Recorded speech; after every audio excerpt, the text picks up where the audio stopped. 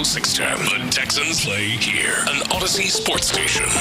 Check out the BetQL Network. Wagertainment for every fan. Get sports betting tips from the best in the game. Available on the Odyssey app and our sister station 650 The Bet. Sports Radio 610 presents Seth Payne and Pendergast. We coming to H-Town. Let's get the work in, man. Let's go. Great day, great day. Oh, give me some juice, baby. Oh, yeah. That ball hit high and deep to right field, and this game's over. Josh Smith walks it off. Rangers down to their final out of the 10th. And the Astros lose in a heartbreaker 4-3. A two-out home run in the 8th ties it, and a two-out home run in the 10th wins it. So close to picking up a half a game. Last night, that was Todd Callis on the call. The Texas Rangers walk it off last night against your Houston Astros, 4-3. The final score, the offense, still a big problem for this team. Caleb Ferguson gave up the game-winning home run. He was one of the new trade deadline acquisitions. But these are tough times, man. Tough times for Astro fans as we welcome you in on a Tuesday. Payne and Pendergast here. We're with you till 10 o'clock today. John Harris joins us at 8 o'clock. Live from Texans training camp in Ohio. Good morning, Seth Payne. Whatever. It's not a good morning. I'm just being colloquial. Listen, I don't listen. I don't think you're as distraught over this loss as you should be. Okay. You spent yesterday trying to convince me of how destitute the Astros lineup was right now, and I fought it. I fought the good fight, and you were whining about how the Astros can't seem to hit with bases loaded. So last night, for those of you who missed the game, 3 times in the final 4 innings of this extra innings game, the Astros had the bases loaded. 3 times. 3 times. And they why were you giving me the 3? Did I say 3? No, 3. I'm playing along. 3 times. Yeah, 3. 3 times they had the bases loaded. And, hey, don't worry. They scored a run off of a Jeremy Pena dribbler. Might have gone 4 feet. I don't know. Chandler Rome said 3 feet. I'm going to give him credit for 4. Oh, my gosh. If the Astros had won this game, it would have been a really, really fun and good win. It was a lot of tension throughout, a lot of frustration. And yet at the same time, I don't know if I would have felt any different afterwards because, man, all of the warts and blemishes in Pedro Leon's are right there to see where they are right now as an organization. And they were awesome offensively in July, but since the All-Star break, they've been hitting 3 runs per game. It's been a mess. Yeah, they're an average baseball team. I think that's the best way I can put it. Like I know they're not hitting well at all right now. Like we're 3/4 of the way into the season at this point, right? They're 57 and 55, so we're a week away from being 3/4 of the way through the season. They're an average baseball team who doesn't, they don't play just average baseball all year. They played horrible at the beginning of the year. They played phenomenally in July. They're horrible again in August. They've got a big enough sample size now. They're a team that is, because of injuries, their pitching is, I would say, is slightly above average overall. Maybe above it, maybe just above average. Their hitting falls off. Here's the biggest problem: their hitting falls off a cliff after the top portion of the lineup, like off a cliff. And I don't think. I don't think yesterday you were defending the Astros as a whole lineup-wise. You know what I mean? Like I said, my take yesterday was this is where not having Kyle Tucker really feels like it comes back to roost. Just the feeling of having another big bat in the lineup, batting, say, cleanup maybe. And I think you were more defending Yainer Diaz than you were defending the Astros lineup, and appropriately so. Yainer has... by and large, he's been the one good thing. Yes, as they've been in this drought, including Altuve and Yordan. Like Yainer's been the one guy. My feeling is just big picture. Like if Yainer's OPS is still below 800, like it's not like Yainer Diaz is Mike Piazza or something like that. So I'm more concerned about the bigger picture. We have no idea if Kyle Tucker's coming back this year. Like I would. Like, if someone gave me some odds on it right now, I would bet on Kyle Tucker not coming back this year, the way that's going. I really would. So that's my concern, is that they've got way too many automatic outs in this lineup right now, like non-competitive at-bats in this lineup right now. I'll tell you the other depressing thing, as far as the trade acquisitions. It was hard enough seeing Yandy Diaz out there this weekend. The one consolation prize there, by the way, was that the Yankees fans, a lot of Yankees were in on Yandy as well, and they said, well, at least the Astros didn't get him and screw us once again. Okay, so yet I'm like, oh, man, we had a chance to really screw the Yankees and hardcore, and we didn't do it. Yeah. So, but that's neither here nor there. So Kikuchi looked great. Caleb Ferguson right now is rocking a Forrest Whitley and AAA-esque ERA of 10.13. Sweet. So it's Caleb Ferguson hasn't been fun. That hasn't been a fun acquisition. He lets up a home run that loses the game for him. Yeah. So this is I don't know if I'm depressed. I'm agitated. I feel like it's like when you feel like you got to poop but you can't, Sean. Constipated. I'm constipated. These Astros have constipated me. Yeah, look, the one saving grace is they're in the American League West. That's what's saving them right now. You know what I mean? That's my X-Lax. That's your X-Lax. That's my X-Lax, the A's. I got to rely on the A's for happiness. Your laxative. The Sacramento A's. Your white powder or whatever type of laxative you use is the fact that, well, it's the Mariners really are the laxative. The fact that that's the team you're chasing right now. They're not very good either. So that's... Well, but you also get to face the A's. Eventually, yeah. So that's where we are right now with the Astros, man. You're right, man. Chandler Rome had some depressing numbers in this article about the Astros. 6 runs in 36 innings in the month of August. Oof. Yeah. Oof. I think the biggest one, I think the most telling one, and it's incredibly depressing. Incredibly depressing. Yeah, what's the most depressing one? Okay, when we look at this team where they made that push, and it looks now like they're all they're physically taxed from that push where they got themselves back up into the division lead. Yeah. There are 23 players in Major League Baseball who have played 915 defensive innings or more. Okay. 3 of them are Astros, Pena, Bregman, and Altuve. Yep. And it feels like just one of those things that makes you really wonder if they can sustain any of this momentum that they had created and how those guys are going to fare on the back end. I mean, last night I got excited because Bregman got up early in the game. Looked like he was kind of, the third inning? Looked like he was kind of disgusted almost, like, all right, come on, let's do this.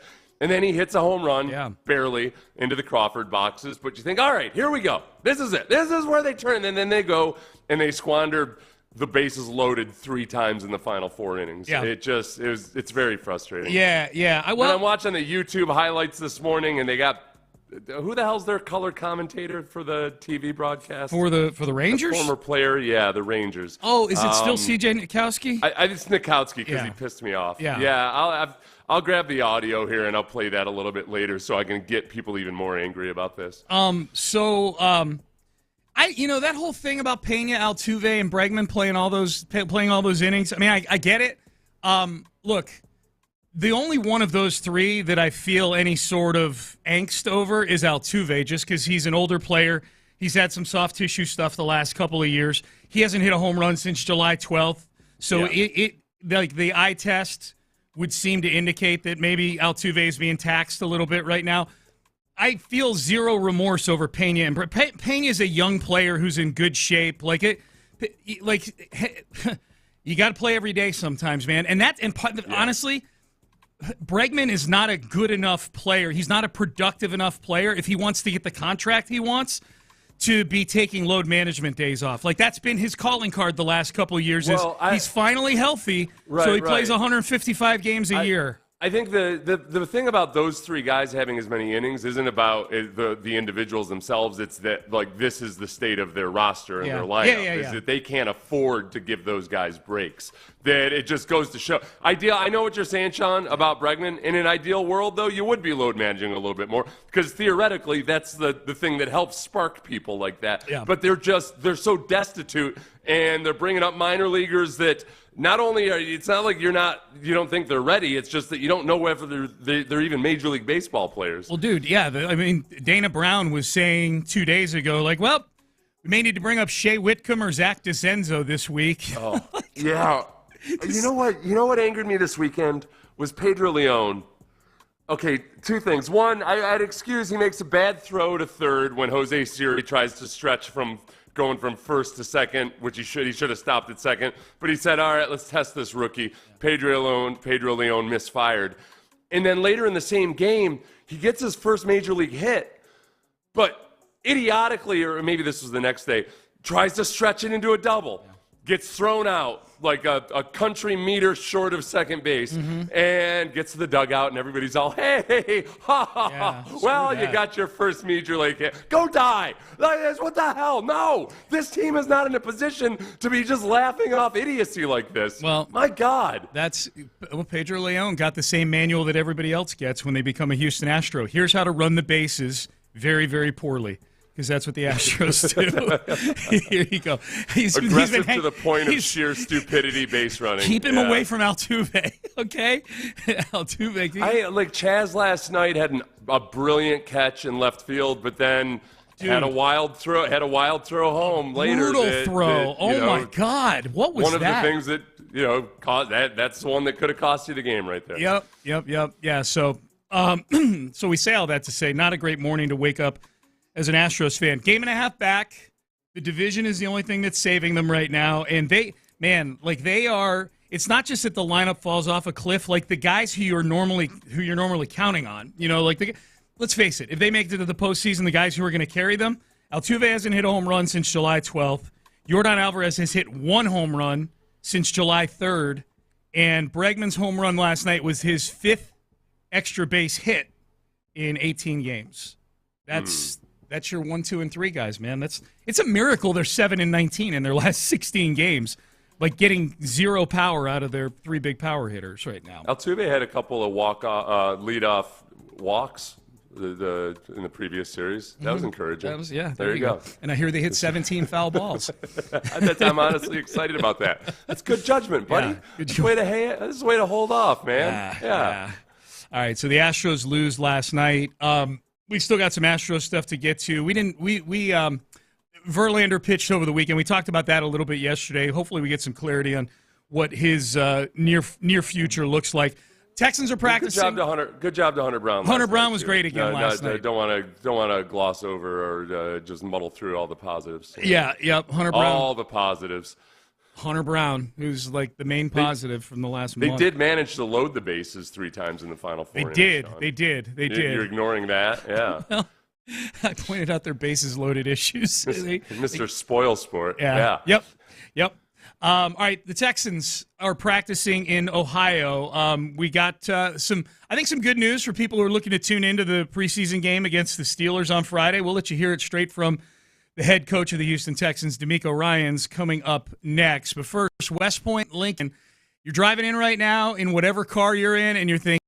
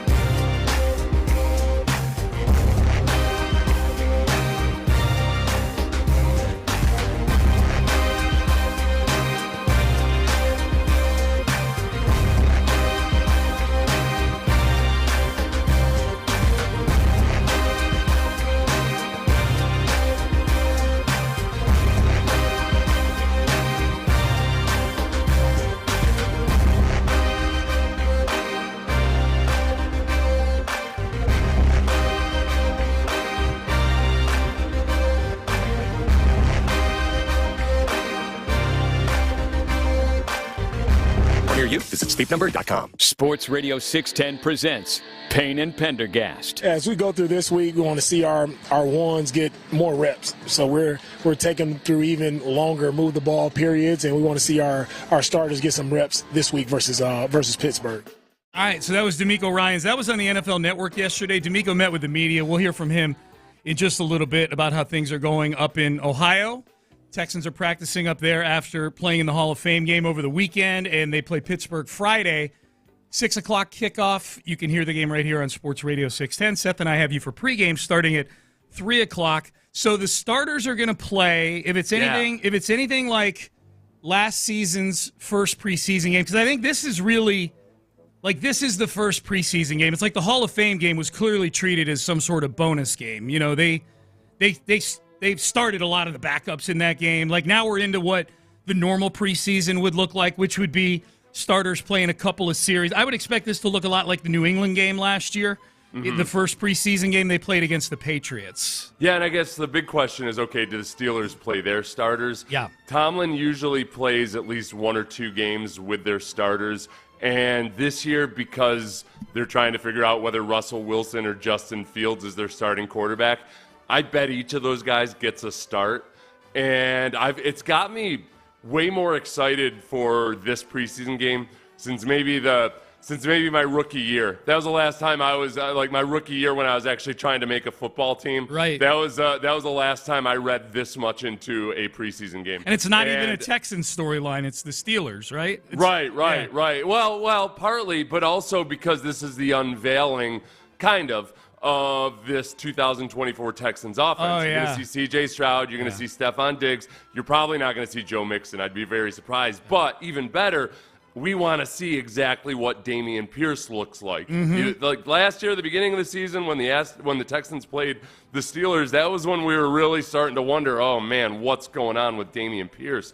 And we get to see exactly what we have in this offense. Now, it is still a preseason game, but like Tomlin and D'Amico are 2 coaches who both very much want a physical training camp.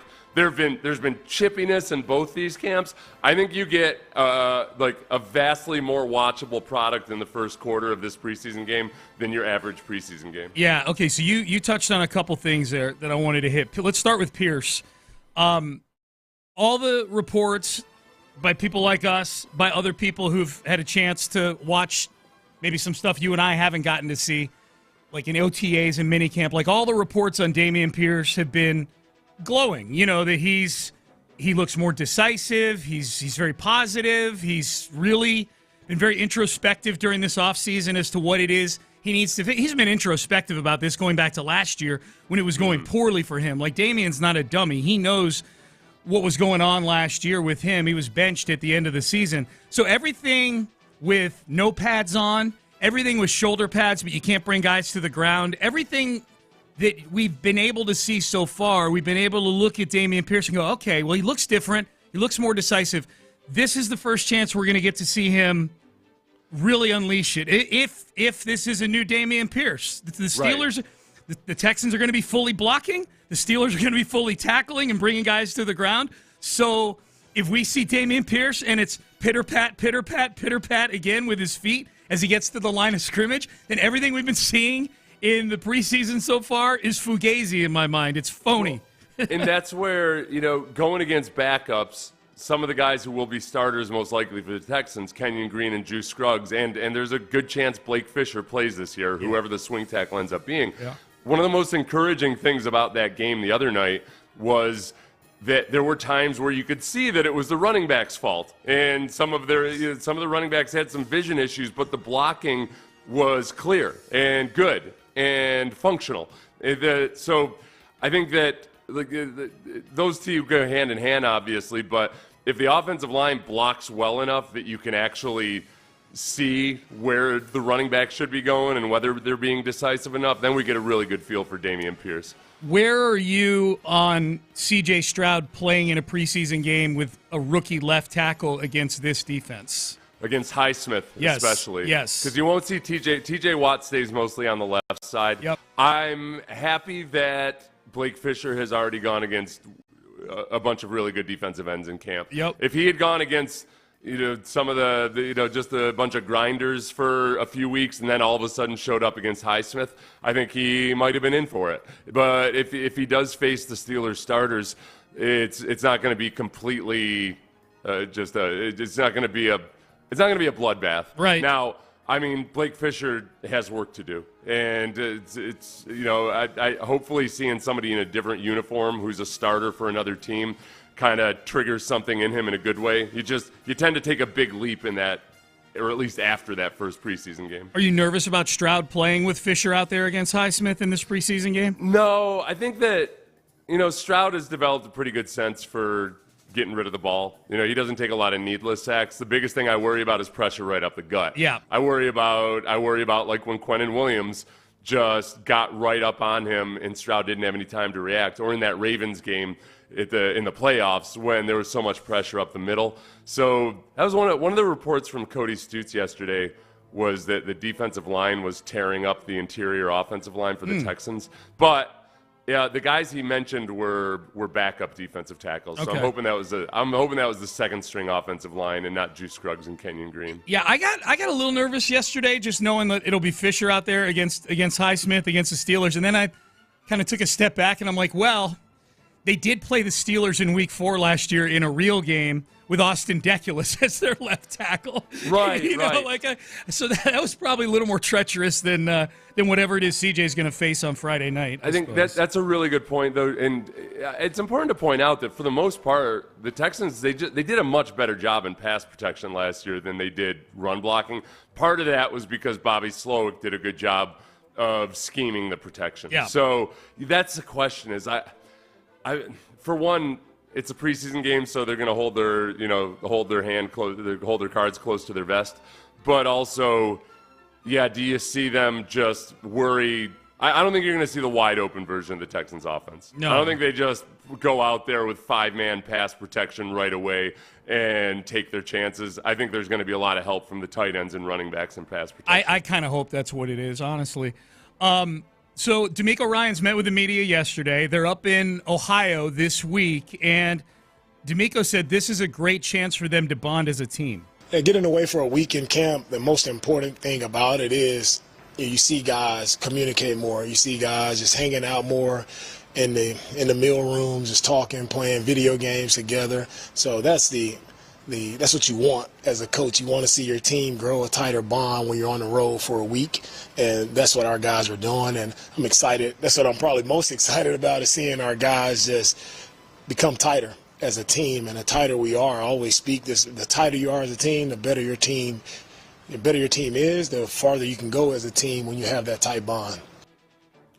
Yeah, it's one of the things about modern training camps that I think a lot of the coaches probably miss, is that it used to be much more of a Junction Boys feel to it, where, okay, get away. Through adversity. Yeah, I mean, and there's the one part about, it's good that they're smarter about beating the crap out of guys right before the season. It used to be the dumbest mindset ever, is that you physically destroy dudes right before you go into a season. But that part of kind of facing adversity and also just being all cloistered together, in a basic training type of atmosphere, I think you miss out on that. That's why there was I think a lot of people appreciated when they went up to West Virginia those 2 years, because you get not that it paid off in a Super Bowl victory or anything, but I think this is probably a nice little dose of that, kind of getting away for summer camp. Yeah, I think teams should do it every year, just for not for the whole training camp, but just for the Texans are fortunate that the schedule lent itself to this, that they played in the Hall of Fame game, and maybe it was by design that their next game was in Pittsburgh and they planned on doing this. But I think it's a good thing, man. I think every team should do that. Well, the fact that the Cowboys go out to California every year, that would be really cool if it weren't for the fact that their owner turns everywhere they go into a traveling circus. Yes. So it's not, I don't think it probably has the same effect on the Cowboys that it does for other teams. But yeah, when you go to a college dorm somewhere, and guys are, not to mention, I like the move-in day videos of guys showing up with the refrigerators, or McMahon with his case of beer and all that stuff. Yeah. Not as circusy as it used to be for out in Oxnard for the Cowboys. That's true, yeah. It's a depressing, the animal rights activists were effective in shutting that circus down. PETA's been there for 25 years. They finally got their pound of flesh. Jerry got Jones. Pictures of what's happened to Ezekiel Elliott over the years. Look at what happens. Look at what happens. Before, I got a picture of Ezekiel Elliott running for like 2.2 yards per carry. This is what happens when you cage a beautiful animal. Yeah. Oh, that's phenomenal. Text message. It's a crazy world we live in when a football coach says he's glad to see his men playing video games together. I thought, thank you, I thought the same thing. I thought the exact same thing. You know what I thought too? When Andre was talking about in his Hall of Fame induction, how he misses the plane rides and just hanging out and everything. And but even Andre would have gone through, Andre went through the stage where it changed. Like the plane rides changed. It first started when guys started being able to play video games with other guys remotely, but on the plane. Yeah. Because I'm like, oh, okay. Like guys aren't congregated in the aisle playing cards. There used to be card games where guys would just, you'd have a few guys with aisle seats and you'd be playing cards with the cards out on the floor and everything. Like it was fun, man. Mm-hmm. You'd have the dealer that was fun. You could sit and you'd be on your knees watching the card game. And that all changed like around 2003, 2004. Yeah. So now I can only imagine like it's guys editing their TikTok videos. You would be so grumpy. If you guys want to tell dirty stories or anything? Right. What the hell's going on? Jerry Hughes. I'm trying to live vicariously through the single guys, and you guys are sitting here trying to... Jerry Hughes is walking the aisle. Anybody want to roll dice in the back of the plane? Yeah. Anybody. These kids don't even know what Blu-ray is. That's right. That's right. Gosh. Did you ever see Where is the dude who is irresponsibly gambling away the money that he's the guy that's barely on the squad that's gambling his whole paycheck? That's what I miss. Did it ever get heated in any of the card games that you watched on the plane? It got the Blu-ray game. Yeah. When I was young, they had a Blu-ray game that got out of control to the point where there was a guy who was like a roster bubble guy who had lost a game check, like his signing bonus or something, right? And the collections process got interesting. So one day this guy, what was his name? He's just a fringe offensive lineman. He owed somebody money and he wasn't paying up. So one day they went and they had somebody go and strip the wheels off of his truck and they had it out on blocks. On bricks? On blocks? With a cardboard sign that said bankrupt on it. Yeah. Oh, my God. That's phenomenal. That is I had great. Another guy, my friend Brant Boyer, special teams coach for the Jets. He was a really good cards player. He was a sharp dude. He's an awesome personality. He ended up, I remember taking Kevin Hardy's leather jacket off of him. Dude. He was settling with Hardy, and it was a lot of money, and Hardy was like, man, I can't do any more than this. And Brant was like, all right, I'll take that jacket, and then we'll be clear. I wonder if he still has that jacket. That's something I would, dude. I would frame that jacket if I were him and hang it in my man cave. They put it. It got out of control. We had to have a team meeting about it. Really? We had to basically put a limit on. We had to put a gambling limit on it. Yeah, that's crazy. Bad. So that was when you were with the Jags, and that was a team that had a lot of God-fearing guys on it too. That must have been a hell of an airplane to be on. It man. was like the Jaguars. Bible, were one of the first, Bible study in the front, Blu-ray in the back, man. The Jaguars were one of the first teams that had like a huge group of evangelical guys on there. But then we also had a lot of old school veterans, like back from the days of just, you sit in the equipment room and drink beers after practice on Thursday, and there was friction there. It was interesting. It was really interesting. If I had to guess about you, I feel like you probably spent time sitting with both groups of guys like that. Just because you're a curious person that way. I would, yeah. And I I try to get along with everybody. Right. But I would have like kind of Tony Baselli and I used to get into arguments about I'll say theology, just various. It was interesting. But like that was too they had a bunch of guys who were evangelicals, but they also got taken in by a bunch of frauds, a bunch of con men. Mm-hmm. And there were a few guys that like lost a boatload of money because some dude that had been basically lost all of his financial licenses from the Securities and Exchange Commission, just became their advisor and got them in on all these. Do you remember? Okay, so, and then one of them in the diaspora of that group, one of them went up to the Chicago Bears, and he took Curtis Enis under his wing. So you remember Curtis Enis, the first-round pick of Penn State? That same dude, their advisor, was Curtis Enis' agent, negotiated a contract that was one of the worst contracts in the history of football, and Enis ended up shredding his knee early on in his career and basically walked away from the NFL with just about nothing because his bogus sham agent had negotiated all this like awful things in his contract. Yeah, that Curtis Enis, that was a horrible story. That Curtis Enis story, man.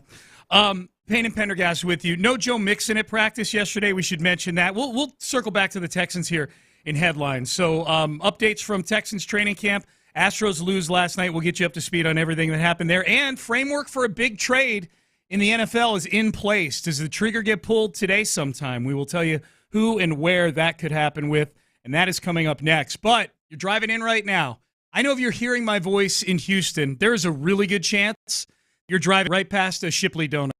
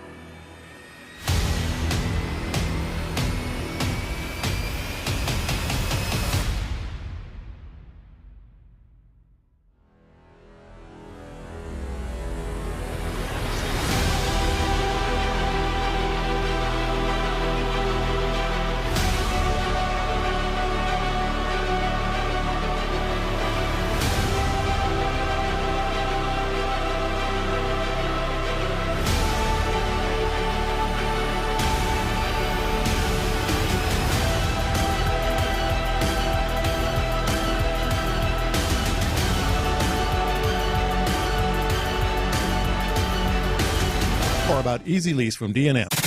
Payne and Pendergast with today's headlines. That ball hit high and deep to right field, and this game's over. Josh Smith walks it off.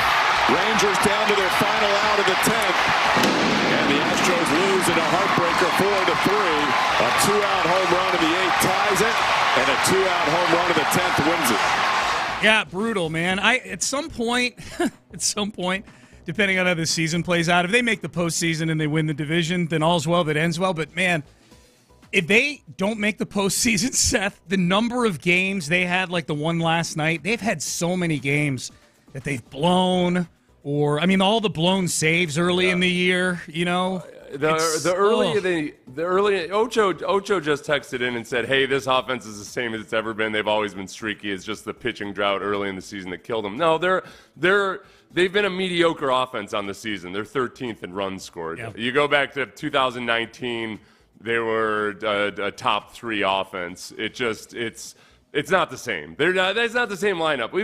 We had moments where Carlos Correa was hitting in the 7-hole. Right. The Astros at times in their championship run have had like 2 full lineups.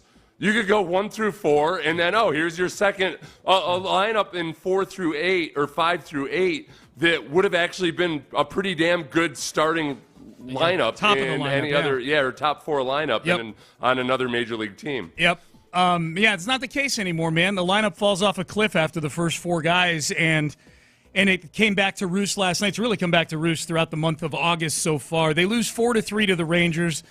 Thankfully, even amidst all this futility offensively, they're only a game and a half back of the Seattle Mariners. The division is what's keeping the Astros alive right now because they're well back of the wild card race. And the other part, Seth, too, the Rangers. They play the Rangers a couple more games. They've got a really tough stretch of baseball coming up here. Like, they play a bunch of teams coming up here, starting with the Red Sox later this week, that are not just hanging around 500 like the Pirates and the Rays were the last 2 series, which, by the way, both series that they lost. They play some really good to elite teams coming up here in this game. I think the biggest thing is that, look, I don't think this is ever going to be this season and like a consistently high-powered offense.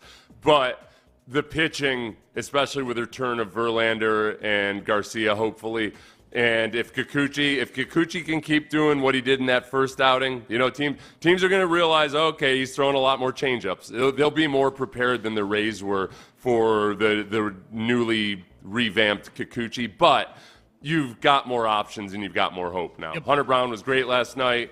It's going to be dicey, and there will be another couple offensive surges. So it's not like I'm, calling it a season or anything like that. It's just, man, when you start talking about some of these minor leaguers that Dana Brown's having to call up, that part's the part that you get nervous when you've got so many guys that have pitched more innings than they've ever pitched. You've got guys like Altuve and Bregman that have played a boatload of games. It's getting tense, man. Yep. Our baseball talk is presented by T-Mobile. Switch to T-Mobile, and you can get tons of benefits and still save on every plan versus AT&T and Verizon. Use their savings calculator to find out how at t-mobile.com/switch. Texans in Ohio to practice this week. They'll practice today and tomorrow. They practiced yesterday in advance of heading to Pittsburgh to play to face the Steelers on Friday. The starters will play in that game on Friday. We don't know for how long, but they'll play. They'll start, including C.J. Stroud,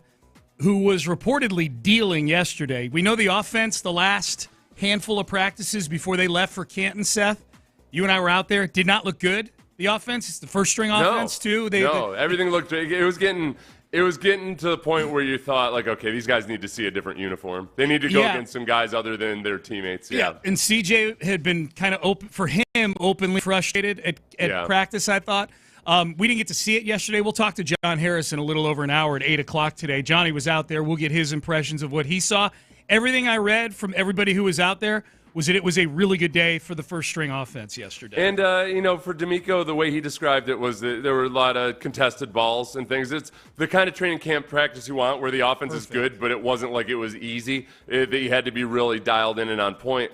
I think that, remember Sarge and I had a little bit of an argument about, not an argument, we just kind of disagreed about whether whether the offense maybe was being limited because they couldn't go full bore. You're trying to stay on your feet and everything, so the offensive line was having a hard time with some of the physicality of the veteran defensive linemen. Sarge was correct in our disagreement. I think the offensive line needed to see some new blood. I think they needed to be able to block people with no fear of going to the ground, all of that stuff, because we saw that in the game. I thought even though it was against backups, we saw Juice Scruggs and Kenyon Green especially look like a different version of themselves than we'd seen the first 2 weeks. Definitely. And sometimes that's enough to kind of click things into gear.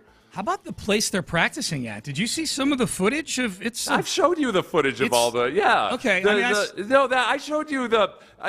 Maybe you were out when we went through the university school's campus and all the pictures of the park-like setting, and it looks like a small college or something. It's beautiful. Oh, up okay, there. yeah. No, but the shots on the NFL Network, like the still shots, don't do it justice for how huge that practice facility is. It's gigantic. Maybe I spent more time than I thought we did it on air. I thought I sent you I spent a good amount of time on the website for the university school. I told you I was going to try to enroll. Yeah. Get a fake birth certificate and enroll as a transfer junior. It was downright idyllic yesterday, man. It was beautiful. It was a nice scene there. Wasn't as nice and cool as I think maybe the guys had hoped. I think it was still like in the high 80s. Yeah, it was warmer than it was for the first 7 or 8 practices here. It didn't get. It was in the mid 80s. Like here, it was barely 80 degrees for all those, the practices when it was raining that whole time. Framework in place reportedly for a Brandon Aiyuk trade to either the Browns or the Patriots. So neither of those two teams were two of the teams when Brandon Aiyuk, I think, was on the Pivot podcast and was asked, what uniform do you see yourself in this coming season? He said 49ers first, and then either the Commanders or the Steelers. Both of those teams were in talks with the 49ers, but the Commanders dropped out early on, it sounds like. The Steelers dropped out just because the asking price got too high. So reportedly, it would be a receiver and some draft capital going back to the Niners from either of these two teams. The Browns trade, from what I've read, it would be Amari Cooper going to the 49ers. Oh, wow. The Patriots, the Patriots, it would be Kendrick Bourne going to the 49ers. And the Browns, I get, trading draft capital and Amari Cooper to get Brandon Aiyuk, because whoever trades for him is going to have to sign him to a pretty high-level wide receiver deal in the neighborhood of $28 to $30 million a year. The Patriots make no sense to me for this. The Patriots are in a complete rebuild, and now you're going to pay a top-line receiver to play with Drake May and Jacoby Brissett. I like that. Just doesn't make any sense. Things get dicey. Like, I wonder if Aiyuk would if he makes it known that he really would prefer to go to the Steelers, the Browns than the Patriots. He can make it sticky for him. Sure, he can kind of drive down his own price. I know you're trading the player, but teams don't want to trade for a player that really doesn't want to go there. So, boy, if I'm Aiyuk, it's not like you feel awesome about Deshaun Watson, but at least you've seen him play well in the NFL. Yeah. And he would look at himself as a guy that could help unlock that, perhaps. Yep. But the Patriots rolling out there with just either Jacoby Brissett or Drake May, that's a lot more tenuous. But having two teams involved, I think, helps Aiyuk. Like, Aiyuk may not even want to go to New England, but he'll keep them involved in it just to drive his salary up with the Browns. If he's smart about it. That's the big if. Yeah. If he just, he could drive his price up and help the 49ers out, unless he starts yapping on social media or his girlfriend goes off or something. Which is a possibility. Because his girlfriend has spoken out about it on social media before. Yep. That's the big. The 49ers are just like pleading with Aiyuk's agent, like, please just have him stay quiet about this. Please have him stay quiet about this. Okay, he wants to go to the Browns, fine, but just let us pretend that the Patriots are actually in on it. Yep.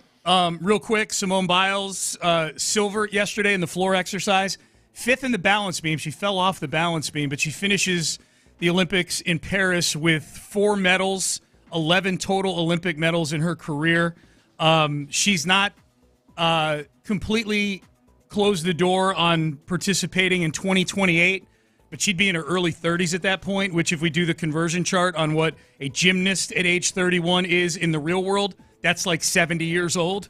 Yeah, that's old it's for a gymnast. unbelievable. Yeah, she's old now for a gymnast at 27 or whatever she is. She has, is it 5 or 6 moves that are named after her because she's the only person, it's because she was the first person that did it. Yeah. I feel like if you execute that double pike that nobody else in the world can do, there's no part of me that thinks she couldn't do the same thing 4 years from now, or at least like maybe she's not doing it to that level, but that she couldn't compete 4 years from now. Yep. All right. Let's 7 o'clock hour here. We've got some leftovers from the weekend at the Hall of Fame, and a question that I put up. I'm a little surprised at what the results of this poll were, at least as I looked last night. Whose career would you rather have? Andre Johnson's or Julian Edelman's? We'll explain, and think about it. We'll explain when we come back. But first, I'm talking to all of you out there who are homeowners or business owners whose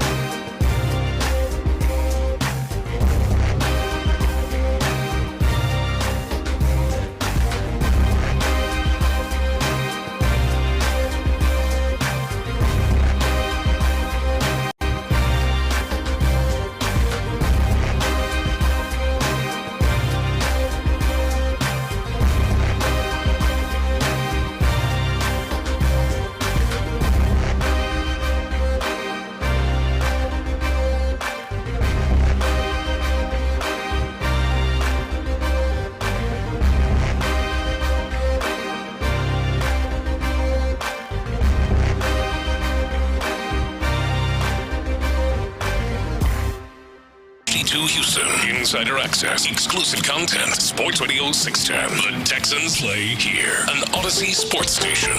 Sports Radio 610 presents Payne and Pendergast. All right, we just got done talking about Brandon Aiyuk in headlines. Adam Schefter now saying it as well. The Niners are now willing to listen to trade offers for Brandon Aiyuk and have given the star receiver permission to negotiate a contract with other teams. Story via Mike Reese, who is actually that's interesting to me because that's the Patriots beat reporter for ESPN. Right. So that is obviously yet another indicator as to who's exactly involved in this. And the reports are Browns and the Patriots. I have no idea if the Browns make this happen. I have no idea how they're doing this. Do they have a different cap figure than the other 31 teams in the league where they can do a deal like this? They can push they'll push a lot of stuff off into the future like they've done. They've renegotiated like 10 of their veteran contracts. Their non-Watson deals. Yeah. Right. So it's credit card spending, but that's the boat they're in because they either got to make it, if it doesn't work out with Watson, they got to start from scratch anyway. That's a good point. So I think they've got this roster that's kind of like it's ready to go.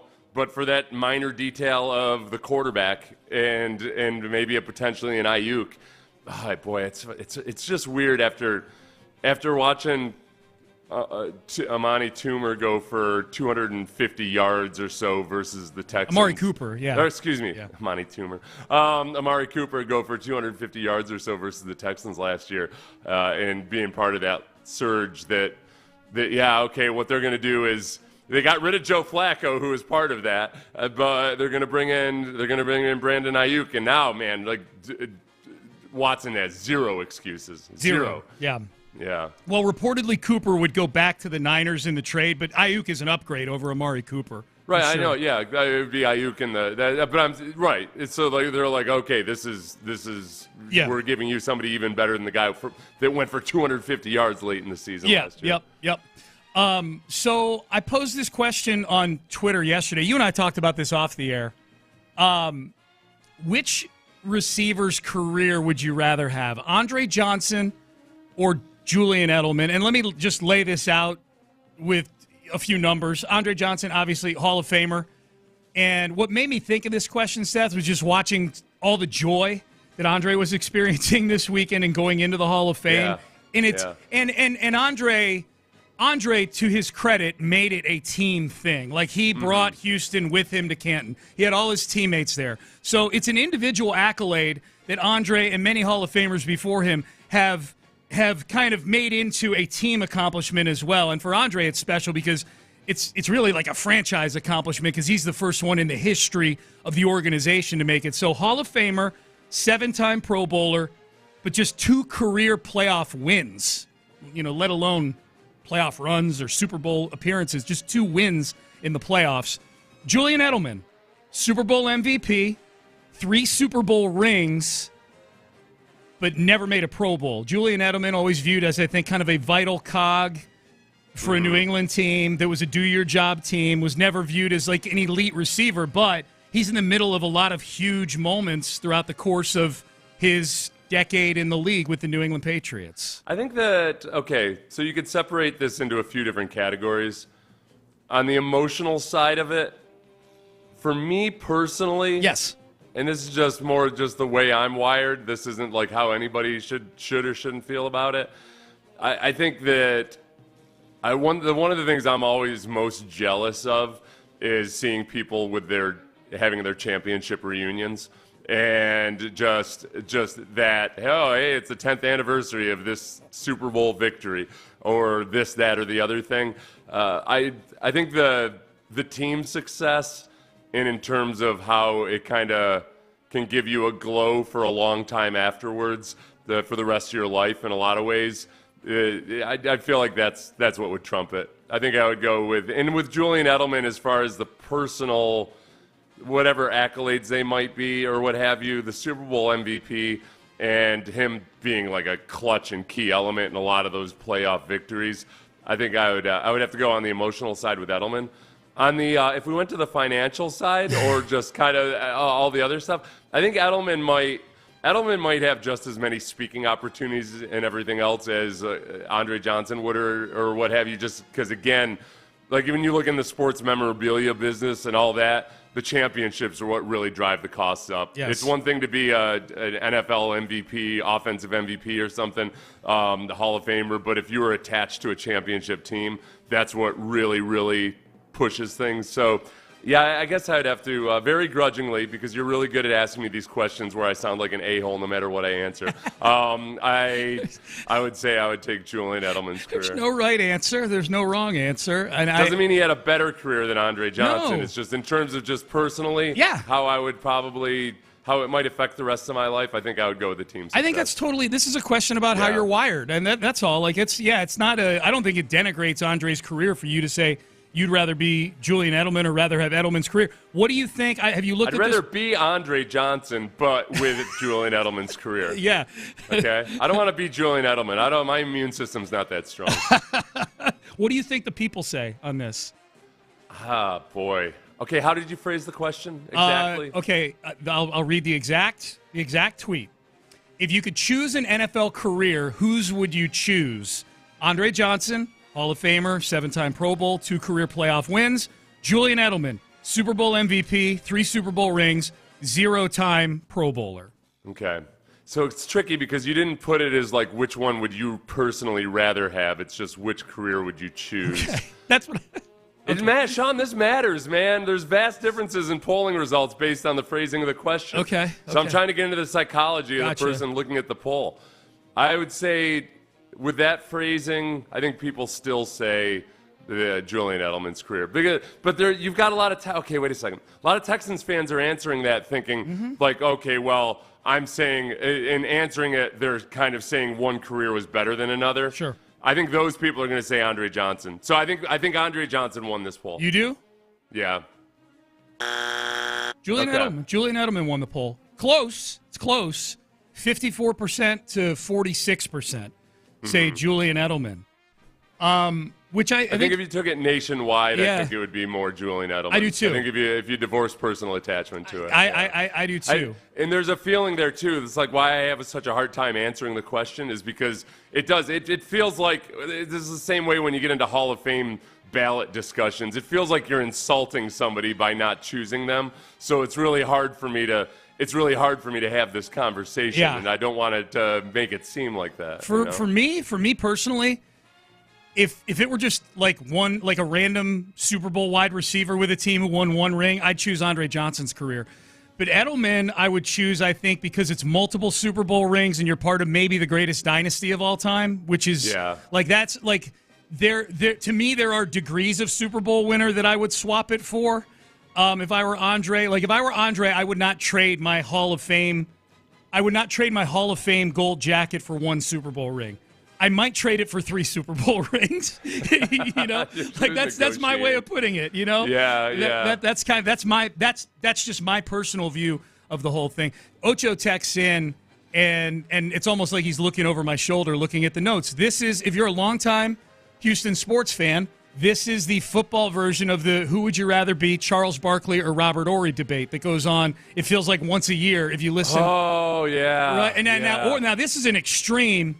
Because Barkley, unlike Andre, Barkley largely played on really good teams throughout his career. You know, that's the other thing you got to factor in with Andre's career is he was bearing the burden of an expansion franchise for about a decade before the team became good. So that's another thing, too, to factor in if we are using Andre Johnson personally and not just the back of his football card. He had to bear the cross of an expansion franchise for years and years. But the Barkley-Horry thing is interesting because Barkley's an MVP of the league, was on a lot of good teams, made it to an NBA Finals, never won a championship. And he is, for better or worse, and probably because he's on TV all the time and his friends give him crap about it, and he's really good at taking crap from his friends. He can dish it out and take it. He's sort of become the face of the guy who's never won a best player who's never won a title in the NBA. I don't know if that's true or not, but he's become. Meanwhile, Horry's won 7 rings. Can you imagine if you had Charles Barkley's personality with Robert Horry's career?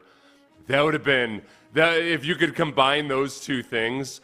that it would be as much of a force as Barkley has been in broadcasting. You'd run the world. He'd be the Michael Jordan of broadcasting. It would be because nobody could tell him anything. Right. He would have so much. Like what? You're gonna argue with the guy that won how many championships? Seven championships. Seven. Yeah. 2 here, 3 with the Lakers, and then 2 with the Spurs. And here's the thing about Ori is he wasn't just some guy who was hanging around on those teams. He was Big Shot Bob. He hit huge shots for those teams. Man, I remember I was sitting in a restaurant early in the Texans days. It was like 2000. I can't remember when it was. I remember Robert Horry was in the restaurant, just sitting with a friend or something, and he just looked like he looked exactly. I remember I was intimidated by him. Like, and I don't usually get intimidated by meeting people or anything. I was kind of like, I want to go. No, I can't. I'm nobody. I can't. Like he had that everything that Robert Horry as he played like that. He was kind of just leaning back in his chair, enjoying a drink, just sipping away at it. It's like, cool. Looked like there could have been a nuclear missile coming into the city, and it would have been like, I'm going to follow this dude. I don't know. I don't know what he's going to do, but he's going to do the right thing. It's crazy. Yeah. He's a cool dude, man. People texting in about the Andre versus Edelman question. Got to remember, Andre has a national championship ring at the U, and he partied there also. I'm talking about their NFL careers. I guess if we want to expand it, who would you rather be, Andre Johnson or Julian Edelman? Just leave it at that. You got to get everything that comes with it. Julian Edelman got to be a quarterback in college. That's true. So he had all the glory of being a Division II quarterback. Yeah. We got to ask Casario about this. Would you trade your college quarterback career, right, or your multiple championships with the Patriots? Someone asked. This is the question. How do you think Andre would answer that question? I think Andre would answer the question. This is how I think he would. I don't know how he would answer it. I'm purely guessing. Is that Andre? He has no regrets about his journey. It would have been great to win a championship, but I'm very happy with my career. That's what I think his answer would be. Yeah, the rule as an athlete or a former athlete when it comes to those questions, like people like Andre, you don't have to answer the hypotheticals. Yes. Just, don't answer hypotheticals. I don't think he would. It only leads to, they're just looking for headline fodder. You know, that turns into a headline. It's like Andre Johnson regrets playing with Houston or something like that. Andre Johnson wishes he was a Patriot. Yeah.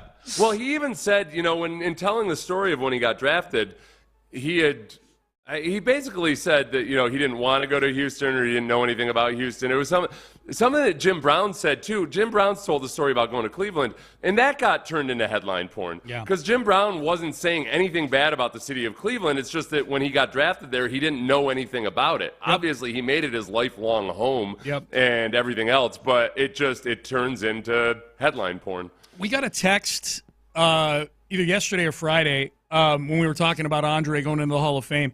Is DeAndre Hopkins a Hall of Famer? Is he a Hall of Famer in your mind, DeAndre Hopkins? No. Yeah. I hadn't even really thought about it. Is he getting it up to the compiling point where he would be considered a Hall of Famer? Well, he's been an All-Pro more times than Andre was. Yeah. He's like his career accomplishments in terms of recognition, Pro Bowls, All-Pro, are either right with or surpass Andre Johnson. In yardage-wise and catch-wise, I think he is kind of climbing. He's 23rd all-time in receptions right now. Yeah. Or in receiving yardage, excuse me. Yep. And good question. I honestly hadn't even considered it. For context, Andre's 11th all-time. So just for some in receiving yards. Yeah. Yep. So I think that's where, even though he played the majority of his career with the Texans, I think being on the same team for a long stretch of time helps a lot. And DeAndre was. I'm guilty of kind of still thinking of DeAndre as a young guy. So, boy, that's a great – so he's getting on. If he plays a couple more productive seasons, he's going to be in that statistical category. Yeah, I feel like if he stayed a Texan the whole time, we would be standing on the table right now saying he's a Hall of Famer. You know what I mean? Yeah, all right, yeah. So I've got my personal bias on that part of it, too. Even though it wasn't his fault that he was ejected from here. Right. Oh, boy. Yeah. I got a whole new topic I got to think about for the next 9 years? Yes. Okay, yeah. cool. Yeah. Good. I would say he's not a Hall of Famer yet, but he might be on the cusp. I think he's working his way into the conversation for sure. He's kind of also in that Anquan Bolden territory where he's not the conventional prototype wide receiver, and because of that, people don't. If you don't have the blistering speed, people kind of hold it against you. Anquan Bolden's 14th all time in receiving yards. Yeah, and I don't see him as a Hall of Famer, Anquan Bolden. He's like Larry Fitzgerald will make it. You know, the two guys in the top 14 that'll be interesting are there's Steve Smith Sr. Obviously, like that's a big raging debate all the time. He's been up for it. Yeah, and so Steve Smith's got 14,731 yards receiving. Anquan Bolden has 13,779 yards receiving. And then you get down to DeAndre, and he's got less. Yeah. he's 23rd. Yeah, he's 23rd. Yeah. Where's Fitzgerald? So DeAndre's got 12,355. Okay. And Anquan Bolden has 13,007. So, DeAndre could surpass Anquan Bolden this year. Yeah, this year, if he has a big season. Now, we'll see. Now, the thing with DeAndre, one, he's hurt right now. We haven't talked about that. He suffered a knee injury in camp. He's out for basically the rest of training camp. He's out 4 to 6 weeks. So, and he's been, unlike when he was a Texan, where you could pencil him in for 16 games a year, back when it was 16 games.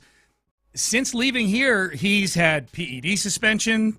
He's had injuries. He's injured again now. Now he's on a team with Calvin Ridley. He might not even be the number one receiver on the team he's on now, Yeah, if he's compiling it in kind of a hodgepodge fashion. That's a good way to put it. I don't think that's going to go over well. Like, so if you compile it and it's here, and then it's there, and then it's with minimal games. I mean, if Antonio Brown had kept it together for like 2 more seasons, he'd probably be in the Hall of Fame. Yeah. And now it's going to be an interesting debate. I think he should be a Hall of Famer. I think the problem for Antonio Brown, as is always pointed out, McClain points it out every time we bring up the Hall of Fame, is that it's for what happens on the field, not what happens off the field. The problem for Antonio Brown, even though all his chicanery for a while was strictly off the field stuff, tossing furniture off balconies, assaulting movers, whatever happens between him and women and things like that, it started to bleed into the on the field towards the end of his career, where he's ripping off his uniform and doing jumping jacks going off the field at the end.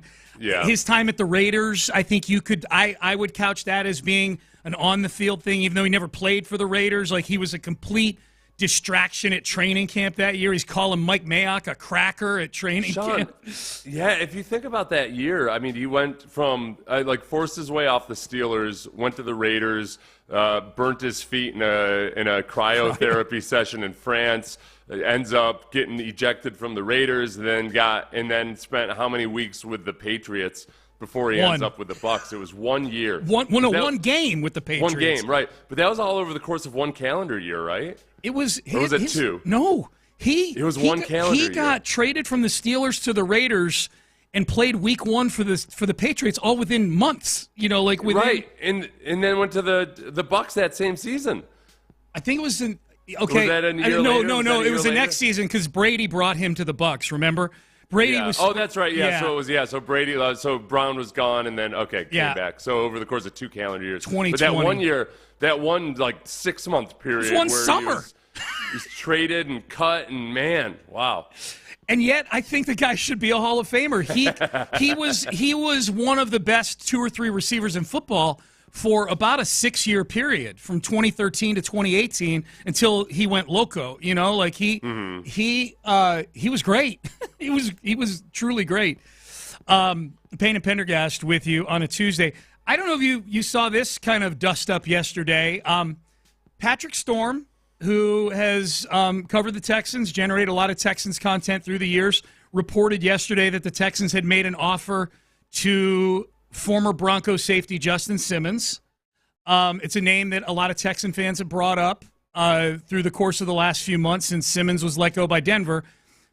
Within about an hour of that report, Aaron Wilson, Jonathan Alexander, and DJ Bieneme, all guys on the Texans beat, all put out tweets contradicting that report, saying no offer's been made to Justin Simmons, and the Texans are happy with their safety room as is right now. What do you make of this? I did see it. We texted about it. Yeah. So it was. I guess I'll take it for what it is. I think maybe somebody told Patrick Storm that it had happened, but I don't know if that person was erroneous or what have you. I would veer more on the side of they've got a second round safety that I think they feel good about. I think they've got hopes for him. They've got Jimmy Ward, who I don't know how good they feel about him given his injury history. And then they've got Jalen Petrie, who I don't think he's a full-time safety, but I think they're going to use him as a safety sometimes. They're going to use him as a nickelbacker at other times. I think that as long as Kalen Bullock looks like somebody that they feel they can use, not rely on every single down, they're going to look at it as, we'll see what the price is for Justin Simmons if it comes to that, but we're in a holding pattern right now. Justin Simmons hasn't signed with 31 other teams in the NFL. I'm guessing he's got a pretty high expectation for what his salary is going to be, and he wants to go to a team that's desperate for a safety. There's going to be other teams that are more desperate for safeties than the Texans. So as much as I'd love to sign every single free agent every year, I think this is one of those hard decisions where the Texans might look at the value that Justin Simmons could bring, but they've also spent really heavily in free agency this year. Yeah. And you can't spend all your money every single year. Yeah. I mean, look, Justin Simmons is a better football player than Eric Murray and MJ Stewart, and probably Jalen Petrie as well. And better than Kalen Bullock. He's better than all those guys. But yeah, like there's a balancing act you've got to play with cap space and whatnot. And Justin Simmons, you're right. There's two things that work probably with Justin Simmons. You pointed out one of them, his price tag. The other one might very well be just an aversion to training camp. Like he may just he may just be saying, I'm going to wait till like the end of August. He may be waiting to pick and choose as well and see which teams. I mean, we're about to have a bunch of preseason games these next couple weeks. Yeah. There are going to be teams that suffer injuries at safety that are going to become more desperate for that position. And I think too, when you have to think about it, when you think about putting the whole team together, there's a couple factors play into it. Is one, how old are you as a team? And the Texans have invested pretty heavily in some guys that are older guys. Yes. Nico Autry and Daniil Hunter. There's a lot of guys on this team making good money who are in their 30s. Justin Simmons turns 31 this year. So do you really, if he wants a lucrative contract and he's not up for like a short-term 1-year payday, you get nervous about adding more old guys when you've got an aging concern in Jimmy Ward in your secondary. So I would be super stoked if they did sign him, but I can't be critical of them for not doing it right now because you can't spend all your money every year. What's your assessment of Kalen Bullock so far from what you've seen? I think, in that first game, I thought you saw some of the things that are really good, that I think there's a ranginess to him. I think there's an appetite for contact. And then you saw some things where he was taking some bad angles at times. He was celebrating while the ball's on the ground. He was celebrating while the ball was bobbling on the ground. If he had just not celebrated, if he had just stood there, the ball would have bounced right back to him. But that's youthful exuberance. I can excuse that. I wanted to excuse Pedro Leon for some of his youthful exuberance this weekend, even though Pedro Leon's not young. But I will excuse it for now. If it becomes a trend, then I'm going to be a little bit concerned about his judgment. Because a safety, above all else, has to have good judgment. Jalen Petrie errs on the judgment side of things sometimes when he's plenty smart, but there's a difference between intelligence and judgment. Yes, because the name of the position is Safety. Supposed to make things fair. Well, Jalen Petrie did the same damn thing in a game last year. He was celebrating running into the tunnel as the play was still going on. It's the Jags. Yeah, it was when Des King made that big hit in his first game back against the Jags. Yep. Big hit at the goal line right at the end of the half. And Petrie's like, let's get to the locker room, boys. And meanwhile, the runner hadn't been brought to the ground yet. Active, he was still up. Bullock, I'll say this about Bullock, too. You're talking about some of the things he did in the game, and there was good and bad. There's always a Kalen Bullock play or two out of practice every day. Right. Like when I'm doing my notes, I do a post every day for the Houston Press at every practice, and I do a podcast afterwards, and my notes always have every practice, Kalen Bullock's name has been on my notepad. Yeah, the other part, too, is that the linebackers were not playing their responsibilities in pass coverage well at all, and that makes life a lot harder on the safety too. So I give them a little bit of a break on some of the. It's hard for me to blame safeties when the linebackers aren't doing the right thing. because then all of a sudden they got the safety's got a much bigger bubble around them that they got to worry about. So I'm looking forward to maybe seeing him go against actual starters out there with the ones at times this preseason. Yep. We asked the question earlier in this segment, whose career would you choose? Andre Johnson's Hall of Fame career with only 2 playoff wins, or Julian Edelman's career with a Super Bowl MVP, but clearly not a Hall of Famer? And I think you touched on this a little bit, Seth.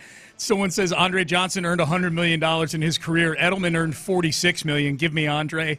Okay, yep, that does it. All right, yeah, there we go. All right, yeah, good point, good point. Are 3 Super Bowl rings worth $54 million to you? That's what it is. Listen, at the end of the day, Julian Edelman has made enough money. Yes. There's a bar, like, okay, how much is the more you get to a point where you realize, more money isn't going to make me any happier than I was when I had $10 million. It's just it doesn't really matter once you get above a certain level. It's the same as like when it's 97 degrees. A lot worse than yesterday when it was 95 degrees. Yeah. Like, no, there's a threshold where everything is either awesome or everything, which is a lesson to you younger guys and you up-and-coming strivers, you people out there. If you're not happy right now, you're not going to be happy when you get that money. Yes. If you can figure out a way to be happy before you get that money, you'll be super happy after you get it. Right. But just don't delude yourself with the notion that the pile of money is what's going to make me happy. If you're not happy now and then you get that pile of money, you're just going to find different things to be unhappy about. Okay? Similarly, so first and foremost, figure that out before you make your boatload of money. Now, similarly, if you're already a happy person who doesn't make the amount of money you want to make, and somebody walks up to you and says, that's okay, money can't buy happiness, tell them to go bleep off. Because if you're already a happy person, it can buy you more happiness. More happiness, yes, right. Yeah. Yes. It can't make you a happy person, but it can buy a happy person more happiness. More happiness. Yes. More ease, more comfort for the people you love. I am a happy person, and I can tell you right now, if somebody doubled my salary, I would be over the moon. You'd be super happy. Yes. Right. Yes. It's like having a really nice car with no gasoline, though. If you've got a lot of money, but you don't have the tools for being happy. That's it. You're just going to be a guy that continues to think that what you need is more money. That's right. It's just that you're going to buy 3 cars and have no gasoline and wonder why you're still unhappy. That's exactly right. Why? I've got 3 cars. They're all awesome. Well put, Seth. Why? Why am I not happy? Yes. Hey, if I don't know if this texter's data is correct or not. 100 million sounds right for Andre Johnson. If I had put the number at $46 million for Julian Edelman, would you have gone over or under that for his career earnings?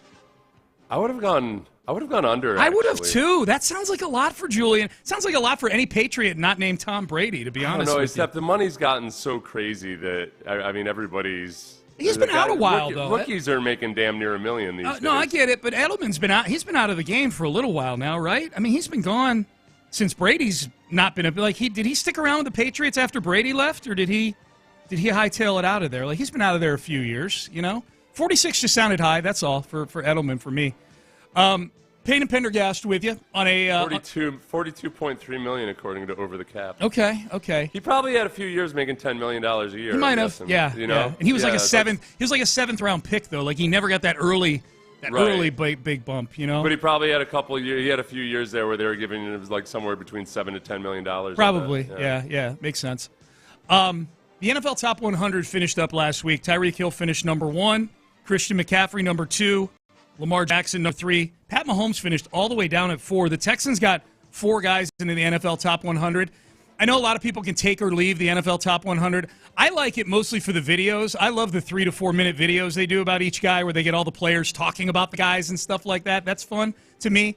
I don't think it's gospel or anything like that. The players vote on it. There's a lot of biases baked into it. However, there are a lot of players who get upset if they're not named in the NFL's Top 100, if they feel like they should be. Jalen Johnson, cornerback for the Chicago Bears, was doing a media session last week, over the weekend, and he learned that he did not make the top 100. Now, keep in mind, he got paid this offseason. He became, at one point, he may have been surpassed. Since he was the highest paid cornerback in football at one point in the offseason. I don't know if somebody jumped over him, but he was really angry not making the NFL's top 100. I don't know how you make Pro Bowl, All-Pro, and you're not a top 100 guy. I could have been 101, I guess, but Aaron Rodgers didn't even play in the season. He was voted. So, hey, everybody make mistakes. It ain't just the media that do it. The players, clearly, if they voted for this, they made some mistakes. But it is what it is. I mean, end of the day, I know the truth, and it's okay. I got some more for them.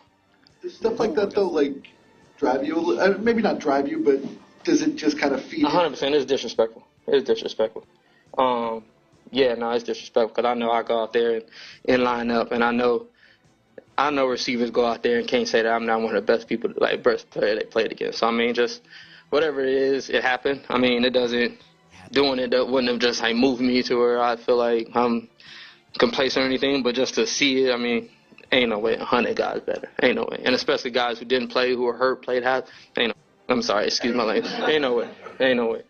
That's okay. That's the good chip on the shoulder right there. Where look, it's hard to get mad at things in the aggregate or whatever. Like, oh, these 100 anonymous players that I don't know. But if you start visualizing that every wide receiver you you go against was one of the guys that voted that you weren't one of the top 100 players. Oh, I'm gonna you don't think I'm in the top 100, do you? Enjoy your one catch for 5 yards today, you idiot. Yeah. So, that's good imagination right there. It's a good clip. And by the way, when he said, I might have been 101, you weren't. They list the first 10 out. Actually, you can find the list of 101 through 110. He wasn't on there either. I don't know if anybody followed up with that with him. Hey, by the way, actually, you weren't even in the next 10, Jalen Johnson. That's where, honestly, I think how many nationally televised games do you play in? That matter when it comes to the player vote type of stuff. Oh yeah, you don't see that much film of guys other than your opponent necessarily in a season when you're studying for each upcoming game. You don't see the entire league, but if you're watching the primetime games, you guys flash, and I think those guys get more weight. Now, and there's that coincides with some of the better players in the league, obviously, but for cornerback especially. That's a position of silence, If you're not on a good team and you're not a guy that already has a reputation that is one of the premier dudes in the league, it's a quiet experience. Like, oh, okay, I was a really good cornerback, which means but I wasn't in nationally televised games, and when we were, like, nobody was throwing the ball my way. Yep. The CJ finished 20th, for those wondering, in the NFL Top 100, which is, I mean, for a rookie, is amazing. He finished 20th. His video was great. A lot of DBs in there. Rayshon Jenkins from the Jags.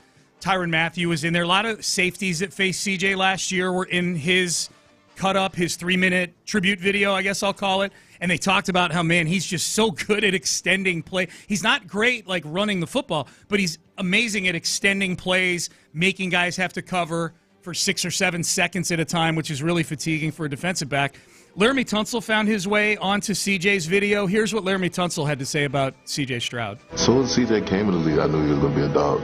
That's how I view CJ. He's a dog. When the game is on the line, 2-minute drill, anything, he's going to get it done. He's a dog. Okay, so Laramie... Laramie calls everybody a dog. Yeah, Laramie, so. Yeah, that was CJ's video. Here's Laramie back in 2022 when he was asked about Davis Mills. Davis Mills, his growth from last year to this year, and what he's bringing to you guys. Dog. He's a dog. He's a dog. Yeah. You might as well call him a human. Yeah. You're like, oh, that's C.J. Stroud. He's a human being. I'll tell you one thing about that guy. He's a mammal that looks like the rest of us. Yes. Laramie Tunsil back in 2021 said this: dogs. They all played a lot of football, and they're all successful in this league. Who is he talking about? The Texans' 2021 running back room of Mark Ingram, Phillip Lindsay, David Johnson, and Rex Burkhead. All dogs. The interesting thing about that is I'd say 3 of those guys are dogs. Yeah. David Johnson just seems like a pleasant fellow. But I would say all 3 of those guys have dog qualities. Okay. Yeah. Same press conference. Justin Britt, he's a dog too.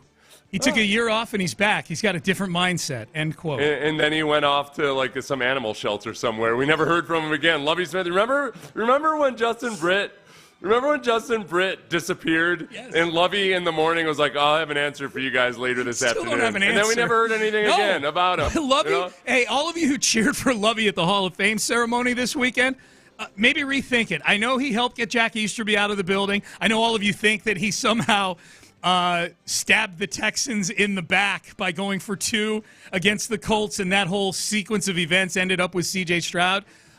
maybe rethink things and know that Lovey still owes us all an answer as to where Justin Britt is right now. He's 2 years in arrears on this answer. Hey, Laramie, what do you think of this Jack Easterby? Dog. Dog. He's a dog. Oh, he's a dog. Yeah. What about David Culley? Dog. Dog. David Culley's a dog. You just know it. David Culley is a golden retriever, I'll tell you, though. He is. He is. He's just a super big, friendly. happy, slobbering, friendly fella. Oh, yeah. Yeah. Definitely would fall for the faking the tennis ball thing, though, David Culley. Like all day. Who's the dog on the Texans that could hold the treat on his nose and not eat it until they told him to? I feel like it would be CJ. I feel like there's like. You think CJ would have the discipline to just sit there with the treat on his nose? Yes. And not, yeah. Yes. I mean, I'm one of the people that thinks that nothing happened with Amber Rose. Like that's the same sort of thing, like that treat right there. It's sitting right there. You can have it. Who's the dog that would chase the mailman? But he really just wanted to play, but he just would, Jalen Petrie. Jalen Petrie would chase the mailman. Yeah, Jalen Petrie, so. for sure. All right, Payne and Pendergast with you on a Tuesday. Good to have you along for the ride here. Ryan Clark of ESPN has 3 bold predictions for the season.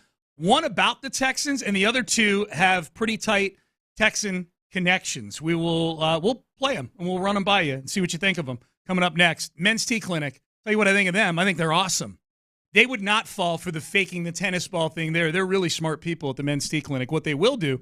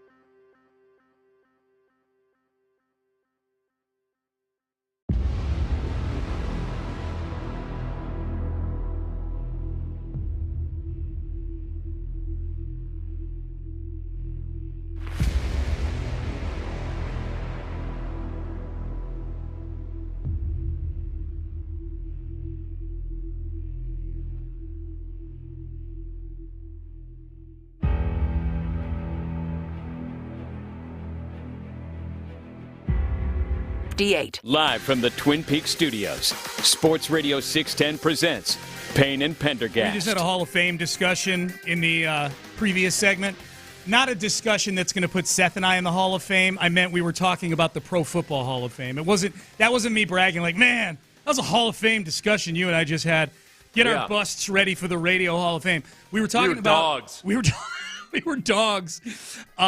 We were talking about Andre and the Hall of Fame and some other things. And then Antonio Brown's name came up. I think Antonio Brown, by the Pro Football Hall of Fame's criteria, is a Hall of Famer. I think he's a horrible person, but a Hall of Fame football player, and that's all they care about is the football side. And great text. Guys, can you imagine an Antonio Brown induction speech? Oh. No, I don't. I don't even know that I can. I think it would be amazing. Do you think it would, like, amazing in a train wreck kind of way? Yes. Or, yeah. Like, he's charismatic, you know, like, even when he's saying crazy things, when you see him in sit-down interviews, you're like, okay, this is a different human being. Yeah. This is a different, I don't know, he's not a dog, he's not a human, he's just, I don't know what he is, but this is a different type of human. I can't, when he's talking, I can't stop listening.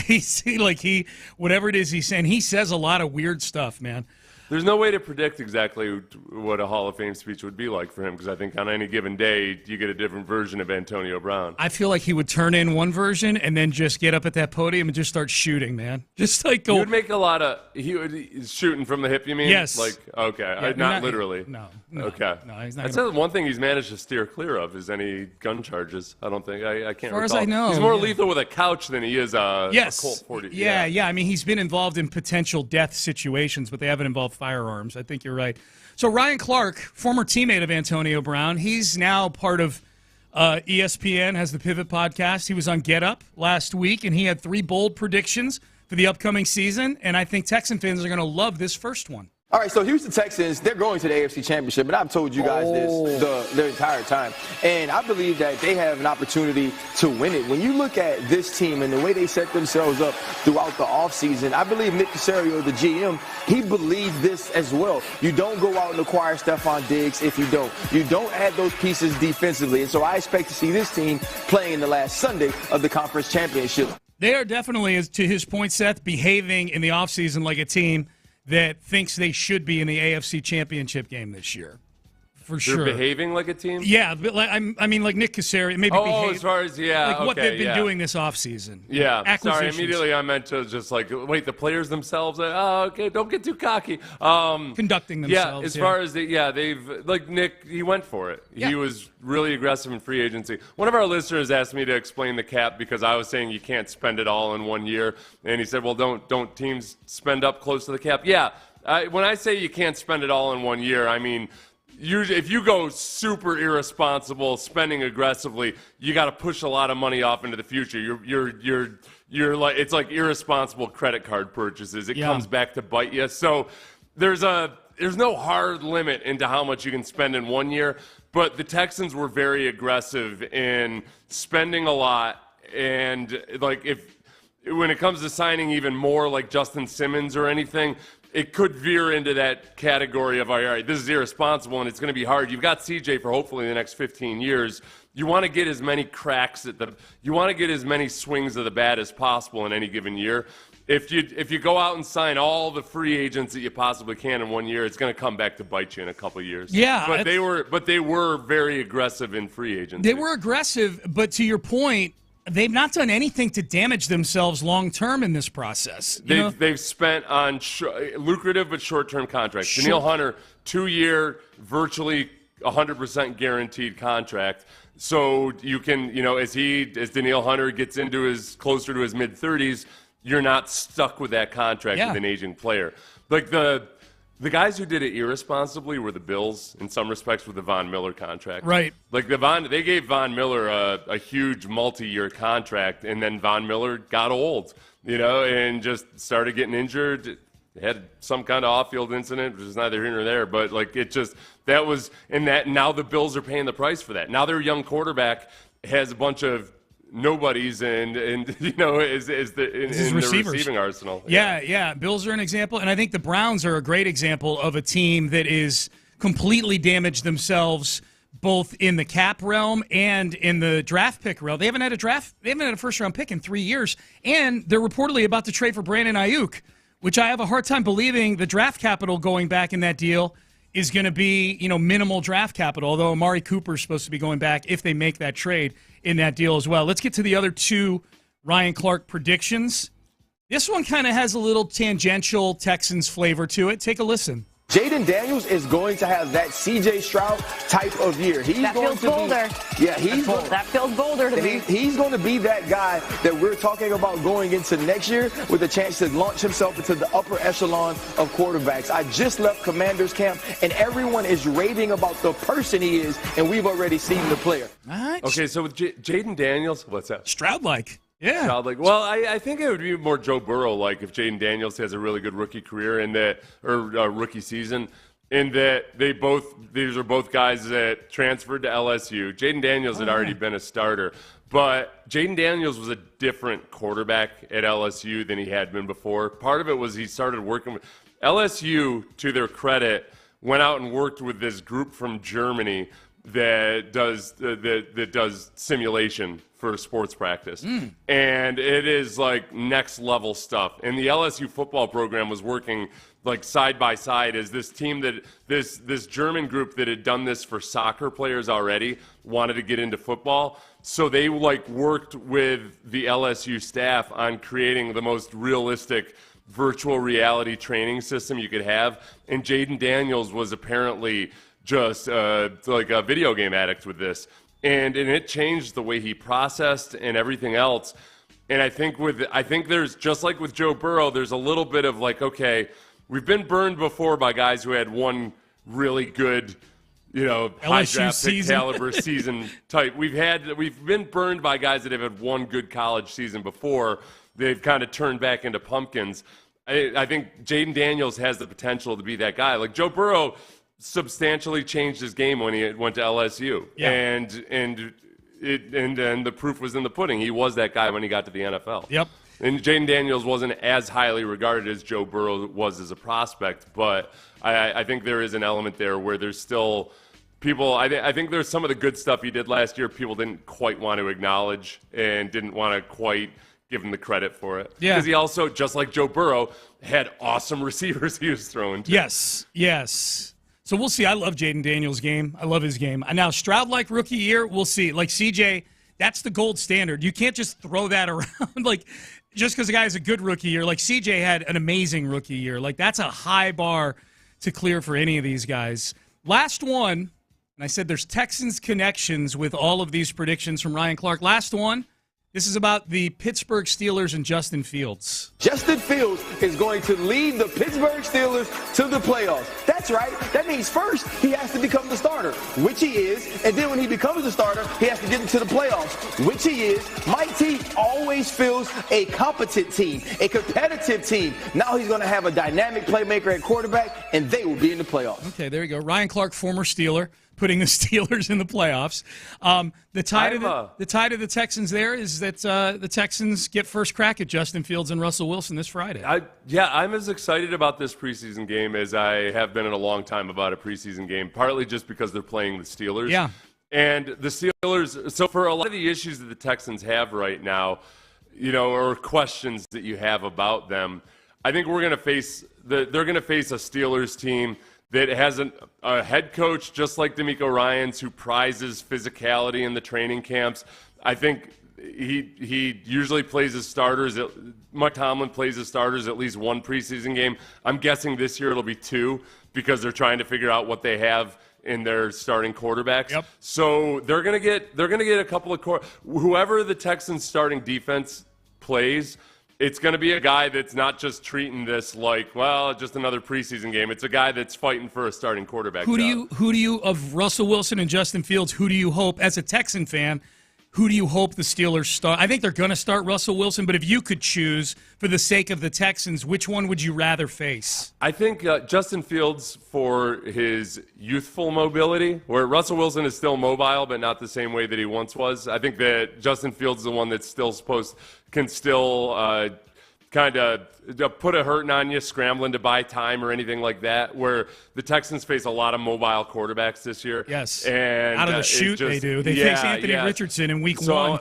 Some of the things that, you're not going to see their full game plan or anything, but that element of it, I want to see how they fare versus Justin Fields. All right, Payne and Pendergast with you. John Harris is in Ohio at Texans practice. Good reports yesterday out of Texans practice for the offensive side of the ball. We'll get Johnny's take on that, find out what he saw, and he'll help get us set up for the next day of practice. And as we pointed out, they play the Steelers on Friday, the Texans do. We'll talk about that with Texans sideline reporter John Harris up next. Stay there.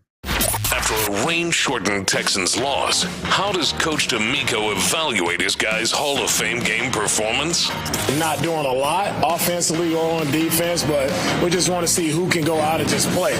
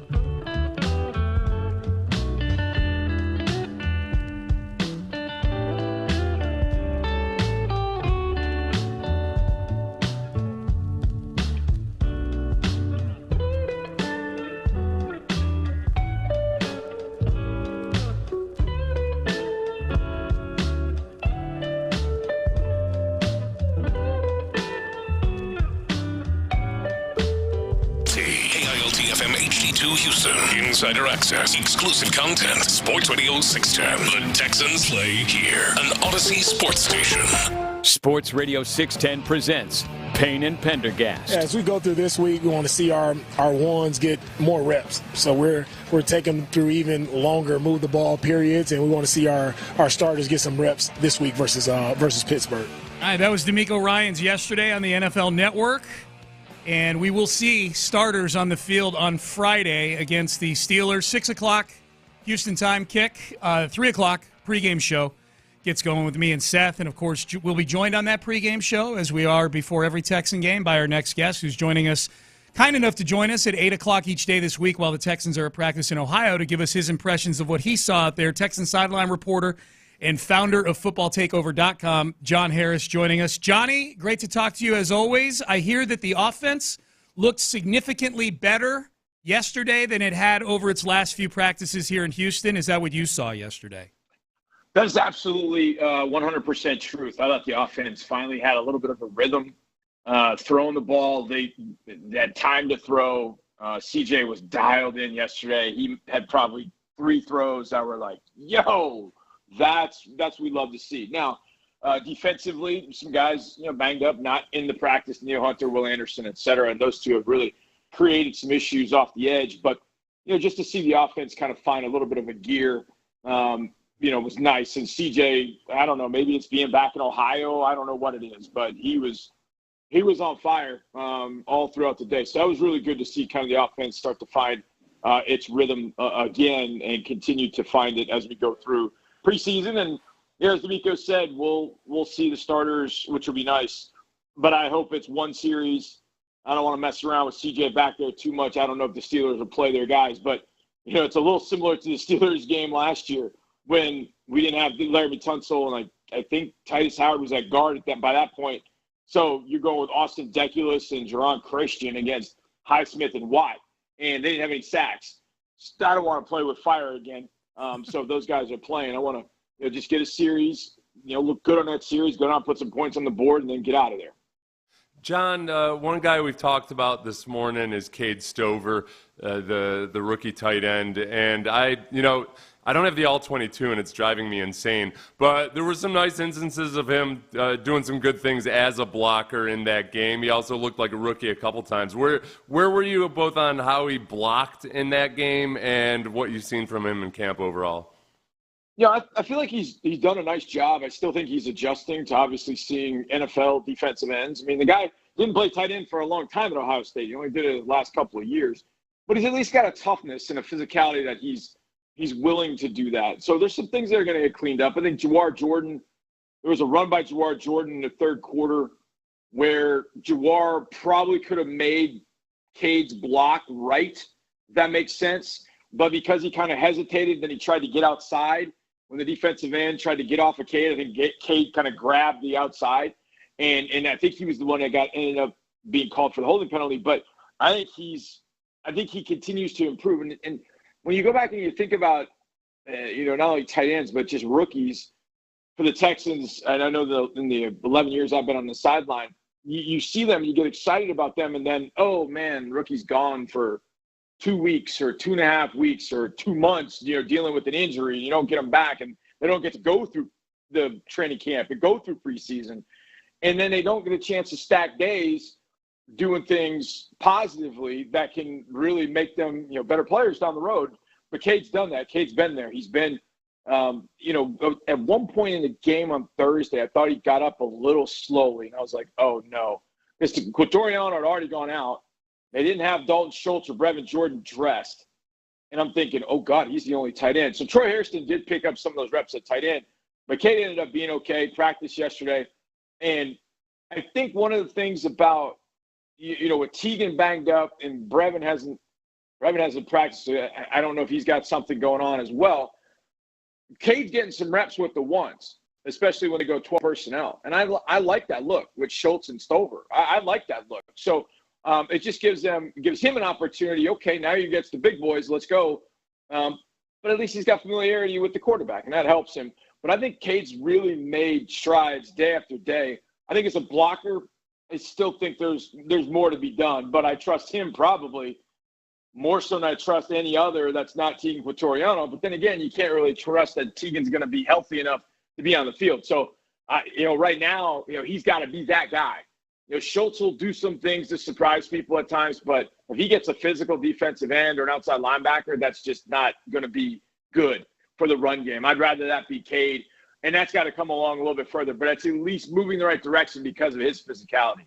John Harris joining us live from Ohio at Texans practice. Texans on the field yesterday. Offense looked good, as Johnny pointed out. Johnny, as far as the game coming up this Friday, we'll talk more about practice, I'm sure, but as far as like the game coming up this Friday, Seth and I were talking about this earlier, I don't know that there's a player who I'm more looking forward to or intrigued by seeing in a preseason game than Dameon Pierce on Friday. How much of the positivity surrounding Pierce and how he's looked in these practices where you can't tackle really and bring guys to the ground, what's your optimism level that we'll see a different Dameon Pierce on Friday? I'm fairly optimistic. The one thing about, when you're, I don't say learning a new skill, but it kind of feels like he's learning a new skill, and that is how do you run in your style in this offense? And I think that's what Dameon is trying to find, and I think that's what he's got to keep in mind is, there's a way you run. You have to be decisive and get vertical now.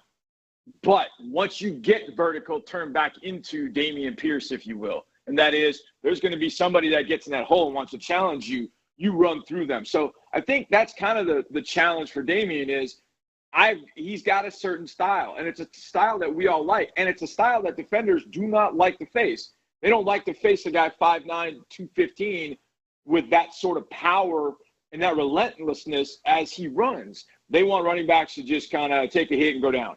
That's not going to be Dameon. But Damien's got to merge those two things of his style with how they want to run in this offense. I think he's moving closer towards that each and every day.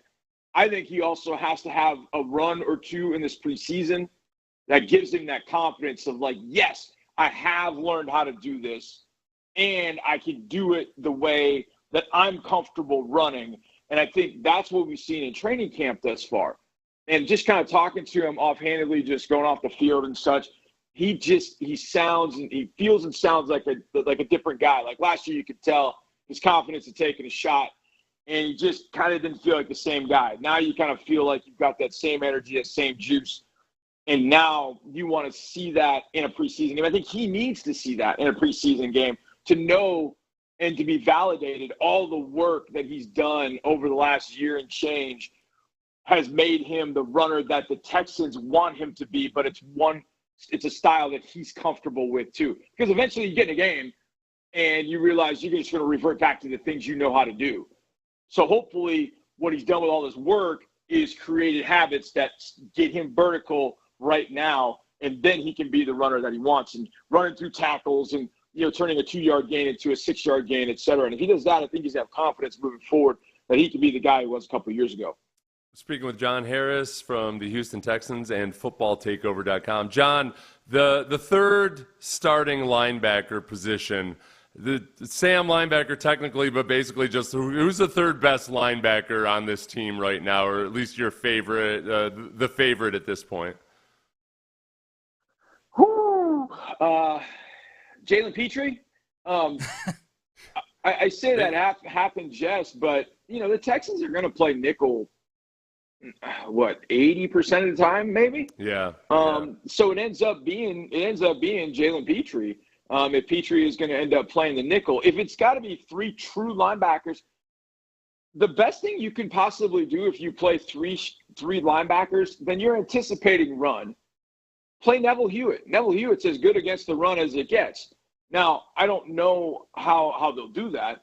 But first of all, you need Christian Harris back, so you got to figure that part out. Because once you get Christian Harris back, you have Christian Aziz. I think Henry has had a really good camp. Henry Toto, I think, has had a really, really good camp. So he could be that third guy because I think Henry's also got the speed, agility, and the know-how and understanding to get into pass coverage and be effective.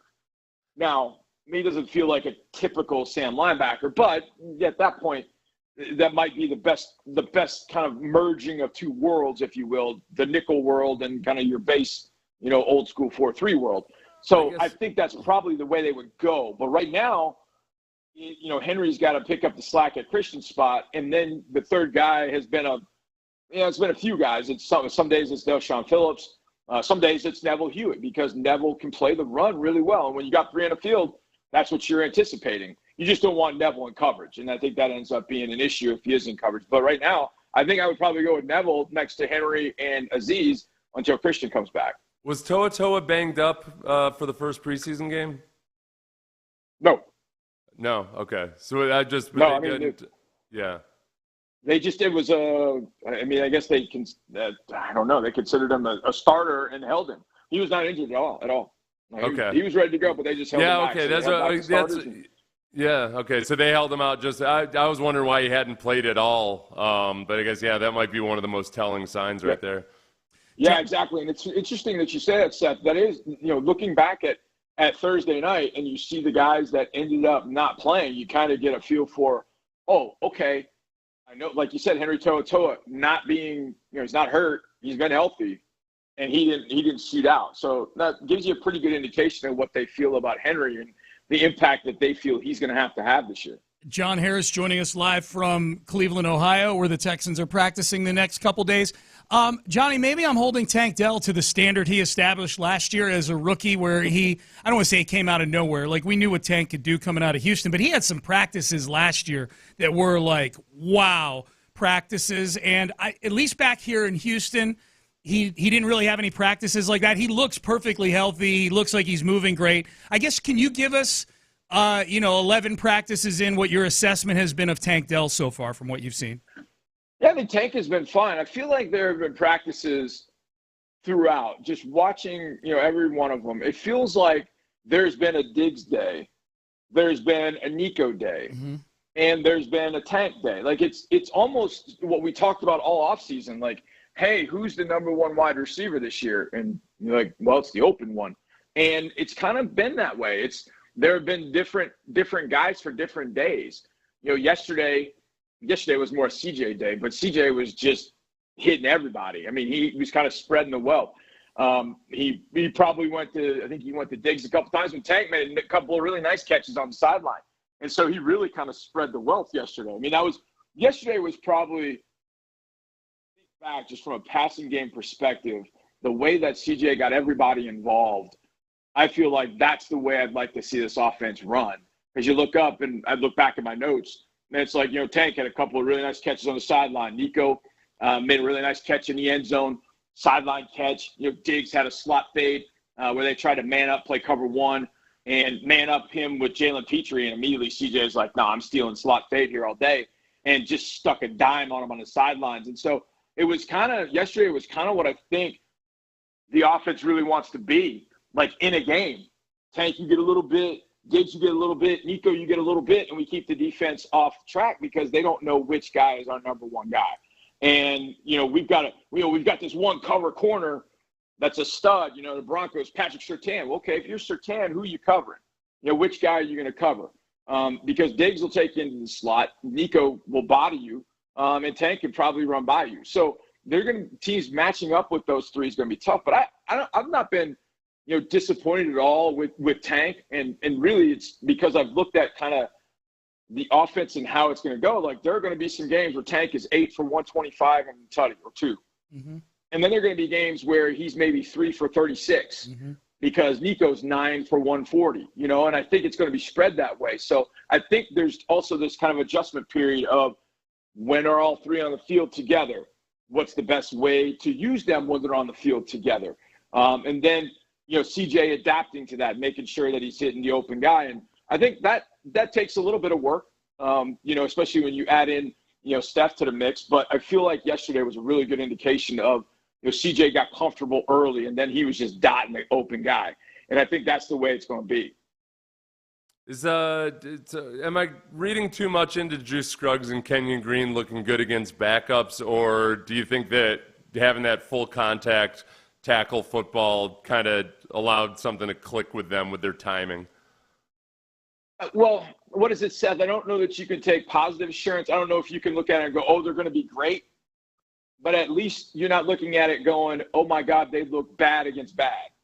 I think looking good against, I don't want to say bad, but looking good against backups, okay, that's at least positive that they weren't the other way. I don't think you can take any positive reassurance out of it, but I don't know if you can take negative reassurance like, oh, man, they look terrible. No, they look pretty good. I thought the left side actually worked pretty well together in the game. Blake Fisher and Kenyon Green kind of working together. They worked on a stunt. It may have been on the touchdown throw, but I remember them working a stunt, passing off the twist, and it looked really good. Like, okay, these guys look like they've played together a little bit, but I don't know that you can take any positive reassurance from it, but at least you know, okay, there's a baseline of they didn't let backups beat them. They were pretty overly competent against those backups, so I can feel good about that they can probably go to war against the starters and see how that goes. Now, this will be a pretty good test against Pittsburgh. If Pittsburgh does play their starters, Keanu Benton is one of the better young inside players. So I think that's going to be a fun matchup for Juice. And here's the other thing, too. They're going to face a different front. So in facing a different front, Seth, you know this, that can create some issues with line calls, who's got responsibilities for this. Pittsburgh's going to do some different things up front, so they're going to have to adapt on the fly.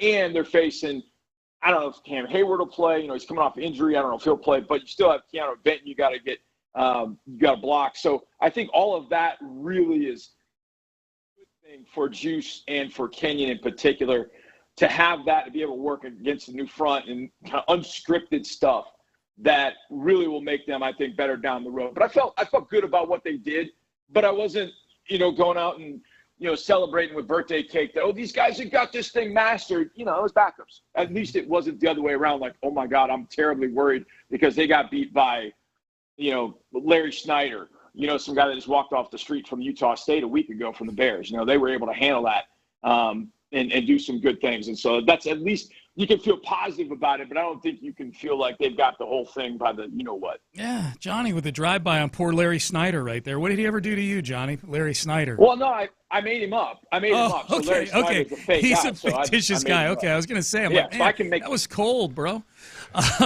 John Harris. Fake guy's all I want. Texans sideline reporter. You can get the Harris hits after practice. You can find yesterday's Harris hits, 35 notes about day 11 of training camp at HoustonTexans.com. And the Harris hits today, I'm sure, are going to be amazing as well for day 12 of training camp. Johnny, we'll talk to you tomorrow, man. Keep up the great work.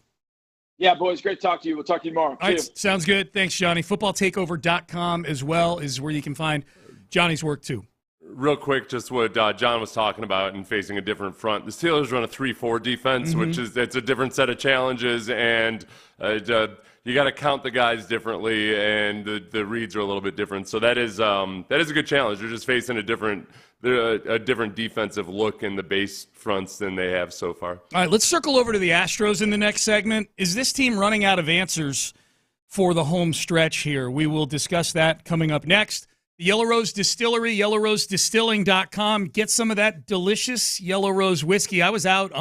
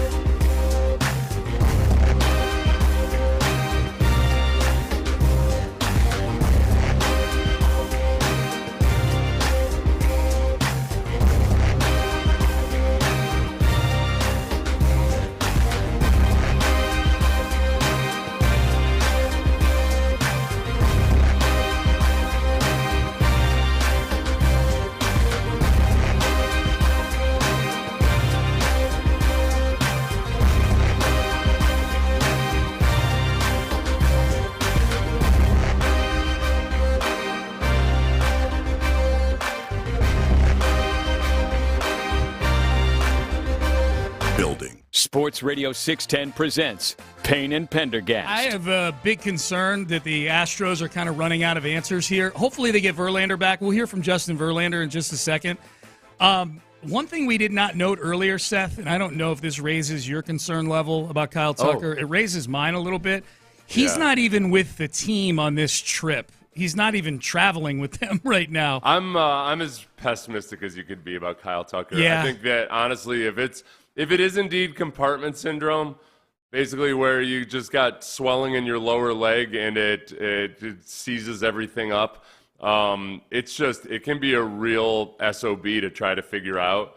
And it feels like right now at this point they're dealing with something that they can't figure out. It's not that the doctors are idiots or anything like that. It's one of those medical conditions that sometimes just takes a long time to resolve. And the fact that he's still hobbled in some regard, I don't know what has to change for him to come back from it. The worst part about not having Kyle Tucker is not having Kyle Tucker, the baseball player. The second worst part about Kyle Tucker being out this long are the stupid conspiracy theories that he's somehow staying out this long because of a pending contract. Yes, that he's somehow withholding his services to demonstrate to the team just how valuable he is, as if they don't already know. That was a conspiracy theory. It's out there, man. You're like, I would give you the advice that I give to Simone Biles, which is like, just stay off social media. You don't have to let these people ruin your lives. You know, there's nothing you can say that will stop them from being a-holes on social media. That's fair. So, yeah. I think the difference with me and Simone is she's letting it affect her mood personally. Like, while I seemed agitated right there, I do like the conspiracy theorists in terms of providing a little bit of content for the show. You know, like I'm okay with that part. Yeah. So do I think that Kyle Tucker is somehow using this as some kind of leverage in a contract negotiation? There's 0% of me that feels that way. Same. One of his best strengths as a player and as a future free agent, which he'll almost certainly be at some point, is his durability. This is a guy that like Kyle. Like, what part of Kyle Tucker has ever struck you as a guy as like, oh, the vicious negotiator that will do anything it takes to get his way? That doesn't seem like Kyle Tucker. No. He's just a guy that goes out and doesn't miss baseball games typically. If I had to predict, especially if Tucker misses the rest of the season, and I know it's not his fault. Like, he fouled a ball off his shin. You know what I mean? Like, this is not the next in a long line. Better back control, it would have been a home run. So, maybe, yeah. But what I was going to say was I think Kyle Tucker's unavailability especially if it lingers through the rest of the season. I think for a guy who's been through arbitration a couple times now with the team and it's gotten ugly each time, I think this could be, given the fact that this is his last arbitration year, which, look, Kyle Tucker was on track to be an MVP candidate this year, which means in arbitration he was probably going to make somewhere in, conservatively, in the last year of arbitration, like the mid-20s somewhere. Like Shohei Ohtani in his last year of arbitration with the Angels made like 31 or 32 million bucks. So adjust for inflation, adjust for the fact that Kyle Tucker's not Shohei Ohtani, but he's in that MVP neighborhood. And he was probably, like in arbitration, set to make somewhere in the mid-20s. I cannot wait. Let's get through the rest of the season. But once that part of the calendar rolls around, I'm super intrigued by what the offer from the Astros is going to look like versus what Kyle Tucker's camp thinks he is worth if he misses. I mean, he's already missed a ton of time, but if he misses so much time to where he can't play in the postseason, or if they don't make the postseason, all of those things. I'd say they'd be. I don't know. In arbitration, you never want to. You always gotta. It's an interesting one because I don't think it'll hurt his actual arbitration number at all. They don't. They usually in arbitration they look at a player that's been resilient, like they'll take his high water mark. Yeah. I agree with you. So I'm just I don't waiting. think they'll bother with a low ball. You don't think the Astros will? I don't know. That's what I'm with you. You and I are simpatico on the value of Kyle Tucker and what he should be worth. I'm not saying I'm anxious to see what the Astros offer him. But if they lowball it, then they're just basically saying like, oh well, okay, we're going to get screwed by the arbitration anyway. So I don't know. They have to play that game. It's like I don't think they think that Kyle Tucker will jump to agree to a lowball offer because he's seen baseball mortality. Yeah, no. Again, arbitration is the Astros present a number to the arbiter, and Kyle Tucker does, right? I'm just saying I'm anxious to see, like, Kyle Tucker's not going to take a lowball offer is my point. Right. The Astros have some financial distress going on with all these dead money contracts they've got. That's my point. Yeah. I can't wait to see. Justin Verlander has had a good week. He threw on Sunday. And he said he's back. He's starting to get back into a normal starter's routine. I think we're on like a 5-6 day routine now, just kind of almost like spring training. Just getting in my routine, trying to build up the pitch count and build up the up and downs so that I can go out in the game and cover some innings. In that interview on Fox during the game on Saturday or Sunday. He said they asked him about, like, if you had to make some adjustments based on your age as to how your body recovers and everything. And he said he acted like, no, none of that. Nope, no. And yet at the same time, like, all right, yeah, but you're injured all the time, and it's taken you a long time to come back. I feel like, yes, it is affecting you. Your age is, you're feeling it right now by virtue of the very fact that you're doing a dugout interview during a game. It's affecting you. You're old. And this isn't the first injury this season either. Like, he didn't start the season. Like, he's multiple injuries. Yeah, you're old. His body is not responding the way that it used to. Yeah. It's one injury begets another injury begets another injury. And truth hurts sometimes, man. The truth hurts. Yeah. But I'm the least. Actually, I'm not agitated by either him or Luis Garcia, just because I still look at them like found money. I put them off. It's like if you just ignore some retirement account and you almost forget about it, and then you remember, like, oh yeah, I got that coming to me someday. Yeah. That's how I've looked at both of those guys. And it would be nice if it was sooner rather than later because we're running out of time here, but I'm not agitated with their situation. I guess the issue with Verlander would be, well, let's play one more from Verlander. He said he's going to need some rehab starts. You want to get back into the game as quick as possible and help the big league team, but you also don't want to go out there and hamstring anybody and only be able to go 3 or 4 innings. So I think we're looking probably two rehab starts. I threw 37 today, and I let it go pretty good. So I count that as a start. And then, if I go 2 more rehab starts, get my pitch count up to, where I can throw in a big league game, around 75 or 80. I think that's enough. Okay, he got up to 94 on the gun in this last session he threw. I guess my question would be, Seth, do you wish they hadn't made the Verlander trade last year? That would be my question. Like, No, because he's not. I think he's still one of your best options. As long as the Mariners keep helping the Astros out, then and you either win the division or make the wild card, he's one of your best options to actually have a successful playoffs Yes. run. And his salary is not as bad as Jose Abreu's salary. It's not as bad as Lance McCullers' salary. Like, the Mets are paying half his salary, so it hasn't been a drain on. It's not the Justin Verlander contract that's keeping you from making other moves. So that part of it is easy for me to swallow. Yeah, I'm still cool with it. Neither of the prospects they sent over in that deal are tearing it up for the Mets right now. And neither of those guys would be theoretically helping you win in 2024. I'm with you. Like, if Verlander comes back in the middle of August, or probably late August now, if he's got to do 2 rehab starts, and he's a prominent part of a rotation that gets you into the postseason, then adding to what he did last year when you got him at the end of the year, I think the trade's a success. It's a little bit like what the Patriots and the Steelers have been good at over the years, which is one of their primetime marquee players leaves in free agency, is a disappointment for another team, and then comes back having already gotten paid, but comes back at a discounted rate. So you almost get the benefit of playing hardball with them without the hurt feelings. And I think that's what you get with Verlander. It's like he's damaged goods in a lot of ways, but when healthy, he's still very, very good, and you're only paying half his salary. It's not bad. It's not bad. It's not bad. And he's a high-level player. Where does Aledmus Diaz fall on the names coming back into the Astros right now? He's still there, isn't he? Yeah.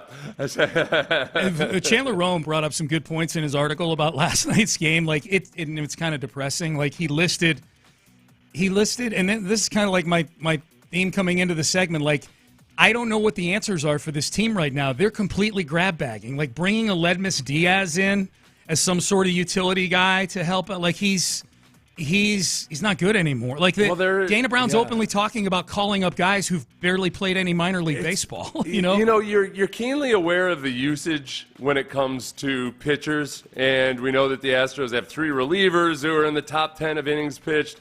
They've got 3 position players who are like in the top 25 for innings played. And it's basically their whole infield. It's Bregman, Pena, and Altuve. Yep. And it's not like I feel like any of those guys have desperately needed the load management or anything, but it's an indication that, man, they would have load managed Bregman more and Altuve more if they just flat out had options. But they don't have the options. They don't. And some of the play that you're seeing in the outfield right now, and I mean, just having to rely on Pedro Leon or whomever else, it's just dicey. Yeah. It's really, really dicey. Yeah, but that's where Dana Brown is right now. Like, Trey Cabbage stinks. Chaz has been bad this year. Jake Myers has kind of turned back into the Jake Myers of old. Like, he's not hitting nearly to what he was back in May. And they've got no options. And Mauricio Dubon's been awful lately. He's 4 for his last 45. So the options, especially now that the trade deadline is done, is, okay, let's bring up Pedro Leon. Jonathan Singleton looks like he needs a break at first base. So what are your options? I don't know. I guess we bring up Shea Whitcomb, who was Rule 5 eligible last year. Like, anybody could have just stolen him from the Astros organization last year, and they didn't. Or Zach DeZenzo, who is a third baseman who's getting reps at first base. Like, they're running out of answers right now. And I'll tell you what, though. It's just emotionally, that game last night, which would have been it would have been fun. Would have been fun if the Astros had pulled that out. But they've got the bases loaded 3 times in the last 4 innings. Yeah. You come up with 1 run out of it, but it was a dribbler by Pena. This is it's maddening. You brought up, you were being driven insane about it yesterday morning, and then the baseball god smote you even harder by giving you that, like, so many opportunities to just all but end the game in the top of an inning, but you've got the bases loaded in an extra innings game all those times, and my God. Yep, it was rough, man. It's rough. Hopefully they get it back tonight. We'll see. Okay, I finally watched Hard Knocks off-season, the Giants Hard Knocks, and there was a moment in there that got me super excited about Nick Caserio and the Houston Texans. We will tell you what that is coming up next. Andre Johnson's road to Canton is complete.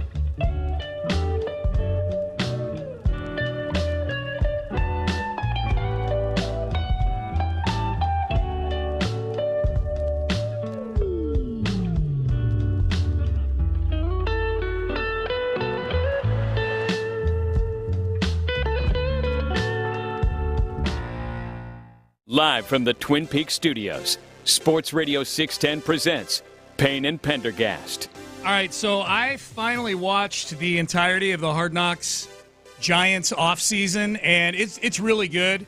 There was a moment in there, Texans related. This might be, other than Devin Singletary getting a bunch of run in this thing, Seth, because he signed with the Giants, the next closest thing for Texan fans in there. And this is one that if I'm a Texan fan, it makes me feel really good about the front office, about Nick Caserio, and about Kamari Lassiter. When there's a sequence in there, and the audio's not great, otherwise I would play it. Like, I close my eyes for it. I'm like, all right, this doesn't translate on the radio, just the talking back and forth. You really need to see what's going on in the war room for the Giants. Yeah. But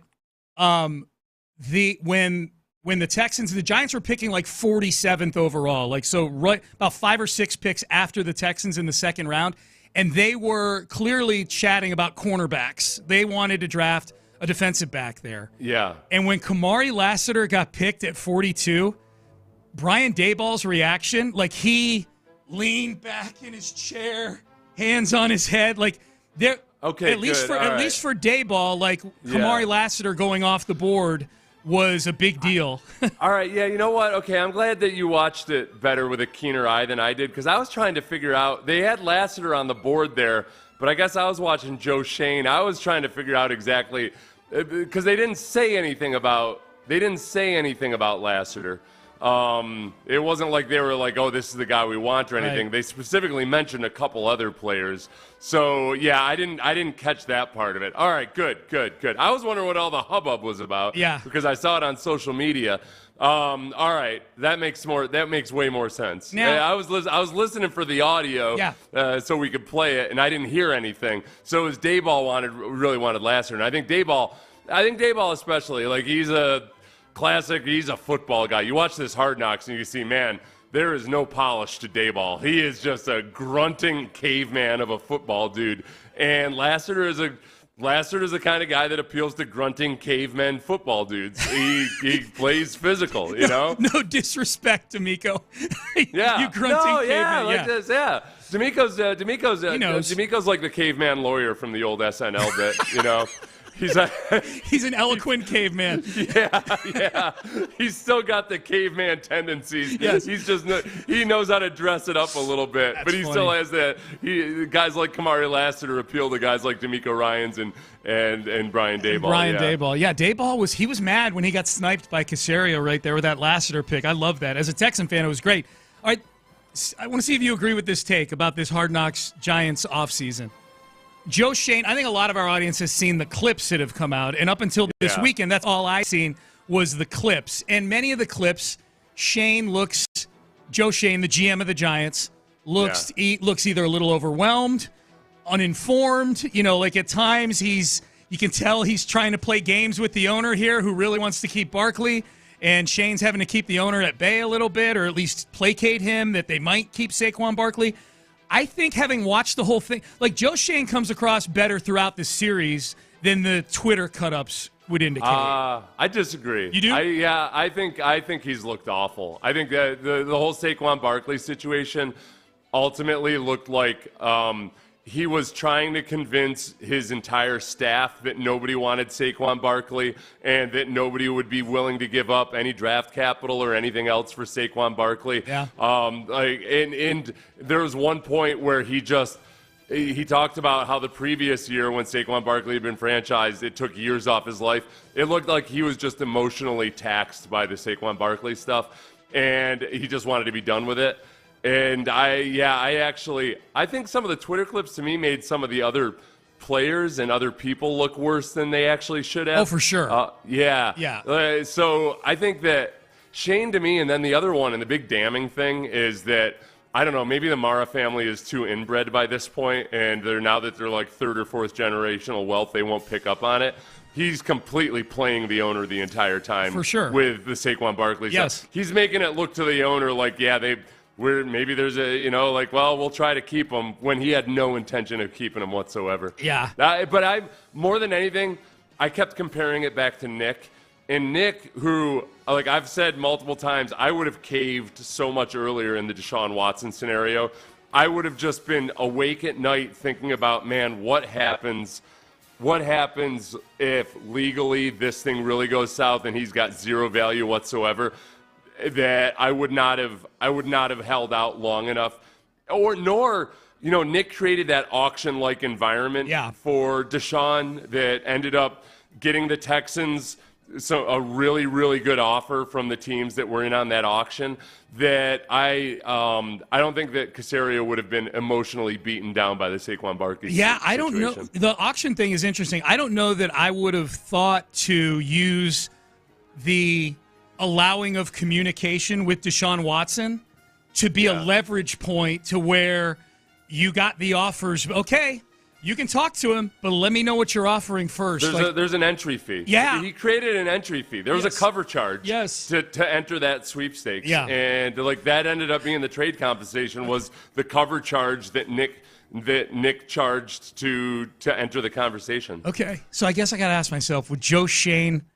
have been able to do that? Yeah, probably. Joe Shane would have pulled a Seth Payne. Probably. He would have bailed for whatever the Dolphins had offered. Yeah. You want to give me a third-round pick? Yeah. Yes, I just want to be done with it. Yeah. I'm so tired. Oh. Yeah. Now, keep in mind, my take was Joe Shane looked better than he did in the Twitter clips. He looked awful in the Twitter clips. I'm not saying he's Nick or he's Bill Polian or anybody like that. What was it about watching the entire series that made you feel like Joe Shane actually did a better job? Because I feel like there were some, I don't remember specifics, but I feel like there were some takes he had on players or position groups. I'm like, okay, well, that makes sense. There were some points in this where he looked like a sensible GM, is my point. You were gone the week that we played a lot of the clips from this. Yeah. I thought the funniest thing about all of it was Dayball just basically not understanding the free agency process. That was great. That was, which I kind of, again, it made me like Dayball. I felt like, you know what, this is a guy that trusts the GM to do the GM stuff. Yeah. But then there were times where Shane was asking Dayball questions about prospects, and it felt like maybe Dayball had watched a few cut-ups on YouTube or something. It didn't feel like he even knew who some of the free agency prospects were. You know what might have moved me on Joe Shane? The scene towards the end where he went home and played Uno with his kids at the kitchen table. I'm like, this guy seems like a good dude. He may be a horrible GM, but he plays Uno with his kids. At least for Hard Knocks he did. No, it sounded like, based on the conversation they were having at their dinner table, it sounded like he'd talked to his kids other times too. Yeah, it was. This is a GM that actually talks to his children at least once a month. Right. Like his 6th grade son is like super psyched that his dad's the GM of the Giants. He's talking about transactions and things. Says as much about his classmates as anything else. I always feel bad for the children of coaches and GMs. Dude. Probably have to deal with all kinds of crap. People, they're like, hey, why is your dad a moron? Right. Especially with like some thick New Jersey accent. Dude, right. In that part of the country, oh my God. My dad says back in the day we would have taken care of him the old school way. I love your he'd be sleeping in a swamp, parsnippany. Ben, Seth, the New Yorker, is the best thing, isn't it? It's the best. Yes. We like that. Or British Seth. British Seth, it sounds like no region. It sounds more like a Game of Thrones accent than anything else. Yeah. It sounds like a New Yorker playing a Game of Thrones character. Yeah. If you could pick one of the 3 Hard Knocks franchises for the Texans to be on, the off-season one that we just talked about, the traditional, I'll call it, the original Hard Knocks, which is training camp, which they've been on before, or this in-season one that is now a full division of teams but used to be one team, which would you pick? I think I like the offseason the most because I think that's the closest glimpse we've got into the actual process of an NFL team. Sausage getting made. You saw the sausage getting made. Yeah. I'm really surprised that the Giants allowed the access that they did into all those private conversations and everything. And you're laying yourself open to, man, the moves that don't work out can be microanalyzed 100 times more than they were in the past. So I thought it was fascinating. I really enjoyed it. How about I know you saw this. How about the Giants big board showing up on screen, like where people were able to like screen grab it and post it on social media? I guess I'm more always alarmed when that happens during the draft itself. Yeah. This is all post hoc. This is the draft already happened, I guess. Yeah, no, but here's what the interesting part to me was the color coding of it. I'd never seen this before. The color coding they had for guys that they thought had extreme leadership skills, which Kamari Lassiter was one of those guys. He was coded in, I think, blue for being like having extreme leadership traits. There was like, ones that were red had injury issues. There were like 6 different colors, and Twitter had deciphered what they all meant by the time that thing went up there. Like, okay, this is a guy who transferred a couple of times probably. This is a guy with injury issues. I thought that was cool just to see the thing, the thought process, even behind a bad front office, what the thought process looked like. It does come into like, okay, do you want your players to see where you were power ranked, where they had power ranked you? Yeah. Where you head into the draft, like, oh, I see that you basically took me because I was the last guy left. You like all those other guys ahead of me. And I guess big board is a misnomer for what showed up on Hard Knocks, because it was actually the draft with all the names, so it wasn't the Giants big board, but the color coding did show what they thought about the traits of some of those guys, Yeah. So I thought that was really interesting. All right, Payne and Pendergast with you, heading into the 9 o'clock hour. To me, like the biggest thing, if you're a Texan fan, the biggest thing, and I think the thing that has both Seth and I really excited about this game on Friday, and given where at least one player is right now medically for the Texans, this is a huge storyline for this game on Friday against the Steelers. We'll tell you what it is coming up next. After a rain-shortened Texans loss, how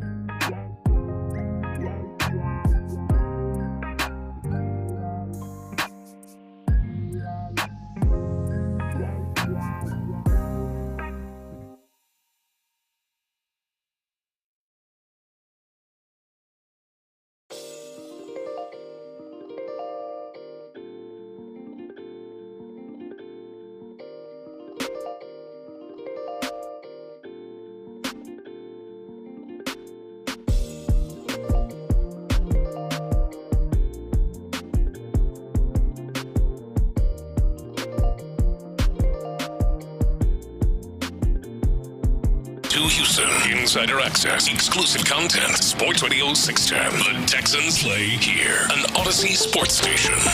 Sports Radio 610 presents Payne and Pendergast. All right, biggest thing I'm looking forward to seeing on Friday, Texans and Steelers. You can hear that game right here on Sports Radio 610. Dameon Pierce.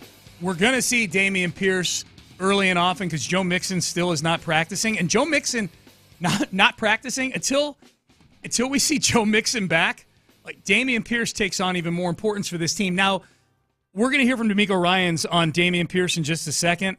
I will point out Joe Mixon, who's not been practicing, was working out on a side field towards the end of the run of practices here in Houston and looked really good. Like, he was running, Seth, with that GPS vest thing on. The bra. The sports bra. The sports bra. And they had that. I don't like the way it looks, but yes. They had like the rubber, like the long band attached to the back of it where he was running with a lot of the resistance band, I guess. I don't know what they call it. But he looked good working out. He's still not practicing, though.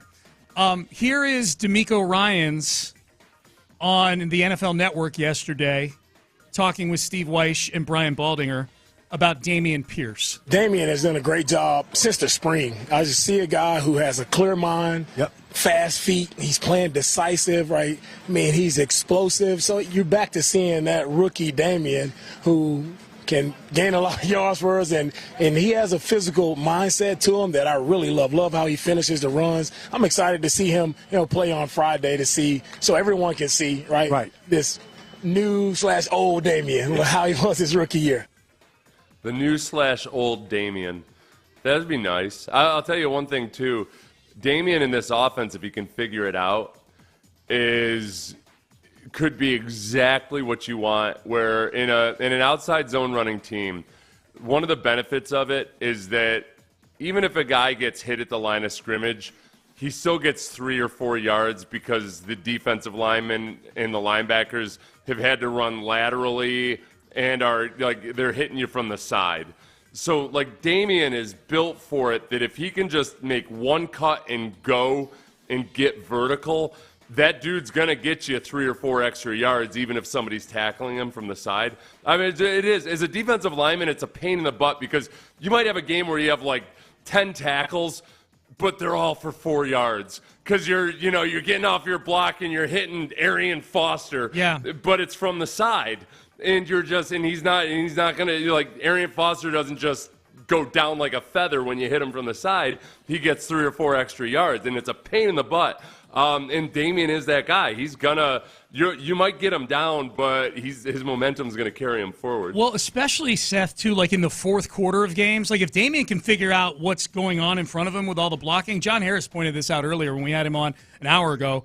And I think kind of playing into what D'Amico just said in that cut about the old and the new Dameon sort of combined, which Johnny was saying you figure out what's going on with the blocking in front of you, and then once you get through that hole, if guys are coming to tackle you, you can punish them like the old Dameon Pierce. That was one of the things that I thought.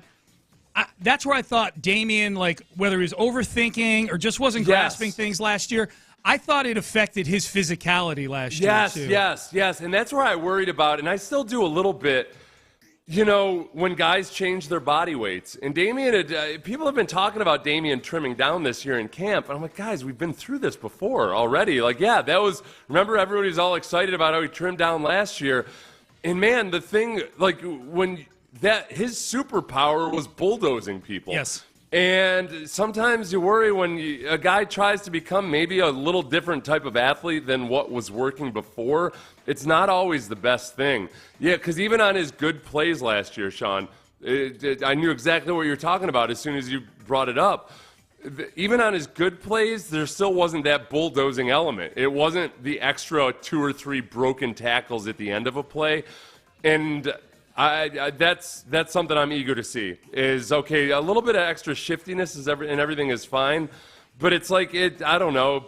It's like when a defensive lineman will do it, where the guy's like a hellacious power rusher, and then he tries to slim down a little bit and put a spin game in his game, and so now you're not as good as the thing that made you really good, but now you've got an extra tool in your arsenal that's not actually any good either. I know you laid it out really well a minute ago in terms of what the challenge is for a defensive lineman going against that scheme. going against physical running backs. And it got me thinking that one of the other things you said about that scheme, that Kupchanistanny scheme, is for big defensive linemen, it runs the hell out of you. Like by the fourth quarter, you're super tired. Can you put yourself in the shoes of a defensive lineman, the fatigue you're experiencing, and then having to tackle the 2022 version of Dameon Pierce? Right, yeah, you know? that is what happened. I mean, when Denver did it, like when the offense was really just crushing people in the late 90s, they're doing it at altitude too.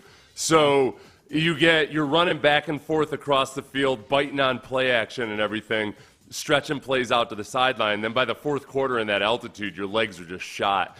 It does. It has an effect, and we would see this in the Gary Kubiak offenses.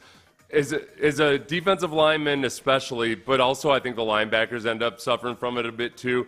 You're going back and forth across the field all day, and by the fourth quarter, your legs are they're zapped. They're just not working as well, and that's when you can really pile on. And the old, sometimes it's overstated that, hey, this back is a volume back. There's actually not that many backs that get better over the course of a game. In this offense, when it's executed properly, they do, because the defense just flat out gets tired. So it might feel like they're wasting all these run plays early in the game. They're not. They're like physically taxing the defensive linemen. And yeah, Dameon would be perfect in that regard, especially Joe Mixon and Dameon as a 1-2 punch of taking advantage of those zapped legs. It's an enticing thought. Yeah, that's why when I say 2022 Pierce, I only mean like play to play. Like 2022 Pierce would have been doing it in the fourth quarter after touching the ball 23 times already. Like in this, to your point, in this, you're going to get both of those guys. You're going to get, hopefully, that physical version of Dameon Pierce with 10 carries, with fresh legs. And then if you have, whether it's if Cam Akers, I'm still trying to, retain my excitement over Cam Akers because the guy's had 2 Achilles tendon tears. It's just it's crazy. If he comes back and is just a viable NFL player at any point in his career, it's an incredible victory. Yeah, because he's just been. Like the Rams tried to trade him for 2 straight years. He wasn't all that electric in Minnesota when he was up there, but man, he looks good. We see the first day we saw him at camp, I'm like, wait, he's practicing? Yeah. Oh, wait, what? He's that's him? He looks pretty good. And in the game, he looked damn good. Yep. So, I mean, he's not an every down back. If he had never gotten injured, I don't think he's an every down back. But man, he's a rhythm changer. I think if he can come back. Yeah, I think the version of Cam Akers that we've seen at camp, like in practice, and that we saw in the game, in the Hall of Fame game, makes this team. I think he makes this team as the 4th running back behind Mixon, Dameon, Dare, and then Cam. And then I think they hope that Jawar Jordan makes it through waivers and they put him on the practice squad. I heard Mark and John talking about Cam Akers yesterday, and I didn't get to finish the conversation, but I think it was along the lines of, all right, are you at the point where, man, Cam Akers actually looks pretty good. Let's not let the rest of the league see it at this point. And maybe Cam Akers doesn't play in another preseason game because you might want to hide him on your practice squad. For sure. Or maybe you want to start him on the PUP or something, but especially if you want to hide him on the practice squad, they might have already shown too much. Just that one highlight run of him. There was a good run up the middle, and then there was the reception out in the flats where he spun and ended up getting 10 or 15 yards out of it. That might have been enough for some people in the league to be like, all right, there's something here. Scored a touchdown, too. Got open in the red zone and caught a touchdown pass, too. Yeah, that's right, which I thought was an interception at first because the Texans' uniforms looked exactly like Bears' uniforms. I like the uniforms, but not versus the Bears. Right. Because I had to keep reminding myself that the Texans were the white teams. Cam Akers caught that ball moving out of the front of the end zone, and my first thought was like, Case, how'd you throw that pick? Yeah. Well, get ready for week 2, buddy. That's who they play in week 2, Sunday Night Football. They'll have different color schemes. I hope so. Right. Yeah, I hope so. Here was DeMeco Ryans on rookie tight end Cade Stover. Cade has been the guy we saw on tape in Ohio, just tough, right? Making tough competitive catches, right? Finishing strong with the football, like the couple plays he made in the game, last Thursday. It was just it's cool to see a guy, like, you see him in practice, but you could never quite know how they're going to respond when they get in the game. But it was cool to see Cade just be who Cade has been. Tough, physical, competitive, finishing, like, loving football. That's the Cade I knew and I grew to love watching him at Ohio State, and that's the guy who showed up in the Hall of Fame game. Okay, so Cade Stover, this is you can separate rookies into two separate buckets in terms of the mistakes they make. They make physical mistakes and they make mental mistakes. The mental ones don't worry me with rookies as much at this stage of training camp, especially when you're talking about their overall development. And then they make physical errors, or not even mistakes, they just get beat, when they get physically beat. I think that Cade in the game, there were a couple plays that I think he could have done a better job as a blocker that I think were more of a matter of him as a guy that's only been a full-time tight end for 2 years in his life, whereas just needs to adjust to the speed of the NFL game. There was the one bootleg where maybe Cade was supposed to stay in and block, but if there's one thing I've learned from watching film with NFL offensive linemen, it's that I'm very hesitant to crush any one individual on a busted pass protection because there could have been it looked to me on that play like Cade may have gotten a call that they were anticipating blitz or something to the left because he pulled off and was scanning for somebody that wasn't there. So it might not have been his mental error. They might have just decided to leave the defensive end unblocked on a naked boot. So whatever. I'm not all that worried about that play. Physically, I thought he held up fine. I think there were some plays where, as John alluded to earlier, there was one play where I think Cade may have been taking the guy, in zone blocking especially, you take the guy where he wants to go, and it's up to the running back to adjust to it. I think there was an instance like that where Cade's guy made the tackle, but I don't think it was necessarily a bad block. There were a lot of instances of him getting the job done as a blocker versus backups. It's not like all of a sudden he's George Kittle or anything, but I've seen enough promise out of him, and just given all the glowing reports about him out of Ohio State, I tend to be biased in favor of glowing reports out of Ohio State lately. I also tend to be biased by glowing reports out of C.J. Stroud because he did it with Tank Dell, and he's just absolutely, those two, Cade Stover and C.J. Stroud, love each other like brothers. So I'm still very optimistic about Cade Stover. I know it's not an Ohio State player he's reporting about here, but where are we on C.J.'s offseason assessment of John Mechie right now?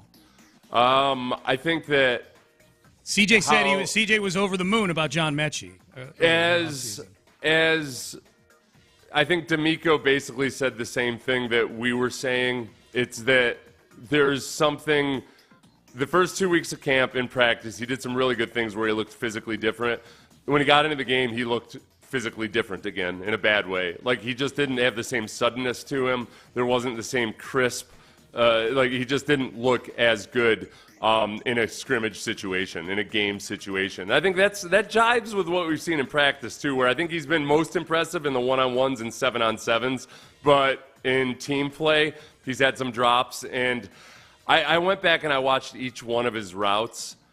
He's not quite in time with the offense. And in a timing and rhythm in offense, you've got to get there. So for him, he's not a rookie, but he's also a guy that hasn't. This is the first year that he's been in camp and physically 100%. So I'm hopeful that you'll start to see more of the 7-on-7 version of John Mechie over these next couple of weeks. But he's in a battle for a spot. I think the other thing with him too is you're in this tricky position where you gotta recognize and realize that he's coming off that 2-year cancer ordeal. Where going into camp last year, he just wasn't physically really ready yet. Do I judge him like a rookie and think about the upside, or do I look at him like he's a fourth-year player or a third-year player and judge him that way? It's a very precarious situation. Nick's going to end up trading somebody out of that wide receiver room. I don't think Nick Caserio is going to let just either, whether it's some team looking for an older guy and Robert Woods, or whether it's a team that had a good scouting report on Xavier Hutchinson, or whether it's a team looking for a Skoranek skill set, or John Mechie. Like one of those guys, I think, because Nick has alluded to this every time he's talked about that wide receiver room, is there's going to be a good player that doesn't make this team that's going to make somebody else's roster. I think Nick's going to wind up trading one of those guys for a day 3 pick. And I think Mechie could be the guy. I said this last week, Seth, when you and I were talking about this. I would get on the phone with Carolina, whose quarterback is a former teammate of John Mechie, who's at a stage where they could use young receivers with upside, and see if they'll duke you a 5th-round pick for him or something like that, you know? And show them all the practice clips. I did it. I wanted to be I'm trying to be as objective as possible about it because I've got I think we're all emotionally invested in John Mechie. Yes. You know? Yes. And I did. I took a bunch of cut-ups from people that had, from clips out at practice of him in 1-on-1s and 7-on-7s and everything because you're only allowed to shoot during certain portions of practice. And then I watched those, and then I watched the game, and it was like 2 different human beings. Yeah, it really was. So there's something. It's in him. There's a different level that he's capable of, but for whatever reason, it's not showing up in the game situation right now. It's not clicking. C.J. Stroud is going to start this game on Friday. Doesn't look like Laramie Tunsil will start the game on Friday. Laramie's not been practicing. Blake Fisher has been getting all the reps at left tackle, so we'll have C.J. Stroud playing in a preseason game for at least a series, maybe 2, with a rookie left tackle, potentially, depending on how the Steelers play this thing, going against a Pro Bowl edge rusher in Alex Highsmith. Here is D'Amico Ryans on the experience that Blake Fisher is getting going against Will Anderson Jr. and Daniil Hunter every day. Going against Daniil and Will would definitely speed it up for you. So the young rookie has had to learn pretty fast, and it's only made him better. And also, he's had a lot of good reps versus Daniil and Will, so he's held his own. So it hasn't just been totally one-sided as those guys have competed. So Blake has gotten better, but also Daniil and Will has gotten better from going against Blake and Titus as well. Yeah, I'm glad that Alex Highsmith isn't the first genuine defensive edge rusher that Blake Fisher will have seen. Yeah, because that would be a shock to the system. Yes, that would be I didn't realize humans moved like this. Practicing every day. It was 2021, and he's practicing every day against Rashawn Gary and whoever else they had. Not Rashawn Gary, Rasheem Green. That's how Rashawn Gary's actually a really good player for the Pack. Rasheem Green, remember Rasheem Green? Yeah, and this. It was 2021, man. They were bringing in a bunch of journeymen. During the Hall of Fame game, I think it was Julius Peppers, as he was being interviewed on the sideline, told a story about going up against a running back. I can't remember who it was, who the scouting report on him had been this guy doesn't have his fastball anymore. He's not the same guy he used to be. And he said Julius Peppers, in one of his first NFL games, went up and tried to tackle him, and it felt like he'd gotten hit by a truck. And Julius Peppers was like, oh, this is a guy who doesn't have his fastball anymore. What else is out there? No. Yeah. Oh, no. Yeah, I had that. Sean, those moments don't stop happening through your career. The Texans' second game ever versus the Chargers, I had that against LaDainian Tomlinson. I'd been in the NFL for 6 years at that point. I thought I had LaDainian Tomlinson on a highlight reel tackle for a loss. I had him wrapped up. It wasn't bad tackling or anything. And I'm like, where is he going? I had him wrapped. I had him around the legs. I'm like, why is he running away from me? Yeah, man. I'm like, what the hell? How do you tackle this guy? That's crazy. What the hell? Ben's in the control room shaking both of his fists like this right now. Get back here. That's great. It really was. I was like, it was like one of those dreams when you're trying to punch somebody, but your arm is like a limp noodle. Yeah. You're punching him as hard as you can and nothing happens. Yeah. He's still going. Right. I'm not even touching him anymore. Except why? Happening in front of millions of people on television and 70,000 people in a stadium. That's funny. I don't know about millions, but yeah. Millions. The expansion team versus the Chargers. Football is king.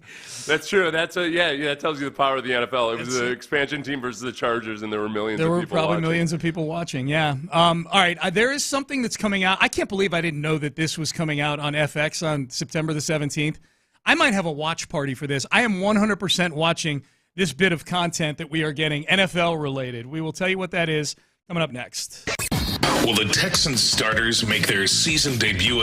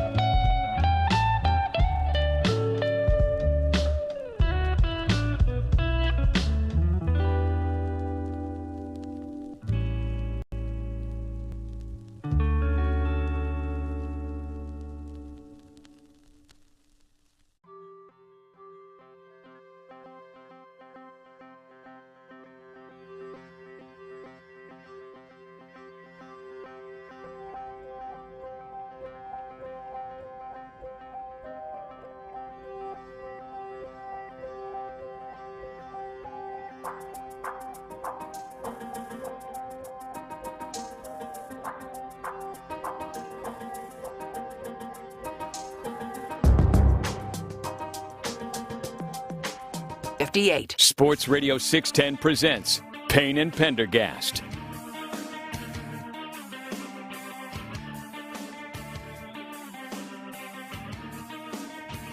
Oh, we're back.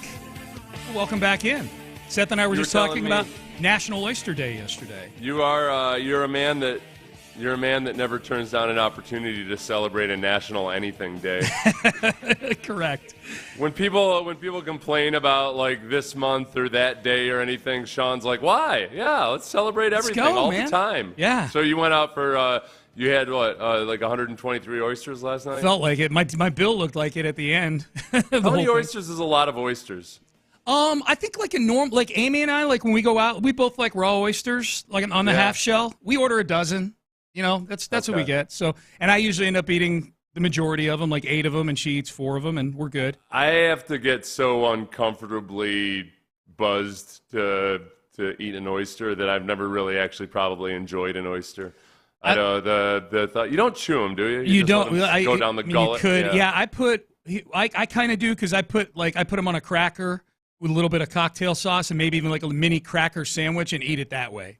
You do? Yeah. So you got to chew that. Yeah. So ultimately the oyster gets chewed, but it's with some cracker in there, sort of little substance. I'm always like, I like these spices, but the Haka phlegm that they're covering doesn't do anything for me. Could you just give me something with the spices on it? Something like that? Like an Oysters Rockefeller, they actually cook those oysters. They grill them. And they put them in like a breaded, breaded covering. Yeah, those you might like those a little better. They're not as kind of nasty and slimy as the raw. Okay. Yeah. So I will watch, Seth. I saw this last night. I will watch this when it comes out on September the 17th. 1,000% chance. I am circling the date on the calendar. American Sports Story, Aaron Hernandez. And this is not the classic American sports story. This is not another documentary about Aaron Hernandez. We've already had one of those on HBO. We had the Patriots Dynasty docuseries, which had a whole episode. The episode about Aaron Hernandez was the best of those 10 episodes, and I think the easiest one that if you're just sick of the Patriots over the last 2 decades, just watch that one, episode 6 about Aaron Hernandez. It's really, really good. This is a movie with actors playing Aaron Hernandez and Tim Tebow and the like. Nice. Yes, I am here for this. I might have a watch party for this.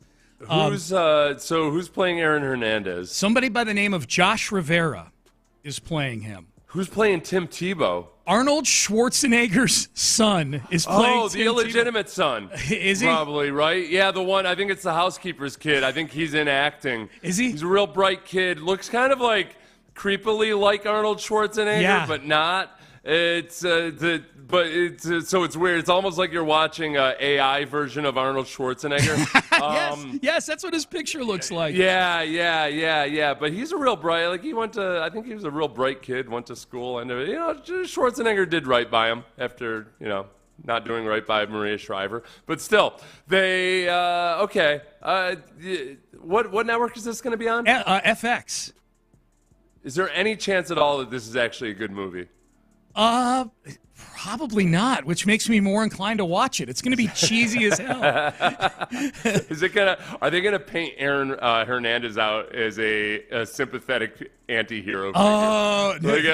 No look chance, at his right? upbringing and this and that and all the other things. Maybe, maybe I don't know about sympathetic, but maybe we get like a little more insight into why. Because there are people. I don't think they try to paint him as sympathetic. I think there are people that grew up with Hernandez or played with him that do try to explain, like when his dad died, how negative an impact that was on him. Like, it's not excuses, but more like maybe reasons why he turned out the way he did. Aaron Hernandez still is like a prime example for me because you see this. I saw this as a player. Guys who had the kind of, especially if they had like a crime element, because Aaron Hernandez was a blood or was he a blood or a Crip? I can't remember. He was in a gang, lots of times those guys, like, they figure it out and they become just decent, like productive members of society. But when you put them But when you draft them to a team that's close to their hometown, there's just way too many of the old influences, and you got to be careful about that. Where that's what happened with Aaron Hernandez. He's up there and just too geographically close to where he grew up. I'm not saying now he managed to get himself into some pickles in Gainesville, so it's not like it's not like that was the only thing. Bristol, Connecticut. Gainesville, Florida. Yeah, it makes it a lot harder, I think, to kind of reform some guys that might, they can choose two paths, and it's a lot easier to go down the wrong path when you're close to all the old bad influences. Dude, I'm looking at the IMDb for this thing. I can't wait. You have to watch this thing because we have to come in the next day and evaluate how good a doppelganger these actors were for the various people. They have someone playing Urban Meyer in this thing. They have someone playing Tom Brady in this thing. They have someone playing Gronk in this thing. It's not a miniseries. No, it's I don't think just a movie. I wonder how much time they'll actually spend in Gainesville. Oh, no, check it. There's 10 episode. It's got to be, yeah. It's 10 episodes. To have name brand actors like Schwarzenegger's kid and Patrick Schwarzenegger, Josh Rivera. This is almost as good as when Rocky, the Sylvester Stallone kid, ruined Rocky 5. Rocky 5, Sage Stallone, R.I.P. He was horrible. Had like a broke-ass Ralph Macchio playing the son of He was Rocky Ratchet Balboa. Ralph. He was look at the shapely hips on this kid. He's going to be a fighter. He was Ratchet Macchio, man. That was great. So, the fact that they had so many, but the fact that they even have a separate cast for Gainesville made me feel like, okay, this is going to be, there'll be at least an episode or two at the University of Florida. So the Urban Meyer guy appears in it 3 times, 3 episodes. The Tom Brady and all the Patriot guys, Josh McDaniels, they have an actor playing Josh McDaniels in this. They're the Patriot, Wes Welker. They're all in there for 2 episodes. Oh, God, I can't wait for this thing, man. I'm very excited about this. You got to look back. One of the most amazing things about Aaron Hernandez was how many people he unsuccessfully attempted to murder. The dude that he shot in the head that Hernandez thought was dead, and then all of a sudden gets a phone call from him a couple of weeks later. Yes. Yeah, and there was a shooting at the University of Florida where the person that a couple of witnesses all of a sudden went mute, where Aaron Hernandez was a person of interest, so nobody knows what happened with that. Yeah. So, and there's probably other stuff out there that we might not even know about. I can't wait for this thing, man. I cannot wait. Now Josh Rivera was in the Hunger Games. Okay.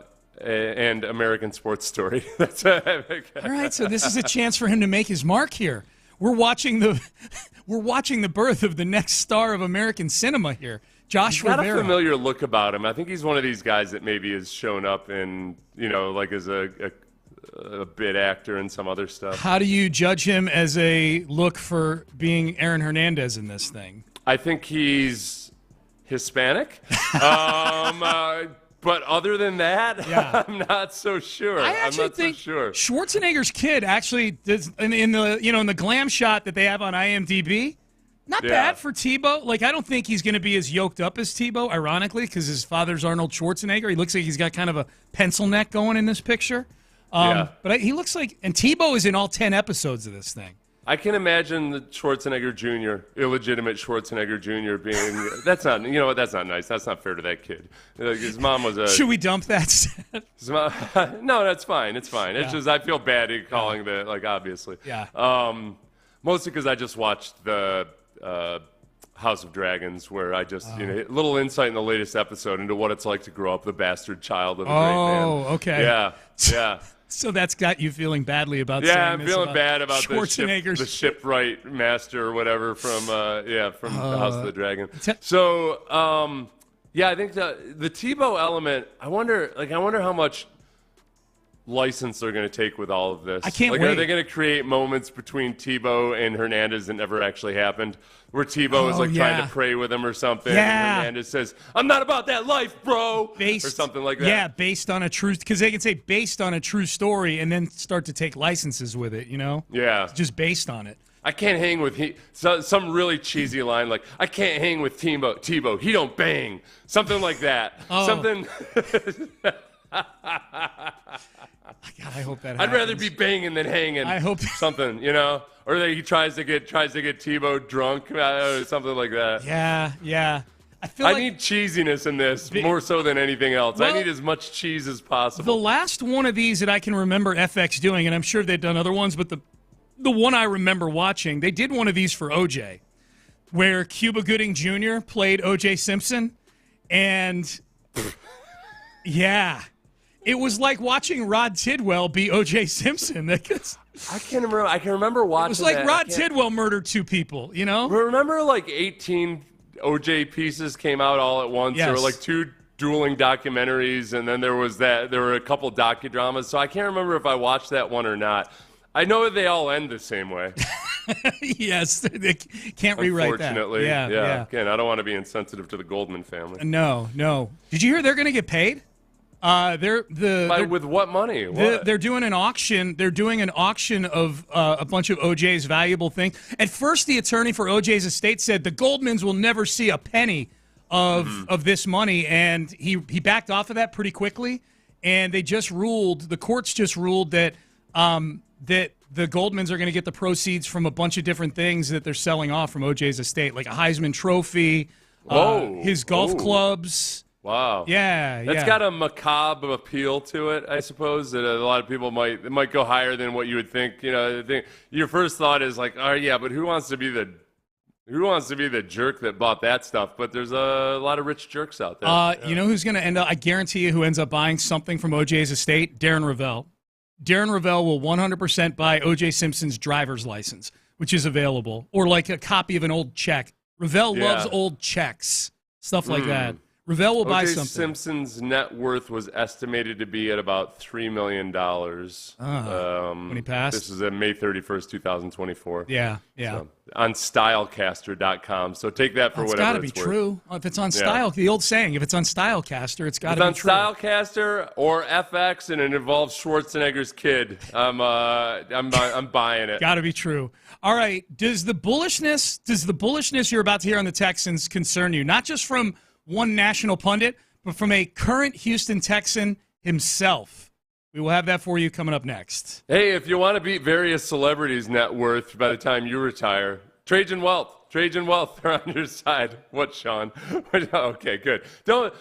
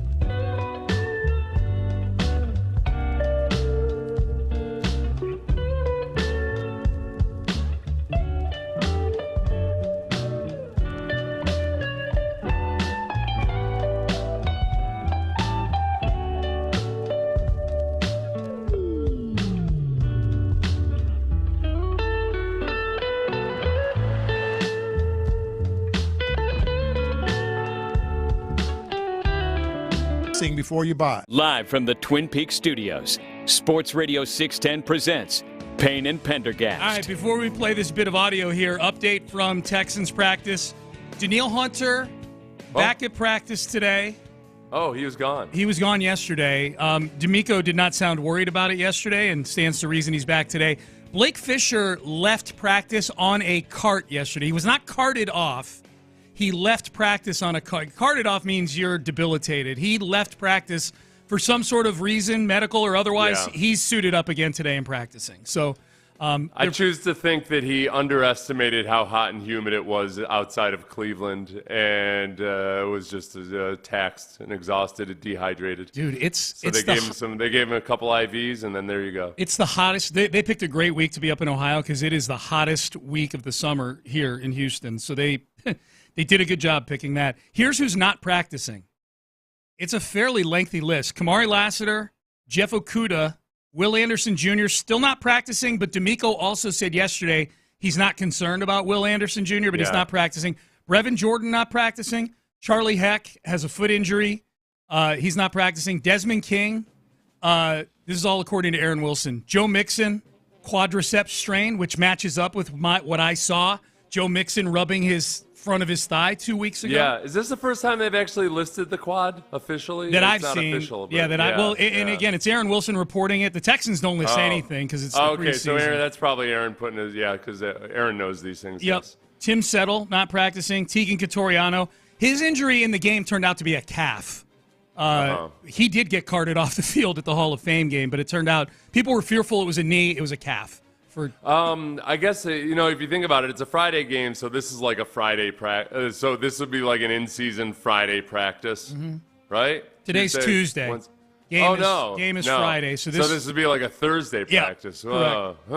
Yeah. It's a little bit more concerning, the guys that aren't practicing then. Noah Brown not practicing. No listing of an injury. Danico Autry, and Aaron puts suspended. He's allowed to practice, right? Yeah, he's allowed to practice and play in the games. Yeah, right. So he's not practicing, and Laramie Tunsil's still not practicing. I think Aaron's just trying to twist the knife on Danico Autry there. Like, just not to mention that he's suspended. Yeah. Freaking guy. Yeah, what the hell? I would like Danico Autry to get some preseason time. For just sure. to get his wits about him, get sharp, get a little bit of taste for it before you take your six-week vacation. Before you go into hibernation for 6 weeks, yeah. Try to get whatever you lost from whatever that illicit compounding pharmacy. It was a mistake. Yeah. It was a mistake that the compounding pharmacy or I'm guessing, I'm just purely speculating it was a sketchy longevity doctor from South Beach that tried to slip something in that he thought was like the new version of the Clear or something like that. Yeah. Here's Ryan Clark. Ryan Clark with one of the boldest Texan predictions that we've heard from anybody yet. All right, so Houston Texans, they're going to the AFC Championship, and I've told you guys this the entire time. And I believe that they have an opportunity to win it. When you look at this team and the way they set themselves up throughout the offseason, I believe Nick Caserio, the GM, he believes this as well. You don't go out and acquire Stephon Diggs if you don't. You don't add those pieces defensively. And so I expect to see this team playing in the last Sunday of the conference championship. All right, man. Him and Louis Riddick. I don't know if his logic. I don't quite follow his logic in terms of like, well, yeah, just trying to make the AFC Championship game doesn't mean that you're going to make the AFC Championship game. Yeah. But the moves that they did make in trying to go to the AFC Championship game, the biggest question you have is, okay, let's go back to that Ravens game in the playoffs. If you had won that game, you would have been in the AFC Championship game. What has changed from that game? I think one big thing from each side of the ball. I think on the defensive side of the ball, the Texans in that AFC divisional game, D'Amico blitzed way more and they were way more aggressive than the Texans had been all year.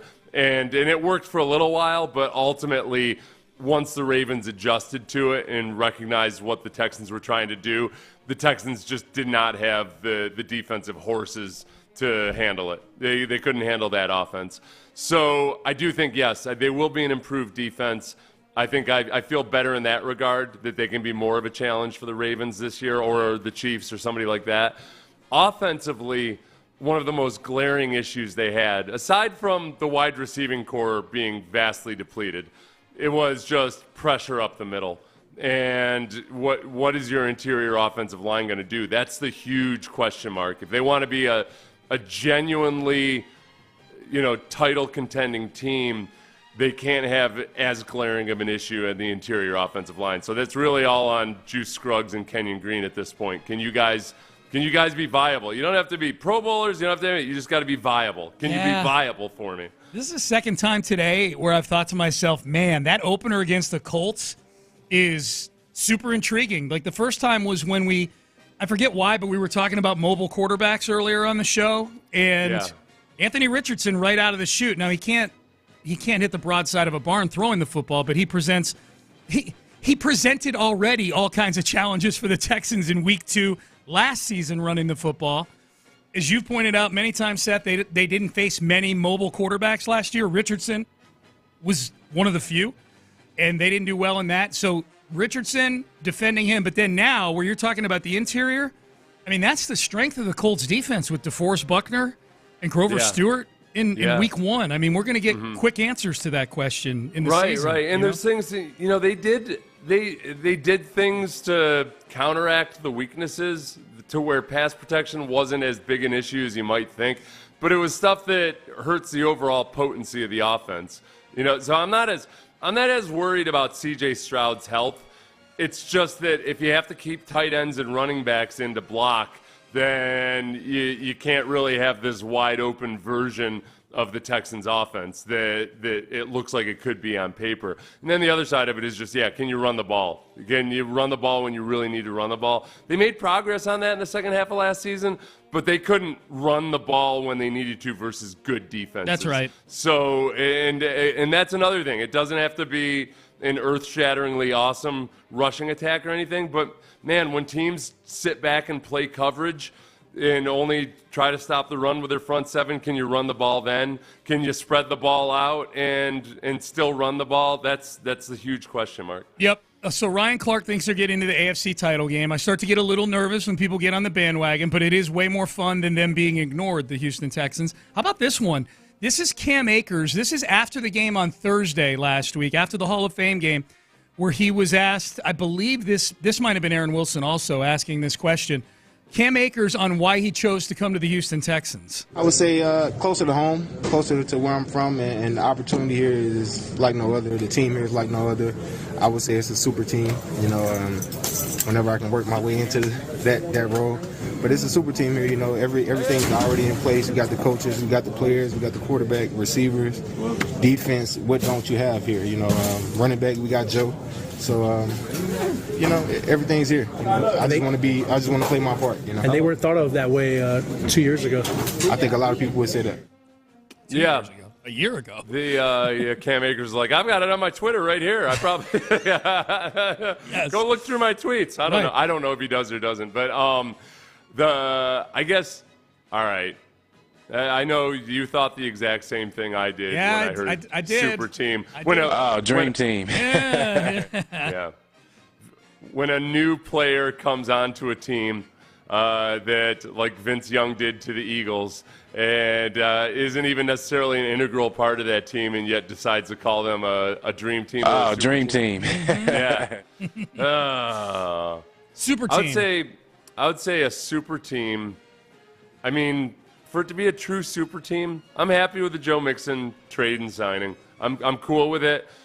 They wanted Saquon Barkley. I had my arguments about I wanted Derrick Henry over Saquon Barkley, et cetera, et cetera. But Saquon Barkley feels a little bit more like a super team acquisition. Than Joe Mixon does feel like a super team acquisition. Maybe he meant super team like lowercase s, not capital S. You know what I mean? Super team. Yeah, they're super. They're dandy. Like Ned Flanders super? Yes. Yeah, but everything's super with Ned Flanders. Sue Diddley Ooper. Yes, that's what he meant. Sue Diddley Ooper. Yes. John Lopez, Figgy Fig, they are here. They are in the loop today. Chris Santiago on the producer keyboard back there.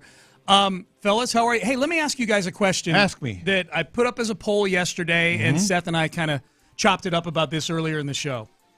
If you could choose one player's career to be, you get to pick a wide receiver to be in NFL lore. Would you rather be Andre Johnson, Hall of Famer, 7-time Pro Bowler, all sorts of individual accolades and stats, but 2 playoff wins his entire career. And he carried the burden of a bad franchise for a while. Yeah. Or would you rather be Julian Edelman, who has very few individual regular season? He's never been a Pro Bowler, but he won a Super Bowl MVP, and he has 3 Super Bowl rings. Who would you rather be, Andre Johnson or Julian Edelman? Julian Edelman. You would? Yeah, I the individual accolades are forever, but 3 Super Bowls? 3 Super Bowls. Yeah. Now let me ask you this, and Figgy, who would you rather be? I'd rather be Andre Johnson. You would? Okay. Yeah. All right. I think him getting in the Hall of Fame, his brand about to skyrocket just for having that gold jacket. Okay. And I don't know. I mean, I love the you can figure with all that branding. Yeah. I'm the brand king. No, I'm just playing. But just those 3 Super Bowls, like, I don't know how much that will, do for him going forward. Just those just 3 being the Hall of Famer. Yeah, I'm sorry, just those. Yeah. I think it'd do a lot. I think, here's how I would describe it. Yeah. If both of those guys walked into a bar in Omaha, Nebraska, the majority of people would go to Julian Edelman. You think so, huh? Yeah. Yeah, probably. Especially if he had the rings on. Yes, right? recognizable face. People know him. So his brand is not going to suffer. But see, would people go to Ted Johnson more than Andre Johnson? Well, but Ted Johnson didn't have Edelman's career, MVP of the Super Bowl. And, no, but he did have 3 Super Bowl rings, and boy, he looks scary. And they might stay away from Ted because he's scary. That is a good way to think about it. I think that Ted Johnson doesn't necessarily have the same level of adulation that Julian Edelman does. Correct. Definitely does not. That's true. Yeah, so there's that. I guess, for me, I was looking at it less about not about how others perceive you or anything, but for me, I just think of I always get jealous of Super Bowl reunions. Yes. And all of those. That's the feeling. That's the feeling you're really going for is oh, yeah, we did it. We won that championship and all those memories and everything. You don't have those same punctuated moments with the individual honors like you do with the team stuff. Yeah, that's very true. Now, Seth, as you can tell, Seth said Edelman. My answer was Edelman, but if he only had 1 Super Bowl ring, I think it might be Andre Johnson. Oh, for sure. It's the 3 for me. Sure. So it's for you, same thing. It's and multiples. the MVP.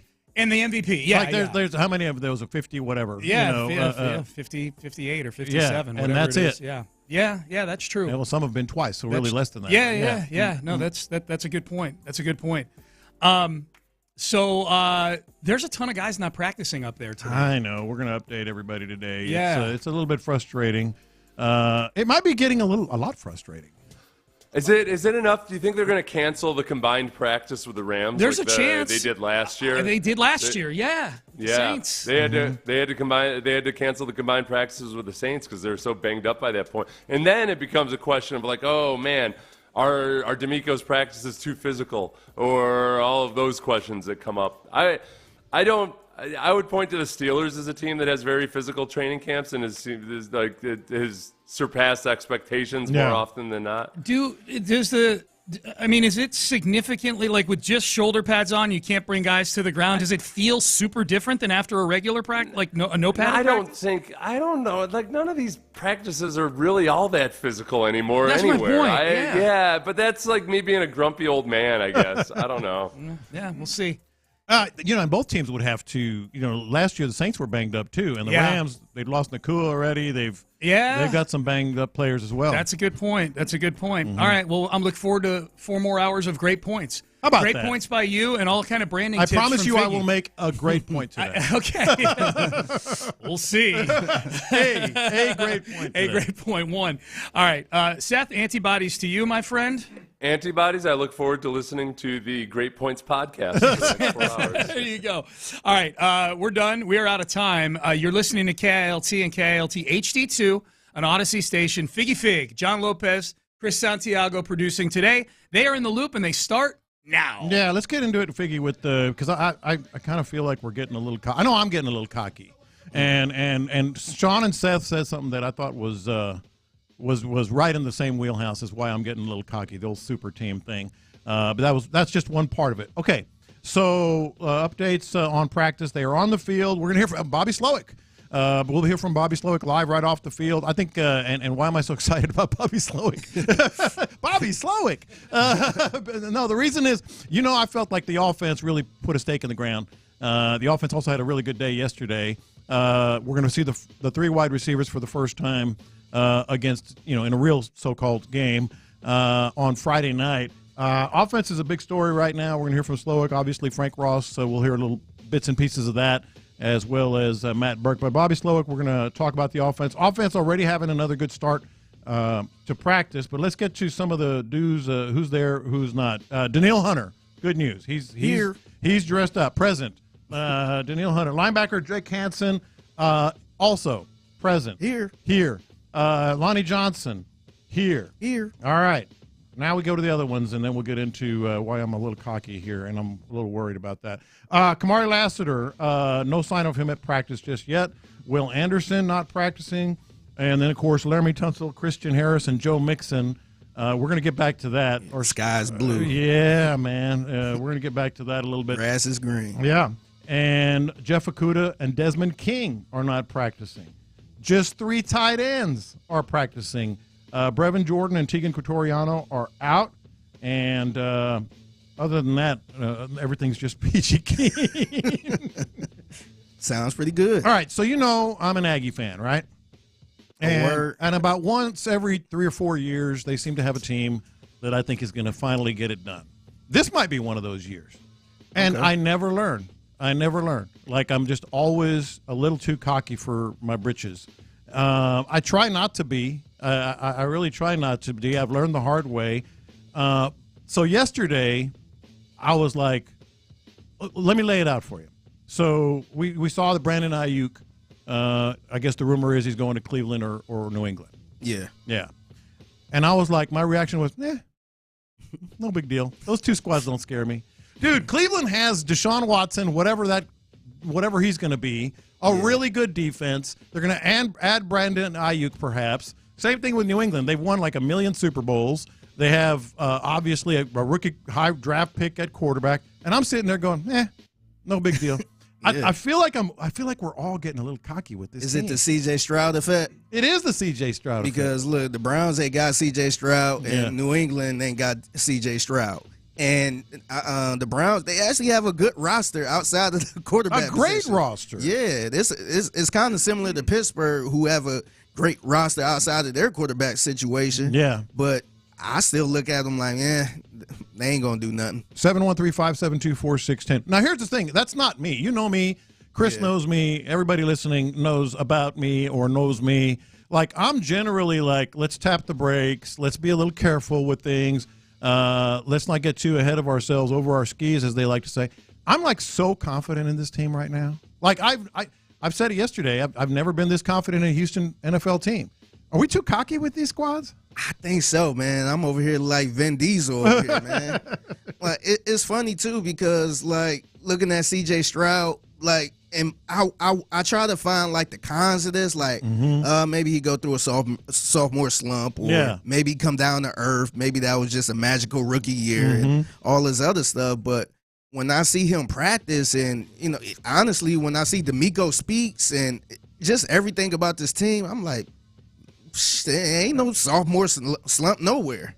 I don't know, man. We've been burned so many times in this city. I've been burned. I mentioned the Aggies, like they've been really good here and there, but they've never gotten all the way. I've gotten a little too cocky. And let me illustrate it a little bit here. So you heard right before we came on, they were talking about Cam Akers, and they asked Cam Akers why he decided to come to the Texans, and he said it's a super team. A super team? That's not a super team. Yeah, that's where I get a little nervous, man. When people start throwing that stuff out, then I'm like, man, I feel like it's bad luck when you have a team and then you throw out Super Bowl. Yeah. And it's just like, man, pump the brake. I want to stay low and build. Stay low and build. Don't bring all of that attention to us right now. But now, I mean, if you look at it, the team is kind of stacked. It is stacked, and that's why I'm so confident. We've been out of practice, and I've been just like, in awe of some of the things that they're able to do, some of the talent that they have. But here's the thing, like C.J. Stroud, if he, outside of him getting injured, knock on wood, but if outside of that, like there are still some questions that have to be answered here. Like, what if there are some wide receiver issues? We've all been seeing and hearing on Stephon Diggs, this is a different guy. He seems to be all in. Case Keenum, we're going to hear from him later. He's talking about, I see a guy that's taking it to another level. I see a guy that is doing everything right and wants to win. But what if that old Stephon, rears his head, so to speak? Yeah, that won't be good, man. Yeah. That won't be good. I was actually thinking something else. I was thinking, what if Bobby Slowick is not the guy we thought he would be? Maybe, because he did have some hiccups during the season last year. Yeah. And I'm thinking like, man, maybe when if he take a step back? Yeah. Maybe he's not that guy we thought he was, and the offense is not flowing like we think it will flow. Yeah. So those are some of the questions I was thinking that could possibly happen if, they don't really, go forward like that. But that's a stretch to me. Yeah. Well, the wide receiver thing is like, I don't anticipate it happening, but it's happened twice before with Stephon Diggs.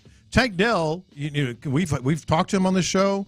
He seems to be like so confident that he's going to be the dude. Nico Collins got paid like he's going to be the dude. What if there's starting to be a little bit of a, sort of like, I ain't getting the ball enough? That happens everywhere. Yeah, and I think it really happens if they're losing. Yeah. If everybody winning, then, who cares? But once they start losing and, frustration start happening on the sideline, then it's like, man, that's when it happens. That's when people start saying, give me the ball. Yeah, and and he's not giving me the ball. I'm glad you mentioned that about what if they start losing. I've been saying on the record, again, my confidence is off the charts with this squad. Like off the charts. Like it's never been before for a Houston pro football team. And I feel like I'm kind of looking over my shoulder like, am I missing something? Okay, so you mentioned the first 6 games. To me, I've said multiple times I could see them going 5-1.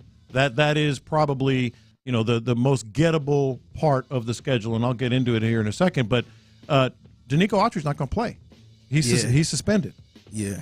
Maybe the linebackers, which were thin in the first preseason game, and that's all we have to go by, don't have the depth. Maybe the offensive line takes a little longer to get in groove. Are we just, simple question, are we too cocky here? I think so, man. I think so. Like, I like being cocky. Don't get me wrong, but I think it is some legit questions. I think it's some questions with the DBs. Yeah. Like, I don't know who's starting where. All I know is Jimmy Ward's probably starting, and hell, he get injured a lot, man. Yeah.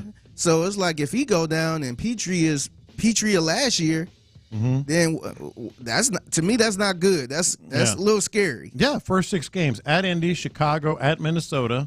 A little bit of good news there, by the way. We'll get to that later. Jacksonville at home, Buffalo at home, and at New England. To me, that's the most gettable part of the schedule. Autry's going to be out. The offensive line is going to be trying to find itself, so to speak, and obviously linebacker depth. We don't know how guys are going to hold up there. And then we just went through the injury report, or the who's here, the attendance report. Mixon is injured. I didn't think he was. Like, I saw him running around on the side with Laramie Tunsil. I thought they were just treating him like a veteran running back should be treated. But he's missing again. Yeah, and I mentioned that a couple weeks ago, man. That kind of got me worried, man. I think, and see, the thing is, if we were getting Dameon Pierce his rookie year, then I'd be like, okay, that's fine. Dameon Pierce can hold it down, but I'm not sure what Dameon Pierce we getting. Yeah. So, it really got me worried. Is Mixon gonna miss any time? I'm sure he probably gonna miss a game or some games. Yeah. But I'm like, man, we really didn't address that backup running back position like that. Yeah, so, well, I mean, we'll see on Cam Akers. If you didn't hear yesterday, ain't no Devin Singletary here. Ain't no Singletary here just yet. We haven't seen it yet. But the Texans are going to play their starters against Pittsburgh. Doubtful that Joe Mixon will get on the field. We'll see about Dameon Pierce, and then I would expect him to play. And then Cam Akers and Dare Ogunbowale. And then, you also mentioned what if they lose some games. I was talking about early. But if they start, and this is the one thing that I have said, like as confident as I am in this team, the one thing I've said repeatedly is the Texans are going to play a lot of close games because look at the quarterbacks that they're going to face. They're going to face Josh Allen, Jordan Love, Aaron Rodgers, Jared Goff, Dak Prescott, Tua, Mahomes, Lamar Jackson, and then some other guys. But those guys right there, look at like Lamar Jackson, Tua, Mahomes, Aaron Rodgers. They're not going to just cave. Yeah. And they going to score. Mm-hmm. They going to score. So you're going to have to keep up with them. Absolutely. So it's just like I feel like we should be confident. I don't see a lot of holes on this squad, but 713-572-4610. If you want to weigh in on look, Houston knows. Houston, we've had our hearts pulled out of our chest a number of times. And then I'm glad we got this text from the 614. The biggest thing to remember is you still have CJ and D'Amico. Well, if you set, obviously CJ we know. But D'Amico is interesting because, he's such a good leader, such a good, deliverer of the message, of we haven't done anything yet. But there's still the human element involved. Yeah, like Cam Akers calling it a super team. Yeah, I think it's a little PTSD. Mm-hmm. Like you mentioned how you went through heartbreaks with this team. I went through heartbreaks back up in Cleveland. Yeah. Just, them having them winning the off season and having a bad season right after that. And that's where I think we all just got PTSD when people start bragging about how great this team is and mentioning Super Bowl and super teams. I think just the human element. We just kind of say, let's pump the rate. We try to find something wrong. Yeah. Another texter says, man, this first segment is depressing. No, what I'm telling you is I'm like extremely confident with this team. I'm just like worried that it's me, that it's us, that it's Houston. Like we've been here before. Yeah, you know? We had good off seasons, and then the season comes. It's just like, well, this ain't what we planned. Hell, does anybody remember Deshaun Watson? Yeah, going into 19, whatever it was, and we're like, all right, it's finally happened. That dude's going to get it done. Yeah. And I'm not saying like the off the field stuff. I'm just saying things happen to this city. Yeah, and I think it's just all the heartbreaks we went through. We kind of expect something bad to happen or expect it to go downhill. And honestly, maybe we are overreacting. Maybe this is a Super Bowl team. Maybe this is a super team. Yeah. And maybe they will rack off maybe 14, 15 wins or something. I don't know. Well, that's where I am. Yeah, me too. And that's why I'm questioning it. Frankly, I can't remember the last time I saw a Houston team, a football team, and I said, oh, yeah, they can win 11-12. Yeah. Just like that. Yeah. Like they can win 11-12. I think the confident thing is when you go outside of the city and talk to other fans. Yeah. See what they say about your team. Oh, they're all off the charts. Yeah, they say, "Hey, y'all got a good squad." Yeah, C.J. Stroud is him. Yeah, it's a lot of good. You probably things. heard a lot of that in Canton. A lot of it. I hear it all the time. Even my family up in Cleveland, they say, "Man, y'all got a good one." Yeah, and hey, I'm rooting for C.J. I know they all Ohio State fans, but people are outside the city are confident in this team, and it looks scary. Well, let me ask you this, because this is a possibility too. Maybe we're just not used to it. I'm not used to having a squad. I know I'm damn sure. You know what I mean? We're doubting ourselves because we're like fans in New England the last 2 decades. Like they weren't doubting themselves because they were used to it. Yeah. You know what I mean? Yeah, so they knew it was always championship or bust. So it just feel kind of weird that we the pretty girl right now. Yeah. And it kind of got me a little nervous, but I just can't wait for the season to start so I can actually see this. You mentioned Ohio State. Like you go through your schedule, like in your mind, when the schedule comes out everywhere, you're like W, W, W, W. Probably a W, W, W. We're not used to that. Yeah, and see, I'm glad you brought up Ohio State because when I watched them, and if they struggle with Indiana in the first half, doesn't look good. Yeah, it's just I'm turning the TV off. I'm like, this is disappointing. We need to fire this coach. I'm ready. They only won by 21. Like, what is going on here? Is that what it is? We're just not used to having a squad. I think this season is going to determine it. Like, if they really are that thing, boy, heaven help people who are not fans of the Texans because we're going to be insufferable. Exactly, especially, and I feel like they're going to do better than the Cowboys. Yeah. So that's another cherry on top. Yeah. It's just a weird feeling. I woke up this morning. Well, I saw the Aiyuk stuff yesterday, and I'm like, they don't scare me. I woke up like that too, and I also woke up to be glad, kind of glad that we're not in the wide receiver business. Yeah, because I'm like, I don't know what they're gonna give up for him. Well, all kinds of stuff being mentioned. I'm fine with Stephon Diggs. I felt like we got a good price for him, so I'm fine with that. I don't want to give up no first and another receiver. I don't know what they asking for, but I'm not that big of an Aiyuk fan to be giving up all that paying them. We got those H-Town blue glasses on, man. Yeah, I know, man. And we're gonna find out. We're gonna find out pretty soon. I mean, here's the thing. Like, I remember, I think it was 2011 or 12 preseason, and the Texans had that same game that we're gonna have on Friday night, where all the starters played in the preseason. Yeah. And I was out at an event with some listeners.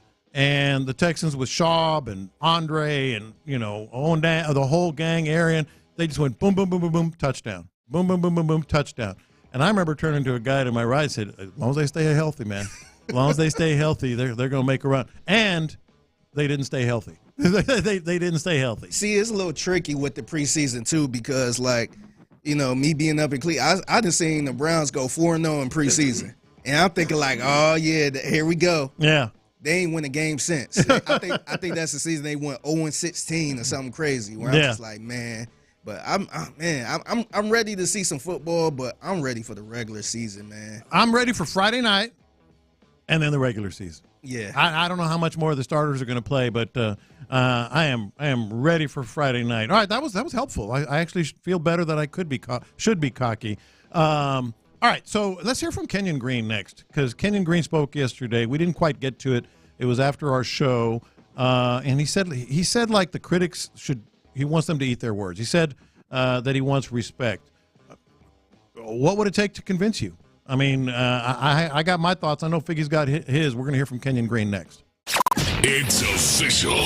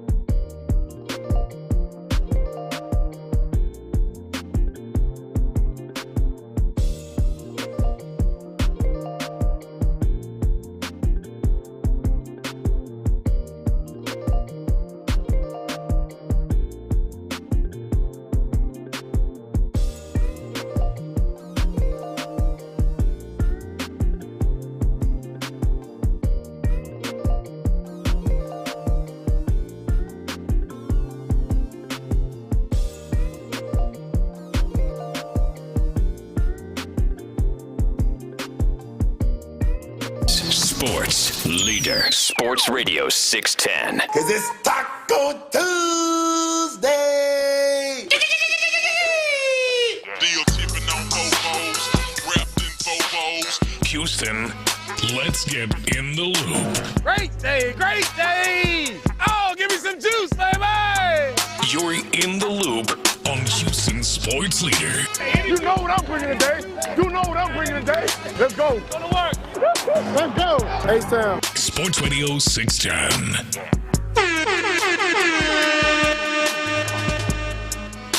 All right, I got to pull the curtain back just a little bit here. Uh-oh. I got to pull the curtain back just a little bit. So Figgy Fig's in studio with me. The great Chris Santiago is behind the glass doing what Figgy usually does.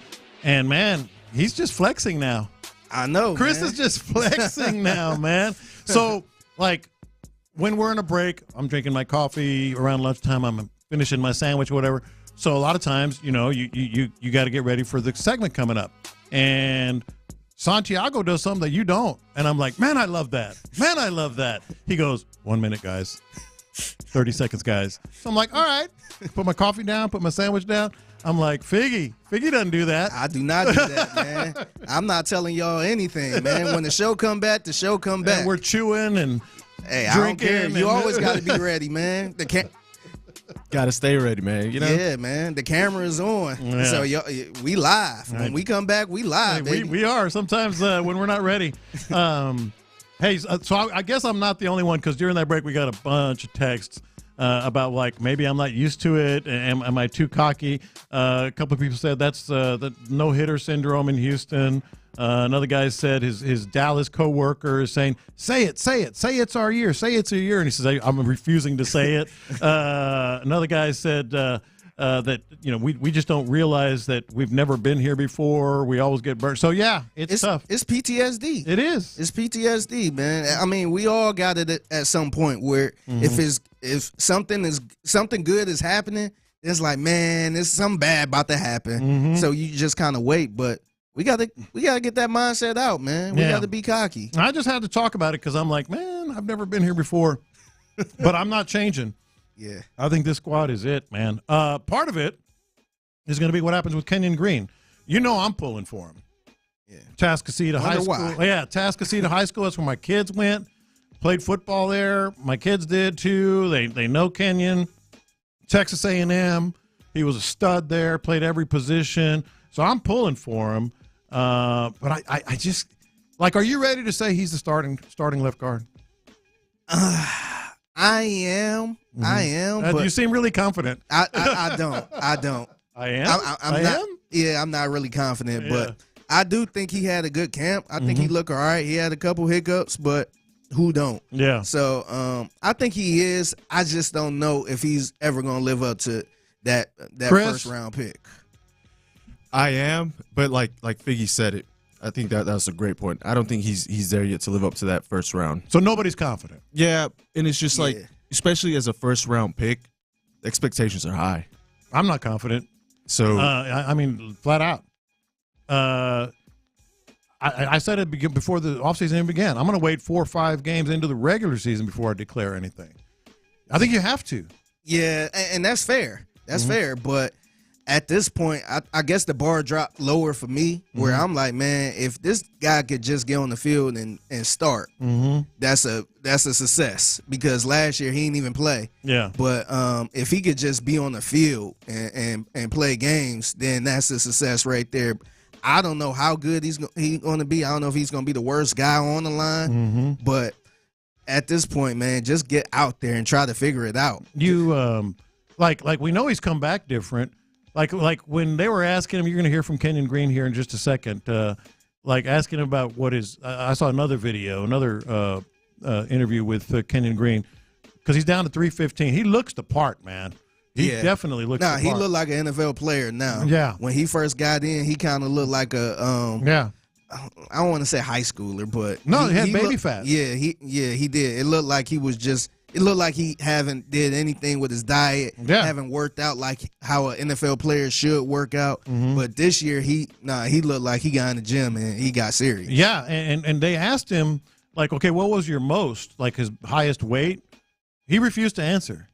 Like he refused to answer, he should. but he's at As he 315 should. now and looks really good. So this was Kenyon talking about some of that transformation. Yes, definitely.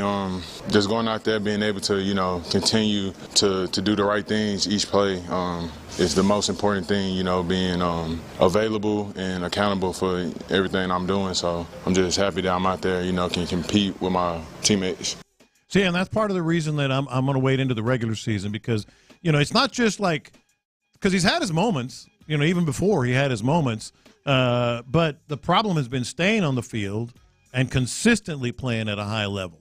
So that ain't going to happen on Friday night in 2 series or whatever they play against the Steelers. Yeah. It's going to happen over 4 or 5 games into the regular season. Yeah, and he going to be matched up against some good defenses. So that's where the test will be. If he can just hold his own right there, and I'm not saying he need to be an all-pro or anything like that. If he could just be decent, and they got some decent play out of, Kendrick Green and other players like that, but if he can just be that and just hold his own, then I think that's fine right there. And then eventually I think we can talk about him stepping it up in the next couple years and maybe living up to that number. I think number 15 overall pick. Okay, so you mentioned the offensive line and some of the guys behind him. I want to get to that in a second, but obviously the number one thing is having all 5 guys in the position. See, and Sean brought this up last week, and it was a really, really good point.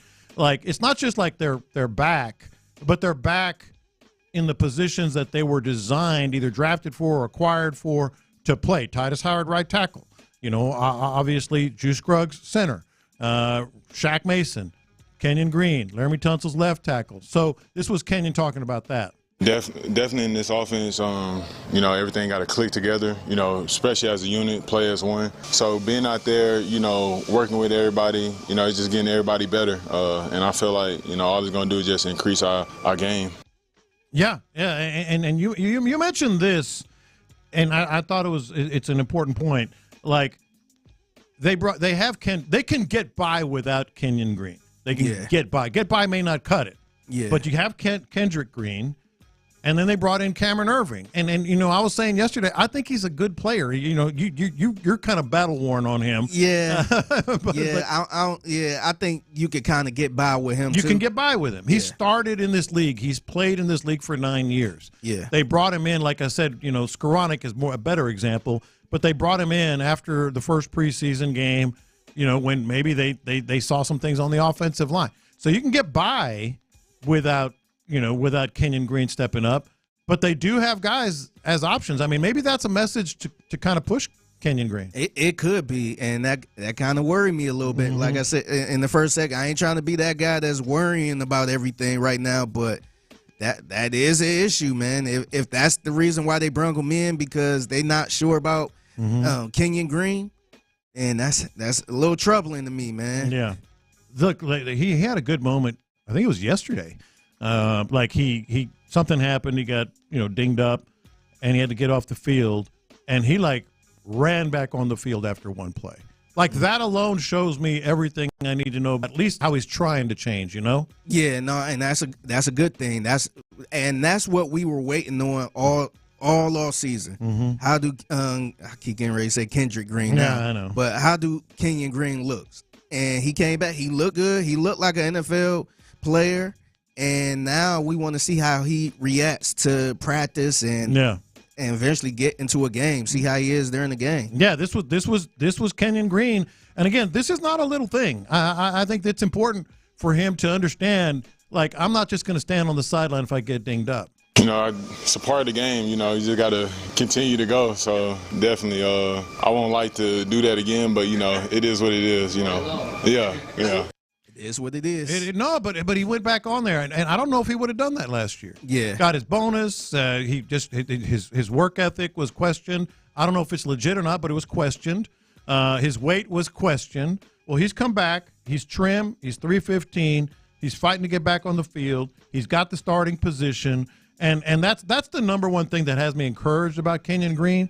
Because D'Amico Ryans and Nick Cassera, they're not going to just do it because they drafted him number 1. It's too much on the line this year. Yeah. He's going to be on the field because he earned it. Yeah. I just think it needs to happen. Yeah, I agree. I think, like I said, I'm over the point of this is a first round pick and he got to be an all pro for the next 8-10 years. If he could just, you don't need to be an all-pro. Yeah, if he could just get on the field and hold that position down, he ain't got to be a Pro Bowler or nothing like that. If he could just be there for all of the games, start all games, and just be consistent, then I think that's okay, man. I kind of threw that whole first round pick out the window. No, man. I think they have too. Yeah, let's just keep on. It was to me, it was a bad look. He didn't even play last year. Yeah. So this year he got to play and just be consistent and hold that spot down. Man, it'd be huge. It'd be really huge, especially to have those other guys with the depth. All right, so let's localize it next. We're going to talk Astros because, man, I'll ask the question. I think this offense is officially in a funk. I don't know if you guys think so or not, but I'm going to tell you why the Astros need to snap out of it like yesterday. That's next. Will the Texans starters make their season debut against the Steelers?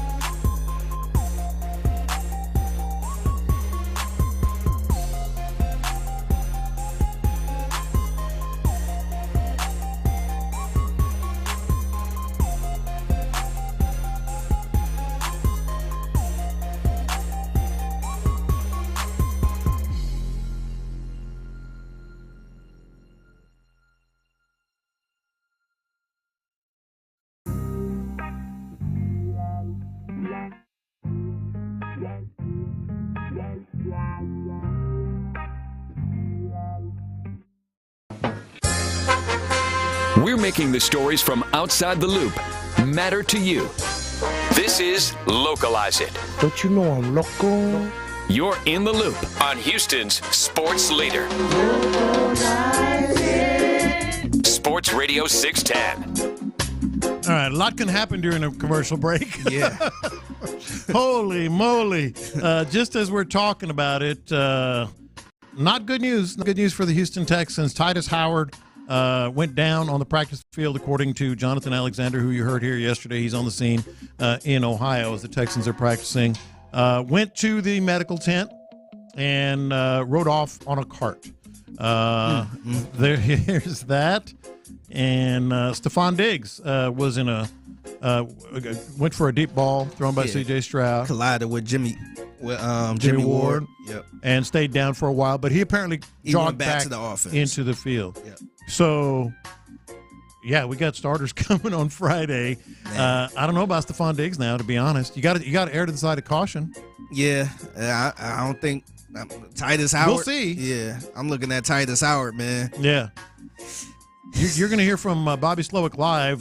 D'Amico is not going to be speaking today. Well, at least not formally. I'm sure we'll get something out from him that you can listen to. And so we'll hear what their thoughts are on that. But Titus Howard, we'll update you as soon as we get it. I'll be texting as soon as I can to get this information for you guys. But Titus Howard rode off on a cart. Man, how about Blake Fisher? Yeah, Nick was cooking, man. Mm-hmm. He was ahead of his time with that pick. Yeah, so Blake Fisher would be starting. Yeah. I don't know. Laramie Tunsil would. Nick Brucker went in, or Bricker went in for Titus Howard when he went down. So maybe Brucker will be at the right tackle. Yeah, and Fisher be. And Fisher left tackle. Yeah. Or vice versa. I think Brucker be right tackle. Isn't it crazy how y'all were just talking about? About you were like, were we getting too cocky? And then bam. Yeah. And you got a text in the break from our girl Mary. Yeah, shout out to Mary Fox. Yeah. She said I'm doing a good job for doing this show. But she said she kind of got her fingers crossed too. She a little nervous too. Yeah. So, we're not used to it. We want nice things. That's part of being a fan sometimes, man. Like the heartbreaks are awful, and when stuff are going good, you kind of think like, man, it's too good to be true. Yeah. Yeah, well, here especially, like we want nice things. I always say it's okay to have nice things. A texter reminded me that. But I guess it's shell-shocked. All right, so how you feeling about the Astros right now? Man, no offense. Yeah. No doggone offense. Their offense hit rock bottom, I feel, at least from the early season when it was definitely rock bottom in the 8th and 9th innings last night. I don't know if it's time to worry about this thing slipping away, but we'll kick it around here because last night the Astros went 1 for 9 with runners in scoring position. They got 4 hits. They left 11 runners on base. And over the last 8 games now, the offense is batting .210. Altuve and Bregman struggling a little bit. And Kyle Tucker is out at least through August, if you're going to believe what Joe Espada said. It's not looking good, man. Especially since the starting pitching been looking all right. It looked like they got something going. Yeah. And this is the wrong time for the offense to be struggling like this. Well, my thing is, how many more times are you going to be able to waste these starting efforts? Like their starting you said it. Their starting pitching has been excellent. Yeah. Excellent. So, it sucked, too, because the trade deadline is gone, and this is the guys they got to roll with. Yeah. So, they got to figure something out, or they going to be out of the playoffs. So, in the 8th inning, the Astros had the bases loaded and nobody out, and they got nothing. In the 9th inning, they did scratch out 1 run, and it wasn't exactly like they ripped the ball. It was a swinging bunt single, and then they struck out twice with the bases loaded. They still had a chance to win the game. They got 2 dudes that got hit by pitches to take the lead in the 10th. But then, against the Rangers, by the way, in the bottom of the 10th, this happened. That ball hit high and deep to right field, and this game's over. Josh Smith walks it off. Rangers down to their final out of the 10th. And the Astros lose in a heartbreaker 4-3. A 2-out home run in the 8th ties it, and a 2-out home run in the 10th wins it. Say it. It's boy, you said a mouthful. I mean, so if the Astros can't win this series, now they got Fromber going tonight, and our guy Kikuchi.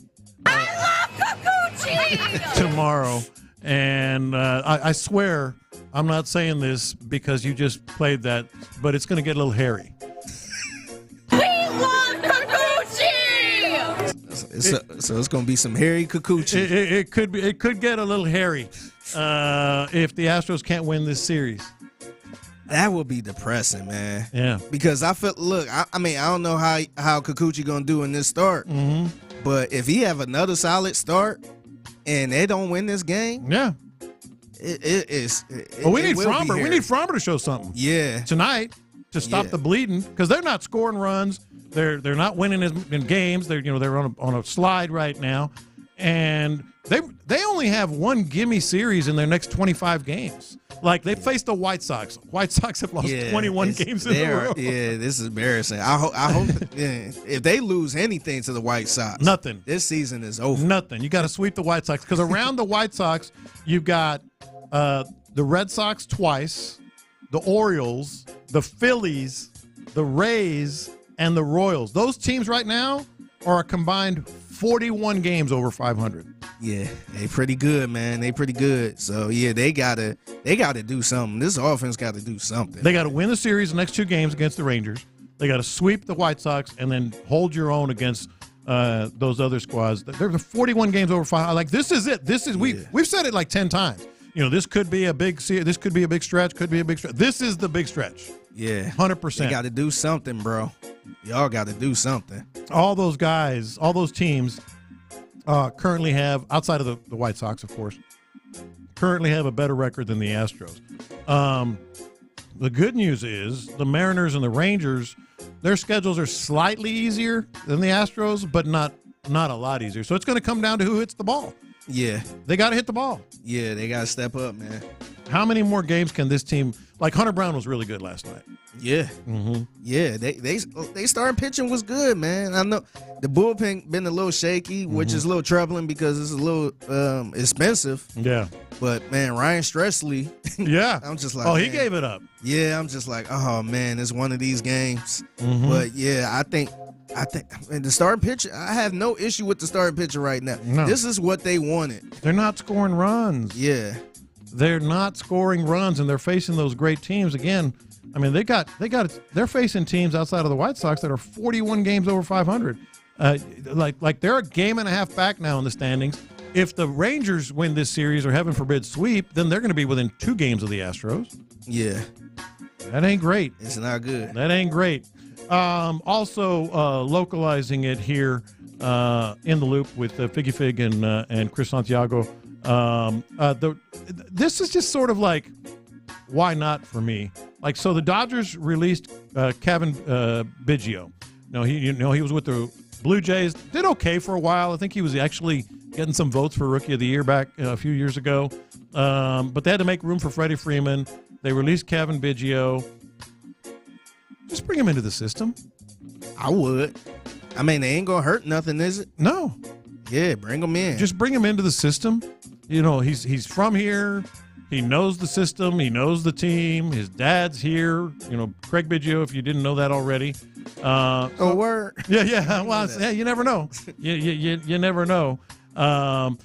So yeah, I mean, the Astros right now, they got a lot. They got a lot to think about. They've got, obviously, Justin Verlander, Luis Garcia. We'll see on that. We'll probably get an update from Espada today on those 2 guys. So we'll see what they can do there. But the starting pitching getting an issue. They just got to score runs. They got to swing the bats. Yeah, I will bring Biggio in right now. Hell, I'll bring in his dad. Into the system. I'm not saying up here, but but why not? Just bring them in. They got to do something, man. Yeah. And I mentioned Altuve and Bregman.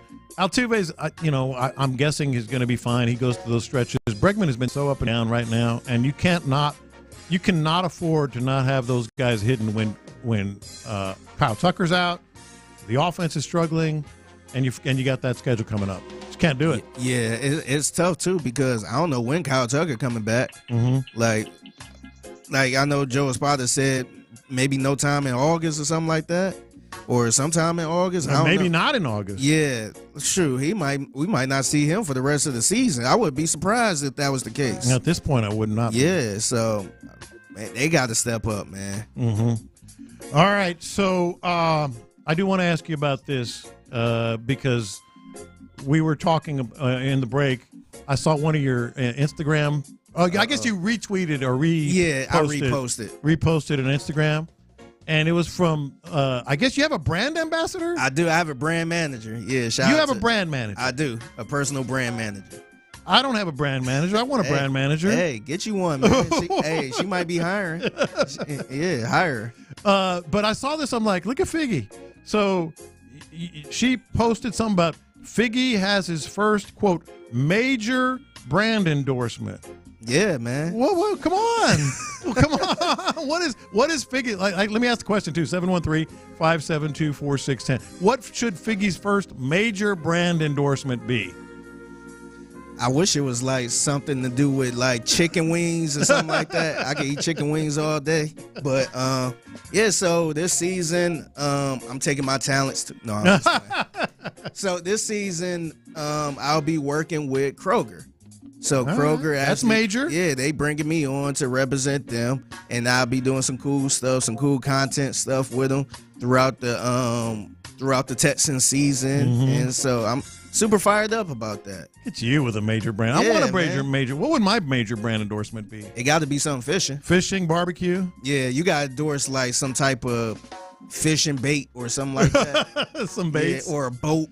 Well, yeah, a boat. I do have a good deal with my boat. That's for sure. Yeah, no, we gotta hook you up or get and do something with Columbia or fishing shirts or something like that. Mm-hmm. Yeah, no, that'd be hair products. They said for you.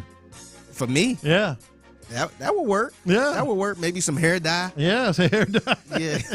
Since I'm always dyeing my hair. All right. So Texans on the practice field. It ain't going great. It ain't going great. Well, it is in some respects. But we done seen worse around the NFL. Yeah, so, yeah. Knock on wood. Hopefully we've seen fights all over the place too. It's been a lot of fights. Malik Neighbors is out of control. Yeah, apparently the Giants and the Lions don't like each other, man. Like he was throwing punches. Hey, and Chris Santiago is a Giants fan. Yeah, oh, that's right. Man. Yeah, that's right. He was. And why are you throwing somebody and punching him in the helmet? I never understood that, man. I'm not punching no helmet with my bare hands. He was doing that. Silly. All right, so we're going to get you all the latest from Texas practice. Titus Howard, Stephon Diggs, who's performing well. And a pretty simple question here that I think has a very complicated answer. Who's the backup quarterback? Who's the backup quarterback for your Houston Texans? That's next. Andre Johnson's road to Canton is complete. And of course, he made sure to thank the fans for their part in his journey. You guys have shown me so much.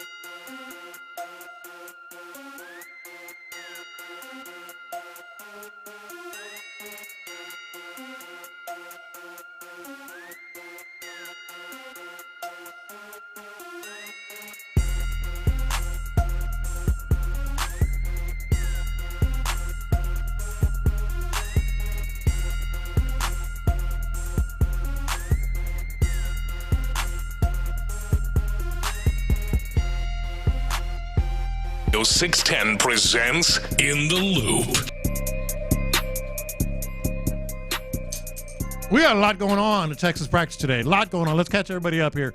Figgy Fig, John Lopez, Chris Santiago here. All right, so I'm not even going to ask. We got good news. We got bad news. We got stuff that we don't even know how it's going to play out. But I'm going to start with this because Chris brought this up in a break, and it's a good question. So the backdrop is Titus Howard, if you haven't heard, has been carted off the field. We don't know the extent of it. Could be nothing. Could be precautionary, but carted off the field.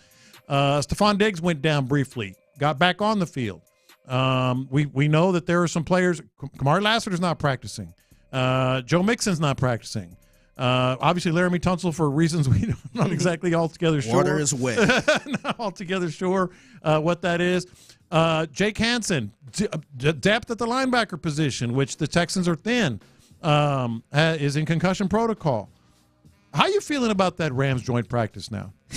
I'm a little nervous about that, man, because look, I know, when it's just regular practice, they could kind of, take it easy and all that stuff.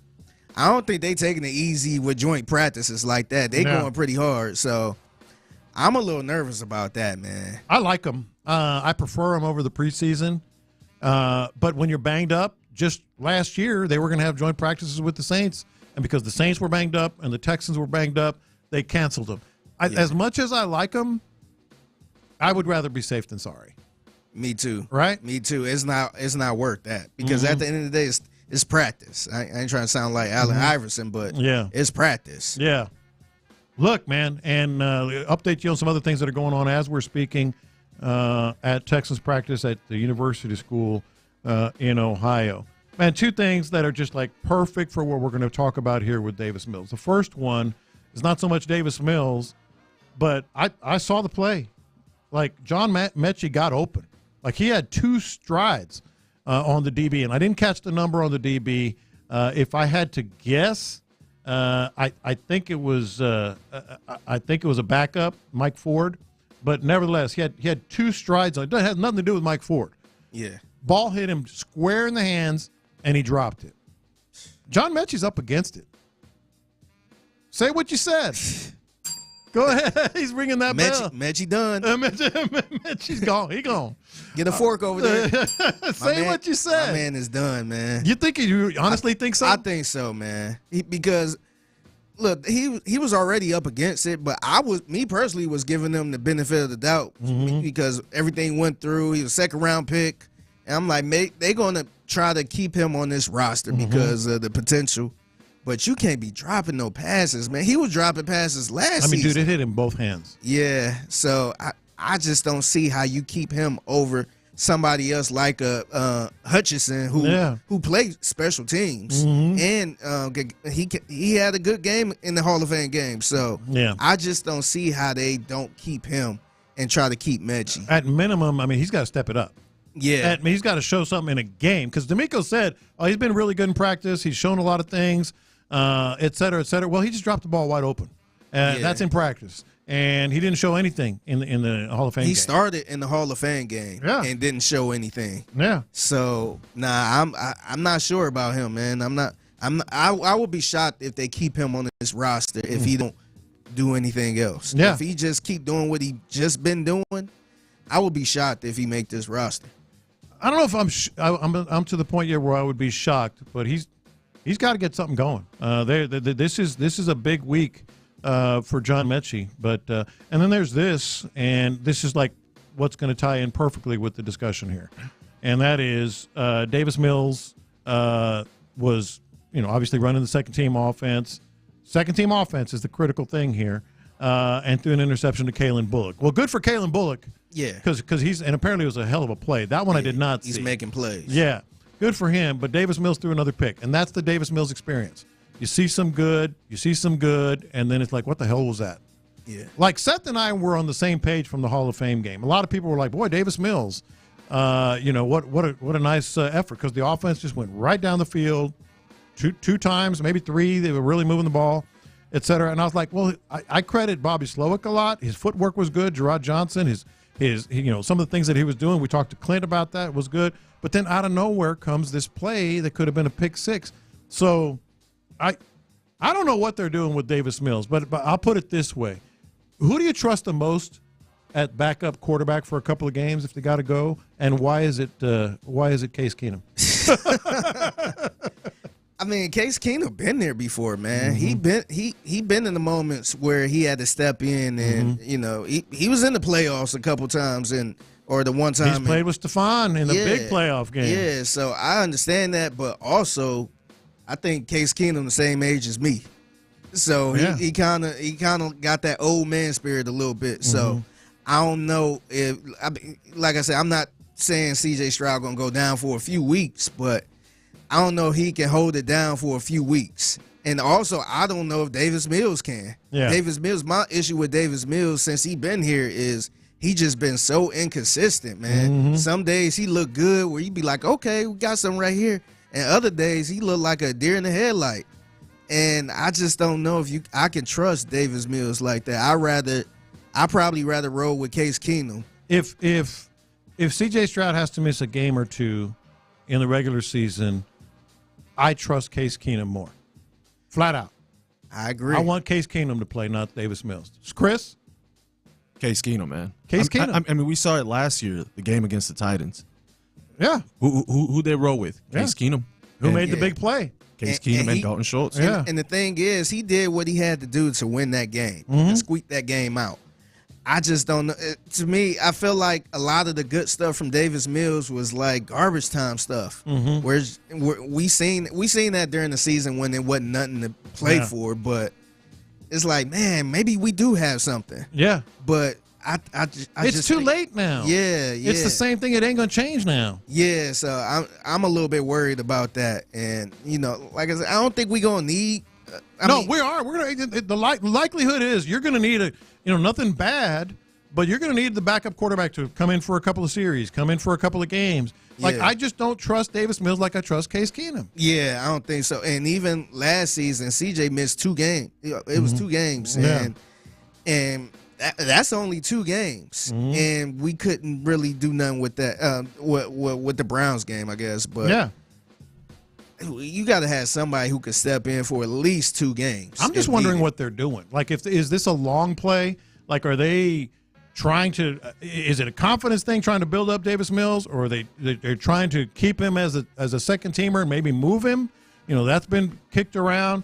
Let other teams start thinking about maybe bringing in Case Keenum. I mean, Davis Mills. It seemed like they pretty confident in Davis Mills. Like, I don't think they interested in moving him unless somebody come to them about him. Maybe they say, hey, we'll give you a 5th round pick or something like that because we had an injury or something like that. But I don't see them trying to move him right now willingly. Yeah.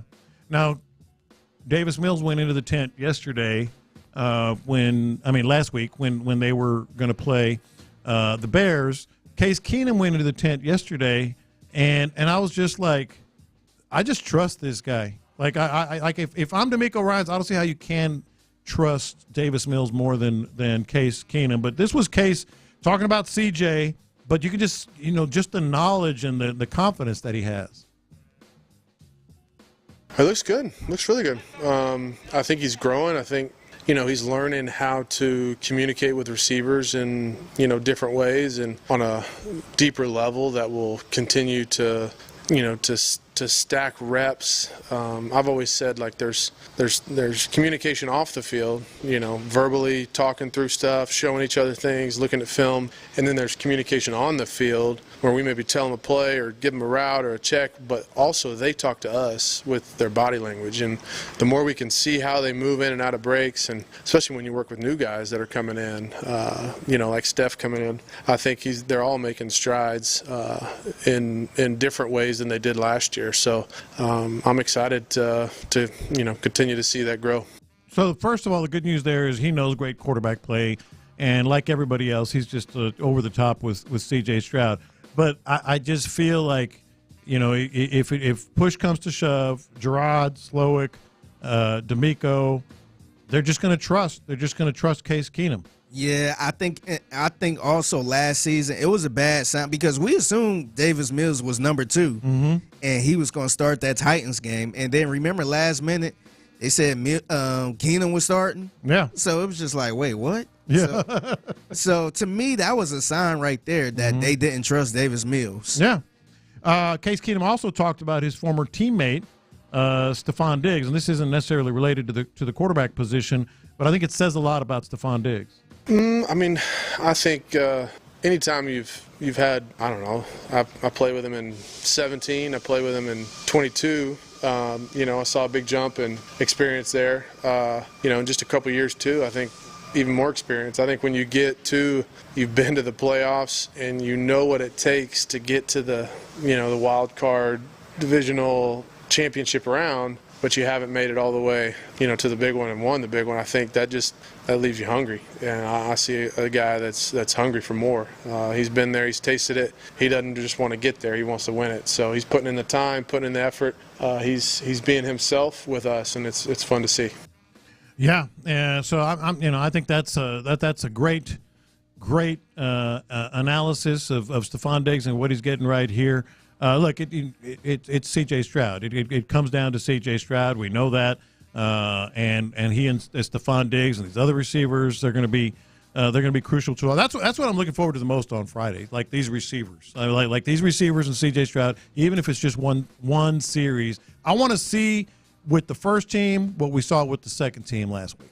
Yeah, I think Diggs is going to be really good for C.J. Stroud, and I like Nico. I think Nico is too. Tank did all that, but I think what Diggs did with Josh Allen, I think he's going to bring that to C.J. Stroud. I think he's going to turn him up a notch. I think it's going to be. And he's got better other receivers. Yeah, I know. So he got other options, a lot of other options. So I think Diggs being here is going to be so good for C.J. Stroud, and I think it's going to take this offense up to another level. Yeah, no, I agree, but we'll see. The backup quarterback position, I don't get it.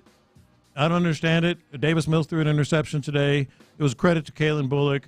Davis Mills has been running almost exclusively with the second team, but flat out, I mean, if you ask me who's starting because CJ can't start tomorrow, I'm gonna say Case Keenum.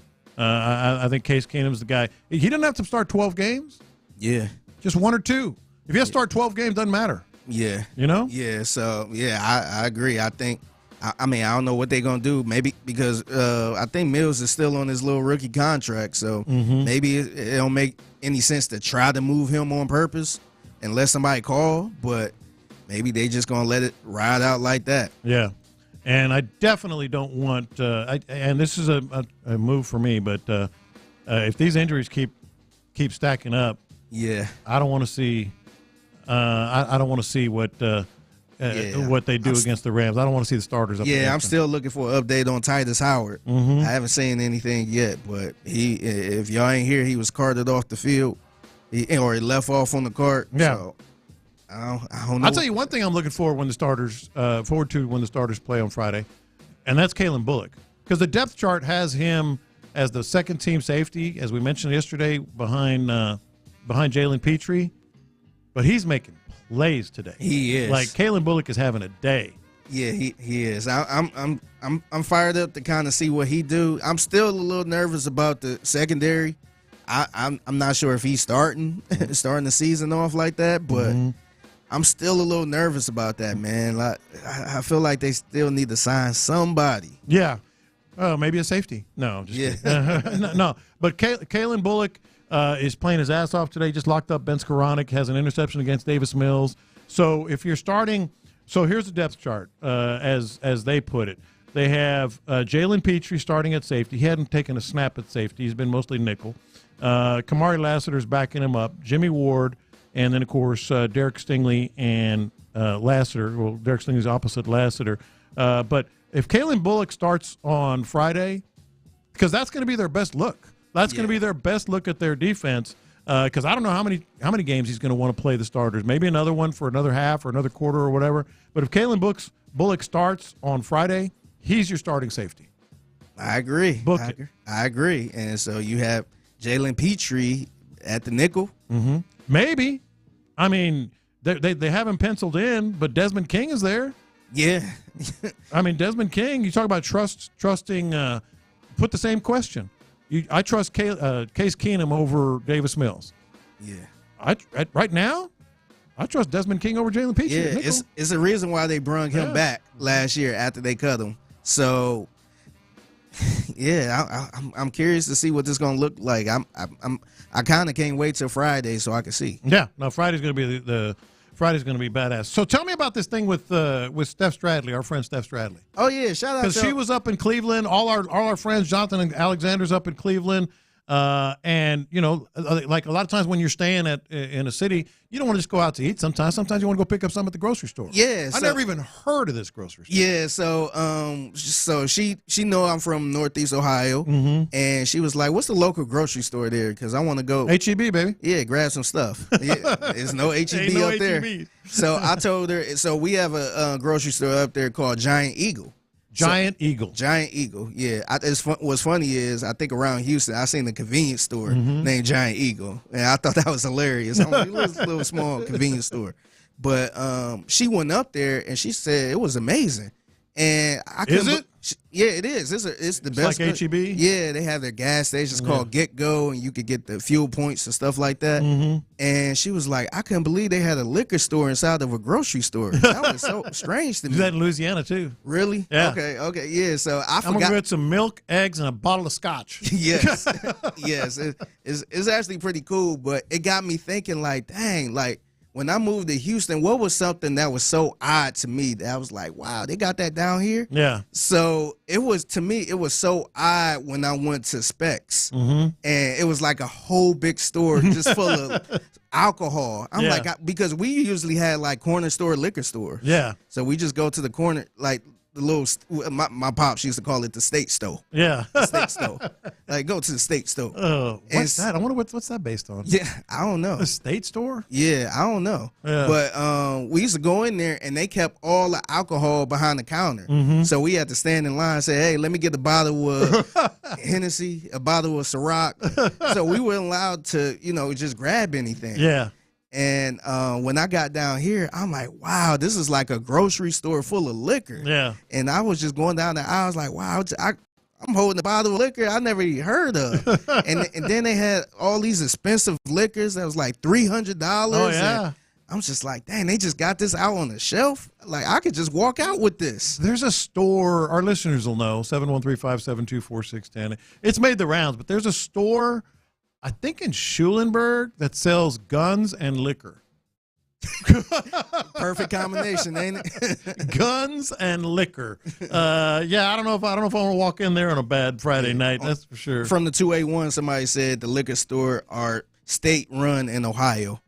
I'm not. Oh wow. Yeah, it could be. I don't know. I just grew up. That makes sense. With my pops called the state store. When I was traveling so much, I used to I used to obviously travel all over the country, and like there are certain grocery stores like in certain states. Like if I'm in Florida, I go to Publix, and a lot of people never even heard of a Publix. Yeah, the good thing about Ohio too, there you could buy liquor on Sundays. Oh hell, no issue. You could just go to the state store on Sunday. Oh my God. Yeah, so that kind of threw me off when I moved here too. You're like, what? Yeah, I had a bottle of wine at the grocery store on a Sunday. I'm like, I'll be cool. They was like, nope, it's Sunday. Like, are you serious? California is Vons. Is the Vons grocery store. New York is Wegmans. I can tell you all these states, man. That's pretty sweet. So guns and liquor, I think that's in Schulenburg. Anyway, all right, so let me ask you guys another pretty simple question here. Because we were just talking about Davis Mills. If these three questions are not answered Friday night when the starters play, are they ever going to be answered? We'll talk about that next. It's official. Our guy Andre Johnson has his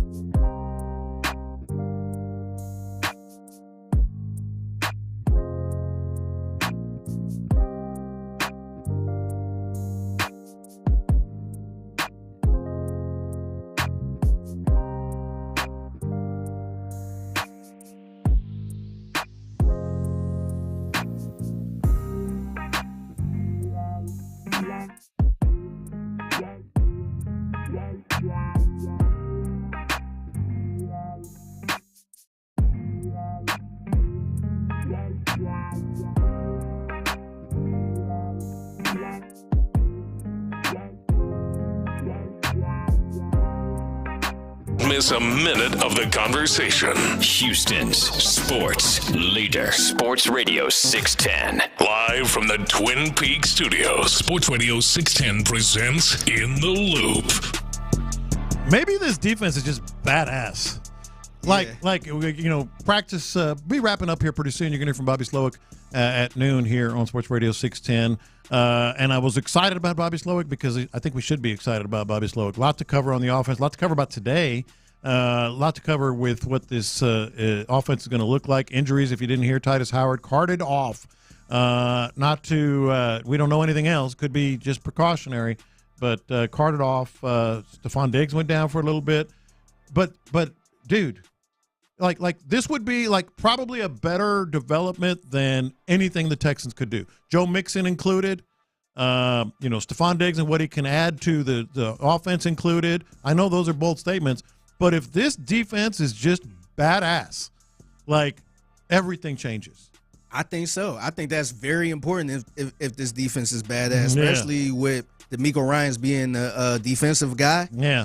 If they can get a good defense, man, we can be fine. You can get by with some production that you expected better. Yeah, if the offense is struggling somehow, I hope it don't. But if it is struggling somehow, then you got that defense to lean on. Or even not struggling. Like this says, Stephon is a step slower, and he only has 800 yards or 700 yards or whatever receiving. But you got the other two dudes. Or Joe Mixon, doesn't have the 1,200-yard season. He has 900 or whatever. You can get by with that if this defense is badass, man. Yeah, man. To look at a team like the Browns who had a great defense. Yeah. They got by with freaking P.J. Walker, Joe Flacco, and all that stuff.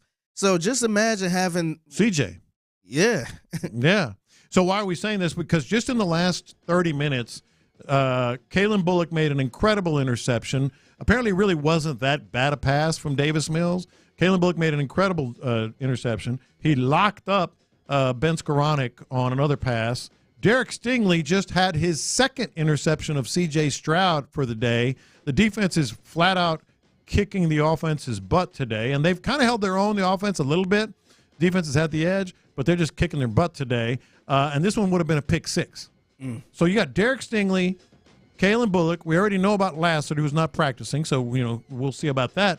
But they're just dominating right now, the defense. Yeah, and I know the offense been the story of the offseason, but, man, I'm super fired up about the defense, and I want to see what Pitsy does, who is the Pitsy does candidate this year, man. I want to see who D'Amico Ryans take under his wing and who going to have that Blake Cashman type of year. Yeah. Is it Hansen? Is it one of the rookies? Are they just going to come out of nowhere and be like, wow, this guy's the key to this defense? Is it Petrie?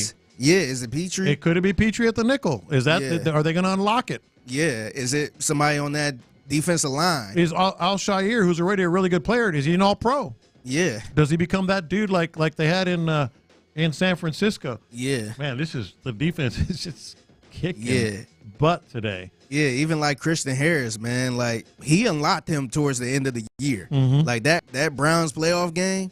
Yeah. He unlocked Chris. And we haven't even seen him yet. Yeah. So, this defense could be something special. I know we keep talking about the offense, but, man, this defense, I think this defense could be a top 10, top 15 defense. Just or higher. Yeah. Like top 10 for sure could be in play, at least the way they're looking right now. But there are three questions that I think need to be answered Friday. Maybe I'm being a little bit hasty. They have the rest of the preseason, et cetera. But I think if you don't start when the starters are on the field, when everybody's, everything's ratcheted up a little bit. Let me ask you these three questions. Chris, feel free to hop in on this, man, because number one, let me put it this way. Has John Mechie done enough to make this team? No, I don't think so. Oh, man. Just make the team. Yeah, like tell me what he's done so far where you say, you know what, I think he's going to make the team. If we're going just based off the Hall of Fame game, no.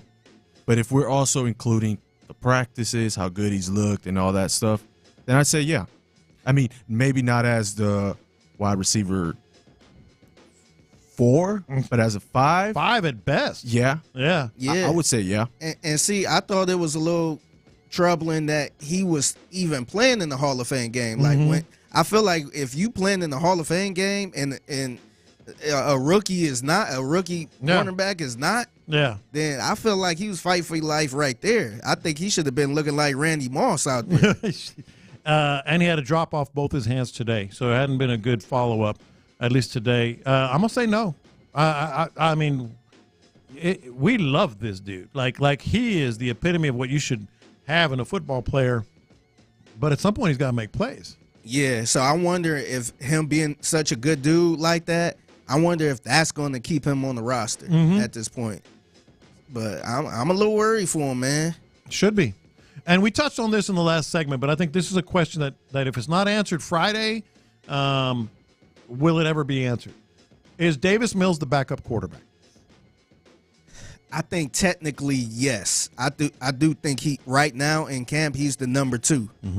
But in the season where if they need a game right now, like we got to go out there and win this game.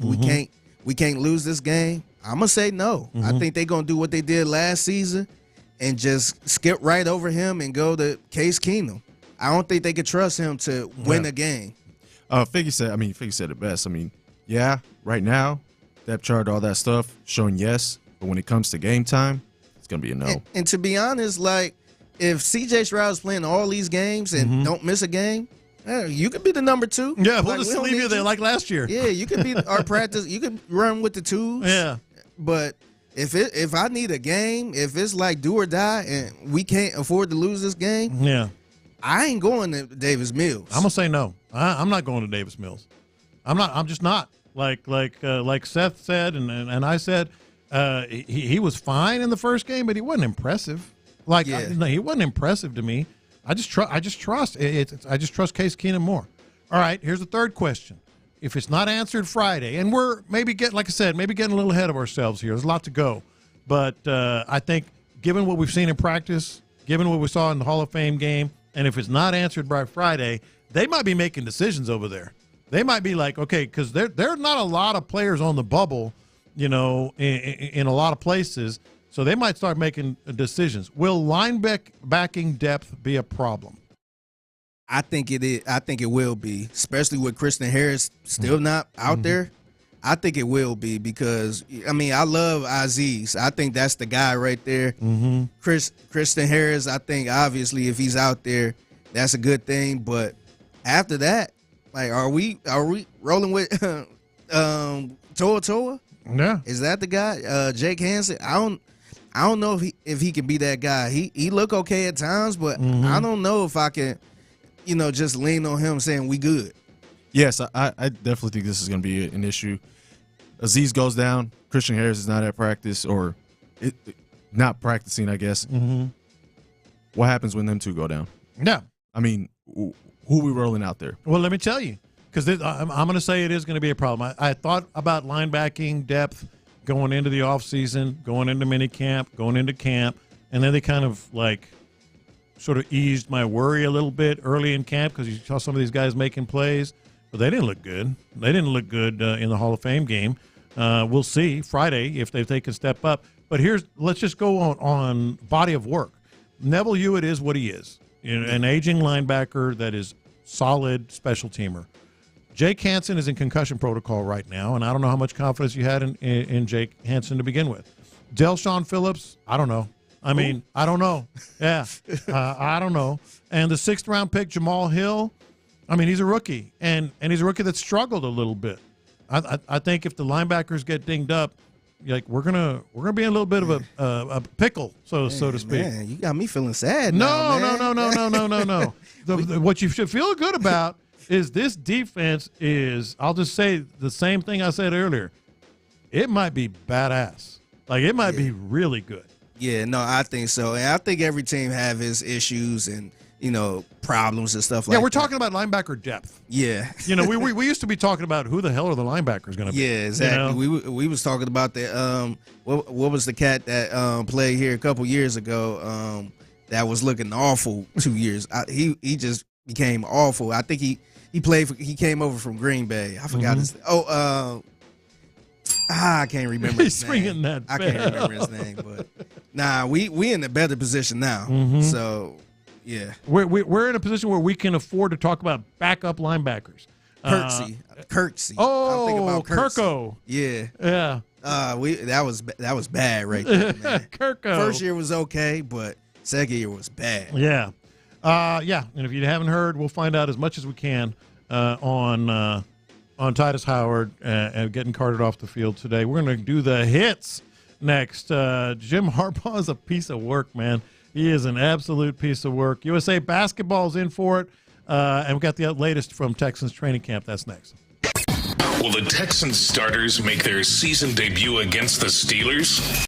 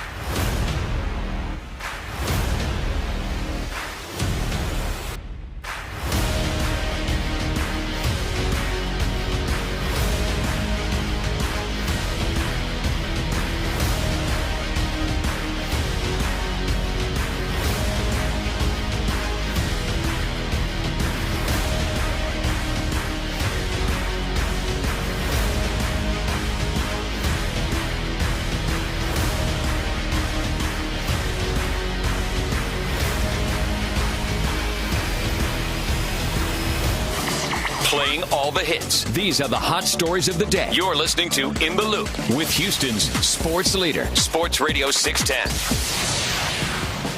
How you feeling about the Astros right now, man? Not feeling legit. good. Like the 713-572-4610. Like we've all been like, oh, they're done. Oh, they're not done. That was me. They can't hit the ball. Look at them tearing the cover off the ball. All of a sudden they're they need some starting pitching. Wow, starting pitching's great. But all that together, how you feeling about the Astros right now? I feel sick. Honestly, I just feel sick because it's one thing if they lose a couple games and it's just like, well, the better team won or whatever. But you just feel so sick because it's like, man, we could have won that game, and the offense was just nowhere to be found. The start pitching was good, man. I got to keep saying that. They did their thing. Yeah. But the offense was MIA. They're just not playing complimentary baseball. No. Man. Like, I feel like all year that's the main thing. It's either the pitching does good and then the bats are bad. The bats are good, pitching's bad. It's just complimentary baseball, bullpen's good, then bullpen's bad. It's just, it just make you sick to your stomach. It's just like, but is that a sign? The fact that they can't get it all together and they always have? I think so. I'm surprised they even this good. I thought it was going to be worse than this. Yeah. But that's why I said from the beginning, like, man, I don't know what they could do to get better. Yeah. And that's why I would hold tight at the trade deadline because I think the trade deadline might come back to haunt them a little bit. Yeah, I don't even know what they could have done in the trade deadline to even get better. Yeah. I just think this season, I think it was just a bad season. And, even if they do make the playoffs, I'm above that, man. I want to get to the ALCS. I want to get to another World Series. Yeah, talk about being spoiled and expecting things like we were talking about the Texans. Yeah, so I think if it's not that. We have a standard. Yeah, I think if it's not that, then it's a failure. Yeah.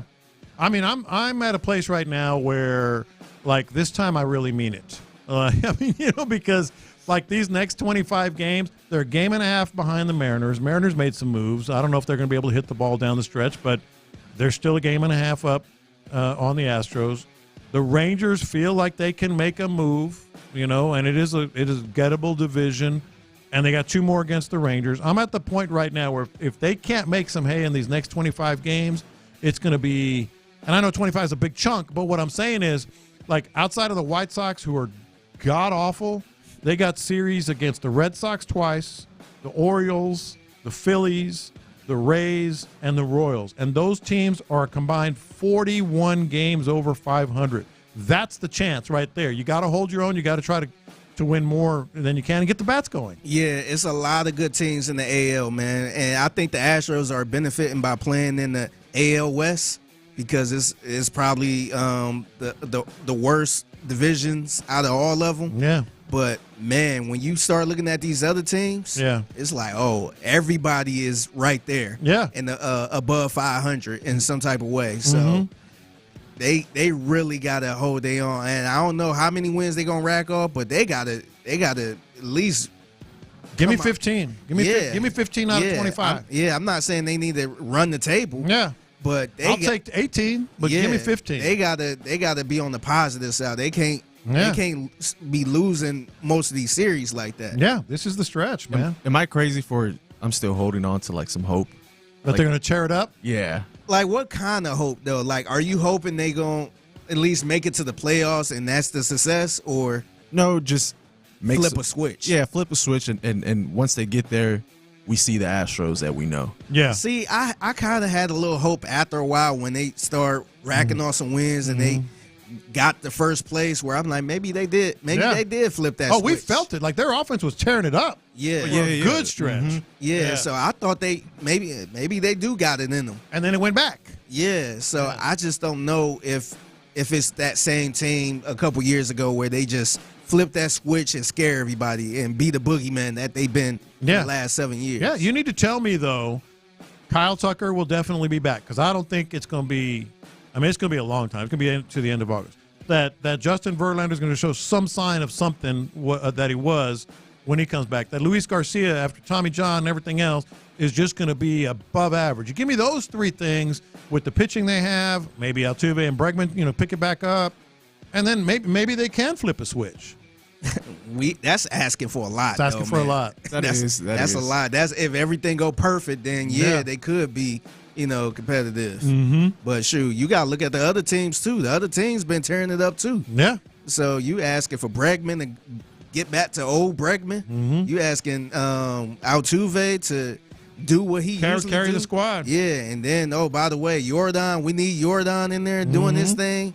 And if we get Kyle Tucker back, then he doing this thing. That's a lot to ask for, man. I mean, it wouldn't surprise me because they're the Astros, but a lot of stuff has to fall in place. Yeah, everything got to go perfect, man. Yeah. And we can't have what we've been having the last couple days. Yeah. That's unacceptable. Last man. week. Yeah. 8 days. Yeah, that's unacceptable. Yeah. You see your boy Jim Harbaugh? Yeah. Jim Harbaugh. This dude is on my nerves. This man. dude is awesome. Dude, I really thought about just flicking him off when I saw him this weekend, man. I even thought about taking a picture and just be like, OH. Oh, yeah. Just right in his face. OH. I can't stand him. So we talked about yesterday all the allegations, the NCAA's coming down on Michigan, that Connor Stallions was wearing disguises on the sideline, that the new head coach deleted 52 text messages. So apparently he knew something about something there. And Jim Harbaugh stood up there yesterday and said, "Nah, man, I'm saying it with my chest. I got nothing to worry about. I got nothing to apologize for. Proud of this, proud of that, or whatever." Well, our buddy Paul Feinbaum, responded as only Paul Feinbaum can. I mean, it's an Oscar-winning performance, Creighton. I mean, I had a lot of different emotions. I mean, I wanted to throw all kinds of adjectives up on the board. I wanted to label him as a pathological liar, as someone who is delusional. But I can't do it anymore because, I think he, in many ways, is the Jack Nicholson of coaching. I mean, he's a man for all seasons. He has so many different lanes, and you really just can't get mad at the guy. I mean, he ran, you can't say he ran a program into the ground because they won the national championship. Yeah, he left a stench behind, but as we have said, it will get cleaned up with very little penalty. He's making a fortune with the Chargers, and I'm going to bow at the feet of Jim Harbaugh for pulling off this scam and then acting like he didn't do anything wrong. That was extremely well put in every possible way. Yeah. Frankly, I'm not even really kidding. He should be a politician because, he can look you square in the eyes and just say anything, and people gonna buy in. Yeah, it's ridiculous, man. Yeah. If he ain't do anything wrong, why did you leave after winning a national championship? He ran out of town. Yeah, you got the man. He ran out of town. He's skedaddled out of town, man. You could have had a repeat. It was a good chance. Hell you could have went back to back. Hell yeah. And you've been kicking Ohio State ass. Man, and you skedaddled out of town, man. Skedaddle is a good way to put it. But he's convincing, except for Paul Feinbaum. All right, so we also saw yesterday, I was talking about locked in on some weird stuff in the Olympics. Mondo Duplantis, pole vaulter. All right, so 3 things are happening here. First of all, he wins the gold medal and sets an Olympic record, and he pops up out of the thing. You remember that Turkish shooter that had his hand in his pocket, no ear stuff and no glasses, and just got pop, pop, pop, pop, wins the silver medal? Yeah. So he mocked that. But this was him setting the Olympic record. What's going on there with Mondo Duplantis? Well, he's already won the gold and he's already set a new Olympic record, and he has had the bar raised to a new world record height of 6:25, 2 failures and a third chance here to set history in the Stade de France. 6:25, he goes clear! All right, so that's where he did the hand in pocket gesture.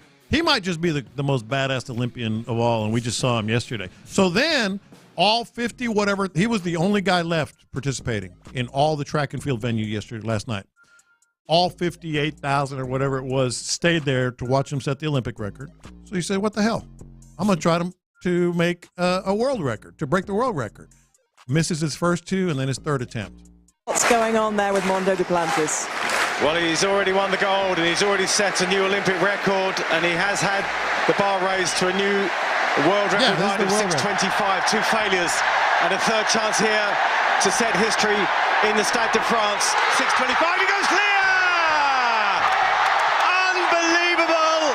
Duplantis! And as soon as he does that, amazing, he is the creme de la creme. He is the creme de la creme.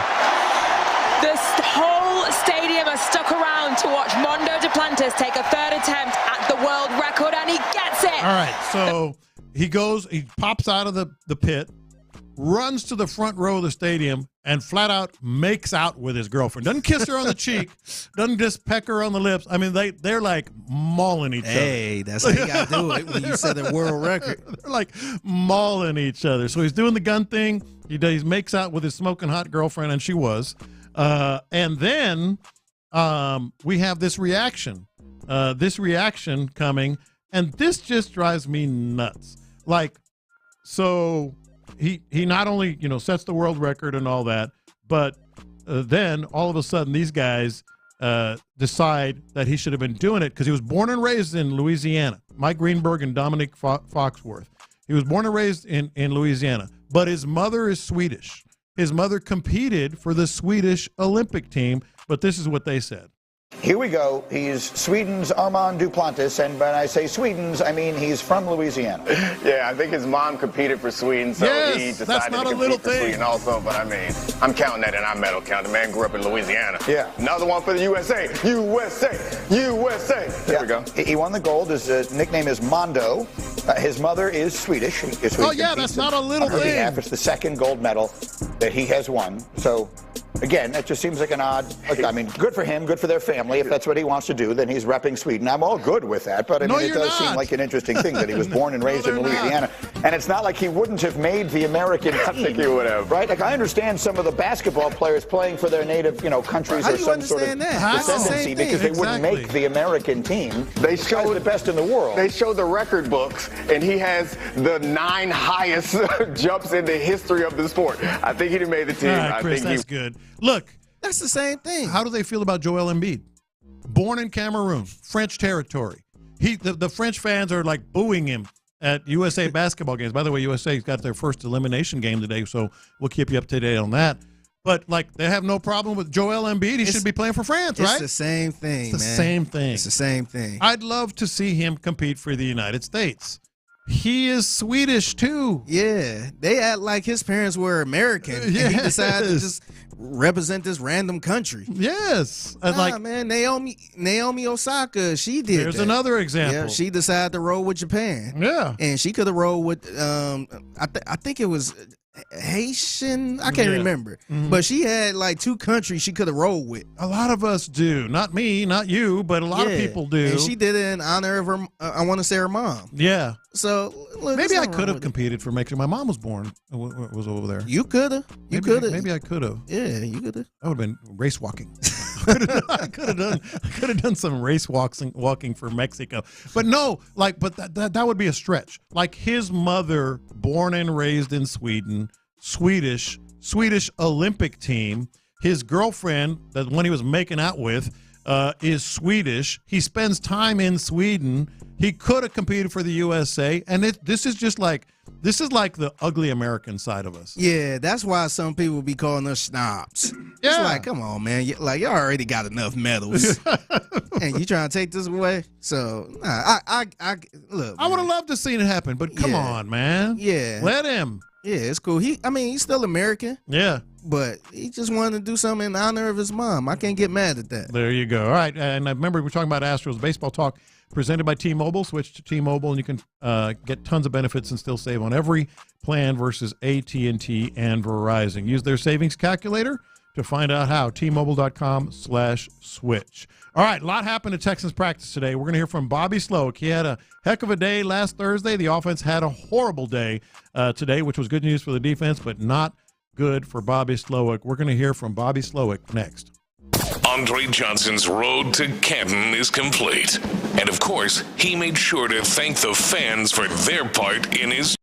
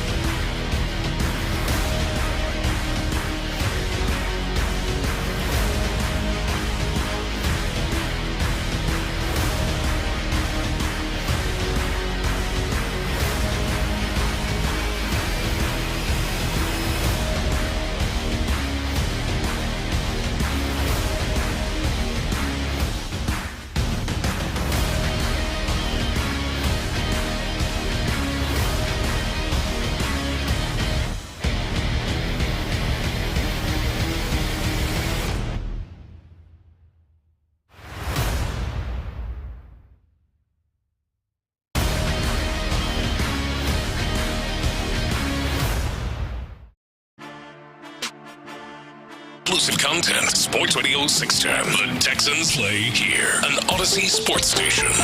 Sports Radio 610 presents In the Loop. All right, we'll see. We'll see what Bobby Slowick has to say right off the practice field with not the best day by the offense, great day by the defense. At least 3 picks, 2 by Derek Stingley, including a pick 6, and an update perhaps on Titus Howard, who left the field on a cart. Bobby Slowick. It seemed like today maybe a little frustration setting in on the offense. What did you kind of make of the practice today? Yeah, we were rolling pretty good yesterday. And really for the last couple of days, we've had some good days of stacking things together. Today was tough with the elements. The balls got pretty slick as practice went on, which I think was evident and you could see. But it's good training for us. Houston's just different as far as the heat goes, but we don't deal with the wet conditions as often as I feel like you do in some other places. So it's really good training for us. Just how to adjust to that. Receivers, how to keep our feet. O-linemen, how to anchor. How we still want to approach the run game. We need it. And I think that showed today. The defense made the adjustment today, and we didn't, and we will going forward. Coach, what is your mindset when you have to go up against Matt Burke and D'Amico Ryan? It seems like sometimes they throw these little wrinkles at you when you're calling plays. Yeah, it's competitive. It's kind of all the way across the board. O-line, D-line, receivers, corners, tight ends, backers, backs, linebackers. It gets really competitive all the time. It always feels like it's a back and forth. The scheme-wise with Burke and D'Amico, it kind of feels a little bit like who has a chalk glass, He'll come out one day and we'll have some issues, and then we come out the next day and we have answers, and then it just endlessly cycles. But that's training camp. That's what makes it fun. That's what makes it competitive. That's what's really cool about just being able to hammer in and drill in your fundamentals. And that's really what training camp's about. Is when you're on your fundamentals, it really, what I call, what D'Amico called, really doesn't matter. Speaking of competition, you have your, what we like to consider in the media the big three, the D'Amico, Diggs, and Tank. When you look at that second set of wide receivers, what does it really take for some of those wide receivers like John Mitch or Xavier Hutchinson to maybe get some playing time once the regular season starts? Yeah, it really goes back to fundamentals, guys that can go in and execute what we preach across the board in the pass game and the run game from the starting point fundamentally, then can go execute that in the game. And particularly if they can play multiple positions, which almost all of our backups can play multiple positions. It just helps get them on the field in different areas and different spots. And then how we approach it as an offense is we're always going to try to put people in the best position to do what they do best. So we're going to make sure guys are in for specific things that they're really good at. And if they're not necessarily great at something, we'll make sure that they got 100% in the tank when their play is called. Yesterday you all had your best practice yesterday, or one of your best practices. And today there were a few things. What would you say were, I know it's early, some of the reasons for some of the struggles today? Yeah, I just hit that. You're all right. But, basically today we've stacked some good days. We've got back to executing, being efficient in both run and pass game. And then today the defense came out, they competed, and we competed, but we weren't quite as ready to handle the elements today. It was wet, it was rainy. The balls got more difficult as practice went on as far as how to grip them, how to throw them, how to take the snap, things like that. It got harder for the O-lineman as practice went on to anchor, to fire off the ball. And we're going to play in games like this. We need the training, we need the work. The defense adjusted faster and better than we did, and that's what we got to go in and we got to talk about, we got to fix. You may have answered this question already, but what do you thought so far about Blake Fisher? Yeah, he's out there competing, just like the rest of the crew. I think we say it endlessly, but we really preach that to the whole group just tirelessly. That's what this is about. It's about going out and every day growing and getting better than you were the day before. And by the time week 1 rolls around, we know we're going to be ready. But in the meantime, all we can do is get better every day. And Blake has done that. In pass pro, he particularly has made some technique adjustments that have helped him for sure.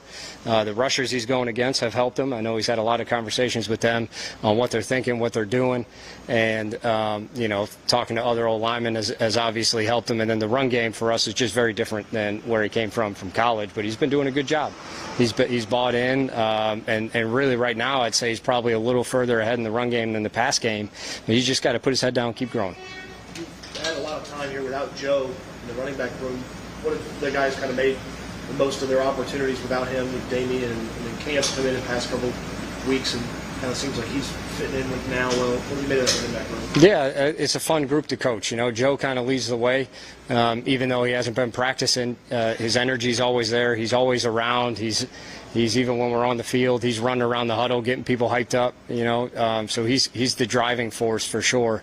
And then the rest of the crew kind of feeds off that. Damien's feeding off that. He's putting his head down, working. He's made huge strides from where he was at last year and what he's growing in and what he's trying to do.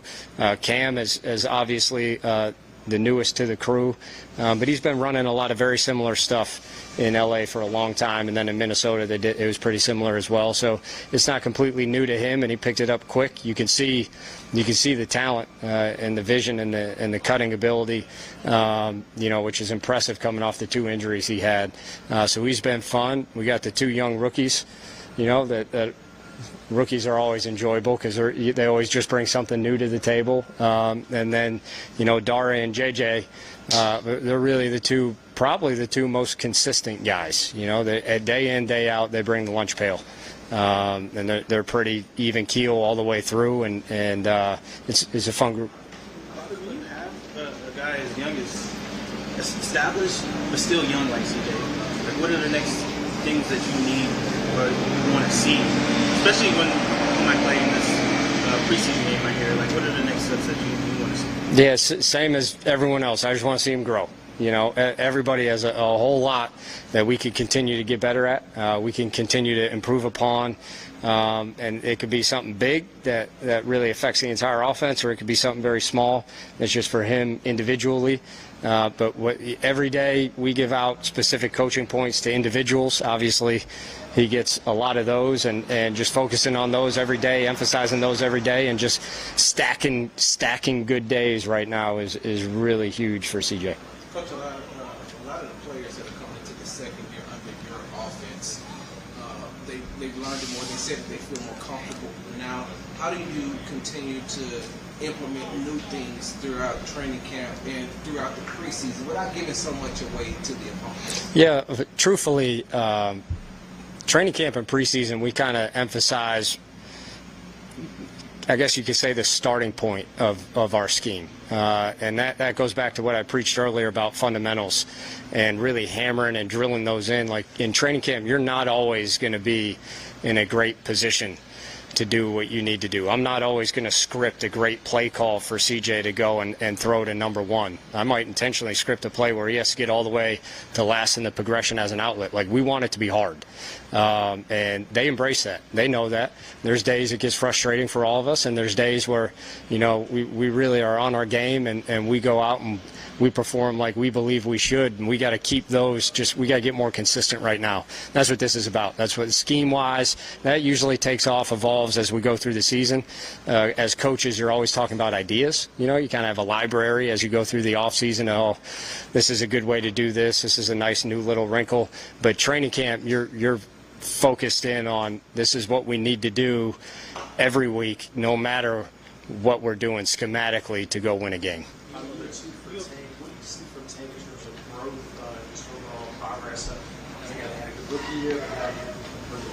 Yeah, I've just been fired up to see him pick up right where he left off. He's playing really fast. He's executing the routes really well. He's done everything we've asked him to do. He can run for days. He embraces all phases of the game, whether it's receiver, returner, run game, all that stuff. I mean, he's all about it. He's been doing a great job. If he just keeps putting his head down and working, he's going to be where he wants to be. As a collective, what do you feel like? Obviously, there's a lot of depth and guys that a lot of passes. What do you think about it? Yeah, I just answered this one also, but it's kind of it's a cool room. There's a lot going on. Obviously, as far as players we have there that can go perform, and a lot of them right now are doing that, getting better every day, showing their best selves. And it's our job when we get in season and when we get into preseason games to really make sure we're putting guys in position to go show that to everyone else. But we really know what each individual is really good at, and we need to keep stacking where we need improvement for each of those guys, and it's been fun to see so far. Thanks, Bobby. Yep, thanks. All right, so they didn't, you noticed, I'm sure, didn't address Titus Howard. I probably shouldn't have expected it. Yeah, I get it. That's something usually they ask the head coach. They're going to ask the head coach. We'll get the update and share it with you as soon as we get it. But Titus Howard was down on the field, went to the medical tent, and ended up getting carted off the field. So we'll get you that. But a couple of things he said that I was just like, I don't know. The elements. There was a wet ball. It was a little rainy, and I don't know. I think he was just trying to figure out why the defense just dominated. Like the defense just controlled the day-to-day for the Texans. Yeah, and I get that's a valid excuse, but you're going to play some rainy It rains in Houston, man. Yeah. We were out there 4 days in a row. Yeah, and I get we play at NRG, but the water different in Cleveland? Tell me about it. No, we seen a game in New York. Yeah. It was rainy and wet too, but didn't go well. It didn't go well, and people don't ever bring this up. People always talk about the weather and the field and all that stuff. Zach Wilson looked good. Like I feel like we got to clean that up, man. Yeah, no, look, I'm not buying that. I mean, I guess eventually, if he says it enough times, people are going to start wondering about, whether it's Stroud or the receivers and rainy weather. But they did it here, and they look fine. Yeah. For the first 4, maybe 5 open practices were raining. Yeah. It was wet. I don't know. I'm going to go back to what I asked you guys earlier, and this is the good news. What if the defense is just really, really good? We expected a better defense. What if it's really good? Because this offense has weapons, man. Yeah, I think it's a good thing. If the defense is this good, then I think that's a good thing because they won't be playing this defense every week. Yeah. So if they're good, I think that's a good thing, and I wouldn't really worry too much about the offense. I think they got enough weapons where CJ could figure it out. I think he can figure it out. Yeah, a couple of other things that he said that I thought were really interesting when he talked about, thank goodness Blake Fisher has been getting a lot of reps. Titus Howard, we mentioned, who knows what that is, but he talked about Blake Fisher getting those reps against Will Anderson and Danielle Hunter, and, every day he's growing. His pass blocking is getting better. Like, all of a sudden, Blake Fisher, we were wondering why they even drafted him at some point. Yeah, you said, thank goodness he getting them reps. Thank goodness they drafted him. Yeah, exactly. Because I don't know if they would have signed a backup to not one like this like with that. the upside. Yeah, so, no, thank goodness they drafted him. Yeah. And I don't know what to make of Joe Mixon, because we've seen this. Like, he was talking about how Joe leads the way. He's always around. He's firing up the team, even if he's not participating. And we've seen it, like working out on the side with Laramie Tunsil and looking like he's 100%, but he's still not out there. Yeah, I'm a little nervous about that, man. Yeah. I can't front, and I know when week 1 coming, and if he's out there, then he gonna ball out. Yeah. But I'm still a little worried about him not being out there yet, man. I get it. Laramie Tunsil ain't really out there either, but you got to be out there, man. It's just hard for me to think that they're just trying to save him for week 1. Yeah. And then the other thing he said that I thought was interesting, and now this might have been a message, if I had to guess, to some of the other running backs in the room. He said the 2 most consistent running backs, probably. He said the 2 most consistent running backs are Dare Ogunbowale and Jawar Jordan. The undrafted, the 6th round pick, Jawar Jordan.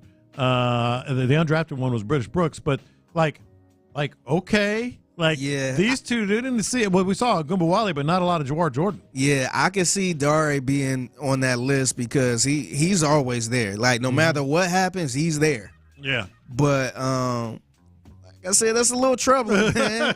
That's a little troubling. And to me, I'm a big fan of running back by committee. Or not running back by committee, but just multiple running backs on that team that could take over. I don't want Mixon as a workhorse, man. I want him in there splitting with somebody else that's really good too. And I feel like they depended on Joe Mixon a little too much, man. Yeah. Where, if he end up getting hurt, then we're gonna be leaning on somebody else for a long time, for Dameon Pierce for a lot. So I don't know, man. I just really think they need to get somebody else in there too, man. That was the most frustrated we've heard Bobby Slowick. He's always controlled, and he was under control. It wasn't like he was yelling and screaming, but you could tell he was like, "Yeah, I've answered that one already. Yeah, I've answered that one already. Yeah, it's the elements. Yeah, it's we've had our days." He said that a couple of times. Like the offense, we've had our days. Yeah. No, he was ticked off. Like the defense. If you weren't listening earlier, 3 interceptions at least. One of them a pick six off of C.J. Stroud by Derek Stingley. Another interception by Derek Stingley. Another interception by Kalen Bullock.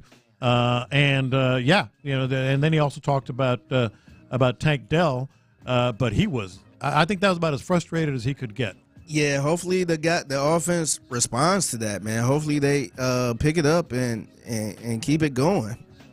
What do you think about, like, if Titus Howard is out, let's say until the regular season begins, all of a sudden your whole confidence level goes down a little bit, or does Blake Fisher make that better? I think it depends if Blake Fisher actually go out there and do something where it's like, okay, like Titus could take his time coming back, then I would be a little more confident. But if that's not the case and Blake Fisher look like a rookie, then I'm a little nervous, man. And I'm kind of looking at Titus Howard like, man, like. See, I'm worried about, not worried, I'm because I think it's going to be out there. He's injury prone. 100%. Right? Yeah, I think it's fair to call him that right now. Yeah. Yeah, who knows? Now he been missing a lot of time, man. And if he missed time, if he don't play week 1 and miss more time than that, yeah, man, Blake Fisher was the right right draft pick, and I don't know if we can really depend on Titus Howard. Just help. Well, right now you can't. Reason. Yeah, like right now you just can't. And no matter what he's looked like, he's got some sort of injury. I wouldn't expect him to practice tomorrow minimum, and then if it's more serious, then all of a sudden, we got to start making those adjustments. Yeah, and that kind of make Laramie Tunsil look a little good too, because the Texans might consider keeping him even longer and having Blake Fisher. Well, certainly sitting out. Yeah, yeah. So that's not looking good for him. All right, confessions next, and something about, like, we're gonna have some confessions. One about this Texans team. But Figgy brought up something that I have a huge confession. It's the most frustrating thing there is when it comes to binging a show. What show are you binging right now? Because I'm binging one that is frustrating the hell out of me right now. That's next. It's official. Our guy Andre Johnson has his goal.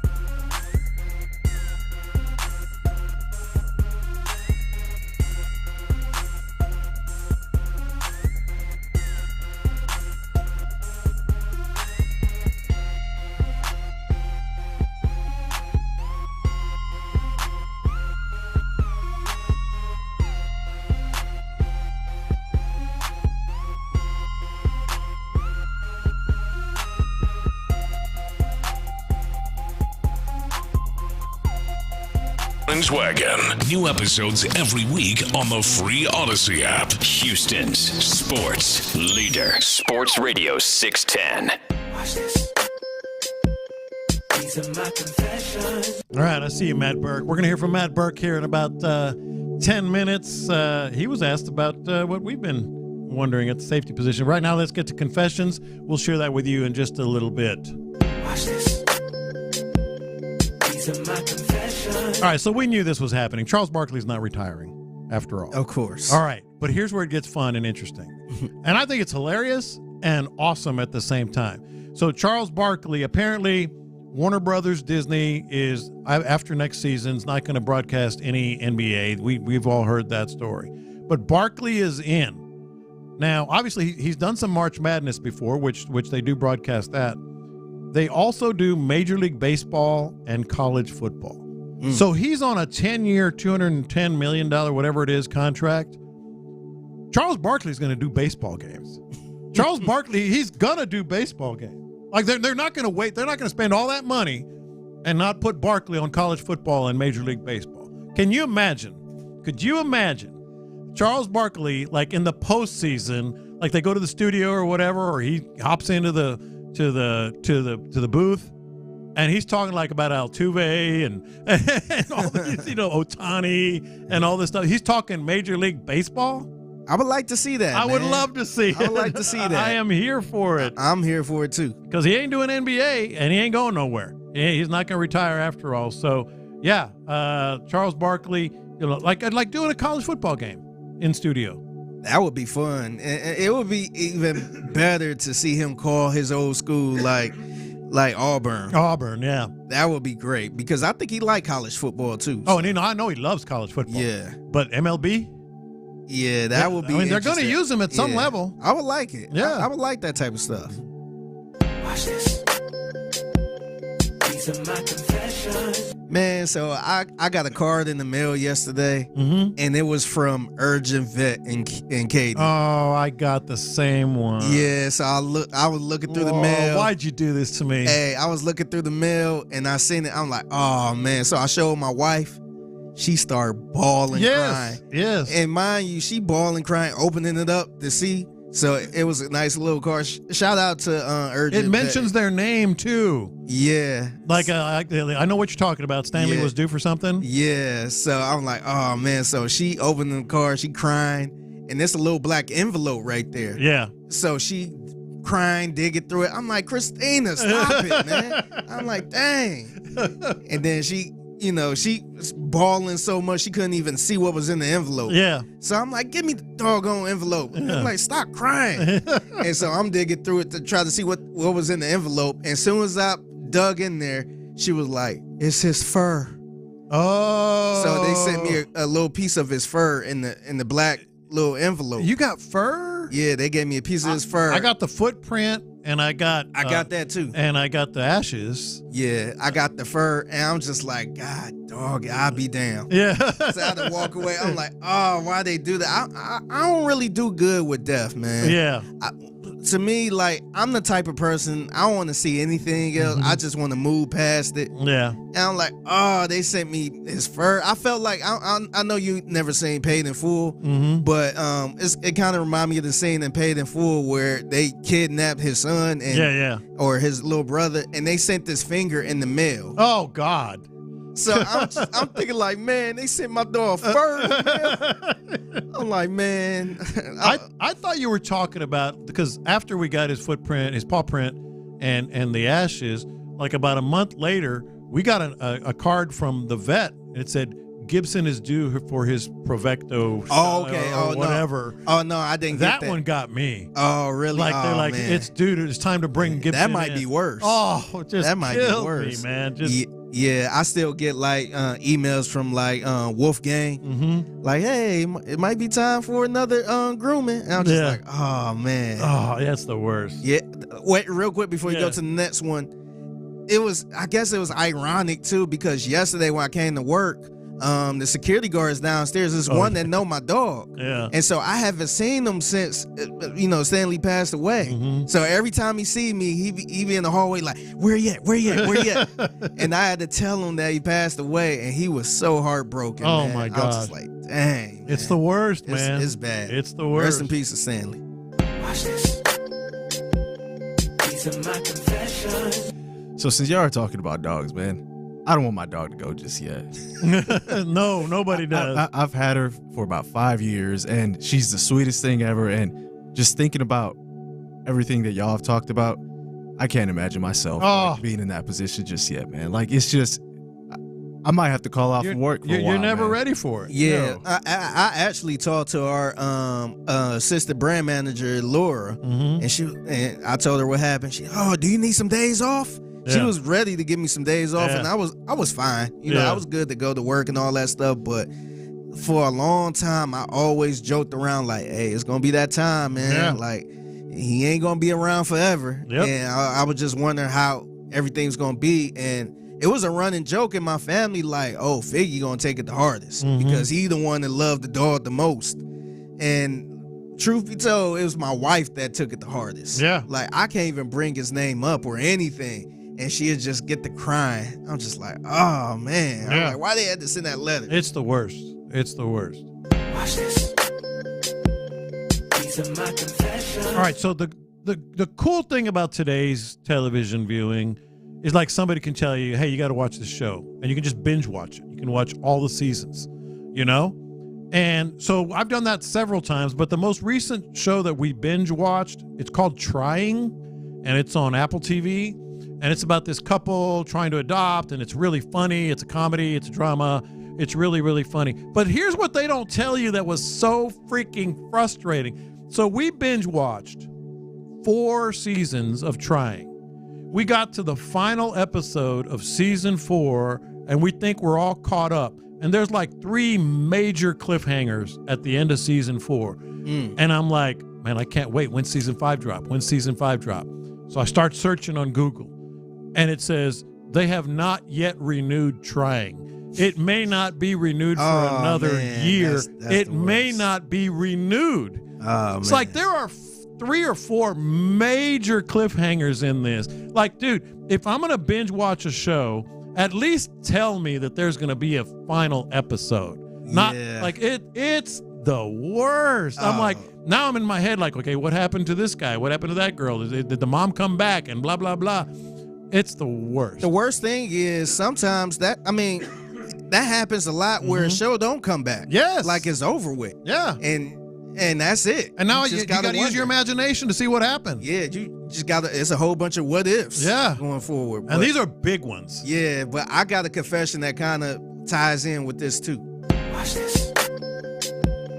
These are my confessions. So I guess not Game of Thrones, but the House of Dragons just had their season finale. And Chris, I don't know if you a fan of it. Oh yeah, I am. Okay, you could probably weigh in on this too, but I gotta confess, I love seeing people pissed off at season finales, man. I seen so many people just like, man, this suck. Man, they always do this. I love seeing people so mad, especially with Game of Thrones and House of the Dragons.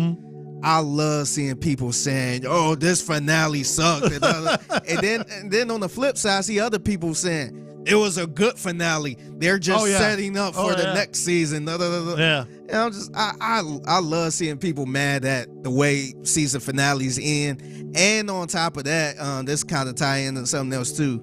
I love seeing people pissed off playing video games. Yeah. Like, I see a lot of people playing college football, and they throw, like, their 4th interception, and it's a pick 6, and they just, like, throw the controller, or they just quit in the middle of the game. I just love seeing people frustrated like that. I actually kind of do, too, especially if I'm not in on the series. Yeah, Like, if I'm in on the series, then I'm disappointed. Yeah, I'm not in on the series at all. But, Chris, was it a good? Yeah, I was going to ask Was it good or bad? How you feel about the season finale? So, I enjoyed it, but I was mad. I was mad because the way I guess they did set it up for the next season, but it's just like, at least give us a little bit of what we're gonna see, like just a little bit. But they didn't they gave us nothing. So whatever, man. I'm just looking forward. I watched that show House of Dragons one time, and I was up here for Hurricane Burrow, and the boss lady, they set up a whole little watch party in the live lounge.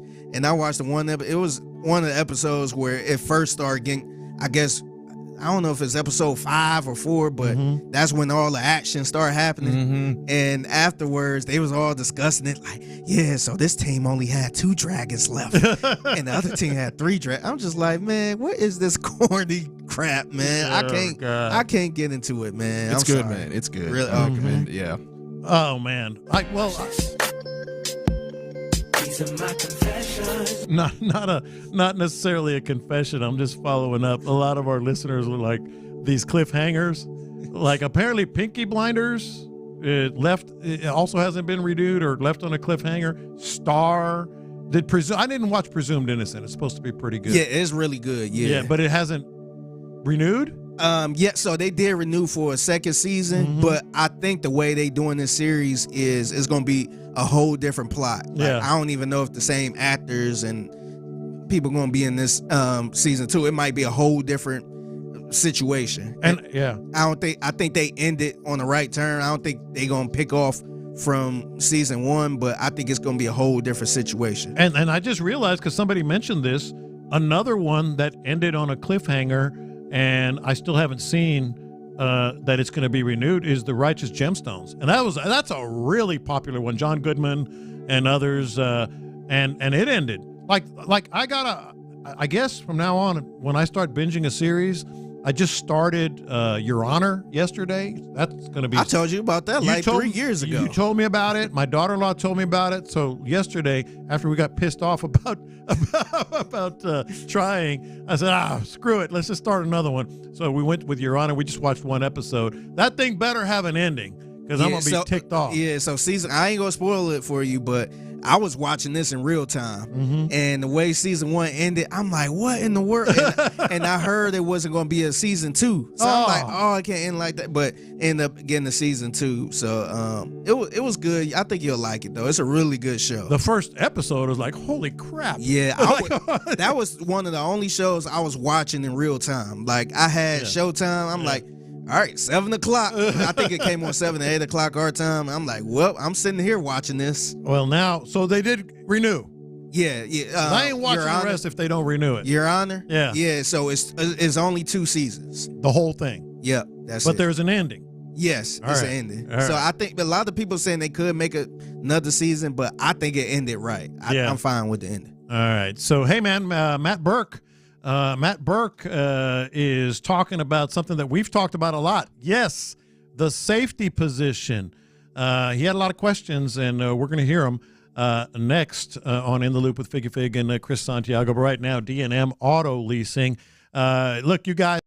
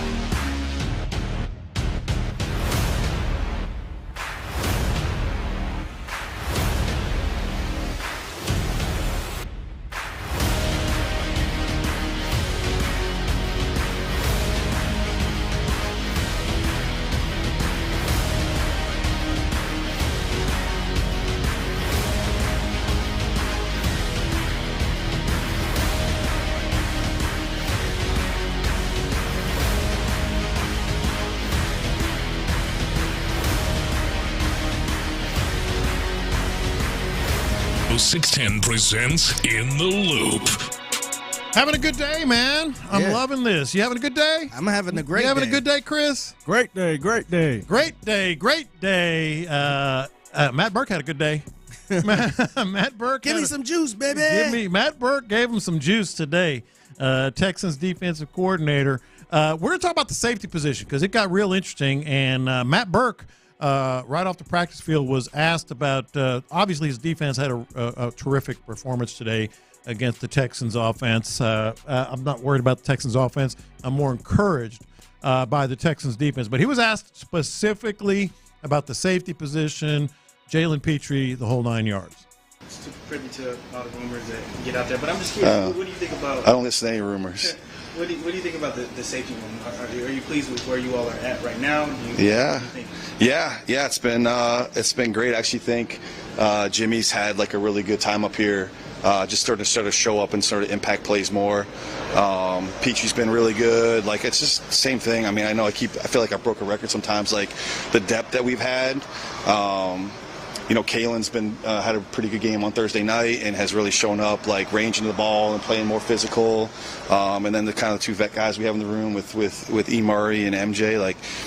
Man, we've been mixing those packages a lot. Again, trying to get guys in different spots and trying to get guys against different competition and whatnot. So I don't know what rumors you're talking about, but like I feel really good about our depth, and all those guys have been kind of growing in what we're asking them to do. And like I said, I feel like even a guy like Jimmy like is starting to like sort of show up. I feel like he's kind of a forgotten man sometimes. So Jimmy's been making some plays the last few practices and starting to he's on the come a little bit. So feel good about where that whole group's working. All right, cool story. I'm not saying it's an inaccurate story. I wasn't being facetious there. Obviously Jimmy Ward has got some pelts on the wall. He's been playing pretty dang good, pretty dang well here lately. But we heard the rumors. Yeah. Like yesterday, Benjamin Albright, who is plugged in with Denver, he's had some other stuff that maybe makes you raise your eyebrow. But in terms of football and stuff, he said that Justin Simmons has had contact. Well, he expected Justin Simmons to sign in the next day or so, which would mean today or tomorrow or soon, with an AFC South team. Well, that kind of narrows it down. It's either the Texans or the Colts, and you were all over this too. Yeah, so once Tennessee signed Quandre Diggs, that's when I was like, all right, y'all, I'll do what every fan do in the comments, announce the Justin Simmons to the Texans trade. So that's what I did, and it seemed like after that, it just went crazy, man. We talked to Jonathan Alexander of the Houston Chronicle yesterday. Yeah. And I had asked them, like, well, let's hear it. Yeah, are they comfortable with this safety room? I think given what they've seen from Kalen Bullock, for that reason, I don't think they'll go after Justin Simmons. I think he's out there, and I think he's an option. I do think if somebody were to get hurt in that safety room, that he could remain an option as a guy that they could sign because he hasn't signed with anybody yet. And I think he hasn't signed with anybody probably don't want to participate in training camp. You see a few guys who hadn't participated in few players. I'm not talking about Justin in particular, but few players enjoy the process of training camp. But I think that option is open. But I think right now they like what they have. They're healthy at safety. They got 5 safeties right now who will likely make this roster. Only 4 made the roster last year. So I think at this moment they don't need Justin Simmons. I'm a little nervous. I think later on he ended up mentioning they have MJ Stewart. Yeah. They had Eric Murray, and he's started rattling off some names where I'm like, man, I'm fine if you got a set duo at safety. Mm-hmm. But if I got to depend on these guys, I'm not sure about that, man. It kind of make me a little nervous. No, it should. All due respect, man, to Jimmy Ward. He's been like more than solid. He's been fine. He's 30. He's going on 33 years old. He will be. No, he just turned 33. Happy birthday in this month. So he's 33 years old. All due respect, all due credit.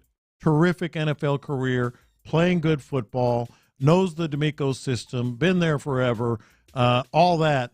But are we that confident?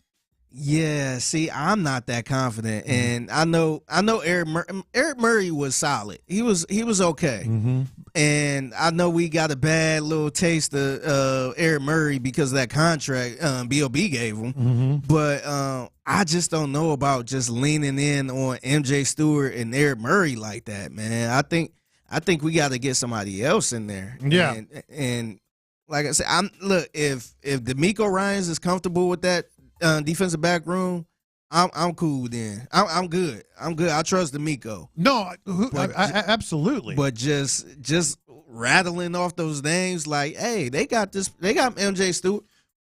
I'm just not sure. Well, we got to ask ourselves this. I can't say that with a straight face. We got to ask ourselves this. Yes, ultimate confidence in D'Amico Ryans. Ultimate confidence in Matt Burke. You know, he talks about Jimmy Ward didn't get a lot of credit. Matt Burke doesn't get a lot of credit because it's D'Amico's defense, and D'Amico calls a lot of plays. But Matt Burke is out there. You know, we heard Bobby Slowick talking about, some days Matt Burke kind of runs the defense, some days D'Amico does. And Matt Burke ran the defense today, and they kicked butt. So he doesn't get a lot of credit. So as much as we trust D'Amico Ryans and Matt Burke and this defense, you got to ask yourself, is Justin Simmons an upgrade? Even though these guys are playing well, even though yes, he's an upgrade. Yeah. He's an absolute upgrade. I mean, you look at these. He talked about 5. Jonathan Alexander talked about 5 safeties could make this team. What's your confidence level in Jalen Petrie? What's your confidence level in Eric Murray? Jimmy Ward, again, with all due respect, MJ Stewart. Hell, throw Lonnie Johnson in there. Like Justin Simmons would be an upgrade. Yeah, yes. I agree. And like if Jimmy Ward was, I think he's still good, but I'm a little concerned about his injuries and his age. Yeah. But if that wasn't a factor, and if he was good, and then Petrie was rookie Petrie right there, then I would be fine with this running back. I mean, this defensive back room. I would be fine with the MJ Stewarts and I'm not. I'm with you. But for the simple fact we had questions about Jimmy Ward staying healthy and age, and then if Petrie gonna bounce back from last season, then if that stuff don't work out, then we are depending on Eric Murray and MJ Stewart and the gang. Man, don't forget, Jalen Petrie is going to play nickel. Yeah. Like, I don't care what the depth chart says. They might slide him out there occasionally, but, man, they slid him out there a lot last year, and they ended up benching him. Yeah. Like I trust you, D'Amico. I trust you, Matt Burke, but they know that Justin Simmons would be an upgrade, and he said, I don't pay attention to the rumors. Well, I mean, there's a pretty strong – whatever you want to call it, rumor, report from a guy that covers Denver, that's where Justin Simmons was, that he could be coming to the AFC South. Yeah, and that kind of scared me a little bit, man, because it was a lot of questions around the team in general, like the cornerback position. Yeah. And I was okay with Jeff Okudah and CJ Henderson coming in with Lassiter. Like right there, I'm okay with, because you got Stingley and Lassiter been looking really good. But like if you told me that they were good at that position, I would be, I wouldn't question it. But just this, the safety position, I'm a questioning it a little bit. I'm a little nervous. I can't just sit there and be like, all right, cool. No, you want to worry, nothing to see here. You want to be elite on this defense. This defense is looking elite. Well, okay. Yeah. If you're going to go all in, let's go all in. Speaking of the elite defense, Derek Stingley had himself probably his best day of camp, and he's had a lot of good ones. Yeah. So Derek Stingley looking like the Pro Bowler, perhaps someday, if not this soon, all-pro type guy. Kamari Lassiter didn't play, but Derek Stingley sure did. He had 2 interceptions today of C.J. Stroud, his first 2 of the year of camp, and one of them was for a pick 6. This was Matt Burke. Yeah, I mean, I think Sting, I never like to say the best, but is one of the best ball corners in the league. Like, he's got elite ball skills. I mean, obviously he's big and powerful. Like, he's always, tight in coverage, but can go snatch it. I think that's probably one of his superpowers. So it doesn't surprise me when he goes and makes those type of plays. Damn. Damn. Man. He wanted to say he's the best ball cover corner. He should have said it. He wanted to. He should have put this on the table, man. say it with your chest. Let me hear that again. Like, he wanted to say, yeah, he's the best at this. I think Sting, I never like to say the best, but is one of the best ball corners in the league. Like, he's got elite ball skills. I mean, obviously he's big and powerful. Like, he's always, tight in coverage, but can go snatch it. I mean, I think that's probably one of his superpowers. So it doesn't surprise me when he goes and makes those type of plays. Yeah, man, I said earlier, what if this defense is really, really good? And I think a lot of that hinges on Derek Stingley being that guy, the best ball corner guy. Now, he didn't say it, but you can feel it, and we can talk about it. What if he is the best ball corner in the league? That changes everything. I think it's really possible too. I think that's something he should have said with confidence. Mm-hmm. And I know he's being careful. Yeah, he's being careful. Didn't want to put that target on him. Yeah, but no, I think it's for real, man. That's the one person I'm super hyped up to see this season, man. Yeah. Him staying on the field and having an all-pro year, man. Now, he'll be on the field Friday night. Yeah, I can't wait to see it. Yeah, I want to see if Lassiter gets healthy and is on the opposite side, because they could make life miserable for old Mr. Unlimited. Is that what it was? Unlimited. Mr. Unlimited might have some limits. We'll see about that. Nah, man, it's exciting. And then especially if the bad news is, of course, that there's been some limitations on the defensive side as well. Some guys that haven't played, didn't participate today. But you're going to see most of them. You're going to see most of them. And if he's that guy, it's going to be really, really fun.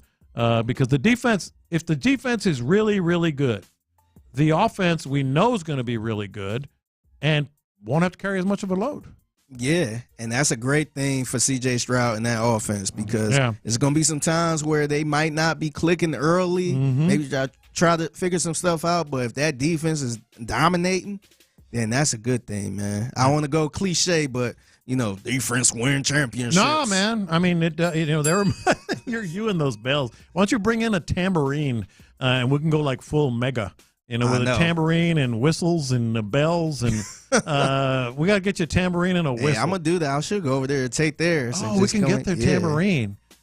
Will Figgy have a tambourine? We're going to go around the NFL, and we'll see about that. Hey, man, speaking of around the NFL, we're going to start right here because Frank Ross was the other coordinator that came out today, and the new kickoff rules were kind of like a dud.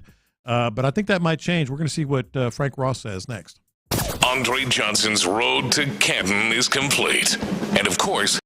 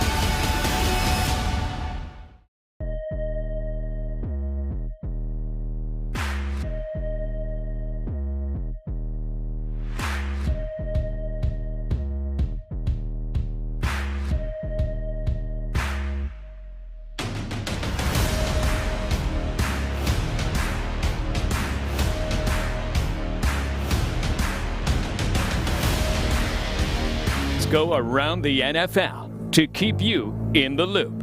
This is Houston's sports leader, Sports Radio 610. You know what time it is, Chris? You know what time it is? What time is it? You know what time it is, Figgy? What time is it? It's time for Around the NFL. Shout out to Mega. Shout out to Mega. They crack me up. We walk by there, they got all that stuff. Got the bells going, they got it all. The funniest thing, I was walking past the other day, and all I heard was, and then got quiet again, and then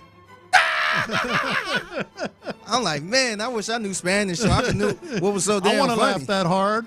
I think I might have broken this thing. I better put it back up. But no, it's just John Lopez. It's just loose.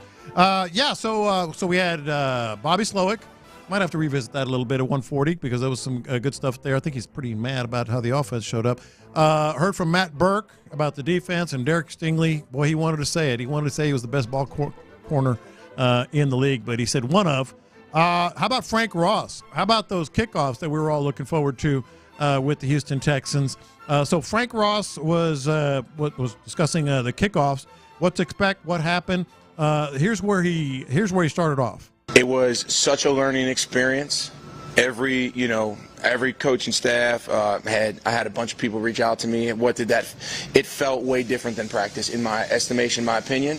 Hey, how fast do we really run and hit? Hey, how fast do these blockers get on you? How fast do these cover players get on top of their blocks? So it felt tremendously different. We're able to go back, and people were, the guys doing it were able to say, oh, like, here's how that really feels. So as much as you go live in practice, pads on, we've had those training camp periods where it's full team kick return and we're padded, but you don't really finish on the ball carrier. And, that was our first time of doing that. So we learned a lot. And I think individually, what do those blocks look like? It was a huge gaining, learning experience. And every team across the league is about to feel that is going to play for the first time this weekend. So there's a lot to adjust and continue to move forward on. Look, man, everybody was watching. He just talked about everybody coming. A lot of coaches calling him, asking about stuff, et cetera, et cetera. But I really do think it's going to be a very exciting play. It was just a dud to start with because nobody knew. Yeah. Nobody knew what to expect. And the one thing to take away from the Hall of Fame, when I was there, Devin Hester actually spoke about this. Mm-hmm. He called it the Devin Hester rule, where they actually moved the ball up, where the ball will always go in the end zone. Mm-hmm. So it was no kickoffs. And now you kind of get penalized for it going in the end zone. Yeah. They want that landing zone. Exactly. So they actually made that rule up, he said, because of them. Mm-hmm. So, so now this ain't going to be just a regular bathroom break now. Yeah. Now you actually going to see some kickoff returns. No, I really do think it's going to be an exciting play. Frank Ross, Texans special teams coordinator, also was asked about kind of where it goes from here. Yeah, I think it's like the first time we did it in practice, it felt quiet early. You definitely don't have those run-up hits.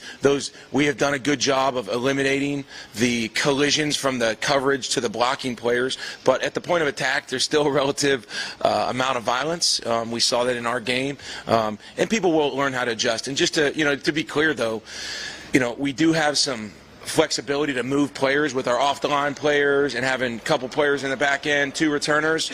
But, it's relatively generic relative to, hey, let's just make sure our line assigned and make sure we can then play singular blocks pretty clean for that first time going out there. But, yeah, at the point of attack, football's still football. These guys are hungry and they want to go cover and they want to go finish their blocks. So, Sims, he's going to hit that return, et cetera. And we saw that from both us and Chicago.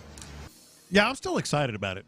It was a nothing play on Thursday night, but I'm still excited about it. Me too. The other thing I was I thought it was going to be a little more safer.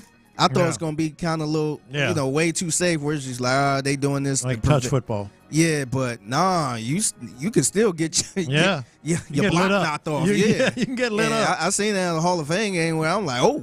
Yeah. Like, nah. Like, even though they're not running full speed, no, you can still get hit. Yeah. So, it's going to be a good thing. The NFL just hates the word concussion.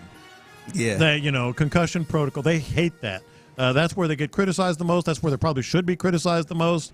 But so I think it'll limit concussions because it's not full force 30, 40, 50-yard sprint and a collision. It's just more in kind of close quarters, type hitting. But no, it's safer in terms of concussion, but it's still football, man. It is. It gets exciting. Yeah, no, I can't wait to see it. Yeah. All right, so C.J. Stroud, of course, the headliner for the Houston Texans. So Jackson Smith and Jigba, very familiar with C.J. Stroud's work. Yeah, very familiar with C.J. Stroud's work, was on the Rich Eisen show. And this kind of goes back to why earlier I was wondering if I'm just getting too cocky or I've got PTSD from all the heartbreaks that we've had. Like, everybody in the country is just raving about the Houston Texans, raving about C.J. Stroud. Listen to what Jackson Smith and Jigba called him. I was just happy for him. I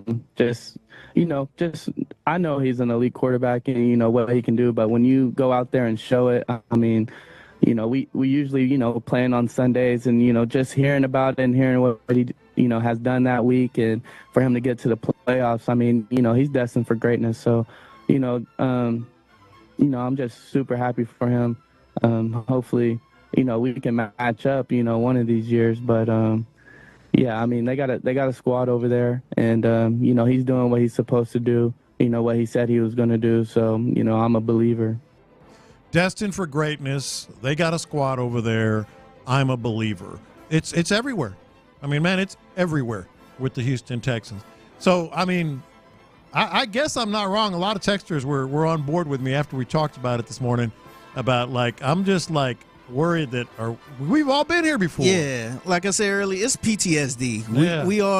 We all had a moment where we thought our team, any team, was going to be good and go all the way possibly, and they just go total opposite. So, or they get kind of far and they wet the bed. Yeah. And something bad happened. Choke. Yeah, accident waiting to happen. Yeah, something choke. like that. Yeah, we all had those moments. So I think it's a good feeling where you see other players, other fans brag about experts, your team. coaches, they general managers. They break your team down and say, hey, this is a team to look out for. They got a squad over there. That's a good thing, no, man. it is. Yeah, it is. Because like you said earlier, we might be looking through those H-Town blue glasses. Yeah. But the other media members, fans, they're not. Yeah. And when somebody say, hey, y'all got a good team, y'all got something good going on, y'all going to be scary, that's a good thing, man. So and everyone you were talking to at Canton was saying it. Everybody. And one of the other good things I like, too, a lot of people, other fans were like, man, Andre deserved this. That was the one thing. Andre, that's good. Y'all got Andre in there. And the other thing is, man, C.J. Stroud's a bad dude, man. I'm rooting for y'all, man. When y'all not playing our team, we rooting for the Texans, man. Y'all look good. All right, so let me ask you about this, which Sean asked us this morning as well. Kind of ties in with this.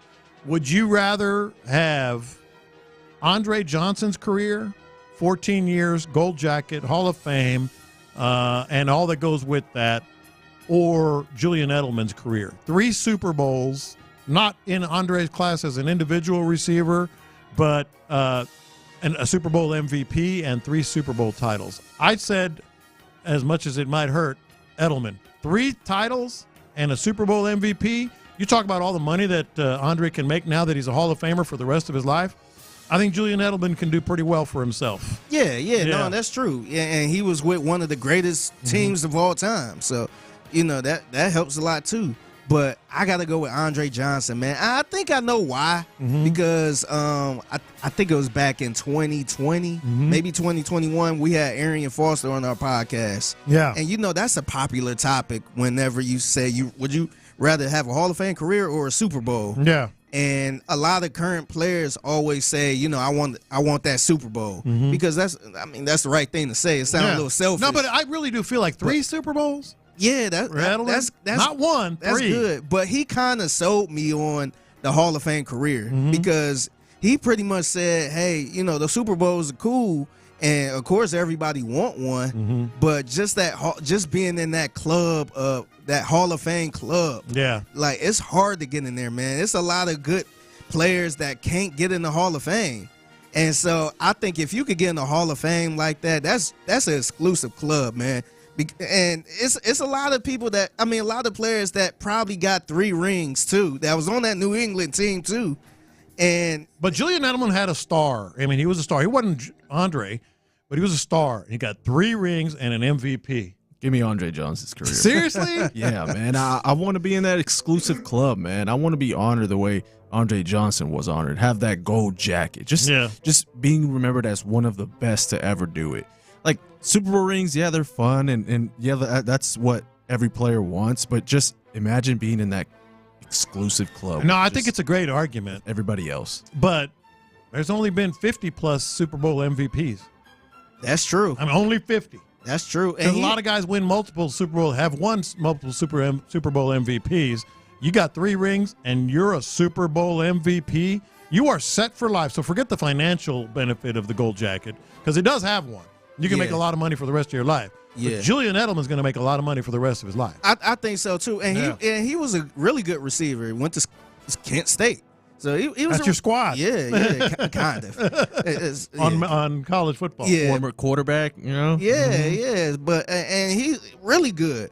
But I just think, man, I don't know. I think a lot of people, like, I know Andre, if you ask Andre, would you rather, I'm sure he wanted the Super Bowl. Oh, yeah. But, man, I don't know. To me, I just felt like he gave it all he can. He one of the best receivers, and I just think, I don't know if he would give up being in the Hall of Fame.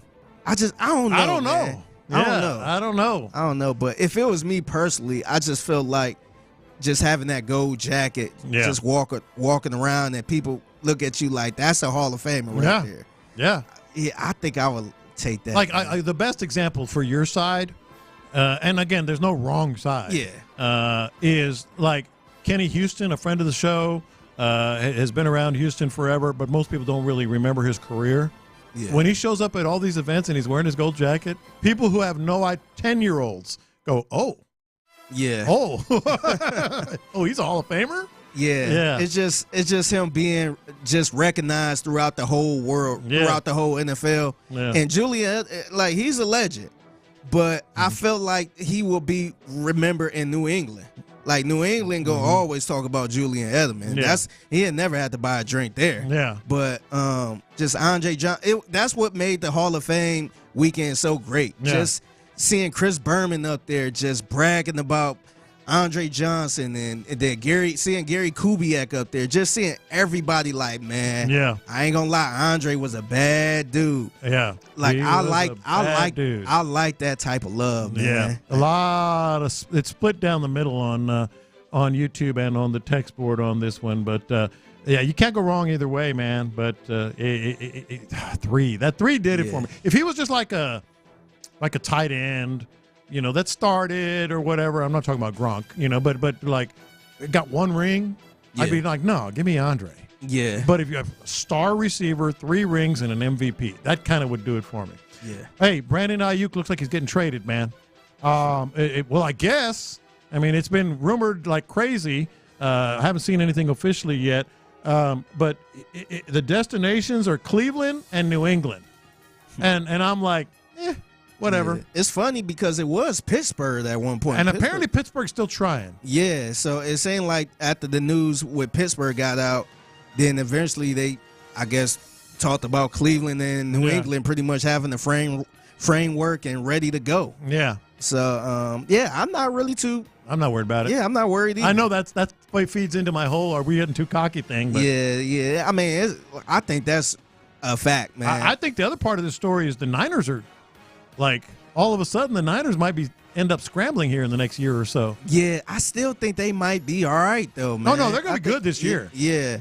And if they trade them to the Browns, I'm guessing they're going to get Amari Cooper back. Well, that's been mentioned. I don't know. Yeah, if they do, I think that's an upgrade. Yes. I think having Amari Cooper there, I think that's better than having. Why would the Browns do that? I think money-wise, because I think Amari looking for a contract, and I don't think they're going to give him another contract. I think he's about 30, 31 years old. Yeah. So I don't know if they just don't want to go in that direction or what. But you had to get Aiyuk a contract. Yeah, exactly. So I don't know, man. I'm glad to be out that business. Yeah, look, also around the NFL, Jordan Addison. It ain't great. It ain't great with Jordan Addison. And there is a Texan sort of localized angle here. The Texans faced the Minnesota Vikings the third week of the season at Minnesota. Jordan Addison, according to multiple reports now, has been charged with 2 misdemeanors. It stems from an alleged DUI arrest that was bad. And if he's convicted, he faces 6 months of jail time, and at minimum, he's going to get a suspension from the NFL. So he should if he's facing the 6 months in jail. Yeah, I guess automatically you're going to be suspended. I can't make today's game. I can't make it. I got some. What do you got? Get the 6 month suspension. I got a little something going on, right now. But yeah, and so the Texans face him third week of the season. I would seriously doubt that Jordan Addison's going to be a part of that. Yeah, and that's a good thing for the Texans. That means Stingley can only focus on Justin Jefferson. Yeah, yeah. Justin Jefferson. That make it a little better, and probably be catching passes from Sam Darnold. Dude, it's going to be Derek Stingley against Justin Jefferson. Yeah, and probably Sam Darnold starting. Whew. Because I don't think J.J. McCarthy looking too good, man. They said I heard that. Yeah, they said him and I think it's Nick Mullins. Mm-hmm. I think he's the backup. And they said I guess they battling it out for number 2. Yeah. So that's not looking good. And they traded all that stuff. They go out there, grab them. Yeah, and it's funny you say that because something else sort of going around the NFL is a lot of people are saying that Jimmy Garoppolo may not even make the team. That's how the rumblings are around Rams camp right now. Apparently he's struggling, and one source told the 49ers beat writer that's putting it mildly. So that would be interesting if Jimmy Garoppolo doesn't even make the squad over there behind Matthew Stafford. So man, yeah, dodged the bullet, man. I remember he was going to come here. I remember people talking about just bring him in. Mm-hmm. And it's been a good run for old Jimmy. He lasted longer than I thought. He did more than I thought he would. Yeah, you got to hang him up, man. Yeah, he's got. Yeah. If you get cut. Yeah, I think the one thing get on GQ or something. Yeah, I think the one thing that bothered me about him is just seeing him smiling on the sideline when San Francisco lost all of their quarterbacks pretty much, and Brock Purdy out there couldn't even throw the ball, and he was just sitting there cheesing and laughing. And I ain't the type of person that get on people from laughing or smiling while they're losing. Yeah, but he just rubbed me the wrong way, man. Yeah, it did. And I hope wish him the best, but yeah, I think it's about over with for the whole Jimmy G thing. Oh, Jimmy G. All right, that's around the NFL. And coming up, the internet is going nuts. Got to revisit this thing. The whole, he's an American, he's a Swede. Come on, man, get better than that. And Jim Harbaugh will look you right in the face, square in the eyes, and flat out lie. Right now, though, let's talk about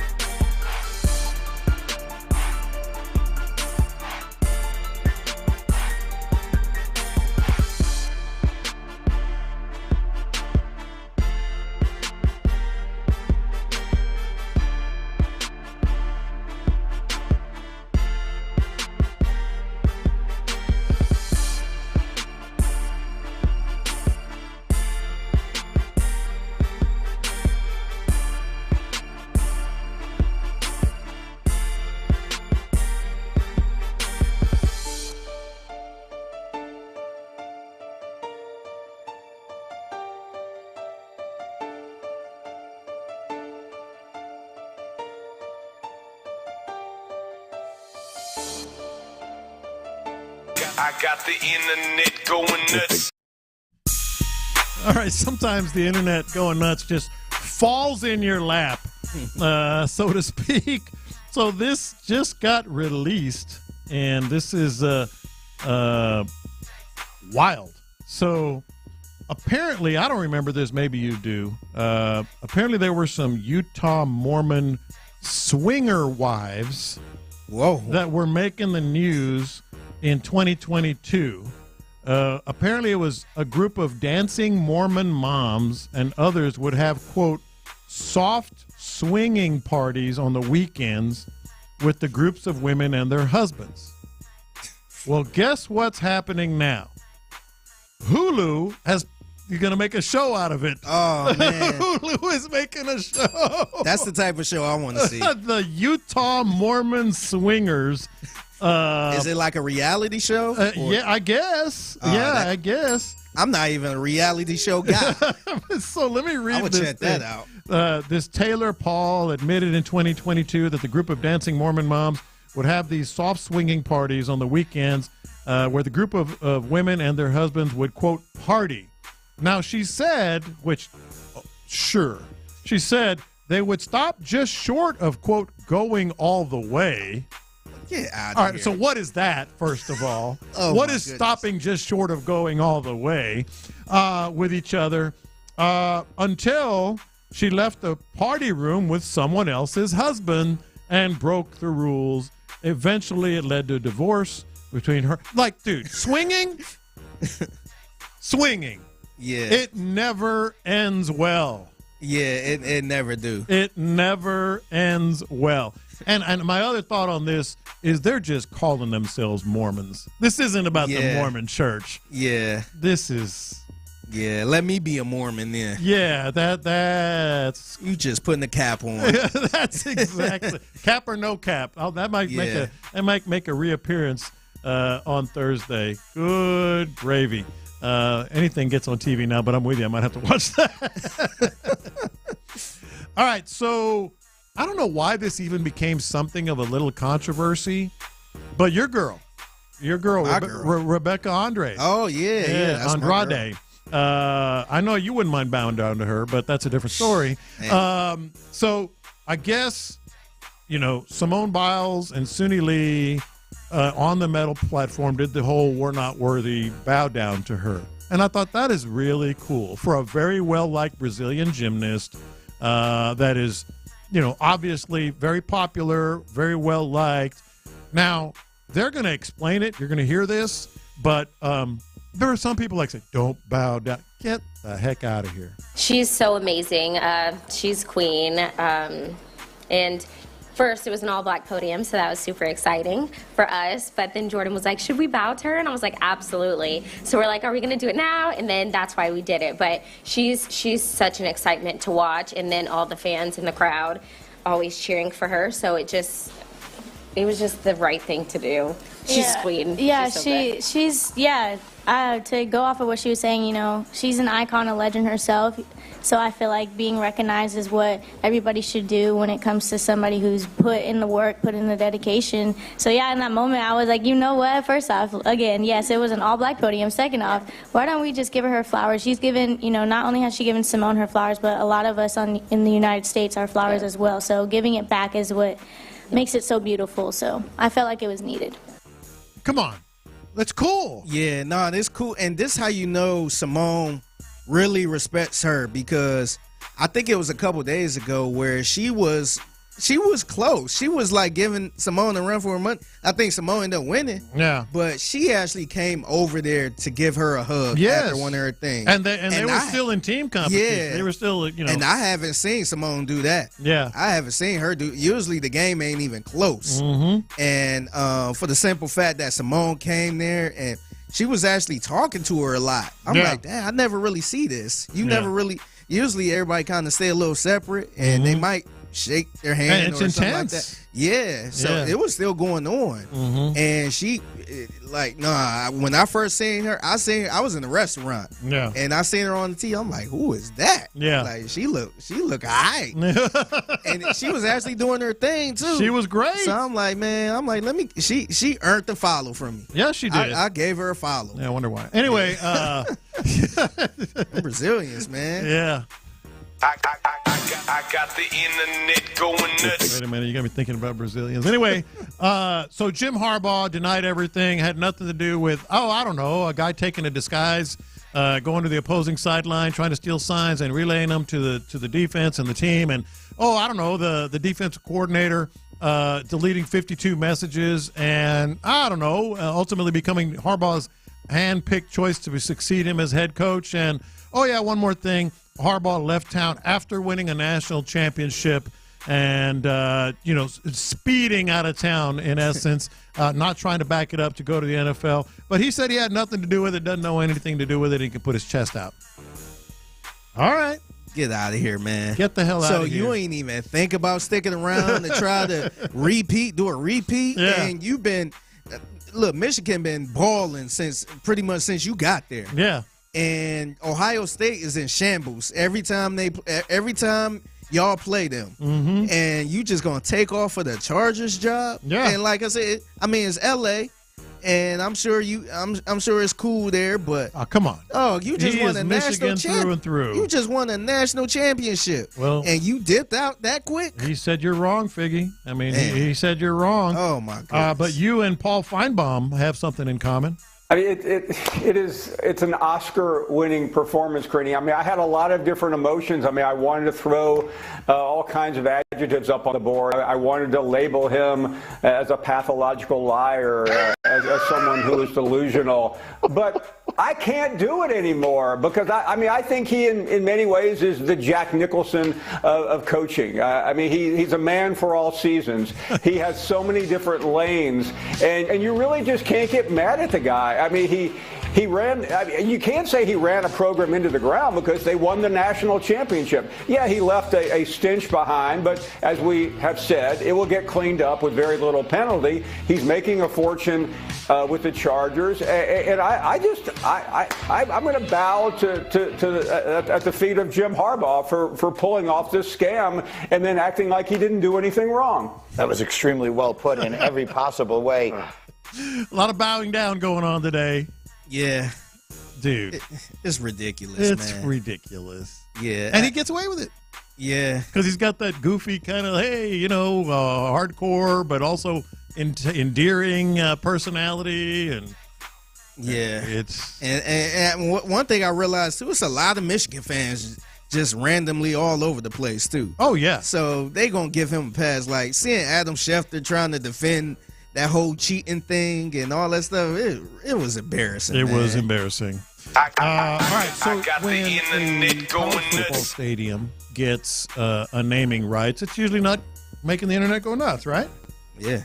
Well, this one is. I got to tell you, I don't understand it, and I'm all about branding. You got your brand manager and all that stuff. Yeah, shout out to Nicole. But Florida International University has sold its football naming rights. Not a lot of news there. They sold them for $1.2 million per year to Pitbull. Pitbull. That guy, the artist. I'm sure they did the math, but I don't know how spending $1.2 million a year for Pitbull Stadium is going to be that profitable. For Pitbull? For Pitbull. I was thinking about this because at first I'm like, man, he got that much money to spend. And I know he probably making some money, but I was sitting there thinking like, dang, like I just didn't understand how that would make sense for him. Yeah. But I thought about it more, and I wonder how much he paid for branding stuff anyway. Maybe that $5 million or whatever, maybe he spent that already just on multiple things. So maybe he just used that money and just put his name on the stadium, because that's kind of like if a company, let's say Pepsi or something like that, Or but these are billion-dollar, multi-billion-dollar corporations. Yeah. I know he's loaded. Yeah. But I can't imagine he's a billionaire. Yeah. And it's worth spending $1.2 million a year just to say Pitbull Stadium, and then having enough downloads or sales to make it worth $1.2 million a year. I'm curious to see what he want to do with that. Like, why is he doing this? Mm-hmm. Like, just to hear his name in the broadcast? Maybe he just likes it. Yeah. Because other thing, there are some smart artists out there. Yeah. That are more popular and bigger and more money than Pitbull. Why hadn't they done this? Did they just not think about it? Maybe Taylor Swift Stadium. Yeah, maybe he's Madonna Stadium. Maybe he might be on to something. Maybe J-Lo Stadium. Cardi B Stadium. Cardi B Stadium. We're live at the Cardi B Stadium right now in New York City. Maybe he'll have performances there, just exclusively for him. I could see that. I will be performing there if I spend that money. I could see that. I will make sure I have a seat, a suite, and everything. Oh, he's going to every game. Yeah. He's got a suite for every game. Yeah. Well, it's a big enough stadium. One performance could pay for the year.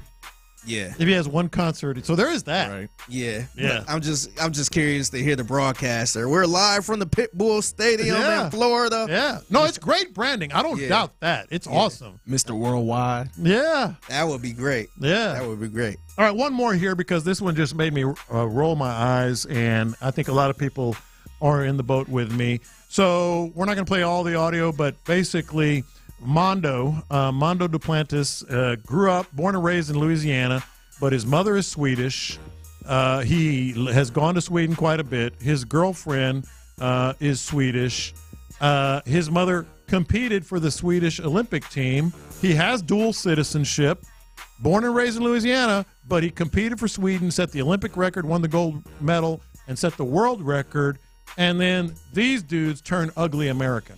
Here we go. He's Sweden's Armand Duplantis, and when I say Sweden's, I mean he's from Louisiana. Yeah, I think his mom competed for Sweden, so he decided to compete for Sweden also. But I'm counting that in our medal count. The man grew up in Louisiana. Yeah. Another one for the USA. USA. USA. There we go. He won the gold. His nickname is Mondo. His mother is Swedish, so he competes on her behalf. It's the second gold medal that he has won. So, again, that just seems like an odd. Good for him, good for their family. If that's what he wants to do, then he's repping Sweden. I'm all good with that, but it does seem like an interesting thing that he was born and raised in Louisiana. And it's not like he wouldn't have made the American team. I think he would have. Right? I understand some of the basketball players playing for their native, countries or some sort of descendancy because they wouldn't make the American team. They showed the best in the world. They showed the record books, and he has the 9 highest jumps in the history of the sport. I think he'd have made the team. I think he would have been an Olympic hero, but I guess he's Swedish now. Fair enough. Look, congratulations to Sweden. I don't really have anything else to say about it, except for welcome back to Get Up. We have a new hour coming. Brother. It just sounds so Saudi, man. It's ugly American. It sounds like How do you feel about Joel Embiid, man? Yeah. That dude's French. He's French. And no, my thing is, how can you say, I understand the basketball team? No, you don't. It's the same thing. You don't. It's you the don't same understand thing. it. You really don't. I would love for that kid to have worn the USA color. First of all, he's Swedish. He's dual citizenship, like I said, and his mother competed for the team.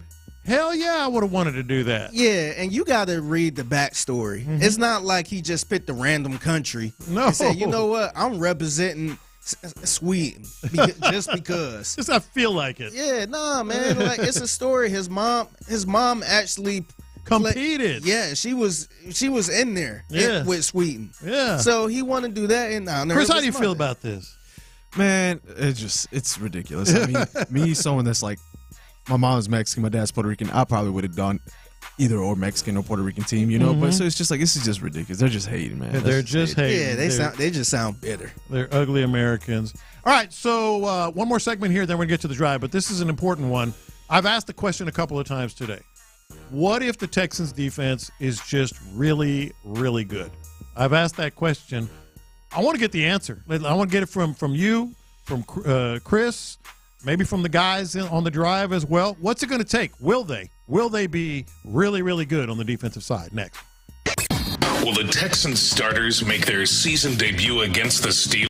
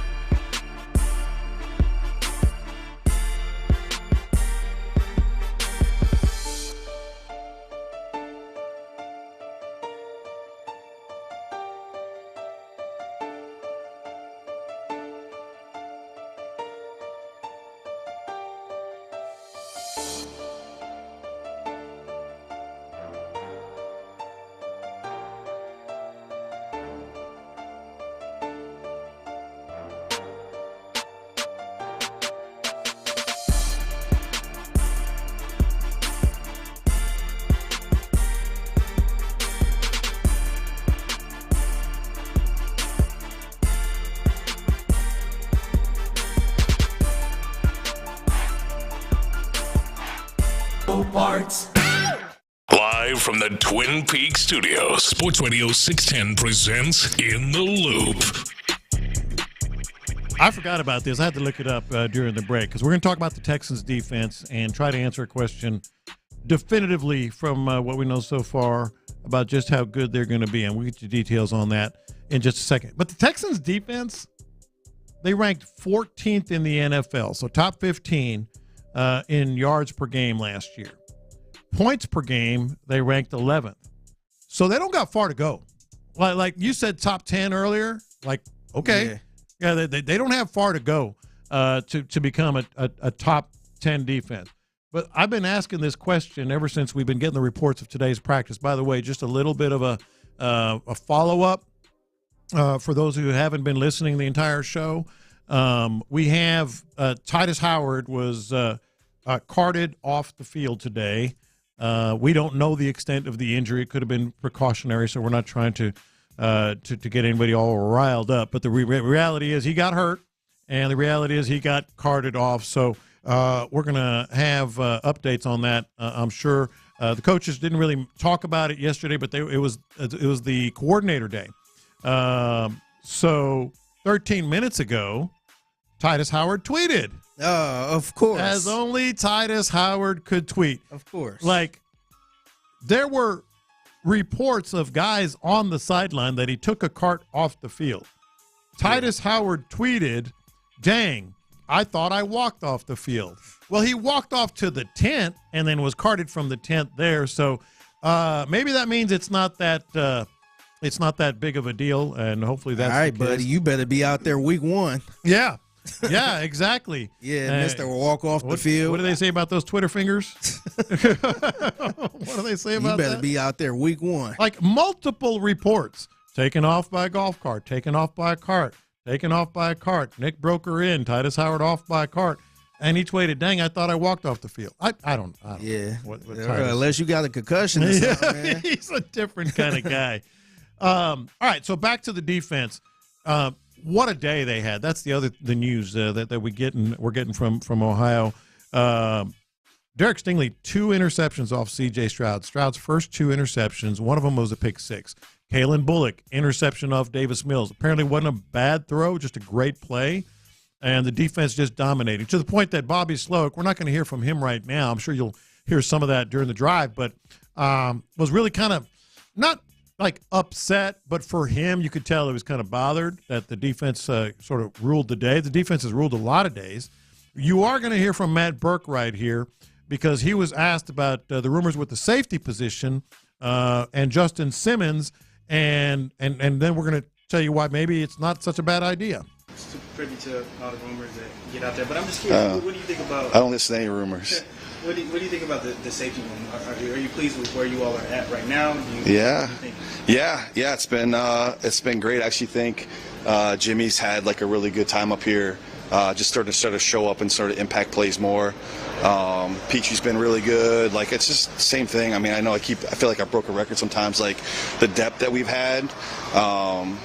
Kalen's been had a pretty good game on Thursday night and has really shown up, like ranging the ball and playing more physical. And then the kind of 2 vet guys we have in the room with E. Murray and MJ, like, man, we've been mixing those packages a lot. Again, trying to get guys in different spots and trying to get guys against different competition and whatnot. So I don't know what rumors you're talking about, but like I feel really good about our depth, and all those guys have been kind of growing in what we're asking them to do. And like I said, I feel like. Even a guy like Jimmy is starting to sort of show up. I feel like he's kind of a forgotten man sometimes. So Jimmy's been making some plays the last few practices and starting to he's on the come a little bit. So feel good about where that whole group's working. Oh, he definitely knows what rumors he's talking about. The rumors are Justin Simmons, Texans, Ben Albright said expects him to be moved to the AFC South. That kind of narrows it down to the Colts and the Texans. So. All right, so let's just take him for his word there, that these dudes are playing really well. Don't know what rumor you're talking about. If you do get a Justin Simmons, given what you know about this defense, then we're talking a defense that could be, who knows how high? Top 5. Yeah, who knows how high? Top 5, man. You got probably the best dual edge rushers in the league to me. Like, you could argue and say, hey, that's, that's top 5 right there. You address some of the defensive tackles position, and they actually look all right. I think the only questions we might have is maybe linebacker. Yeah. But everything else, Stingley look like all pro Stingley. He does. Now. And I know it's camp, and you can't really judge off of that, but he look like he gonna have an all pro type of year. Well, let's hear what Matt Burke had to say about Derek Stingley. Yeah, I mean, I think Sting, I never like to say the best, but is one of the best ball corners in the league. Like, he's got elite ball skills. I mean, obviously he's big and powerful. Like, he's always, tight in coverage, but can go snatch it. I mean, I think that's probably one of his superpowers. So it doesn't surprise me when he goes and makes those type of plays. All right, so Stingley has superpowers, and he wanted to say it. He wanted to say the best ball corner in the league. He said one of. I'm getting more and more where I feel like this could get real special. I think so. On the defensive side. I think so. And we talked about how everybody is talking about the Houston Texans and all that. I think everybody going to be talking about Stingley. Mm-hmm. They're going to be throwing them in that conversation. I think, I know Sauce was getting a lot of the love the last couple of years, but I think people going to be like, hey, I think Stingley is top 2. Yeah. And not 2, or maybe top 3 or something like that. So I think he gonna be in the conversation. Like, man, he's the best corner. This is LSU, Derek Stingley, right here. Well, if he is, and you got, as you mentioned, the two great edge rushers. One of them proven great. The other one we think is going to be great. You got Al-Shaair in the middle. You got Kamari Lassiter. By the way, didn't participate in today's practice. We'll see what that's all about. But he's shining as an opposite corner. And then you just got the safeties that Matt Burke described a second ago. Just good safeties. I don't care that Jimmy Ward's 33 now and all that, but they're good. It's in play. Like, it gets into play, like the question anyway. Like, if they're not just a top 15 defense, but they're exceptional, well, then all these high hopes that we talk about, all these things that we're hearing here and there, like the Texans defense might be able to just take them over the top. I think so, man. And I think a big part of that is DeMeco Ryans too. Like, I feel confident in, possibly bringing in Justin Simmons and all the pieces they have right now with DeMeco Ryans. Mm-hmm. If it was somebody else, I would be like, I would be okay, but I wouldn't be that confident. But I'm super confident in this one. So will it? Let's call our shot. Because I'm getting damn close. I think so. Yeah, I think so. I don't care if I got my glasses on, my H-Town blue glasses on. I don't care. I think it is. Yeah, I think it is. I think it was a big pickup getting Daniil Hunter. I think it's a big pickup with Aziz and Stingley. I think Stingley, this is year 3 for him. I think that's going to be a big year 3 for Derek Stingley. Yeah, and if all three of those, just those 3 things happen, then they're going to be in the conversation.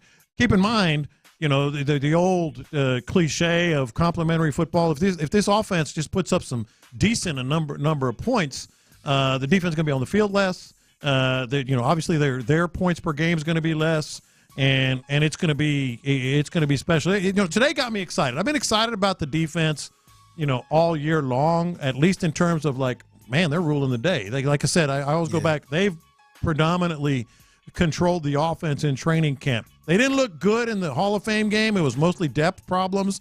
They had some issues there, but their top line defense, based on today, 3 interceptions, 2 from C.J. Stroud, a pick 6, and certainly some of the other things that we're seeing, like Clinton. I don't know about you, Clinton, Ron joining us here. They're about to start the drive. Like, let me ask you the question: what if it's not just a good defense? What if it's really, really good? Hey, that's a game changer. Yeah, I mean that's it. That's convincing. I know it's popular right now to talk about the Texans in a Super Bowl run, but if we really get down to real conversations and tough conversations, that may be a little bit of a stretch. The team's good, but that may. Now, what you're talking about, if all of a sudden this defense is lights out and C.J. Stroud playing a more difficult schedule, doesn't have to constantly go out there and win shootouts versus Lamar and Pat and all these other guys that are on this schedule this year, now you're talking something that I believe you can really lean into week in, week out of giving you a shot of winning a ball game. Now you can talk about 12 wins instead of, at 9-10 range and hoping you win the division. The defense, I to your point, I think we're pretty convinced that the offense is going to be able to be pretty damn good. If the defense is lights out, not just good, but if they're lights out, I think that is a game changer from jump for the Texans. Ron, I mean, Matt, I'm sure you guys are going to play this today. Like, he was about to say that he thought Derek Stingley was the best ball corner in the NFL. And he said, I don't like to say that. I'll say one of. I mean, dude, like, if that happens. Listen, Derek Stingley, from the sounds of it, had a hell of a day today, and he has had some days like that. To me, my thought is, for the Texans, I hope that's what it is, and I hope it's not that we've maybe overvalued the offense. There's that. Yeah. I hope that's what it is. You see the parts of the offense, you understand there's no Tunzel in there, and some of the no Mixon. There's some thoughts there, but also the hope is, because to me coming into it, I thought they have the potentials of a top 5 offense, and I thought they'd have a defense that feels like outside the top 10, and we'll see what happens. Yeah, but it seems to be playing the opposite right now. So hopefully it is that this defense is a lot better than I think most people have anticipated. And two, I think one thing we got to take into consideration here is I think the shell of this defense at the first layer of the depth chart versus the pass is got a chance to be really, really good. Yeah, I mean, when you look across the board, Christian Harris, Azeez Al-Shaair, and whatever they do with five with Petrie. You got 2 quality safeties in the back end with a young one coming. You got corners galore. Really, if you look at it, I mean, we can talk about Lassiter all you want, but really, there's 4 or 5 cover guys that are good. Your nickel defenders, you got a veteran that does nothing but make plays, and you got a young dude that's got great instincts in Petrie. So the shell of that defense, and you got a pass rush from hell, one of the best in the league. Versus the pass is. This doesn't surprise me. Like, it doesn't surprise me that this is going on right now with this defense. When it comes down to it, you know as well as anybody, J-Lo, when you add that run game and you start getting hit in the mouth, that's our concern coming into this season with the Texans, that interior defensive line and some of these guys' ability to play the Got a suspension coming, too. Hey, that's it. Got a suspension coming. Now all is hunky-dory right now. When you start getting hit in the mouth, what's it look like? We'll see. It's exciting. I felt really good about today, and I'm with you, Ron. I mean, maybe we'll find out on the offense. We'll find out. Like, we think the offense is going to be really good. Like, to me, I felt like that's the strength of the team coming into it. My thing is, like, just him stopping short said a lot. Hell yeah. Defensive coordinators don't say best ball defender in the NFL, and he didn't, but he was about to. Like, that said a lot right there. Come on, man. Yeah, Stingley. There's a lot with it. We got some stuff to talk about with Stingley and his impact and what that could mean for the defense. So, a lot there. A lot there. All right. Well, I'll be listening, and you're listening to KLT HD2 and Odyssey Sports Station, and The Drive is live. The Drive is live. And, Boy, Lopez getting smooth with it, ain't he? Isn't he? He's ready, baby. He did it blind, didn't he? Yeah, girl. Yeah, girl. I did it while I was juggling. While he was juggling. There it is. The Drive is live. Tyler's in the building with the Clarissa Explains It All t-shirt. Those of you King on Ding-a-ling in there. Twitch can see that. I didn't have Clarissa. I know you didn't. Never thought you would. Such a great show. Never thought you did when you walked in. But shout out Melissa Joan Hart. But those of you listening to us, Odyssey app, listening to us on Sports Radio 610, however you are, we appreciate it. Those of you on YouTube and Twitch, even you, William, who comes in and says, and in walks in the Texans haters. At least one of them, the 4th best show on 610. That's not what the ratings say, but whatever. And Tyler, I don't think you're supposed to do that. Tyler clearly doesn't appreciate it. It's a little gift for William. At same time, Tyler. It's real nice. Found it at Target. It's on sale. It's done with love. It's not. No, man, just being honest. Big Willie, just keep listening, baby. It's just being honest. Yeah, I mean, I think Clint's got a point. We'll see what happens. We'll see what happens. There's another key to the running the football deal. Absolutely, there hasn't been That's not an element that you get a chance to see in preseason or in training camp when you're not going to the ground.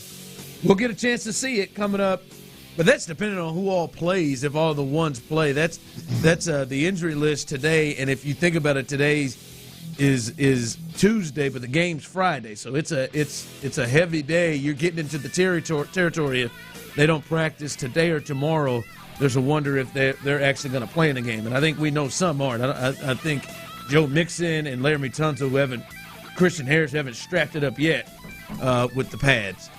I'd imagine they're not going with some others. But I do want to get to some news here earlier. This happened earlier during their practice in Ohio. It was reported Titus Howard was carted off the Texans practice field in Ohio. Aaron Wilson says Titus Howard leaving the field with the trainer walked under his own power. I think that's important. Walked under his own power and headed inside on a golf cart for further examination. Titus Howard also tweeted out, "Damn, I thought I walked off," is what Titus Howard tweeted off. So hopefully this is not a serious thing. Good that he's already tweeting. Good to see that he did walk off on his own power and they used the cart. But I am wondering, Clint, as we know that D'Amico said that the ones are going to get in some action in Pittsburgh. I'm looking at this, Clint. Laramie Tunsil, I don't believe he's going to play. Right? He hasn't. And they're taking their time with him. He has not been in pads yet this entire training camp. I'd be surprised if he's going in the game on Friday. Didn't practice again today. And with this, Clint, Titus Howard leaving the facility and leaving and ending his practice at the very least. The carted off part is scary sounding. Sounds like maybe it's not as significant, but he is still injured and had to leave practice. So I'd imagine he's potentially up in the air to play. And if you want to have any precautions, no reason to have him step out there if he at 100%. You might as well let him heal. I think this is a fair thought and a question. If Titus isn't going to play, if Tunsil isn't going to play, and you got Kenyon Green and Juice Scruggs kind of getting together and learning things at left guard and center, and you got Shaq Mason.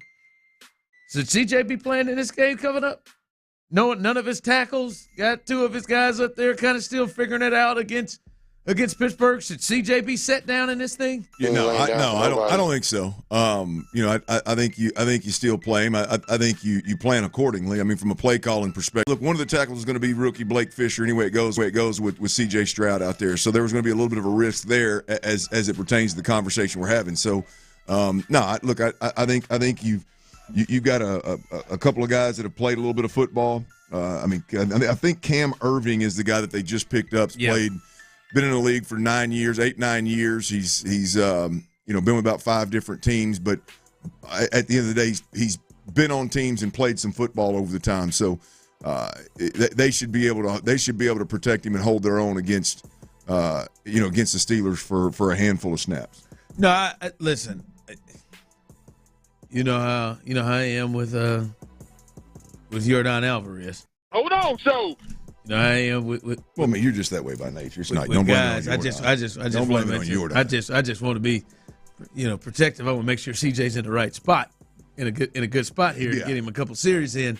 But Clint, I would agree with you because, Clint, I think the odds are he's going to probably have to play some games with those guys out. Yep. Or one of them. Or two. Did it last year. I mean, did it multiple times last year. So, I do think it is very important that those guys start getting real live reps. And I'm talking Kenyon Green, Juice Scruggs, even Shaq Mason.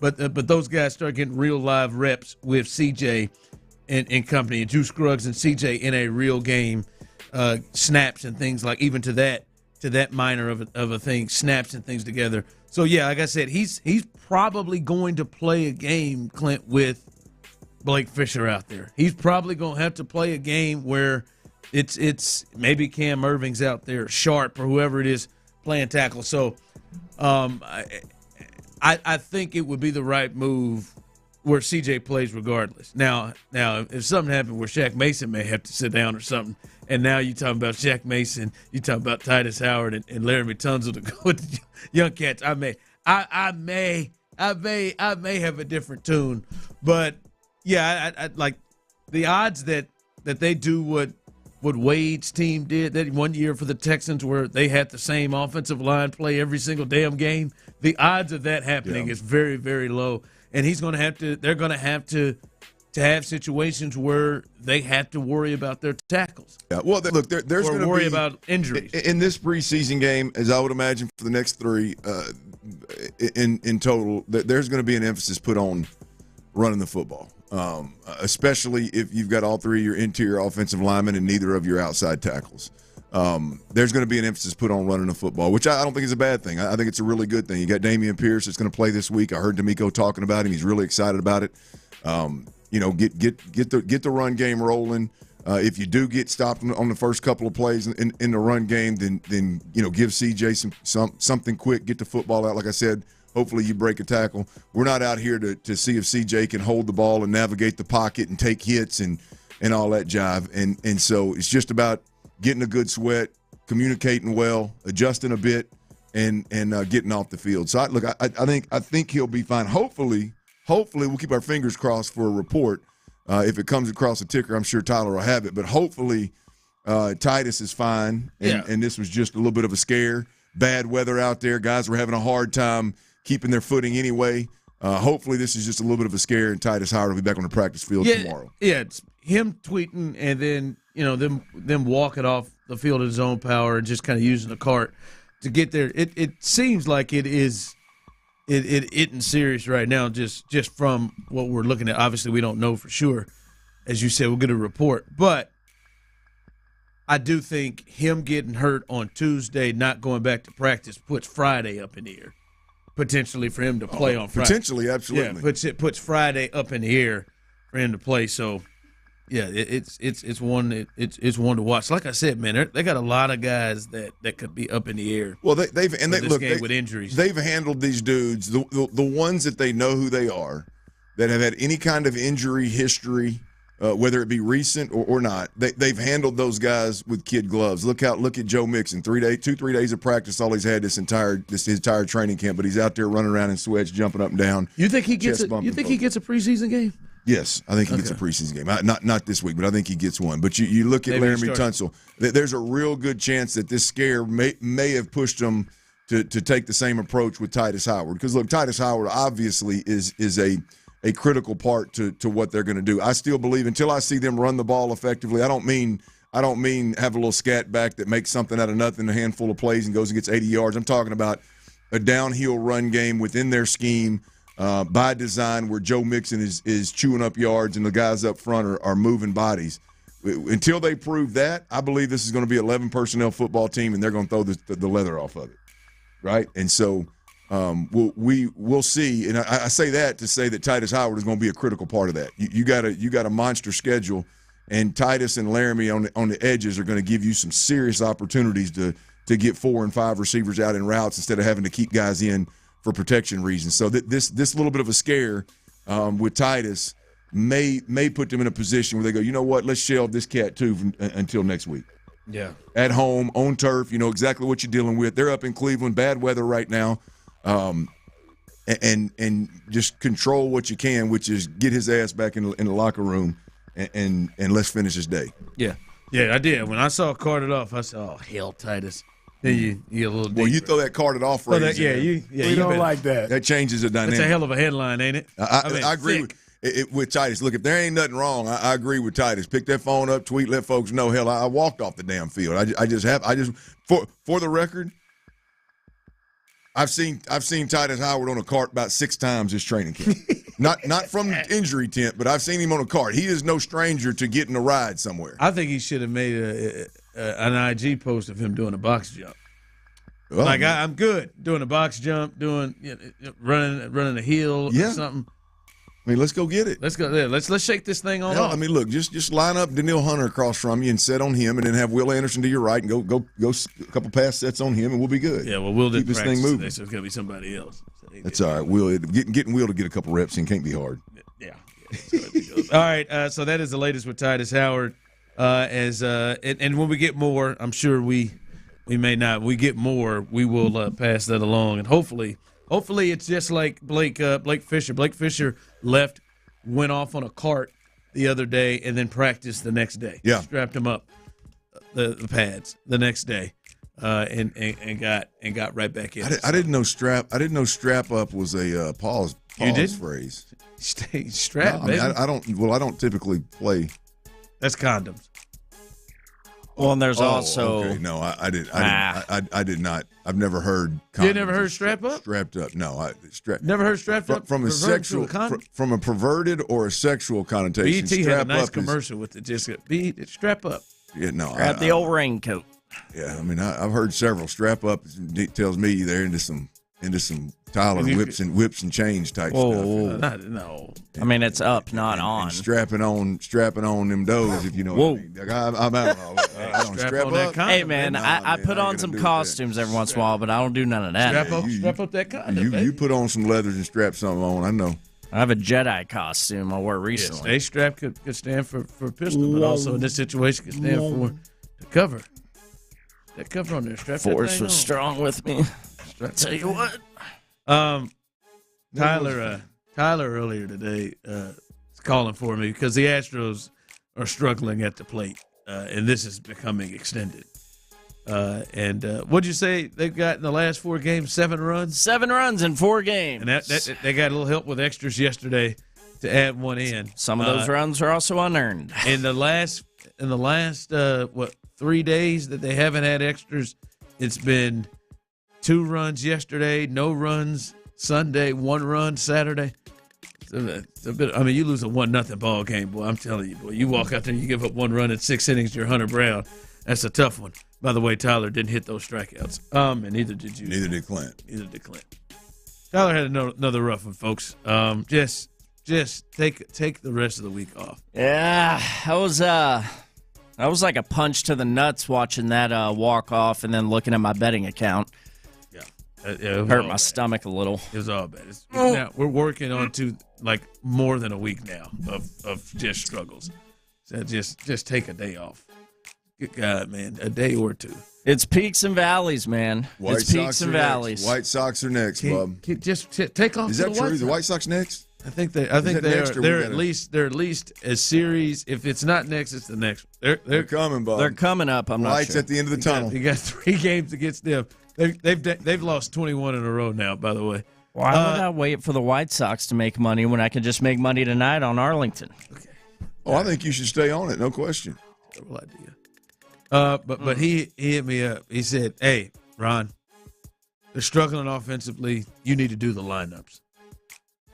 Bring him out of this funk. We need to bring out the lineups. Yeah, there it is. I think it's a great idea, to be honest. That's some great music. And listen, shout out Jack White. And listen, shout out Tyler. White Stripes. Thank you. He didn't write the song. But he chose it, and it's perfect. No, I think I chose it. You really need to do this at the end of the show today. We said it was special occasions. Special occasion is the Astros are sucking ass, and I need you to pull them out of the funk. I think it's a really good idea. Thank you. I do. I like it. I think it's a good idea, and I'm willing to accept it under one condition. Tell me. I'll only do the lineup today if Jake Myers isn't in it. Hey. Jake needs a day off. He needs a couple of days off. I mean, let's be honest. They've already called up somebody. I don't know who's about to get sent down, but Jake needs to. He got the collar yesterday. Struck out all 3 at bats. I started to look at. I said, I want to look at what's Jake at this month. I said, let me keep coming back here. Let me keep falling back because it was rough. Since July the 27th, Jake is 3 for 26 with a walk. He's been on base 4 damn times since July 27th. 10 days. I mean, it's fighting it. It's not ideal. It's not, and it's not a, oh, shoot, boy, hard hitters. He hit it right at somebody. Oh, he fouled off home run distance. No, he is fighting it. He is struggling. I'm telling you, the way that he has gotten treated, and in terms of, hey man, we're gonna let him go out there and we're gonna let him play every day. I bet Chaz McCormick has to look over there just in hatred. Damn, I sure as hell never got this kind of treatment. Well, I'll tell you what. I bet you Dubon's over there looking over like, damn, how come I can't? How come I don't get just 3 or 4 months to just let it go? I ain't got many good things to say about Chaz, period, but especially after last night. Did you see that dude out in left field? Those were two of the worst professional Major League Baseball outfield throws in that I have seen in quite some time. I didn't see it. What happened? Oh, it was Little League-esque. It was a tag up that shouldn't have been a tag up for a run. Pop up to McCormick. He missed his target. He missed home plate by a football field. I mean, it was bad. We've lost it. It was very, very, very bad. He's in his head, man. I mean, he is a I would call him a middle midget. Oh, you can tell with Chaz McCormick when he's not feeling it, boy. There's definitely a look on his face, and it is I feel like I'm getting screwed look too. Yeah, listen. I'll do it whenever those lineups come out. If Jake's in it, I'm on protest. Damn it! Everybody else gets a damn day off. I feel like we're gonna get this. I don't feel like Jake will be in the lineup. I think we're gonna get your lineup. Those 3 at bats, he needs to watch. He needs to sit down and watch it. Oh, I agree. And it's not just starting yesterday. He needs to sit down and take a look. Last night was a tough watch, man. Twice with bases loaded. I mean, once in the 7th, or was it the 8th and the 10th? He started to look like at moments years before where it looked like he didn't. Like he didn't have a prayer. There's just no again, in those circumstances, Ron, with bases loaded, 1 out, like we're just trying to contact. We're just something. We're just just put it in play. We're contact. Just get it. I'd rather you hit into a double play than strike out. Put it in play. That's it. Give me something. Give me a chance. Yep. And twice, he never even scared the ball. All right. Apparently, the Astros are making a move. I don't think they're panicking, but they're making a move. We'll let you know the latest move. They've added somebody to this roster, and we'll let you know the latest on that coming up next. All right. When you settle in a home, you ask yourself questions. Do you pay for upgrades like new flooring and fresh paint to hopefully sell that home for more, or should you save that money and put it down on that dream home that you're moving into? I got good news. If you deal with Orchard, which I suggest you do, their Move First, Sell Later program, you can do both. You get more money for your current home and put more money down on that new home. Here's how it works. Orchard makes an impressive backup cash offer for your old home. That backup cash offer unlocks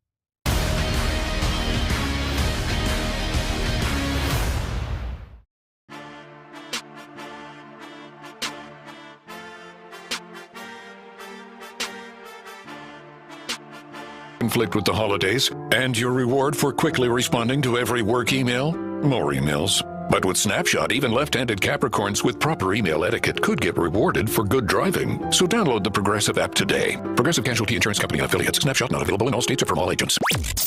Who has the best breakdown of the Astros deadline deals? We do.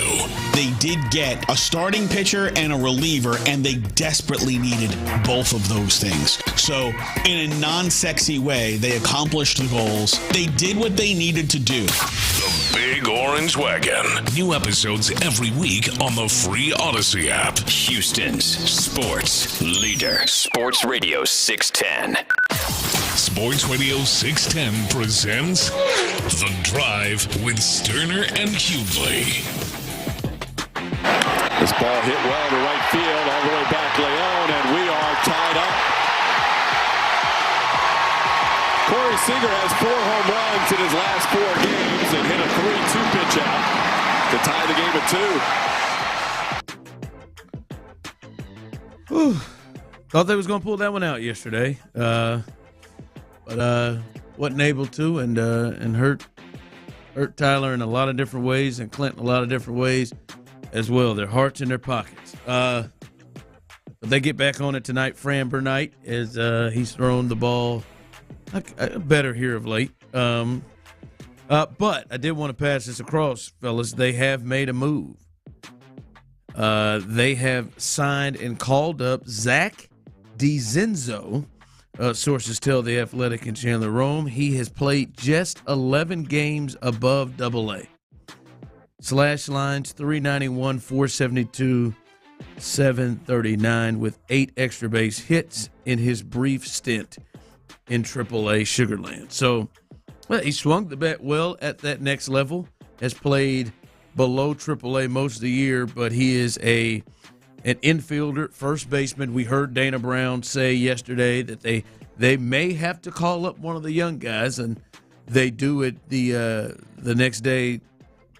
And do we know who they are sending down? Who is leaving the roster? Have we found that out, Tyler? Who's leaving the roster? Astros PR has not sent that email quite yet. To make room for DiZenzo? I bet we know by the big 3. Hopefully we may. And who knows? Maybe Chaz's throwing yesterday along with his bat may have changed things up. I don't know. We'll see. But they're bringing him up. He plays first base. I don't want to say panic, but they're looking to try to find something. They're looking to try to find something in particular at first base is what Dana Brown said yesterday. Yeah, look, I mean, I don't know. It'll be interesting to see how this all plays out because, I mean, everything was fine. Everything was perfect. This lineup was producing runs at a rate better than anybody that topped anybody in Major League Baseball damn near for a good 6 weeks. And now you've had a rough run of 7-8 ball games and obviously you got to be better. It will be interesting to see what they do, what they continue to do with Pedro Leon. It'll be interesting to see, to your point earlier, what they do with Jake Myers. I think it'll be interesting to see what they do with this new cat they're bringing up. What do you do with the Dubon Singleton first base? Back and forth. It is going to be interesting to see how Joe Espada responds to the recent struggles at the plate. It's going to be luckily the Astros made such a run that they're in position to where there's a little bit of grace given. There's a little bit of wiggle room there. You just hope you don't dig such a hole in this August with this August schedule that's significantly more difficult that you can't dig out of. But it is going to be interesting to see what you do with this lineup really from, I'd say, the six through the 9 hole at this point in time. Yeah, that was as Tyler said in our ear yesterday. Last night that was a McCormick. Cabbage wasn't great either. McCormick, Cabbage, I think it was 0 for 6 yesterday. Cabbage and McCormick and Jake, as we talked about, and even his and Pedro Leon, who you just talked about, they all struggled. They not just looked bad. Their production was bad. They looked bad. I know Leon had at least he struck out three at least strikeouts. 3 times. I think he struck out 3 times. I mean, he looked. He struck out 3 times. Jake struck out twice with bases loaded and 1 out. Didn't move a runner 1. Didn't even attempt to. Didn't even scare it. He struck out another. I mean, we can't leave the top guys out with the exception of Yordan Alvarez. Yordan, they just pitched completely around him from about mid-game on. But, I mean, Bregman's up in extra innings with Altuve on second and strikes out. I mean, that's they ended up getting bases loaded, and once again, they got 1 run out of the deal, luckily, because of hit by pitch. But, you look at how that inning went down. I mean, you're not even attempting to move guys. Like, I'll be honest with you, I don't know how you let Jake Myers swing away that last at bat. Bases juiced, 1 out. You want to squeeze? Something. Give me something. Something. He's got to be able to put the damn thing in play. No, I agree, but there's got to be something wrong. When you struck out, I don't know what the game ended, but they had struck out 5 times with bases loaded in the last 2 games. I watched 4 of them myself. Like, at some point in time, your eye has to tell you, hey, man, this just ain't our night. We got to manufacture some stuff. We got to do something other than just swing away. I mean, that approach. It's one thing. It's hard for me to watch when it's Altuve, much less damn Jake Myers. There's got to be more to it, man. I'll just say this about the Astros in this situation, because they're now a game and a half behind Seattle. Seattle didn't play yesterday, but picked up a half a game with the Astros loss. I still don't think I don't think we're at panic time, especially when it comes to the division. Like, because they're fortunate to be in the division with the Mariners and the Rangers coming up behind them. I know at the plate it's been rough, but we start looking at the pitching performances, which is usually the hardest thing to find consistently in the sport. If they can continue to pitch anywhere close to this, they should be all right when it comes to the AL West race. They should be in a place where you're not gonna panic. I mean, Spencer Aggetti gets you 12 strikeouts in a game. Hunter Brown yesterday didn't hit his strikeouts like he normally does, but hell, he gives you 6 innings and 1 run. We're seeing pitching performances that are going from being really, really good to, at the very least, keeping you in the ball game. And so if they can continue to get that level of consistency, I don't think it's time to panic yet. Even though calling up a guy who's only played 11 games above AA to come in to play first base feels like a bit of a hey, we got to do something move. But I still think because of the division they're in, it's not quite time to panic, because the Mariners have their warts and they'll come back. And the Rangers show to have their warts, and they'll come back. So as bad as it was yesterday, you should have won that ball game. Absolutely. I mean, as bad as it was yesterday, sometimes you got to win ugly. It's not always you're not always going to have an offense that's scoring damn near 6 runs a game. There's going to be tight ball games, and you got to win those tight ball games. And I mean, you had a lead in the 8th, and you had a lead in the 10th. I mean, you got to win those ball games. I know it's ugly at the plate. I get it. I know how we scored the runs. It's easy to say we didn't swing the bat well. I get it. No question about it. Luckily, they plucked 2 batters. In a tight ball game, that should be the game. That should be the difference in the ball game is they hit 2 batters. They gave you a run. They gave you a run on an infield hit. Why the Rangers didn't have their infield playing in, especially their third baseman in that particular situation, I have no idea. They gifted you a 1-run lead 2 different times in that ball game.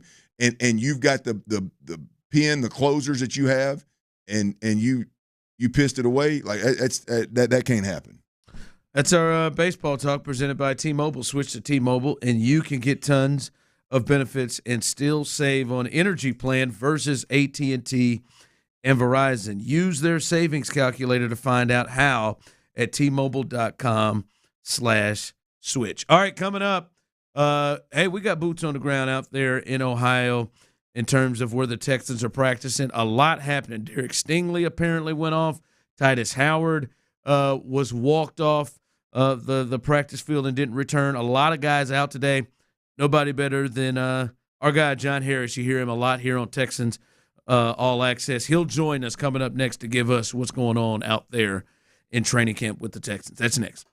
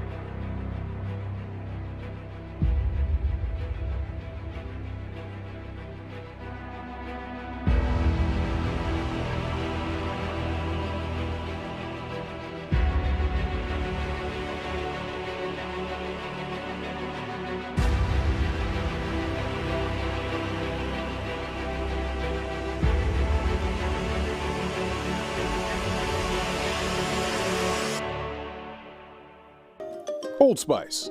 Men have skin too. Old Spice Super Hydration Body Wash. 24/7 renewing moisture. With daily use. Live from the Twin Peaks studios, Sports Radio 610 presents The Drive with Stoerner and Hughley.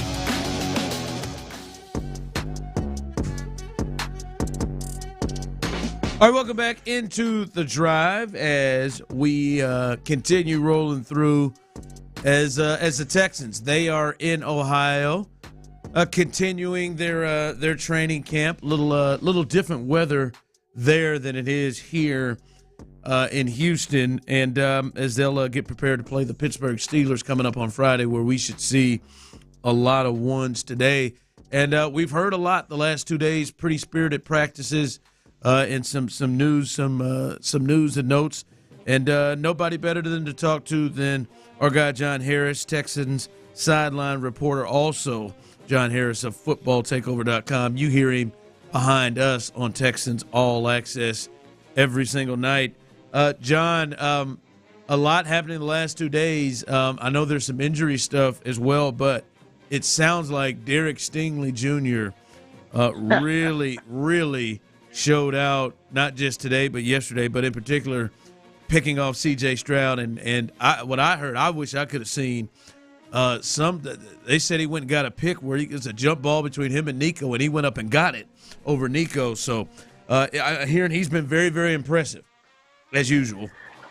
Yeah, Sting, the first interception he had was that one. He was matched up with Nico, and he had himself in great position. So when the ball went up in the air, it was Nico that was having to try to reach over Sting, but Sting basically just blocked him out and went up and made the catch down the field. And it's pretty awesome when you see like 5 feet in front of you, see these two incredible athletes like going after the football. But Sting made a heck of a catch there. And then to lead off the last period, he broke on an out route. I think it was Tank, and he broke in front of it, snatched it, took it to the house. I've said it for a while now. I think Derek Stingley is going to be, if not the best corner in the league, he's going to be in the top 3 team picture. He has been that good since he came back from injury in middle of the season last year. It's just a matter of Sting staying healthy. But, yeah, he had 2 picks in practice today. He's so slick. I've said this since Sting has been here. I think Sting has the best hands on the team. And it shows when he is fighting for the football, he very rarely loses out. So whenever the ball's in his vicinity, I feel like he's got a pretty good chance to go get it.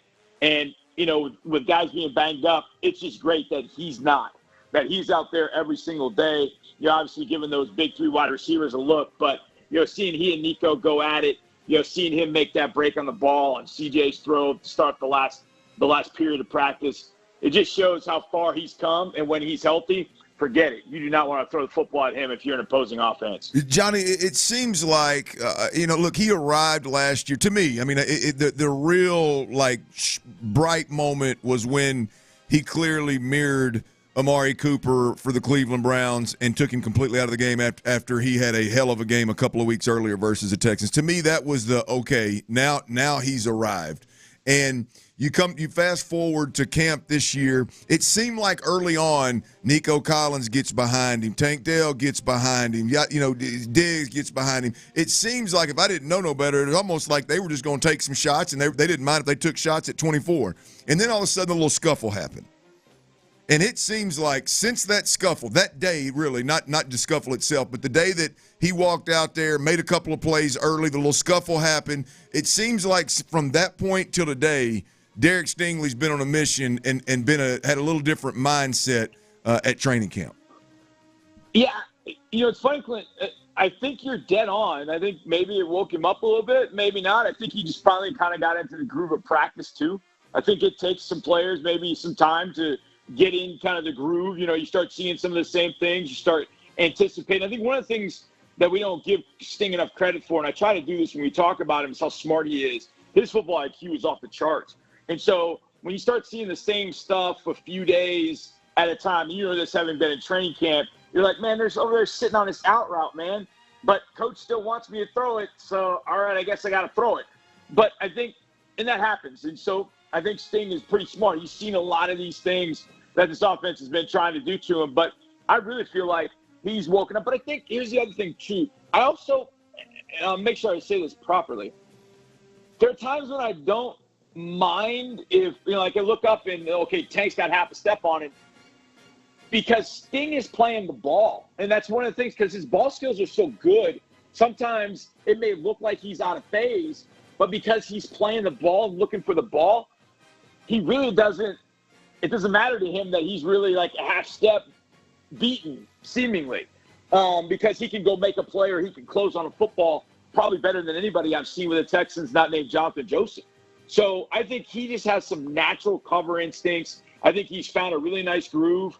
If that is definitely the case, like you said, Clint, and I think that probably is, it may have woken him up. We'd all send Dalton Schultz, like a flower bouquet, and thank you for waking up 24.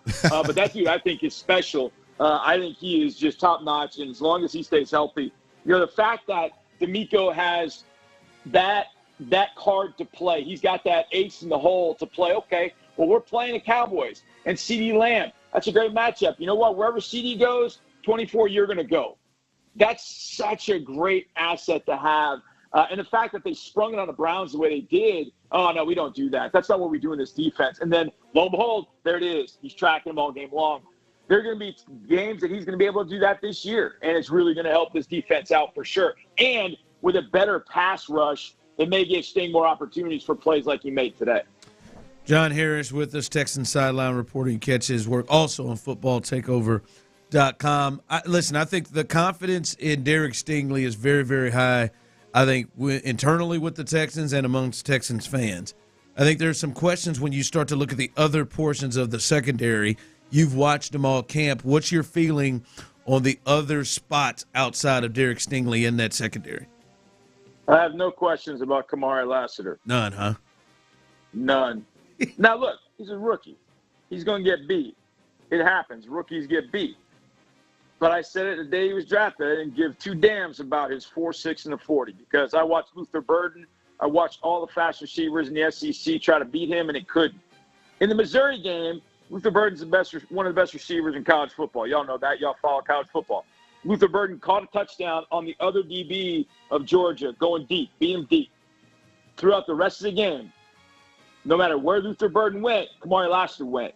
Kamari Lassiter played 30 reps in the slot at Georgia last year. 30.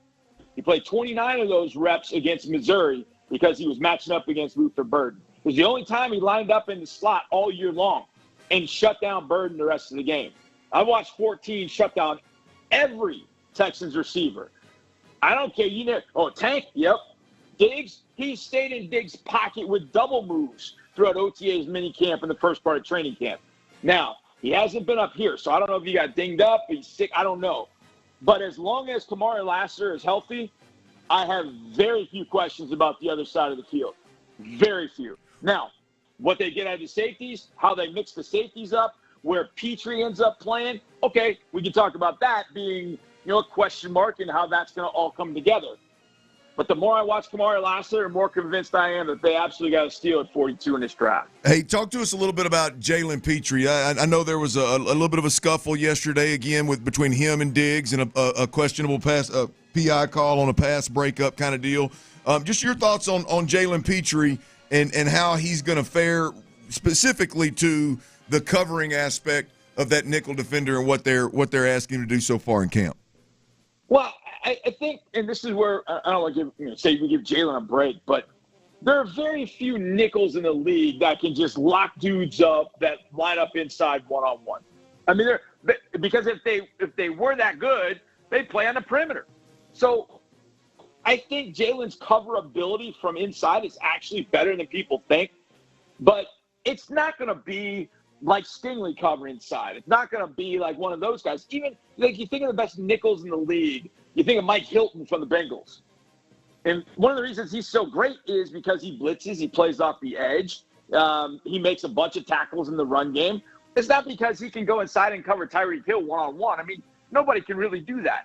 But I think Jalen gives them a little bit of diversity at that nickel spot inside. He can blitz, he can play the run. Now, his tackling's got to improve. But I think it did. After he got benched in that Browns game, I feel like he had to kind of go back and go back to the fundamentals. And I think he started doing that. And I think he'll make more plays the closer he is to the football. Now, the question becomes, if Petrie's going to play at the nickel, then what do you do at safety? Now, right now, you've got Eric Murray with Jimmy Ward. And I think Eric Murray has played really, really well. But 41 is coming. The young boy from USC, as they call him, Caleb Bullock, he made a pick today in practice that I'm telling you, it happened right in front of me, and I still was not 100% sure I saw what I saw. He broke on an over route. Mechie was running the over route, booting out. Davis saw Mechie, going to zip it to him. Bullock literally jumped in front, stole the ball away from Mechie, spun and went the other way for a pick six. Now, I watched that play, and I'm like, I've seen every Texans game up close since 2014 down the sidelines. I've been here since 2007 covering the team. I have never seen safeties make plays like that in a Texans jersey. No one. I mean, Tyrann Mathieu, Justin Reed, no one. Nobody makes those athletic plays, and Caleb Bullock has been making them every other day. So we better keep our eyes on 41 because when that young buck is in the game, he's going to make something happen. Now, I do worry about his tackling. And if Petrie's not tackling well and Bullock's not tackling well, okay, you got issues, so you got to do some things. But I do think Jalen's going to tackle better. And I think if Bullock does go in the game, he is definitely going to be a guy that is going to make some plays for his defense because of his range and the amount of cover ability and the amount of ground he can cover. So keep an eye on 41 on Friday night against Pittsburgh. He is fun to watch. All right, John, we appreciate you, man, and we'll keep following you and listening to you guys after we get off the air. As you guys are there first with your eyes on and be able to watch them in practice as they're getting ready for Pittsburgh, ready for that call as well coming up on Friday. We appreciate you joining us.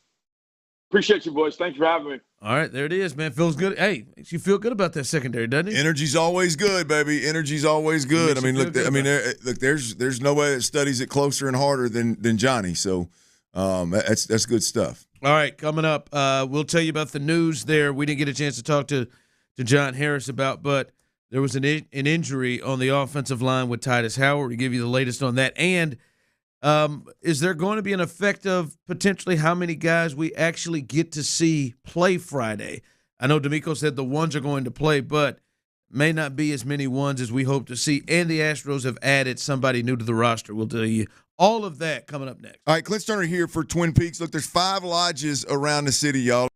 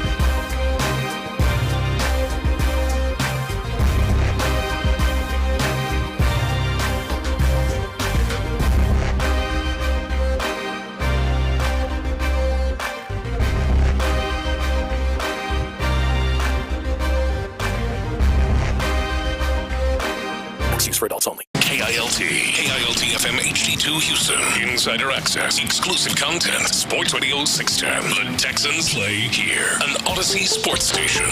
What's up, Clint? How y'all doing, man?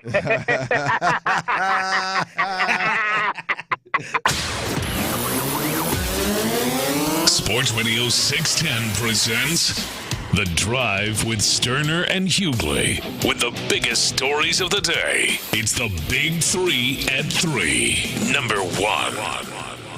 All right, number 1, as we just talked to John Harris, who was out at camp, and the news coming out of there is Titus Howard. Doesn't seem like, especially with him and his response, that maybe the injury is as serious as the headline read. Titus Howard carted off in the Texans practice field in Ohio. No, God! Well, also, what occurred, according to people out there reporting, Aaron Wilson, that Titus Howard was leaving the field with a trainer and walked under his own power. That also confirmed by Titus Howard's tweet of, "Damn, I thought I walked off," as he headed inside and was on a cart. To me, Clint, it feels like we've seen situations where a guy has had an injury, been nicked up, and they just wanted to put him on the cart to get to where they needed to get him faster than to make him move on. I'm not sure if that is it. I'm just saying the way that Titus reacted and how, Aaron Wilson said it's clear he walked off on his own power, that seems like it could have been one of those situations. Well, look, I think you can explain with the bad weather why he would come off the field if something was tweaked or if something just didn't feel right. That explains why he wouldn't go back on the field. Bobby Slowick is on record after practice talking today about the issues that the weather presented, and one of them was the offensive line and pass protection situations were really struggling with their feet. So that makes sense why you wouldn't push him directly back out there. And again, the weather, and I don't know exactly how bad it was, but if it wasn't just a clear day, you would want to throw a guy in a cart and say, "Man, let me book it back to the training room, wherever we're at, the locker room, so you can get cleaned up and we can get some treatment started right away." That doesn't, none of that surprises me. None of that concerns me. Now we'll obviously see what the reports say. We'll see what tomorrow looks like, and we've seen, as you mentioned earlier, Blake Fisher get carted off literally and then practice the next day. Yeah. So hopefully it's one of those situations with Titus Howard, and it's not one of those where he's going to miss this preseason game and it's not going to be able to go for a week or 2 weeks. So we'll see. But on the other side of it, it is very, understandable the importance of Titus Howard to this football team. You look like you're going to be an 11 personnel offense with 3 wide receivers on the field and a tight end, and you're going to sling this thing around the park. That's the part you feel like you can really lean on, that you know about this team. Titus Howard is an integral part of that at that right tackle position, especially with this schedule that they're going to play. So it wouldn't surprise me at all if DeMeco Ryan said, "Hey, let's pump the brakes on that big fella as well." And there's no reason. Hell, we're still a month away from the first regular season game. There's no reason 3 weeks to a month away from first regular season game to get this guy banged up and have to deal with that throughout camp. So you could be looking at, depending on, we'll see what the injury is. Like you said, they had something over the weekend with Blake Fisher, who was taken off and driven in with a cart, didn't return to practice just like this, but he returned the next day. Hopefully that is it. But if he is not able to go, if they're wanting to be precautious with him and just say, "Hey man, we'll just chill, just had this injury," they're potentially looking at Blake Fisher starting on one end, because I don't think Tunsil's playing, or David Sharp, or then Cam Irving, who just got in, because Charlie Heck is dealing with that injury with his foot as well. So maybe not the ones at the tackle spot, but Blake Fisher is somebody you could see getting some run potentially if there was an injury at some point. But they could be without their 2 starting tackles in this game, where they're trying to get some reps with the one. So that is one to look out for, and to see if Titus Howard misses tomorrow, probably even increases the odds that he he won't. Yeah, if he's not back out there tomorrow, you just got to start looking for the injury report to see what exactly is wrong with him, and then you got to think maybe they're just going to shelve him, like they're going to treat him like they did Joe Mixon. Is the first sign of a little. You get three practices, 2 or 3 practices of Joe Mixon where you see how good he is. And they're talking about all these. The GPS is throwing these crazy numbers out, and then all of a sudden he tweaks something, and you go, well, if that's the back that we're going to get, let's not tweak things a month and a half before the regular season starts. So he may get some of that veteran treatment that you see Laramie Tunsil, Joe Mixon getting, if it was a scare. If not, and everything is all good, then I would love to see him go this week with C.J. Stroud. Yeah. We'll see that. And speaking of seeing him go, Clint, I think he's not going to be the only one we're watching for tomorrow's practice. They've got some guys that have been out for multiple days, and including Kamari Lassiter, who John Harris was just talking about. He has not practiced since they've been in Ohio, John just said. He's missed the last 2 days.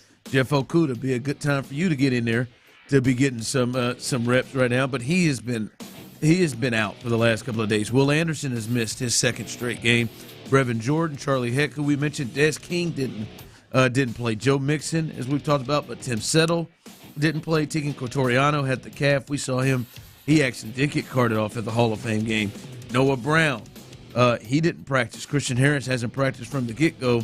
Obviously, Danico Autry, although he is eligible to play in these preseason games, but he didn't practice as well. And then Tunsil has been off all off season. That's a lot of guys that you expected to get run in this game. Several starters in there that it looks like. So it's going to be interesting to actually see how many ones are playing in this game on Friday. Yeah, look, I mean, when I look at that list, it would be easy for me to arrive at a place of one, the decision is made on these guys. They're gonna be a big part of what this team looks like moving forward in the regular season, with the exception of Charlie Heck. Like Charlie Heck's there's a chance he may not make the team with all these injuries keeping him off the field.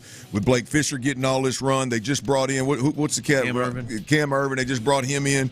There's a chance Charlie Heck, but with the exception of that, the other 10 or 11 guys on that list, you might as well go on and just, you should. Des King's obviously on this list, so there ain't no telling what's going to happen. But all of these guys should be on this roster and be big-time contributors to some degree. So you may be able to chalk some of this up to, hey, man, they got a decision to make at that 5th and 6th wide receiver position. So Noah Brown, you're a veteran long in the tooth. You may not need a whole hell of a lot of run here. That made Kamari Lassiter, Jeff Okudah. I would say that those two guys are safe on this roster, obviously, as well. Who's going to be the 4th and 5th potential corner? What do those guys look like? So you may be able to chalk some of this up to rest. You may be able to chalk some of this up to the competition below the starters for that second string level needing to get some run and the coaches getting some film and some look. But yeah, I mean it's tough to play a game with 40 some odd guys. Yeah. Not being there, it's tough to have a practice with missing that many starters. Interested to see what the issue is with Kamari Lassiter, because you wouldn't want him to miss. Now this would be the second opportunity that he could have had to play. Well, John Harris is really convinced. D'Amico Ryans appears to be really, really convinced. You want him to get out there and play a game. If they're that convinced about him, then it doesn't seem like there's a lot of let me see what this guy's got associated with preseason week 2. We'll see. They play the Steelers coming up on Friday. Tomorrow's going to be a big day to see how many of these guys remain on the injury report, and to get maybe what they'll do with them, to see if how many of these guys will actually play in the game on Friday if they don't practice tomorrow. Big 3 at 3, number 2. That ball hit high and deep to right field, and this game's over. Josh Smith walks it off. Rangers down to their final out of the 10th. And the Astros lose in a heartbreaker 4-3. A 2-out home run in the 8th ties it, and a 2-out home run in the 10th wins it. It felt like it ripped my nuts off. Well, I thought somebody from inside said it. Listen, the Astros, they get walked off by the Rangers, and they struggled offensively again, scoring 3 runs in 10 innings, but they only had 2 in the first 9. As they've scored 4 runs in their last 3 ball games that have all have all resulted in losses. So they're struggling continue at the plate. Here is Joe Espada with his comments about the struggles at the plate. Giving them such a small margin for error when you're not scoring runs, I guess how hard is it to keep asking your pitchers? It's not easy. It's not easy. And, we're going through that stretch where we all got to, stay together, grind through this as a team, and we'll get out of this. We'll get out of this little funk. They're going to get out of this little funk. There we'll get out of this little funk. The little funk right there. There's Captain Joe Espada putting it out there. He put a little emphasis on that funk, didn't he? A little funk. Yeah, he did. He's listening. They got funky with the funk. We'll get out of this little funk. A little bit of a stretch. The funk is a living creature. I ain't got it. What movie's that? It's a YouTube video. Old Greg. Oh. All right. I'm old Greg. Before this is hijacked we'll get out of this little funk. To the funk.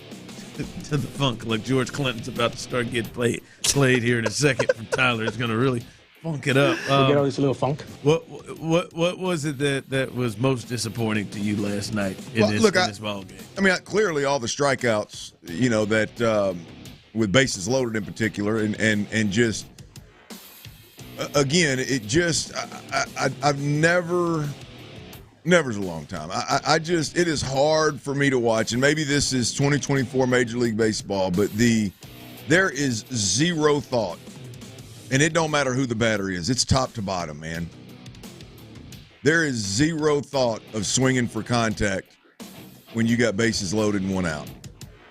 Or man at second, no outs. I mean, there is just the just swinging out of your shoes, the trying to hit the ball out of the park. I mean, it is hard for me to watch, man. So, when you look at Jake Myers, he just had zero chance. 2 different times late in that ball game with bases loaded. That one chaps my hide. But, the struggles at the plate with the Astros are obviously a big deal here. But with that said, the Astros had a lead in the 8th and they had a lead in the 10th. And you got to find a way to win that game. You got to find a way to win that game, whether we're talking about just pitchers that just let one get away from them and just hang it up there for them to hit to the moon and back, which both guys did. Or you talk about needing to score more runs with runners in scoring position and move guys around the bases kind of deal. It was an unbelievably frustrating loss once again. No, listen, I know that there's a thought of like, all right, man, we struggled, we snug it up, but God, come on. Guys, we should be depending on Presley, get us through the 8th. I just don't know what it's going to take for Brian Abreu to secure the 8th inning. I don't know what I've been calling it from the start of the season. I know Presley's going to have to pitch at some point, but, man, it feels like to me that's who should be at least facing the toughest part of the lineup. But I agree with all that. And, man, they got major league players, man. There's 7 guys at one point through pinch hits and everything who occupied 6 through 9. I mean, you just can't go 0 for 14 and leave 20 men on base. Ouch. Boy, I didn't know it was that bad. I mean, they're a total of 7 guys who hit in the 6 through 9. They went 0 for 14 and left 20 men on base. Jake left 6 on his own. Cabbage left 6 on his own as well. Well, this is not good. Well, hell, the top 5 hitters can't be much better. I mean, there wasn't but a couple of hits. I mean, it just stop being a dumpster fire. You're talking about you have to win some close games. You have to win some low-scoring close games, and when it's a division team, when it's a division team, and they gift you. I mean, you scored run number 2 on an infield hit. Again, I don't know why in the hell the third baseman was playing behind the bag. He had no chance of getting Altuve at the plate. And then all of a sudden, you hit pitches. Hit batters. I'm sorry. Gifted you a run. You're just gifted leads, man, and you somehow piss it away. That's frustrating. Well, they have added a new player and a very, very young player. The Astros are calling up their number 4 prospect in their system, Zach DiZenzo. He is going to join this group. Plays some first base, some infield. He's only played 11 games above AA in AAA Sugar Land, but has had some success while being in Sugar Land. So I don't know. Maybe he's in the lineup tonight. That's going to be a tough lineup if I have to do the lineup. Yeah, if Jake's not in it, you're going to do it, Zaxter, huh? Come on. Come on. Zaxter. Zach Attack. You better start doing some Googling right now. Some Zach Attack. We'll feel something out. But they're going to the well, and not really surprised, as Dana said, they may try to look at some young guys. Big 3 at 3. Number 3. We talked about the situation with Brandon Aiyuk and the Steelers, and their conversations have been re-engaged this earlier today. But also late last night, it was reported that the 49ers have deal framework in place with the Browns or the Patriots for Brandon Aiyuk. So it looks like, Clint, and I'm a bit surprised. I thought they would just kind of wait this out a year. It looks like Brandon Aiyuk is going to be on the move. And it looks like it's going to be coming over to the AFC. And the Patriots are clearly in one space. But this would be a serious add to the Browns and a serious add to the Steelers if they were able to bring. But yeah, I mean, look, it's interesting. A guy wants out and wants that big contract, but only wants it with one team. I mean, the way this thing seems to be playing out is the 49ers got the deal that they want in place with the Browns and the Patriots, and Brandon Aiyuk needs to okay it, but Brandon Aiyuk don't want to play with the Browns and the Patriots. Well, clearly, as Tyler just said, Josina Anderson reports that the Patriots are out at this point. So now it's these two Steelers and Niners. Steelers and Browns right now. Steelers and Niners. Josina, I'm sorry, is also reporting or the deal's done. No. That they could be getting in on this. Not. I know the Niners aren't, and on Aiyuk, he's there. Yes, but the Steelers yes. and Browns, we've heard those two. So those NFC North teams try to. And I've heard some thoughts that the Browns may have to give up Amari Cooper, so that would kind of change things. But if they don't, if the Browns are rolling with Amari Cooper, Jerry Jeudy, and Brandon Aiyuk with David Njoku and Chubb potentially coming back, Cleveland may have their first. Was it a 4,000-yard passer? Well, no, that's the Bears. But isn't it the same thing in Cleveland? There's something like that in Cleveland. I thought Baker's done that. There's something. Well, maybe it's a bigger number, but there's something like that in Cleveland. Hell, I remember John repeating it 8,000 times when Deshaun was. We'll see. We'll see if that dude is ready to roll. But that could be a serious situation. George Pickens and Brandon Aiyuk on the outside. That'd be interesting too. All right, coming up, the star of camp, and really he is, as Clint said, ever since that scuffle with Dalton Schultz, Derek Stingley Jr. has really taken things to another level, and I think there's something that we really got to get into about what this could mean with him on this defense for the Texans. That's coming up next. We'll get all this little funk. Will the Texans starters make their season debut against the Steelers? I truly believe in the guy needs to get reps.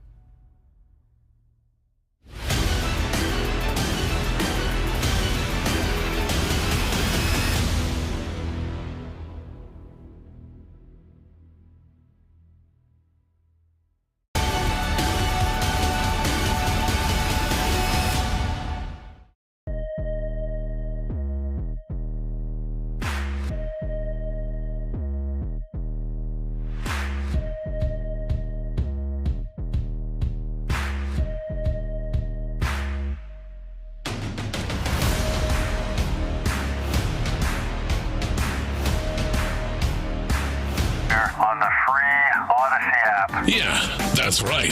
Download the Odyssey app now and don't miss a minute of the conversation. Houston's sports leader. Sports Radio 610.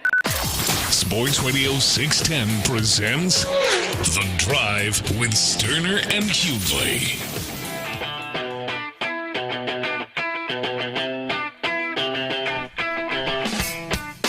Hey, man, reports are, and we heard it from John Harris. If you missed that earlier, he was on with us at 2:40. He gave it a full breakdown. Multiple picks from Derek Stingley Jr. off of C.J. Stroud. One where he went over and apparently went up with Nico Collins and was able to get a pick and got himself in good position, according to John Harris. And then another one, a pick 6 off C.J. Stroud. And it looks like he's looking like what you said the day he was drafted, what he needs to be. You're it a looks Tiger, like now you're a Texan, man. Yeah, it looks like Derek Stingley is that. He said John said he think Derek's going to be in the team picture of the top 3 in the league. Wow. Yeah, I mean, look, Johnny Harris is obviously high on the young fella, which I don't know anybody that isn't really high on him, but best hands on the team, top 3 corner in the league. That's a bold statement given what we've seen.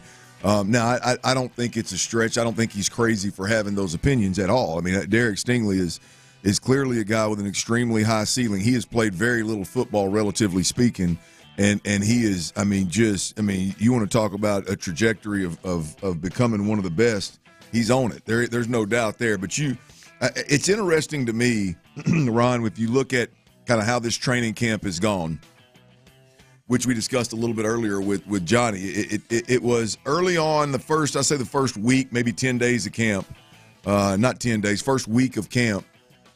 This offense was making a statement and making it a point to be more aggressive and take some shots downfield. And it just seemed like, I don't think it was by design, but it just seemed like they had no problem if a go route was called and Derek Stingley happened to be on that wide receiver and there was no deep help, and they were going to take that shot on Derek Stingley, and they took advantage of him a couple of times, got behind him, convincingly got behind him a couple of times, and then comes the day when the scuffle happened, right? It clearly, he was having a really, really good day that day before the scuffle, but then the scuffle happens. He clearly doesn't have a problem letting Dalton Schultz and everybody else know that whatever went down ain't going to happen on his watch. He continues to have a great day that day, and he has continued to show out ever since. And it's all culminated today in practice where you got bad weather, but there's three facets here, if you will. One, he undercuts Tank Dell on a speed cut out route. One of the best route runners. I am very confident in saying one of the best route runners in the league. He undercuts Tank Dell on an out route to the point where he doesn't just get a PBU, he picks it and would have taken it to the house had it been live football. If you're running routes for Tank Dell, then you're covering at next level. Then he goes up, and on a 50-50 ball that's thrown up to Nico Collins, Derek Stingley goes up, and he's the winner of the 50-50 ball and gets a pick there, which was in the red zone, which would have been a huge turnover. And then we get to the point that the quarterback that's throwing these interceptions to Derek Stingley statistically was the best quarterback in the game last year, throwing for the most yards per game and the fewest interceptions. He's the best in the game as it pertains to major production and few interceptions. That is a big-time statement. And one of the interceptions, I believe it was the pick 6 where he undercut Tank Dell. Word on the street is he threw the ball back towards the offensive sideline. And look, this is, to me, this is the Derek Stingley that I'm looking for. This is the Derek Stingley that I've been waiting for. I was not as impressed, I guess. I remember a couple of years ago, everybody getting super impressed with a ball that was thrown directly to him in the end zone by Trevor Lawrence. I'm thinking that was just, hell, I think I may have been able to catch that ball, right? I think we wanted him to be good immediately, and he was injured. And then he got in there, and you wanted even more that we just kind of blew whatever he did, good, bad, or indifferent, out of proportion, right? last year, the Amari Cooper follow, the Amari Cooper shadow, and eliminating him from the box score was the arrival of Derek Stingley Jr. But there's never been a moment, right, where you go into a game and you think the Texans got the best corner in the league. One of high ceiling, big time expectations. No question. I've had those. Love him. Wouldn't trade him. Have confidence in him. But best corner in the league, we're going to go into games this year, Ron. And whether it's true or not, I don't think it's crazy when people say, you know what, the Texans may have the best corner in the damn league. I don't think that is an out-of-pocket, oh, my God, what the hell. Now, he's got a lot of work to do. Don't get me wrong. But this is the first time where I've felt like, okay, let's have a conversation about Derek Stingley and all the tangibles and the high ceiling. As long as he can stay healthy, can he be a top corner in this league? And I think it's a real conversation. And based off what we're seeing in training camp and based off what we saw at the end of last season, that is absolutely a fair thought, which leads me to, boy, they better be right. They better be right on that other side, Clint. You talking about Lassiter? Yep. And when I say they, I think this is more D'Amico. You better be right, because I'll say this. I think Nick and I think D'Amico's heavily involved, especially on the defensive side of the ball, on the personnel. But if I look at it, Nick has provided. Hey, man, you brought in a second-round pick at pick 42 at corner. You brought in Okudah. You brought in C.J. Henderson. You've added 3 legitimate pieces that are talented guys that could work on the other side of them. And it seems like Lassiter is who they are rolling with, and they need to be right, because we're going to start saying, man, I'm not throwing over there. The hell am I going to throw over there for? Right? Like, if you're the Texans, I got, like, you better be right about Petrie too and this nickel thing. I got this. Like this guy right here, I'm not throwing over there. Well, that may be. Look, let's be honest. This Derek Stingley thing may be where the confidence in putting Kamari Lassiter out there from jump, that may be where it's stemming from. Because you know with Derek Stingley on the field, you can always have your free safety shadow or shade to Lassiter's side. You can always give him help over the top. You can always have Derek Stingley Jr. shadow the best receiver to assure that some of these high-powered offenses don't get Lassiter locked up on a number one receiver. Like, when it's all said and done, if Derek Stingley is healthy and playing as good a ball as he's been playing in camp, if that translates to the damn game day, then D'Amico Ryans is going to be significantly more confident in every decision, whether it be personnel or play calling. He's going to be significantly more confident in everything he does. Hell, Derek Stingley, I don't want to give him too much damn credit because it's only about a week of camp here. But hell, he may be the root of all this confidence and how confident the guys are in the interior defensive line, the ability to stop the run, the willingness or interest in putting Jalen Petrie at nickel and a second-round pick, just handing him the starting corner job from jump. It may be because Derek Stingley is a guy that can be an eraser. It's going to be crucial because they're not even going to give him a pencil to erase. They're gonna challenge everybody else. Is what they're gonna try to do is challenge 5 and 14, and they better be right in their belief that those guys can hold up in coverage during the season. So hey, Derek Stingley, he may shut off a half of the field, or so to speak, potentially, but teams are going to get aggressive going the other way. Absolutely, going to. All right, coming up. More news on that guy who has become a big conversation piece. That's John Mechie. He had some troubles today in the rain. We'll let you hear what his offensive coordinator, even more importantly, was talking about in terms of what he needs to see for guys like John Mechie to get playing time during the season. That's coming up next. All right, Clint Stoerner here. Let me take a minute real quick, y'all. Let me tip my cap to all my fellow Coors Light drinkers out there. Man, you're drinking the world's most refreshing beer, and you look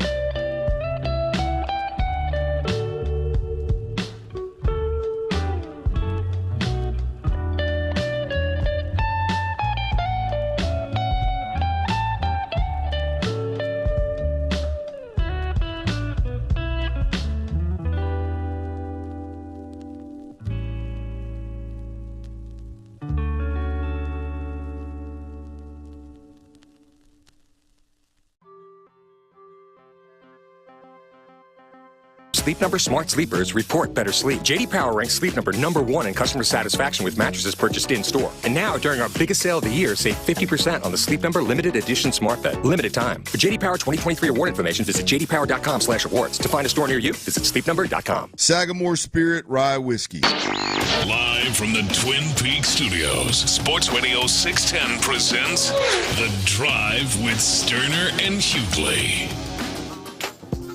Yeah, it really goes back to fundamentals. You know, guys that can go in and execute what we preach across the board in the pass game and the run game from the starting point fundamentally, then can go execute that in the game. And particularly if they can play multiple positions, which almost all of our backups can play multiple positions, it just helps get them on the field in different areas and different spots. And then how we approach it as an offense is we're always going to try to put people in the best position to do what they do best. You know, so we're going to make sure guys are in for specific things that they're really good at. And if they're not necessarily great at something, we'll make sure that they got 100% in the tank when their play is called.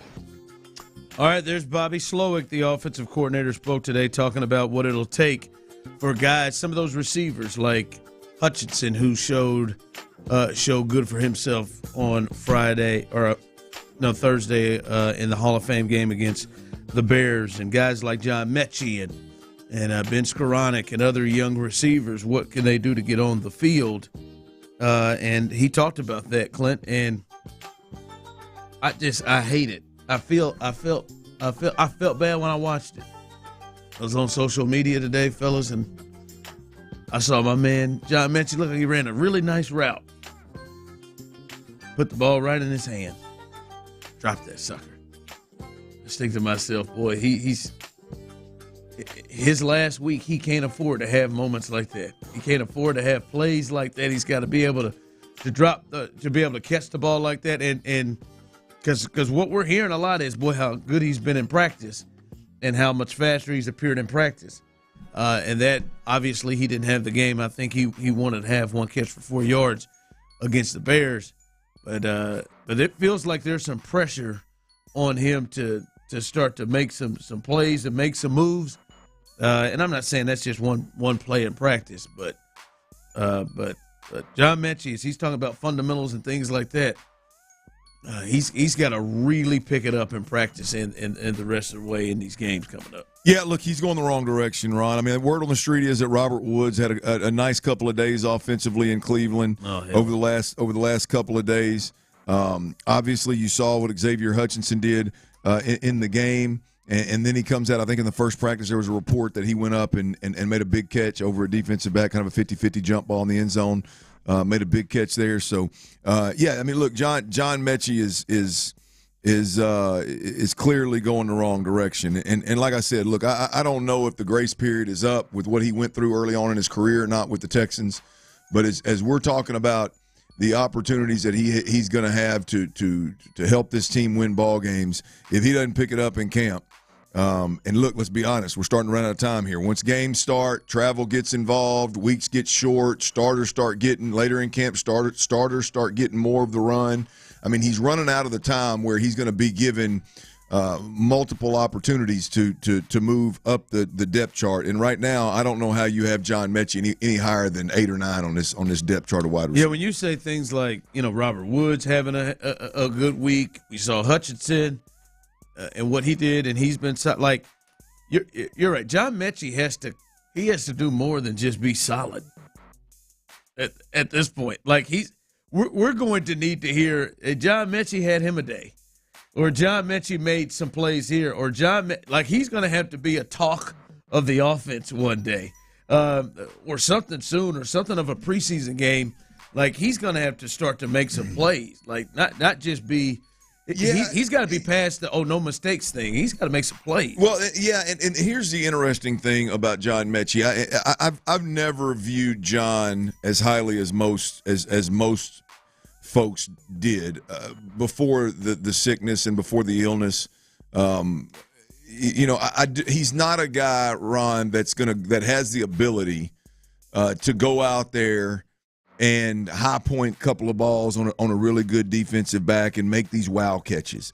He's not a guy that has the ability to just run away from man coverage the way most second-round receivers do. And so one of the reasons that I'm so bullish on he's going to have a hard, very difficult, damn near impossible time climbing this depth chart is because he's going to have to do it in a slot receiver, possession receiver kind of way.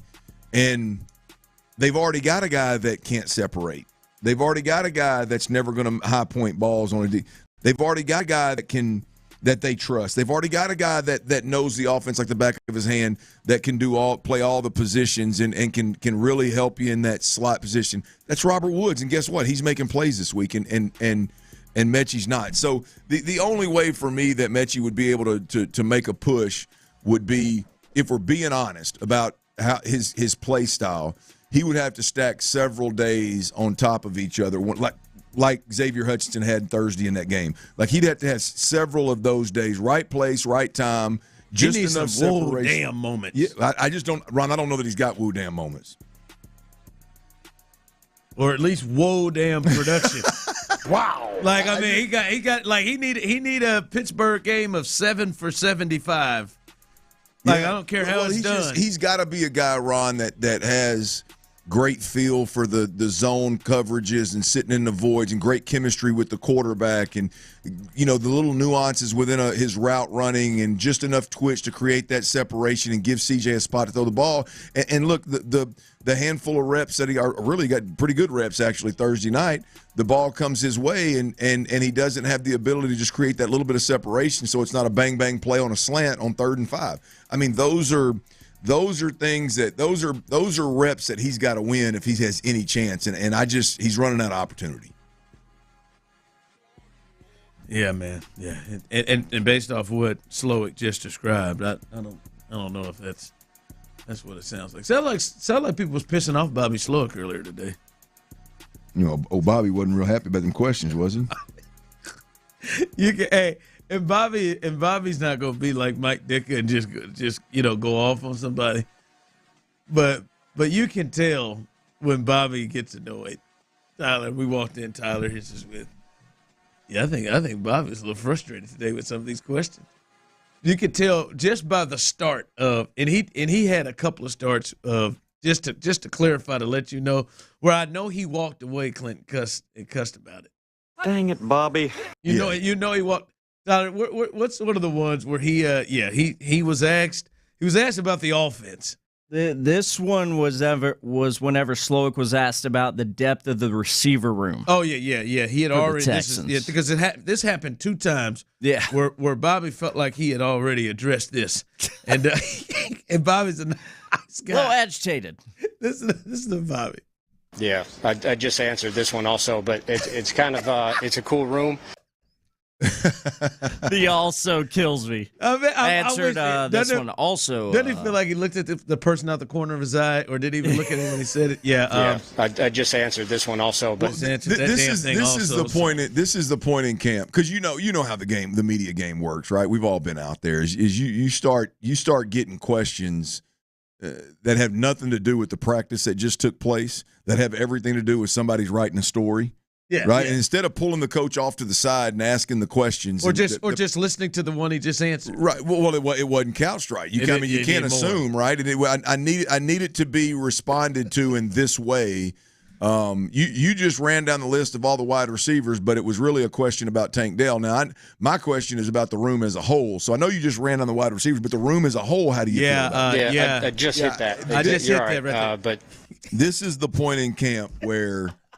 This is the point in camp where those questions are going to get under coach's skin. Yeah, I just hit that. I've never heard Bobby. No, yeah, I'm surprised that it's Bobby. He did it twice, didn't he? He did it twice another time where it's just I just hit that. You're all right. But you're right. I mean, basically, he said somebody should have yelled, "Pause! You didn't just hit. You just hit that. You've annoyed me, but you're all right. Dude. Pause! You're all right." Did you all ever refer to sex with a young lady as you hit that? Yeah, Akon. Mm-hmm. Is that a serious question? I just wondered, did you use that lingo? Did you say, "Oh yeah, man, for sure, I hit that"? I'm just curious. It's common lingo. I feel like I didn't know if you were. 90s. Yeah, I hit what that. human being that was partaking in those things? I bet you. Never said that. I bet you there are several people listening right now that know what it means, but don't use the phrase. Damn, yeah, I hit that. Well, I mean, even if you weren't talking about you using the frame like my boy Ron hit that. Like you said that, yeah. Absolutely. You haven't ever been somewhere when and some dime piece walks in and somebody's just like, good God, look at that. I'm like, hey man, he been there. My boy JG hit that. I just didn't know. I didn't do what you want with it. I'm just letting you know. He hit that. I'm not telling you dated her. I'm just telling you that I'm pretty sure. I didn't watch, but I'm pretty sure that it went on. There are some phrases that are said that I've never, like, I know what they mean. I've never said. Like, I've never in my life said Eskimo Brothers. I've heard it. I've never used it. I've definitely used that term. Yeah, I know it. That's I've never.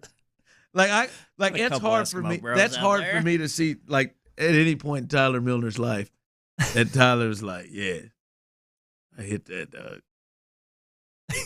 I remember I was introduced. You don't think Tyler's I hit that guy? I don't think Tyler is. I don't think that's ever been my go-to. I don't think you like. Oh man, look at her boy. I'm gonna hit that. I definitely think he's. I remember when Eskimo Bros. Whenever that term was introduced to me right after a toga party at A&M. I think he's thought that, but phrased it differently. I couldn't take Tyler as someone texted in as I smashed guy. I was never that guy. We are definitely tipping our toe in the water of being interested in Tyler and what he's like in the sack. Which I got grand mystery. Grand mystery. I mean, we're not. Okay, what is producer Tyler we're flirting with it. That's for sure. We're not curious of how what your performance in the sack. We just want to know how you referred to it afterwards. Come on, man. It's a phrasing. Has he said that? I just wanted to know if you guys I said it to both of you. Like, I'm not having no interest of how you are in the sack. Tap that. I could see Tyler. Tyler definitely. Tyler has said yes in his. Never been one to coin that phrase. Seen. No. Yeah. Someone said hit no, but tag yes. Damn. Tagged. I'm gonna tag that. Tag that. Boy, now you're getting real old school and super white. Is that old school super white? I ain't heard tag. I mean, that's something big. That's something Big Earn would have said on that church pew in the front yard and thought he was really cool. Hey, John, you tagged that? Yeah, that's something. That's way back in the day. Damn, man, my man here on. I ain't gonna put who out who said that. My man said, "I'm Eskimo Brothers with my cousin. He doesn't know yet." Well, unless it just became the true, then you may want to keep that one from him. Just let's not cross that bridge, Chief. Oh, Eskimo Bros can be a special bond now. Yeah, I'm with Doesn't have to be a bad thing. Tyler's I'm gonna drop the hammer guy. Yeah, or I'm gonna go balls deep. Yeah, I that feels like a tie. No, that feels. I'm still. I got to figure T out. Nah. I like to keep them on their toes. Mysterious. He's a wrestle in the sheets or something kind of guy. I mean, you know what I mean? Hey, you want a tussle? That was not a sexual bark, man. That was like a. It is if I want it to be. That's right. If she likes it, ain't it, Tyler? I gotta get out. I'm in my banana hammock down on all fours and I start barking like that. That's a sexual bark. Tell me you don't want. You can't say it's not. Tell me you don't want to respond with. Have you ever been in that position barking? Really in that hammock? I mean, does Megan really like that? What do you have coming up at the floor is what I want to say. All right, we had a Houston Texan carted off the field today. We'll tell you who that was, get you the details of that, and then Bobby Slowick, when he speaks, it's usually a little football horny audio in there somewhere. But he did speak about Blake Fisher, the guy that could potentially be the answer for the old card off. We will have that audio, and we'll discuss all of that next right here on Sports Radio 610. But before we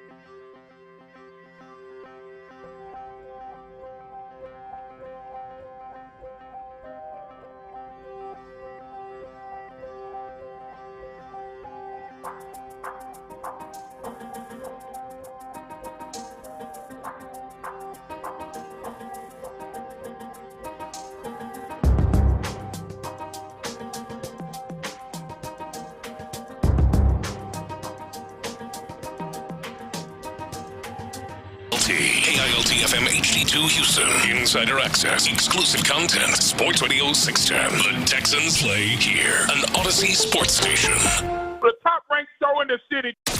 Sports Radio 610 presents The Drive with Stoerner and Hughley. Dive into the mind of former NFL quarterback Clint Stoerner. I like a good time. I like to have a party. I know you do. It's Dirty's Daily. You know what else I like, boys? Women. A warm chocolate milk. I'm married, Tyler. Woman. A, not E. It's just an appreciation for their species. I don't know. That's not. You like a good cold beer? Good, yeah. Coors Light, Tyler. See, I'm into specifics. But you know what I really like? Tell me. What you want? A warm, moist. Oh, yeah. Now we're talking. I hate that word. Cinnamon roll. All right, I can get with you on that. I thought you might have been going kikuchi, but I can get with you on that. What? I love a good cinnamon roll. I'm telling you, boys, I just came across, social media, man. I've been good lately, right? Y'all know I've been good lately, right? Yeah. I'm 3+ weeks. No carbs, no sugar, no sodas, no coffee. 3+ weeks, boys. Oh, good work, Clint. Proud of you, bud. Oh, yeah, it's been hard, been tough, but I made it. I am proud of you. God. People who fish for company. There's very few. I do it for you, buddy. There's very few things that tempt me when I'm in a really strong spot like I am right now. I know one. Well, there's probably a couple. Cornbread or biscuits, little biscuits with the honey. Yes, but I just came across an ad for Cranky Grannies. Huh. It's a locally owned bakery in Pflugerville, Texas. Austin area. And Ron, when I say her cinnamon rolls, I mean, they look tremendous. I don't know if I've ever seen somebody putting toppings on cinnamon rolls other than icings. Icing? Well, they had something else. I mean, one of them was peaches and cream. One of them was blueberries and bananas and something else. One of them was Oreo. One of them was something cinnamon. Something with cinnamon in it. Which on top of the cinnamon roll, I could always. Who doesn't want more cinnamon? I'm with you. As I was thinking peaches, but then she kept working it up, and I was like, I'm interested. You got my attention. You ain't sold me yet, but you got my attention. Holy cow, it's unbelievable, man. A good cinnamon roll. They're nice size. Oh, they're definitely good size. Oh yeah, feel the whole. Nice. I'd say fist size. A little bigger than your fist. Well, your fist, probably quite a bit bigger than your fist. That little hand you got, but you know what I mean. Just good, really good size. The hell was that about? What? I mean, everybody points out you got small hands. No one points that out. You said, we had a listener actually do that. You said that listener doesn't even know. Said you got really small hands, man. Said your hands look small on YouTube. I'm not gonna. I know what you're trying to do to me. I'm just telling you, man. I'm not gonna. I'm just telling you. Damn! So bad news there on Ron's small hands. I don't have small hands. Bad news. Got a little rough news on the Texans front, boys. Bad weather today at practice up in Cleveland. It was a defensive dominant practice today from all reports that we've received so far. And we'll hear from Jonathan Alexander from the Chronicle at 4:40, a little later this hour. So stay plugged in. He's boots on the ground there as well. But apparently it was a defensive dominant day. Derek Stingley went out there, had him a couple of picks. My boy Kalen Bullock had him a nice pick from what I understand. Azeez Al-Shaair had him a pick yesterday, I think it was. Defense is rocking and rolling. But at some point in practice today, Titus Howard, right tackle. As I've said before, right now what we know and what we feel confident in is the receivers and the quarterback and the ability to toss the ball around the park. And we're pretty confident in our two tackles when they're healthy, especially as it pertains to allowing C.J. Stroud to toss it around the park. We have yet to see Laramie Tunsil because of, I think it's just a slow introduction to camp. Yeah, knee scope. But at a knee scope in the offseason. We've seen Titus Howard throughout. But today apparently went down with an injury, walked under his own power off the field to the tent area, and then left the tent area on a cart back to the facility. I believe I have those details right. If I don't, Titus, I apologize. Just shoot us a tweet and correct us. There was a report out there, little headline porn got him, that Titus Howard was carted off the field, and Titus. Oh God! Titus must not have been too the training, the treatment that he was getting after the tweak or whatever must not have been too intense, because he took to the phone and to the Twitter sphere and said, "I thought I walked off the field." I thought I walked off. So I'm in a spot, Ron, where with Titus Howard, I feel like there's a good chance we see him back out there tomorrow. I think if you look at the fact that today was a rough practice because of weather. Bobby Slowick actually talked about the offensive line having a hard time with their sets because the traction was an issue. You could understand why, if anything at all went wrong with a player, you'd go ahead and just send them in. And if you send them in, the weather's bad, you'd put them on a cart instead of asking them to walk. I'm just putting it out there. I'm not going to overreact. I think there's a chance that Titus Howard is back tomorrow. But Ron, in the first segment today, you raised a really, really good question. If there's no Laramie Tunsil, which there's no way he's going to play Friday without practicing in pads at all to this point. So there's no Laramie Tunsil. And if this injury to Titus Howard ends up being something that forces him to miss camp time and forces him to miss Friday's game, you're down your 2 starting tackles. You've got a rookie in Blake Fisher that's got a lot of run, and then you've got a handful of journeyman tackles below him that may or may not make the cut. Including one who just arrived. Yeah. Cam Irving, is that right? Cam Irving just arrived.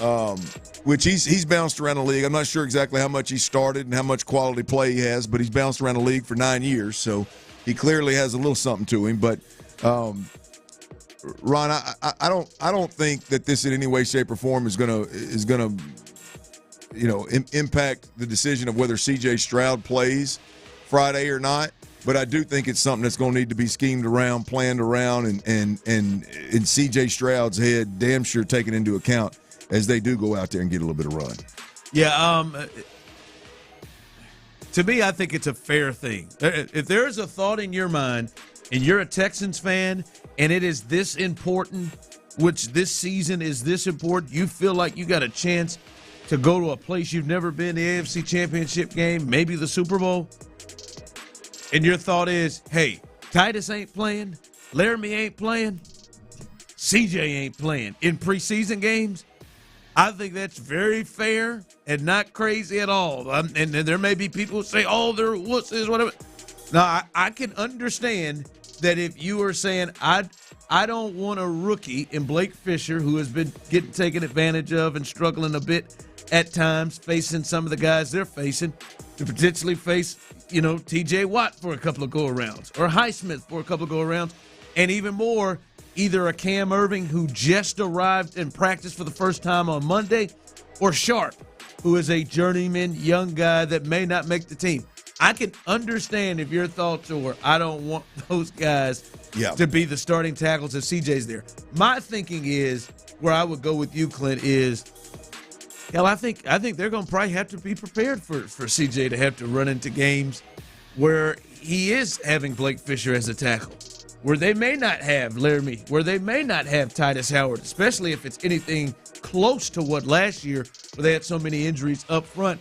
And I do think it is important for those two guys in Juice Scruggs and Kenyon Green to get reps, real reps, in-game reps with C.J. Stroud as well. So to me, if your thought process wasn't off the top, like I think the Jets are, that Aaron ain't playing, that CJ wasn't playing, if you thought he was going to play, I still think you get him those reps. Yeah, look, I don't think it's off the table. Like you said, it's not crazy. I wouldn't be mad at them if they said, look, we're not going to put CJ out there right now. I mean, even if they didn't give us a reason, you got to believe that it has a lot to do with no Joe Mixon, no Titus Howard, no Laramie Tunsil. Now, if Titus Howard could very well be back tomorrow on this, and you got Blake Fisher opposite, he's filling in for Laramie Tunsil, which has been in the case all camp, right? And so from a standpoint of, forget the fact that he's taken all the reps for Laramie Tunsil, forget the fact that he's a rookie this year, just look at the line that could potentially be in front of C.J. Stroud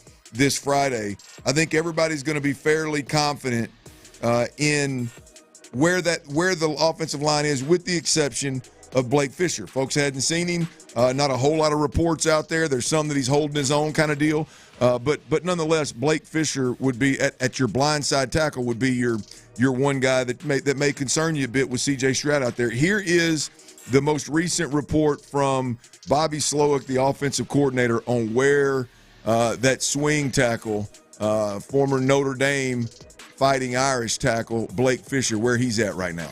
Yeah, he's out there competing, just like the rest of the crew. I think we say it endlessly, but we really preach that to the whole group just tirelessly. That's what this is about. It's about going out and every day growing and getting better than you were the day before. And by the time week 1 rolls around, we know we're going to be ready. But in the meantime, all we can do is get better every day. And Blake has done that. In pass pro, he particularly has made some technique adjustments that have helped him for sure. The rushers he's going against have helped him. I know he's had a lot of conversations with them on what they're thinking, what they're doing, and talking to other old linemen has obviously helped him. And then the run game for us is just very different than where he came from college, but he's been doing a good job. He's bought in, and really right now I'd say he's probably a little further ahead in the run game than the pass game, but you just got to put his head down and keep growing. Well, there's you, and that's a great transition there because I do want to talk about the run game. There's your report on Blake Fisher. It seems like they're happy with his growth, not huge expectations for the rookie, but they're comfortable with him being in there, obviously. Look, last week the quarterback, especially Davis Mills, had plenty of room to operate. I think there was one blown assignment, obviously, where a defensive end or a linebacker came free, but with the exception of that, Davis Mills had more than enough room to operate. Now, imagine you're going to see some of the Pittsburgh Steelers starters, so maybe a little different chaos up front for the quarterback to deal with and the offensive line to deal with. But nonetheless, I do believe, Ron, if this week, being the first time that C.J. Stroud is out there, being how important it is that interior offensive line gets some work, being how important it is that we see who Dameon Pierce is. D'Amico Ryans was on with, I think it was Good Morning Football guys or some of the NFL Network guys yesterday, and boy, he was gushing about Dameon Pierce and about how excited he is to see him play and this week and get some run. And so, regardless of what happens at the tackle position, I believe that there's going to be a focus on running the football and getting downhill, running the football this week with more starters playing. Here's Bobby Slowick on that the running back room, and I think the first 3 guys he talks about here is got the potential to really turn me on if things work, if the stars align for this group. Here's Bobby Slowick.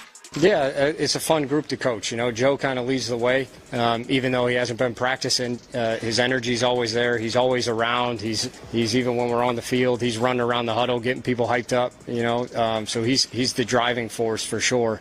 And then the rest of the crew kind of feeds off that. Damien's feeding off that. He's putting his head down, working. He's made huge strides from where he was at last year and what he's grown in and what he's trying to do.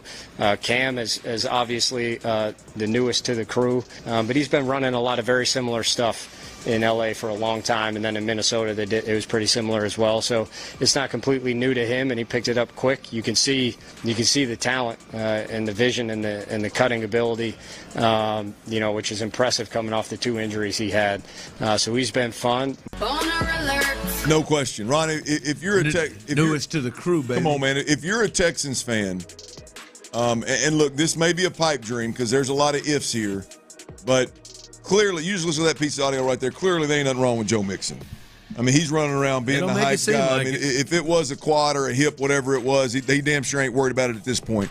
Dameon Pierce, that's the second coach talking about the progress that Dameon Pierce has made and how tremendous it is. And, they're putting their word on it. And then you look at Cam Akers and all of a sudden vision, make you miss ability, cut ability, whatever the hell it was that Bobby said there, knows the offense. Man, that running back room right there. Now, there's some other guys there, obviously. I feel bad leaving Dare Ogunbowale out because he's been around for a while, and I saw his sister just flat out ball in the WNBA All-Star game. But nonetheless, those is that his sister? Are you giving me a serious question? I didn't know that was his sister. Absolutely, it's his sister. Oh, I didn't know that. Yeah, I knew his sister. I knew his sister was in the league. I had no idea that. I did not know that was his sister. That's her, Chief. Learn something new every day. Yeah, she can go. But that running back room as a Texans fan, Ron, assuming everybody can stay healthy, Or hell, even if they don't, you need to spell each other a little bit. You got those three guys as your top three choices. That can get you good and worked up. No, it should be better. Like we talked about it. How are they going to improve from what it was with basically at the end of the year, Devin Singletary and whatever they used Dameon Pierce as, whatever he was, which was just non-usable. How much will they improve this year? And when you think about Joe Mixon, even though we haven't seen him, if you judge by how they're talking about him, he seems to be fine. And now that's what I can't wait to see.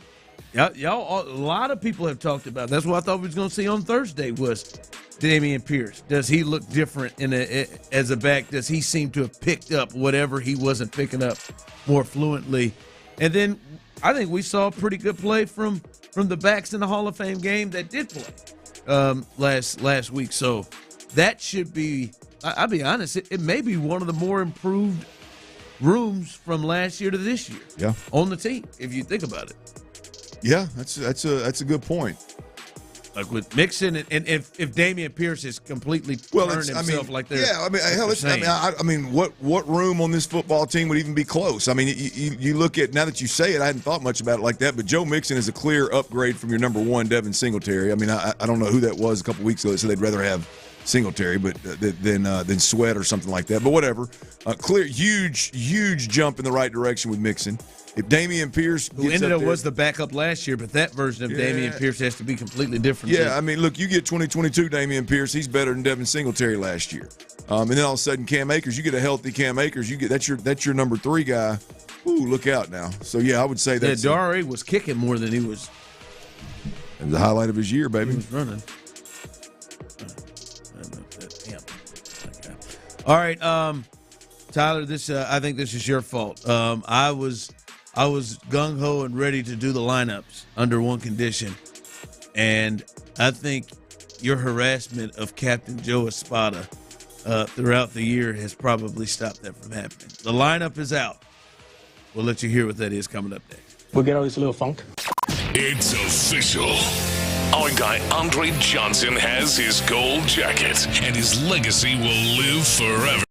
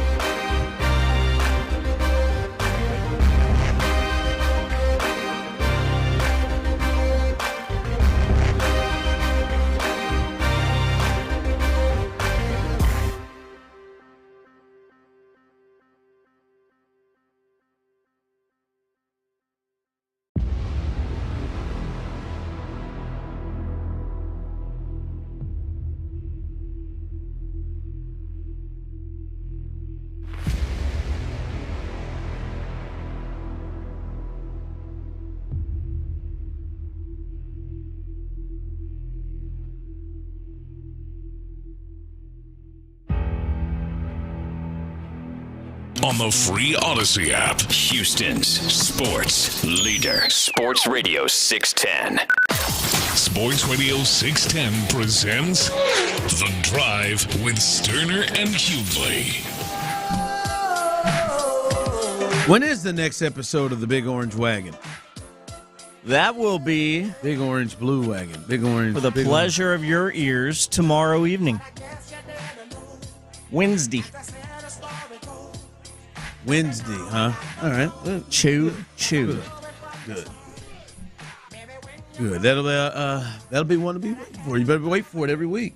Get some good action between Tyler Milner and our guy Patrick Creighton. So stay tuned for that. Blue Orange. I guarantee you, there's some passion in there. I guarantee you, some good, hearty passion. And speaking of passion, my man's Tyler Milner texted me earlier. He said, "Hey, earlier in the day, man, we need the lineups. We need something. We need something to get them out of this funk." Yes. That Captain Joe Espada said. You guys are even using the same words. Get us out of this funk. Get this stench of bad hitting. It's been bad, dog. Oh, it's been it's nightmarish. Been they needed extra innings to get to 3 yesterday. It's been bad. And I said, you know what? I'm with you. I was ready. I was sold out, ready to go. I said under one condition. I'll do it under one condition, and if Jake Myers is out of the lineup. I screwed it up. Jake's fighting it, man. He needs a day. I don't know why. He doesn't get a day like a lot of others do, but Jake needs a day. I looked since July 27th. He's 3 for 26 with 1 walk. But since the All-Star break, he's hit 170 with 9 hits, a homer, 4 RBIs, 3 runs, an OPS of 456. It sucks. But he's running out there every day. And here is the lineup. Altuve leading off at second. Bregman at third. Alvarez is in left field with Diaz catching. Payne at shortstop. Singleton at first base. And then Zach attack. Zach DiZenzo is the designated hitter tonight. So he gets called up and immediately gets into the game.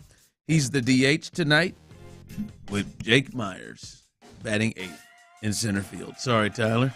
And then Chaz McCormick is back on the saddle, bat 9th. Oh, my God. I really wish Chaz would have got a night off. Well, you got one of them, but Cabbage isn't. Rough last one. Chaz, but that is the lineup tonight. So Jake is in that thing, so no lineup. So you're not going to do the lineup tonight because Jake's in it? Man. I made that very clear.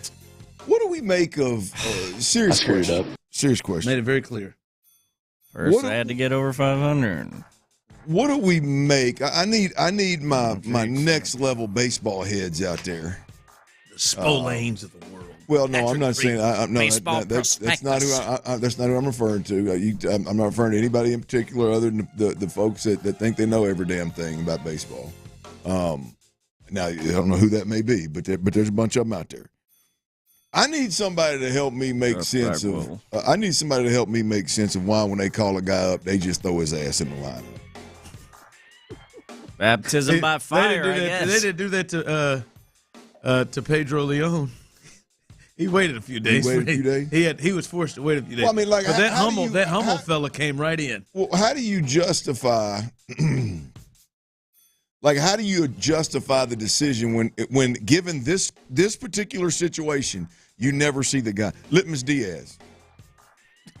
He did. He started right away. Have we seen him since? He started? Have we seen him since? I was about to say we ain't seen him since. Like, how does that? Greg Kessinger is the only one who doesn't get it. Well, no, actually, he did. He came back. He was brought up from Sugar Land one time and immediately started. Like what? But I mean, how does that? What does that say about your decision making? Right. I mean, we're just randomly bringing guys up, and the minute they touch down at Minute Maid, we're throwing them in the game. I know they're in Arlington, y'all. You get my point. I know they're saying it's that bad. We need a spark. What told you a Litmus Diaz needed to be in the lineup the minute you signed his ass? I think this lineup has been awful, like Ron just said, for a handful of days, particularly the bottom of this lineup. Litmus Diaz I don't recall seeing him. I hadn't watched every damn game. I think he's just saying, let's give somebody else a shot. but you're giving guys like you gave him one shot. Yeah, from the Gulf Coast League or the Florida Complex That's League. my issue is, like, I think there has got to be some consistency somewhere. And if there ain't going to be some consistency somewhere, then Jake's ass should be out here every single day.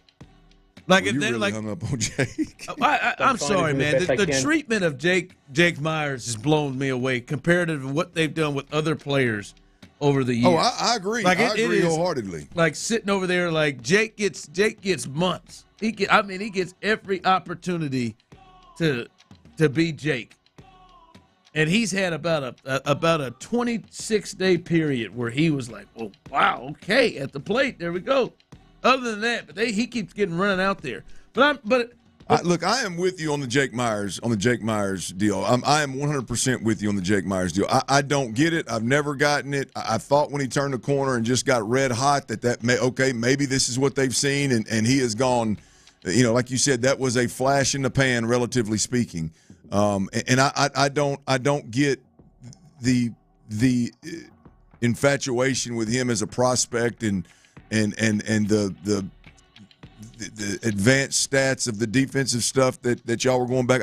I don't get all that. But I'm talking about the decision maker. Like, what are you accomplishing when you bring up Litmus Diaz and plug him in? What are you accomplishing when you bring up this DeZenzo kid and you just immediately throw him? Like, what is the end game? I literally think it's a combination of let's see what they got. But I think it's an unfair thing, and it's multiple people making the decision. I think it's an unfair thing to just say, hey, let's see what you got, and then that let's see what you got is not followed by multiple days. Like Pedro Leon strikes out 3 times yesterday, and when's the next time we're going to see him? He just brought him up.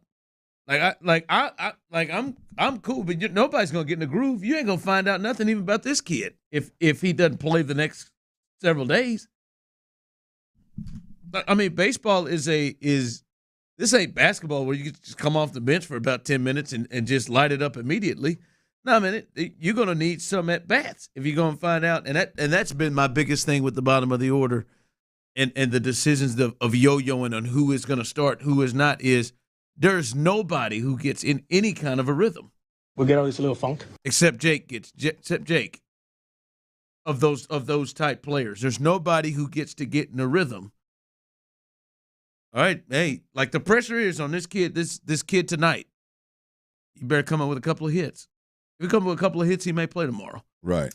Yeah. If he goes 0 for 4 like Pedro Leon did, he may not play for the rest. Yeah. I hope it's just, which I don't know. I'm hoping it because it clearly is. I mean, I hope these guys don't. I mean, it's not just throw against the wall and see what sticks.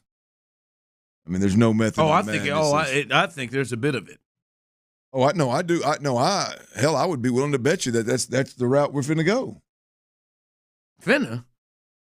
Yeah, because it hadn't been necessarily youngsters, but it's been Singleton and Dubon and Chaz McCormick and Cabbage and right. They've thrown him. They've thrown this. They're gonna throw this up against the wall. Can they just throw him up against the wall for about 4 days, 5 days, to really get a sense of it? Think Pedro Leon plays tomorrow? Isn't that what you said? Well, just throw him in right field until Tucker comes back. Yeah. I think he plays tomorrow. Not if this kid gets hit. They'll find him. Well, he's DHing, baby. He's infielder. He's somebody else. DHing. But they got to do something else. Somebody. Yeah, it's a wild thing to me. Yeah, someone said Jake is who he is. Doesn't change his stripes. He's giving you. He's let you know exactly where he is and who he is. All right, coming up, Jonathan Alexander from the Houston Chronicle. He was there and has been at training camp with the Houston Texans in Ohio. We'll get his thoughts on what he's been seeing. That's coming up next. All right, 2 things right now. Academy Sports and Outdoors. 2 things, y'all.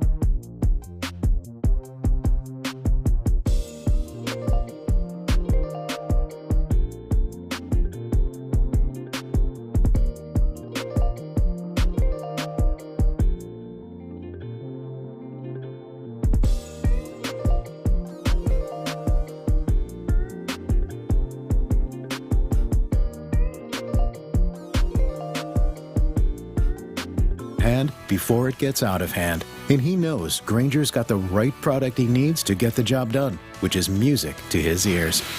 Call, click Granger.com, or just stop by. Granger, for the ones who get it done. Live from the Twin Peaks studios, Sports Radio 610 presents The Drive with Stoerner and Hughley.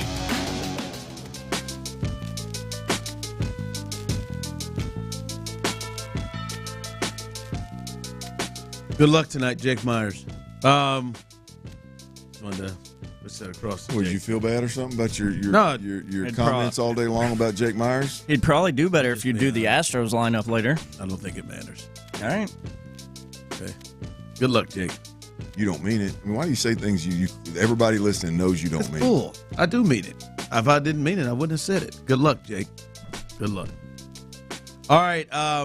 Joining us now, he is with the Texans. We saw him this weekend in Canton, Ohio, as he was there covering everything and has been covering this team as they've continued training camp, getting ready for the Pittsburgh Steelers. Jonathan Alexander of the Houston Chronicle, and he is there every step of the way with the Houston Texans. And real quick, just your visual, what you saw in what kind of became a big story. I think the headlines was that Titus Howard was carted off. I'm just curious what you saw and how severe that injury seemed from your standpoint.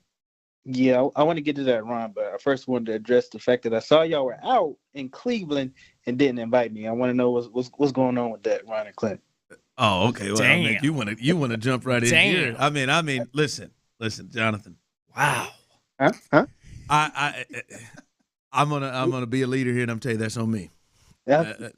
That's on me. You got that dangly earring, which I know it tells a story. I know that means there's something in there, Jonathan, where you may have fit right on in. That's on me. That's on me.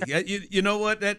We could have made that happen. We did. We had a good time in Cleveland hanging out, and that's on us, Clint. I mean, look, no. You said it right the first time. It's on you. Don't throw us in there late. See, I mean, the last time I saw you, Jay, I was working. I was prepping for that post game. These two guys being Fig and Ron, they were just jackassing around, so they had plenty of time to get down there and break a little bread and invite you, man. That's on me. Sorry about that for my guys not taking care of business, man. It won't happen again. I just wanted some acknowledgement, so we can get down to the business. Titus, he looked like he suffered a little bit of an injury.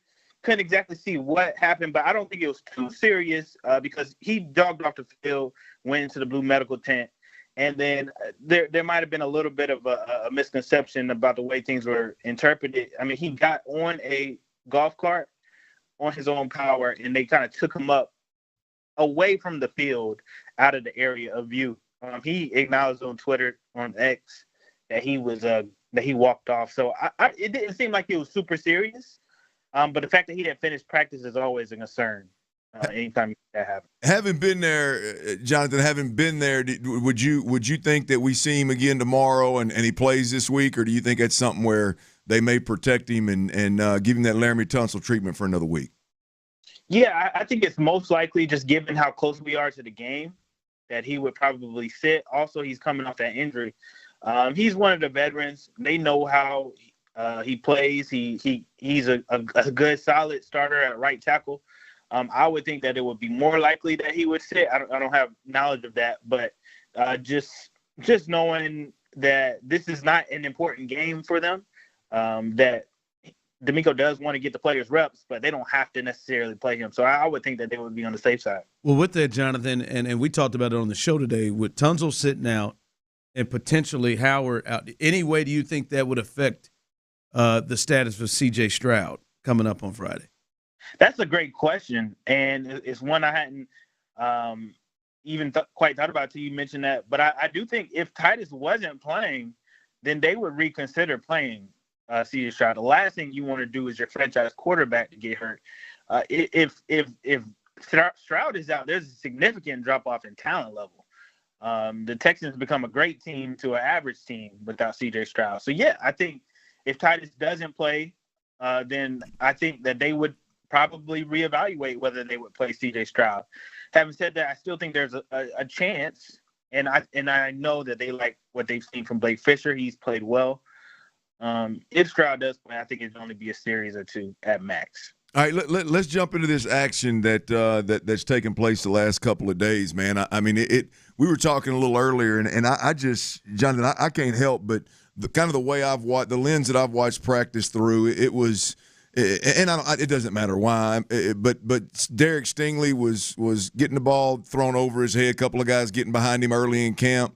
I don't know if that's just early in camp and we're just easing into this thing or what, but since the day that the little scuffle went on with him and Dalton Schultz, it seems like Stingley has turned it up a notch. It seems like he's gone out with a chip on his shoulder. It seems like he said, to hell with it, just being camp. Y'all are gonna quit. Y'all gonna quit throwing the ball my direction. If not, you're gonna learn the hard way.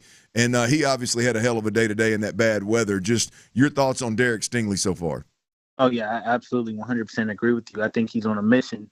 I think I was talking to him one-on-one a couple week ago, and I was asking him about the Dalton Schultz fight, and he said he just felt a little disrespected.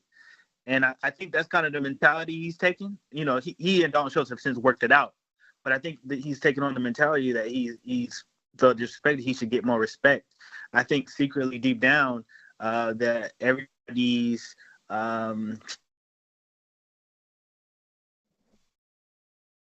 Jonathan? Damn, he must be really pissed. Way to go, Ron. Really pissed that we didn't invite him. I was really hopeful to hear what the rest of his answer was going to be. Damn, man, he called us out. I'm going to have to dig up that one-on-one with Derek Stingley. Me too. If he's already put it out. I wanted to hear when he said they've worked it out. You said that they was going to have to do that. I wonder who stepped up to the plate, to the table. I bet you D'Amico probably went in there and said, "Hey, fellas, we got to sit down here. We got to sit down here and work this out." Oh man, I think Dalton. You think Dalton willingly walked up there and did it? Yeah, Dalton's got a little bit of a different. Swag's not the word. He's got just a little bit of a different way about himself that is much more, I think, professional. Like you hear him talk about video games and all this kind of stuff, and kind of, I don't know. He just seems to be like a much more mature dude, much more professional dude than I guess I thought he was. I don't know what the hell that means, to be honest with you. I had nothing to base it on. But it seems like he would be the one to understand. I don't think Stingley gives a rip, but he would be the one to understand, like, hey, I need to go clear the air. If not for me, if not for Stingley, for the team as a whole. So I'm interested to hear those details. That is one thing, though, about sports and teams like that. Like, you can look at something like that. What happened? Dude come from behind and get you. Hell yeah. Like we may just be done forever. But in those settings, like, there is guys could just leave like crazy stuff that's said on the field as, hey, that was just ball. Like I've heard Zaire Franklin of the Colts talk about Dalton Schultz and how they was just talking hard trash the whole way, and then after the game they shake each other up, man. Hey, man, it's just ball. It's just ball. So guys have that ability to kind of let that go. All right, man, we lost Jonathan Alexander, as he's in Ohio covering the Texans. So maybe there was just some sort of a communication failure there. I was ready to ask him about what he's seeing from John Mechie. that was what, because listen, you get to see videos of just one thing, as we saw a video on him with John Mechie making a move and dropping the ball earlier. But I'm wondering what people are seeing there, because listen, the way we're looking at it, man, it looks like John Mechie may be in trouble in terms of making this team. I was wondering from him how it is looking as he is there in Ohio watching him the last couple of days, because it's tough. As you said, we're hearing guys around him have big days or good days, and then there's just John Mechie. Well, it's just not, Ron, it's just not, like, coaches and general managers, and I understand why they do it, but they all talk about don't get caught up in the day-to-day, man. Look at the big picture, man. Stack days, do this, get better, build a foundation. And in reality, man, especially when you're a position that has multiple on the field at one time, right? Sure, you're going to have opportunities to get on the field, but how many times is the ball going to come your way, right? Like, John Mechie did not get the same opportunities that Xavier Hutchinson had for whatever reason. But he had a chance with one slant route on a third down to make a catch and continue a drive, and didn't get it done. And so it's just, when you're talking about individual players in camp that are trying to establish themselves and are running out of time, camp's quick, man. It ain't the hell with that big picture, man. See it all, stack days. It don't get so mad at yourself in one day. Yeah, you know what? Will Anderson can use the lesson of, hey, man, don't get mad at yourself because you screwed up, you jumped off sides, right? John Mechie can't. No, he can't. John Mechie he can't have drops in practice. Exactly. They catch his cameras like he can't. I mean, we can talk about camp, in the mindset of Will Anderson and relate it to everybody if you want to, but it's inaccurate. I mean, Will Anderson needs to stack days. Will Anderson needs to stay healthy. Will Anderson needs to get out there and work on some of the, it's okay if he gets his ass whooped while he's working on his pass rush skills because he's working on something. Hey, I mean, you got John Mechie, Xavier Hutchinson. I mean, anybody below him, Sims, all these other receivers. I mean, you got. But you look at it, though, for him, in his case, you got Hutchinson, who in the game at the same time as him. And I know you said for whatever reason. I think a reason could be that the quarterbacks were much more comfortable with him. 100%. And he was creating more separation. Why. Yeah, and he was creating more separation as a reasoning. But we see Hutchinson have him a day in front of everybody in the game. Ben Skoranek made some plays in that game and has shined at times in practice. As you said, Robert Woods, we've heard since they've been practicing yesterday in Ohio, he's had some good practice days. Those are the guys that you're in the space with, and it's just been, like they have all had moments that people can point to that we can look at, and that moment for you needs to come, like very, very, very, very quickly. And I don't know. I mean, this to me, his situation on this team, and I know you were in the thoughts of, boy, it may be problematic for him, but it has appeared to just have dropped even more in like the last 4 or 5 days. Well, the interesting thing about all these receivers is that the signing of Diggs made it difficult on everybody. Right?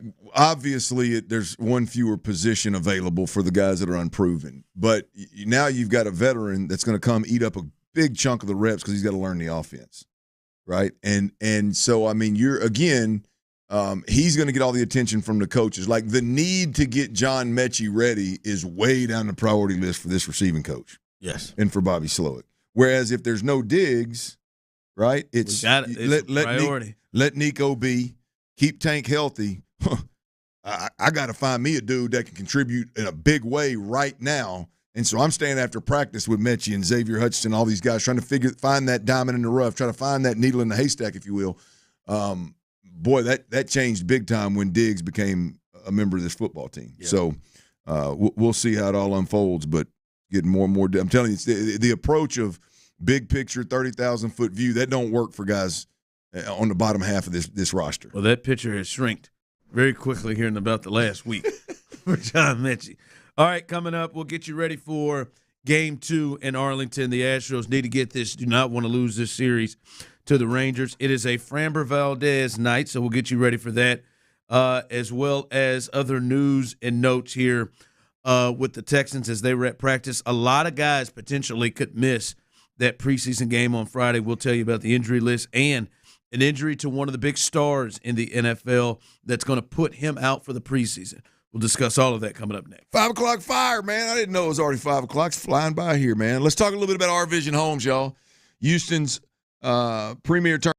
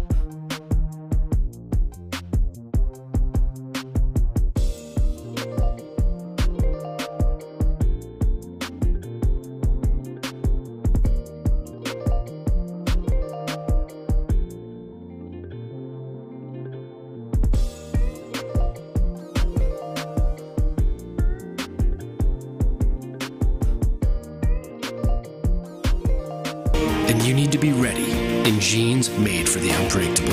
Wrangler, for the ride of life. Shop our newest styles today at Wrangler.com. KILT FM HD2 Houston. Insider access, exclusive content. Sports Radio 610. The Texans play here. An Odyssey sports station.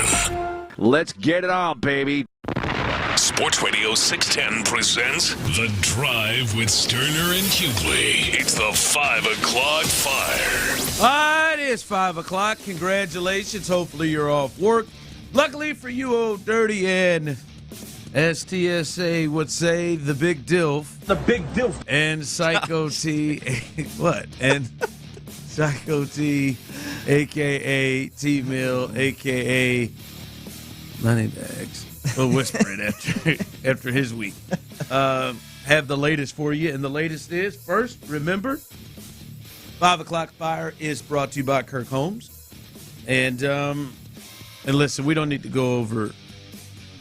Tyler, you see this lineup, man. Just tap out. If you're going to just go. I already have my bets locked in for tonight. I don't have quit in me, dude. I'm a lot of things. Just ain't no quitter. I ain't no damn quitter. You got Jekyll and Hyde on the mound and Framber, who I'm sure he's got money on. I don't, actually. I'm not on anything Framber related tonight besides the money line for the Astros winning. And then you got a rookie who just got called up, who's played 11 games in AAA, who's now batting ahead of Jake Myers and Chas McCormick. Damn, that's a little bit disrespectful just a second there. If you just yeah. Like, damn it, you got to be batting ninth. Mm-hmm. Like, my man Zach DeCenzo came right on up and sitting in front of you, Jake, and you and Chas McCormick. Gives me more belief that Jake can be a platoon if a guy who's played 11 games in AAA can come in there and take your spot above you. But Framber gets the ball tonight. And listen, I'd like to say some things about Framber and what they need from Framber. And yes, they could use obviously what he could be capable of. But I mean, they've been getting pretty solid starting pitching. He's gone 6 innings in his last start. One of them he gave up no runs. The other one he ended up giving up 4. But they gotta get some runs. They've got to score some runs. And they've got to generate some offense. And when they get the base, how many times they get the bases loaded last night? At least, I think it was 3 times. At least 3 times. They've got to cash in. And I mean, here is the lineup: Altuve, Bregman, Alvarez is playing in left field with Diaz catching. Pena, Singleton is at first base.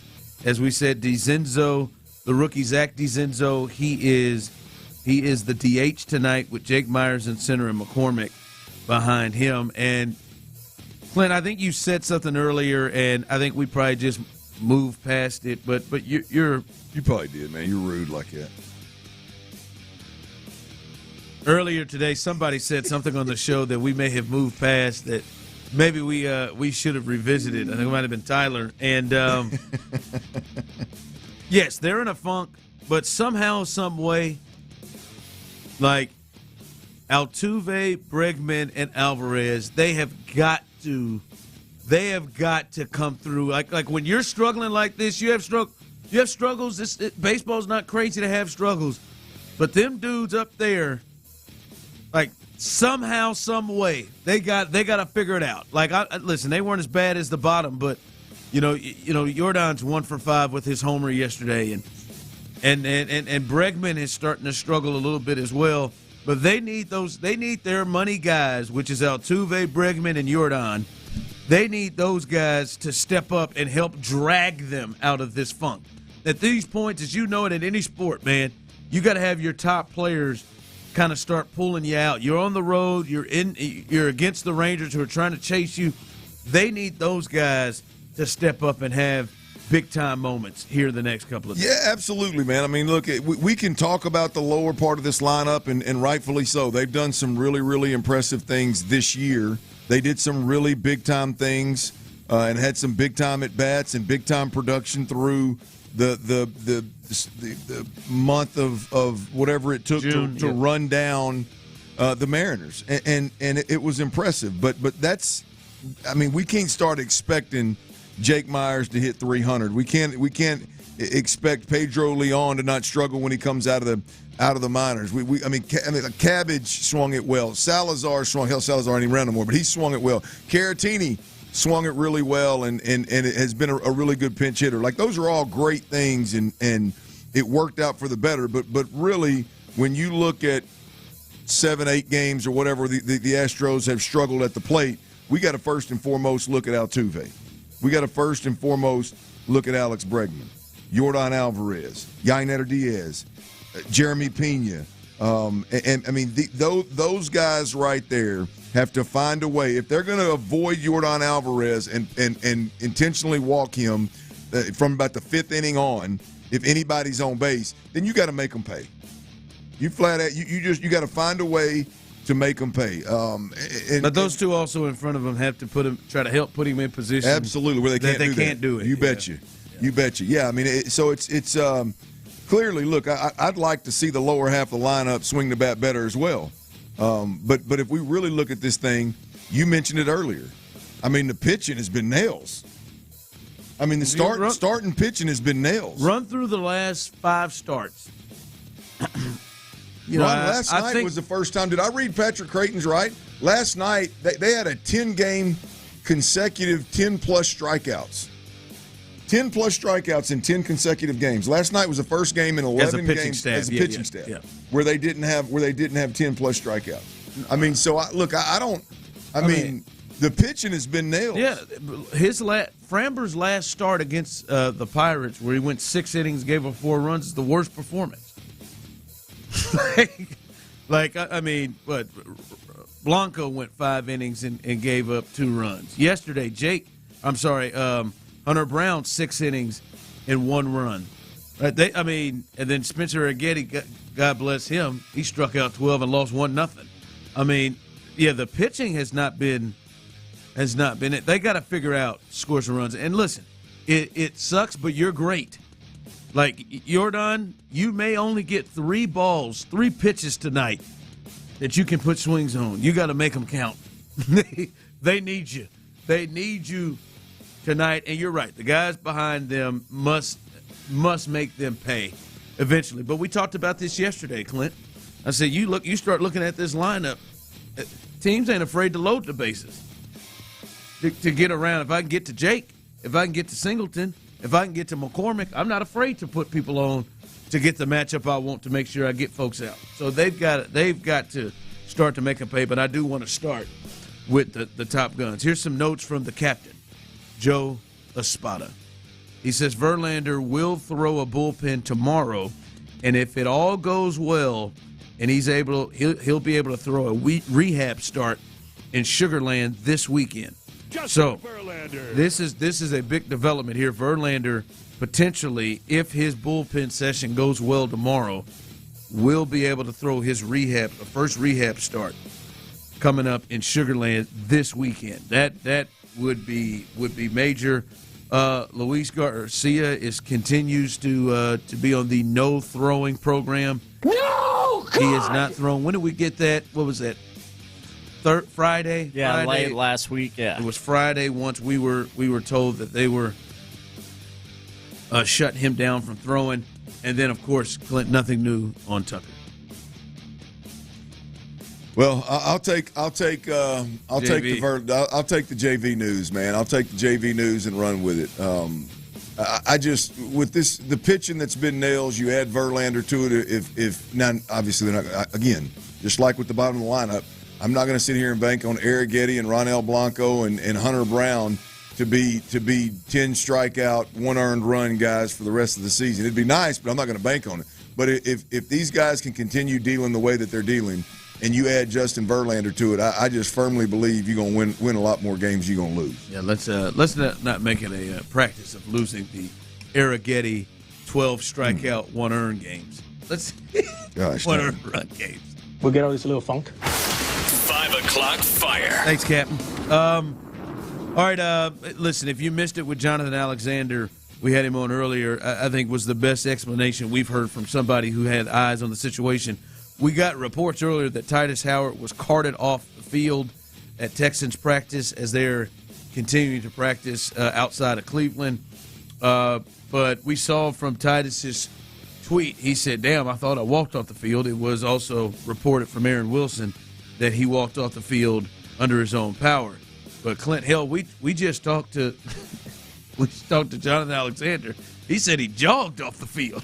Slight jog possibly. Slight jog off the field. Yeah. So I think that does make you feel a lot better about the situation, to where he's saying he's like, I walked off, texting that, tweeting that quick, and then Jonathan Alexander there saying he jogged it off. So your thoughts of maybe him being able to return to practice and being able to play on Friday, that makes you feel better hearing that. Yeah, look, I mean, the truth of the matter is he's been on a golf cart about 4 or 5 times in camp so far. I've seen him leaving the practice field in a golf cart multiple times. So, I'm going to wait till tomorrow and see if he's not on the field. I mean, I hopefully, keep our fingers crossed, hopefully he's back on the field tomorrow and can go this weekend. Hopefully this was just a little bit of a tweak of something. The bad weather, along with the timing that it is in camp, there's no reason to push it in the moment. And so hopefully they just got him checked out and we can move on and he's back on the field tomorrow. But the cart doesn't scare me. The fact that he jogged off the field, it makes me pretty. I mean, look, pretty confident that old buddy's going to be all right. At least not long term, yeah. Especially from what he was saying. Now, in terms of Friday's game, I think Titus Howard fits in this up in the air. He said he wanted to have his ones. D'Amico Ryans yesterday said he wanted to have his ones to get some action. And Clint, when you look at guys, and some of these guys, these are back-to-back days. They haven't practiced all week. The game is Friday, which means everything moves up if they're treating this like a game week. And Kamari Lassiter, who looks like he's pinned in as the second corner, he has not practiced now back-to-back days. Jeff Okudah joins him as his backup, has not practiced back-to-back days. Will Anderson Jr., this is back-to-back days for him. Brevin Jordan, Charlie Heck, they haven't practiced. Charlie Heck hasn't practiced in a while with that foot issue. Des King, Joe Mixon, Tim Settle, Tegan Cotoriano, who had the calf issue from the game on Thursday. Noah Brown, as you said, locked and loaded as the fourth receiver. Christian Harris, who hasn't been on the field all training camp, he's not practicing. Danico Autry, who is suspended but does still have the ability to play in preseason games and practice. He didn't practice, and then Laramie Tunsil didn't. That's a lot of top ones or twos that didn't practice, and here it is on Tuesday. Tomorrow is probably the key day if these guys don't practice, if they're going to play in the game. Yeah, look, Ron, I don't know what's wrong with any of these guys, to be honest with you, but when you look at this list, it's a bunch of dudes that are locks to be on this football team. And then there's Charlie Heck and Tegan Cotoriano, who both have legitimate injuries and reasons to be on this this list. I'd be willing to bet you that some of this is rest, some of this is where we're at in camp, some of it is we got to get a good look at the other corners. I mean, there are some good corners out there. There are some good nickel defenders out there. I'm talking about the depth with this football team. Yeah. I would be willing to bet you that some of this is rest and given the opportunity for the staff to get a good look at some of the depth players. I just don't see how this many guys just showing up on an injured list all of a sudden is probably more precautionary for most than it is. Yeah, true injury. No, I don't think it's anything. I don't think there's anything serious. The only thing it does make me wonder is how many of these guys are actually going to play in the game on Friday. Right, the first preseason game, which for many of them, and a guy like Kamari Lassiter, this shrinks his ability to get on the field. Right, I think I heard someone saying with the Texans, you got to get him on the field. Got to get that first game. John Harris said it. Got to get that first game out of the way and get him on the field. So we'll see what happens there. 5 o'clock fire. The 49ers, who've been in the news a lot with Brandon Aiyuk, who apparently the Steelers and the Browns are potentially trying to get his services, but they take a bit of a hit And you wonder how serious this is, but they're shutting down Christian McCaffrey for the rest of the preseason with a calf injury. And like you said, hell, I saw him sitting down being interviewed on NFL Network. By the way, he referred to Brandon Aiyuk as his former teammate. I don't know if he did that on accident. Or McCaffrey did? Yes. Well, I haven't seen the verbiage yet, but it didn't sound like Shanahan had some promising words in terms of Aiyuk being back with the team either. But Christian McCaffrey, probably precaution stuff. This goes in line with some of the stuff with like Laramie Tunsil and stuff.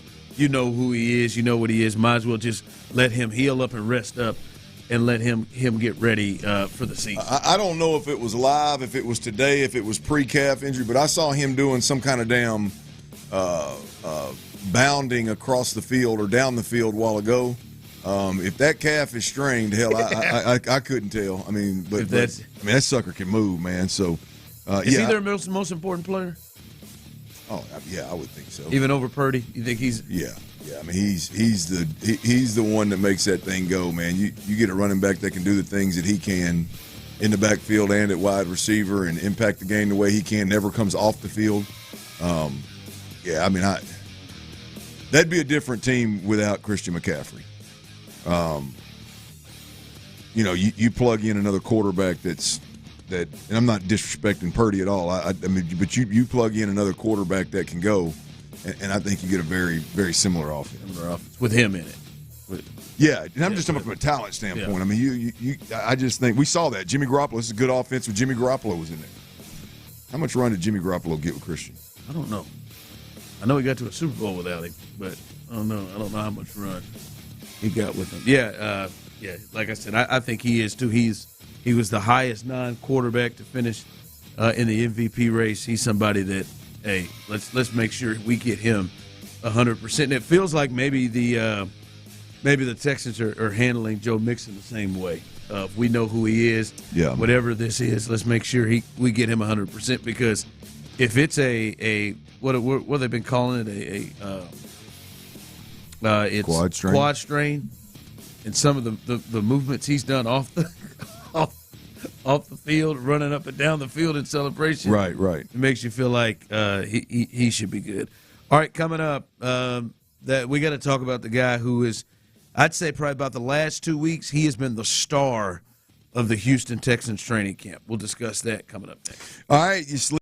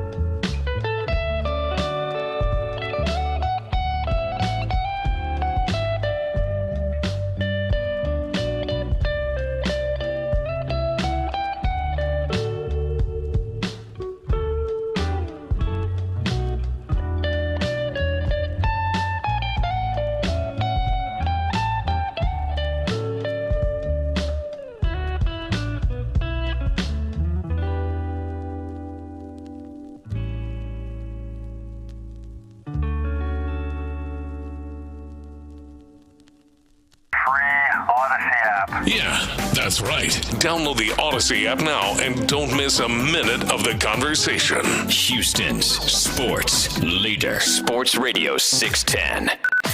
Sports Radio 610 presents The Drive with Stoerner and Hughley. Four-man front for Houston. Murray fakes the give, steps back, steps up, now guns it long downfield, wants Brown, and intercepted. Derek Stingley Jr. with the pick. The takeaway by the Texans. Stingley's second career INT.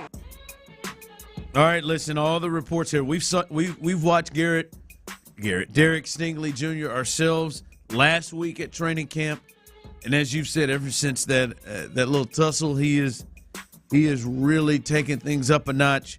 John Harris, who was on with us earlier, he gushed all over him. Said that he thought. Is that a pause? That's more of a pause than many we've had. He overdoes the pause. He gushed all over it. 713-572-4610. But you said he could do whatever he wanted to do. You said it's. My bad, man. I'll remember.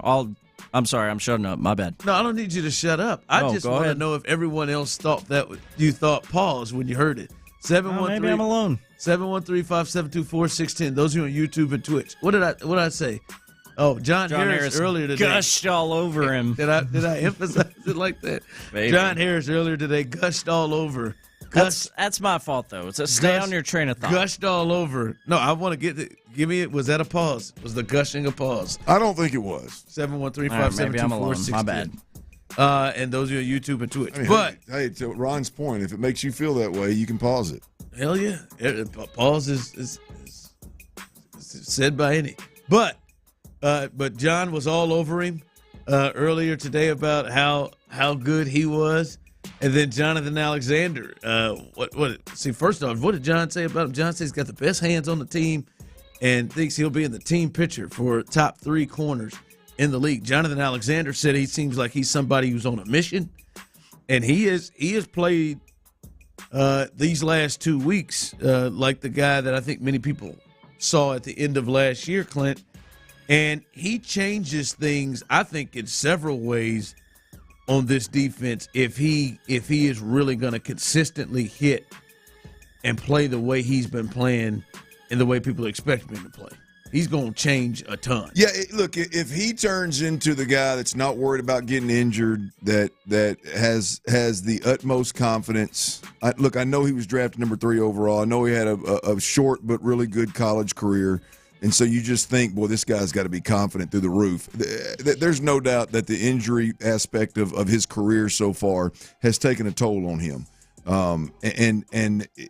He's still developing and maturing and coming into his own. And what we've seen recently, one of the interceptions today when he undercut Tank Dell, apparently he undercut it, would have took it to the house if it was real action, would have been a pick 6. He threw the damn ball back over at the offensive sideline. I mean, if Derek Stingley becomes a "you better not disrespect me"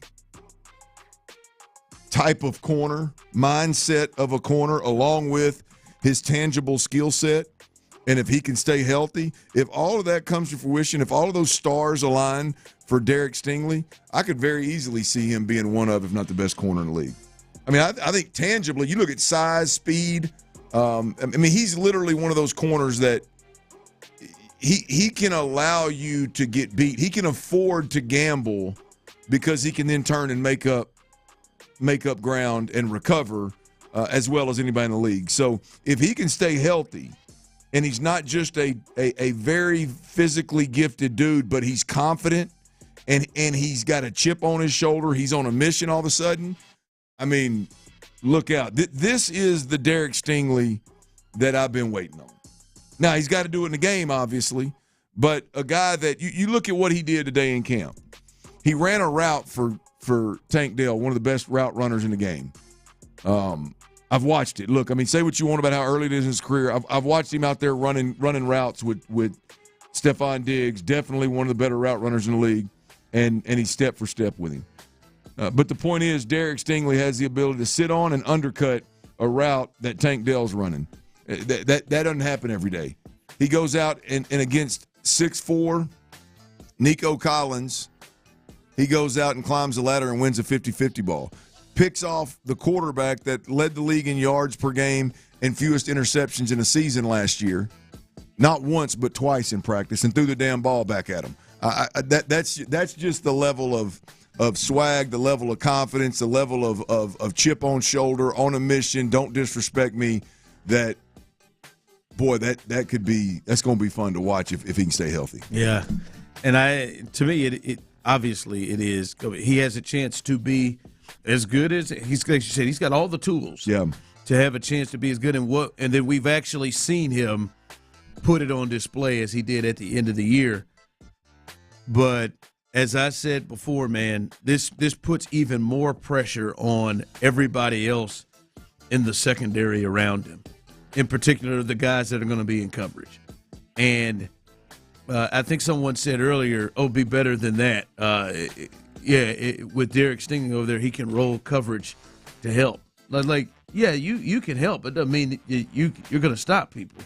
My thing is teams are going to go away from him and try to beat you other ways.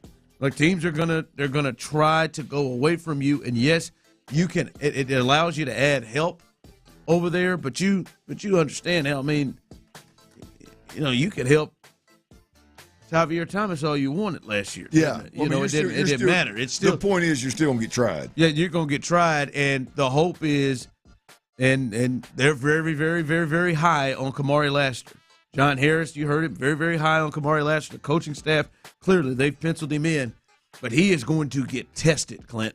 Him and Jalen Petrie, he's going to get tested because to hell with that. I'm not going to roll Derek Stingley, and roll and throw it that way. Yep. When I can try to take advantage of these potential matchups. So D'Amico, and I think a lot of this is going with D'Amico because they saw him, they went after him, they got him, and they put him right in the spot last year and made the decision that Petrie playing nickel is the spot for him, which I agree with. Yeah. So they need to be right there because those guys are going to get tested big time on this team. Yeah, no, I agree. Did we ever decide is Tyler I hit that or I tapped that guy or what was he?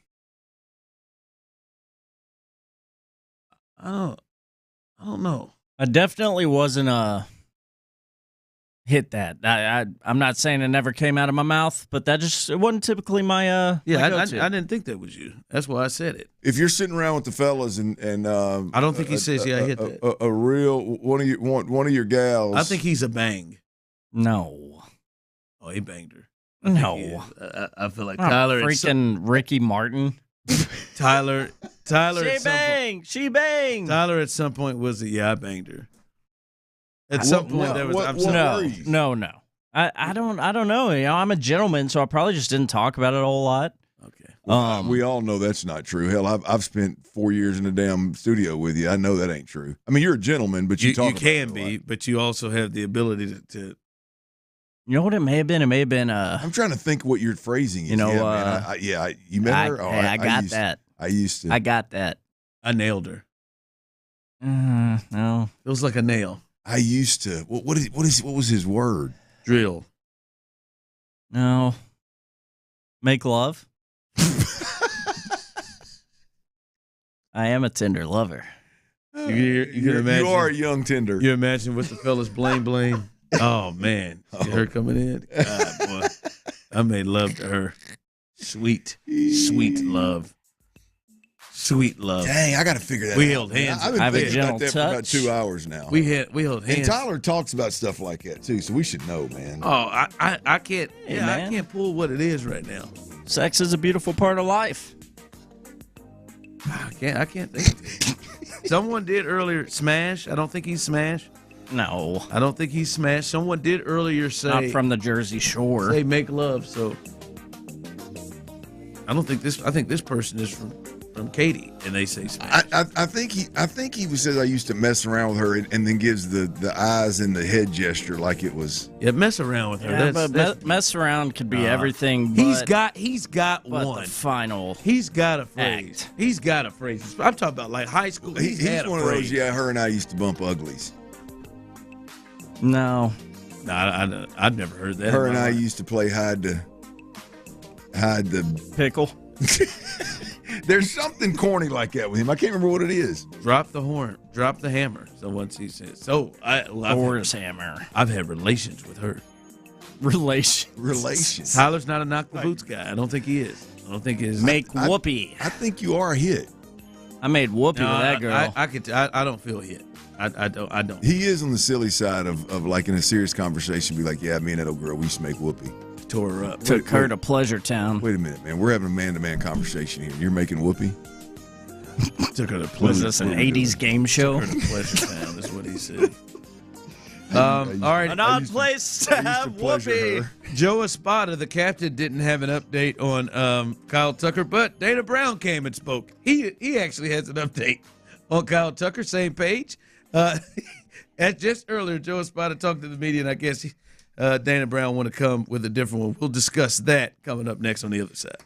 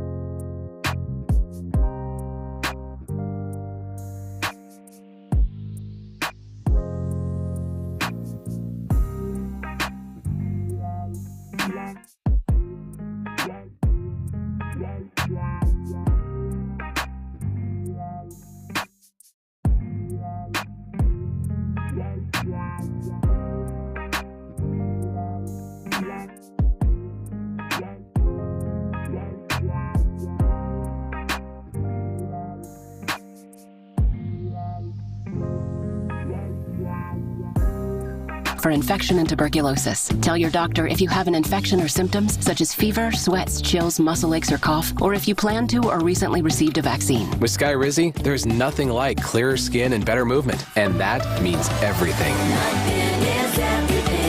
Ask your doctor about Skyrizi today and visit skyrizi.com or call 1-866-SKYRIZI to learn more.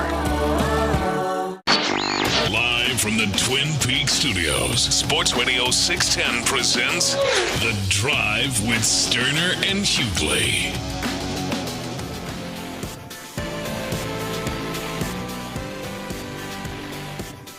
For those scoring at home, many people texted in and said, big pause. Yep.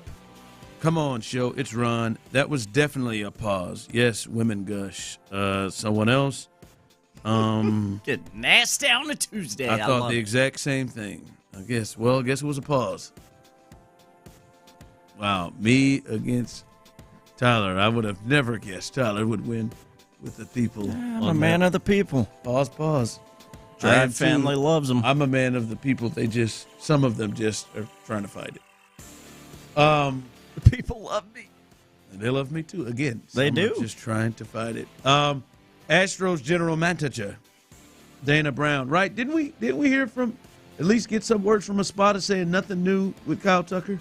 I believe that is correct, sir. That's what we said. We reported that earlier in the 5 o'clock fire. May have been a HIPAA thing, though. You never know. That I guess not a HIPAA thing for Dana, because Astros GM Dana Brown said Tucker is doing, quote, limited baseball activity, but coming along really well, Clint. Limited baseball activity, but coming along really well. Once again, seems like contradictory statements put up against each other. Yeah, what the GM said. I wonder why the GM said that, and the coach has already spoken. Yeah, there's no need for it. It's like that damn meme of like the dog, and there's a house on fire behind him, and he's saying it's fine, everything's fine. Like honest to God, if you break it down, this is really nothing new. Like he's been playing catch, he's been. He's done some stuff in the outfield. They said he's been swinging at in the cages, so he's been doing limited baseball activities. He said coming along really well. Now that part coming along well, man. The coming along really well part is subjective. Like, what do you mean coming along really well? Like, is he? He ain't even coming along. Is it slowly? Like, well, is it still slowly? Don't even need the well adjective. But let's be honest. I mean, who do you believe here? Oh, I think probably Dana knows more than Joe. Yeah, I mean, the thing is, I have no idea. So I'm trying to do the best I can. I have no idea. You're talking about a that's probably fair, an unbelievably mysterious injury here that's 2+ months into a rehab with conflicting reports. Hell, if you ask Adam Spolane. Every time he sees him, he can't even walk to his damn locker without he's been hit by a car. Like he got clubbed. I mean, depending on everybody's got a different opinion on this thing. I don't know what to believe with this is Dana, man, because he did this with Dusty last year. It'd be like, hey, like it's like two different people just had a conversation. Yeah. The first, well, one got no new update on Kyle. Oh. Dana Hill, I will speak. Here, I'll give you an update on Tucker. just wild. Just wild. Coming up behind us, Texans All Access. And I saw this. They got several one-on-one sit-downs, including with Damian Pierce and Davis Mills. They used to be the starting quarterback and running back duo. Yep. Texans. They've got wild to think about. Just like where we are right now compared to that day. And that was like 2 years ago.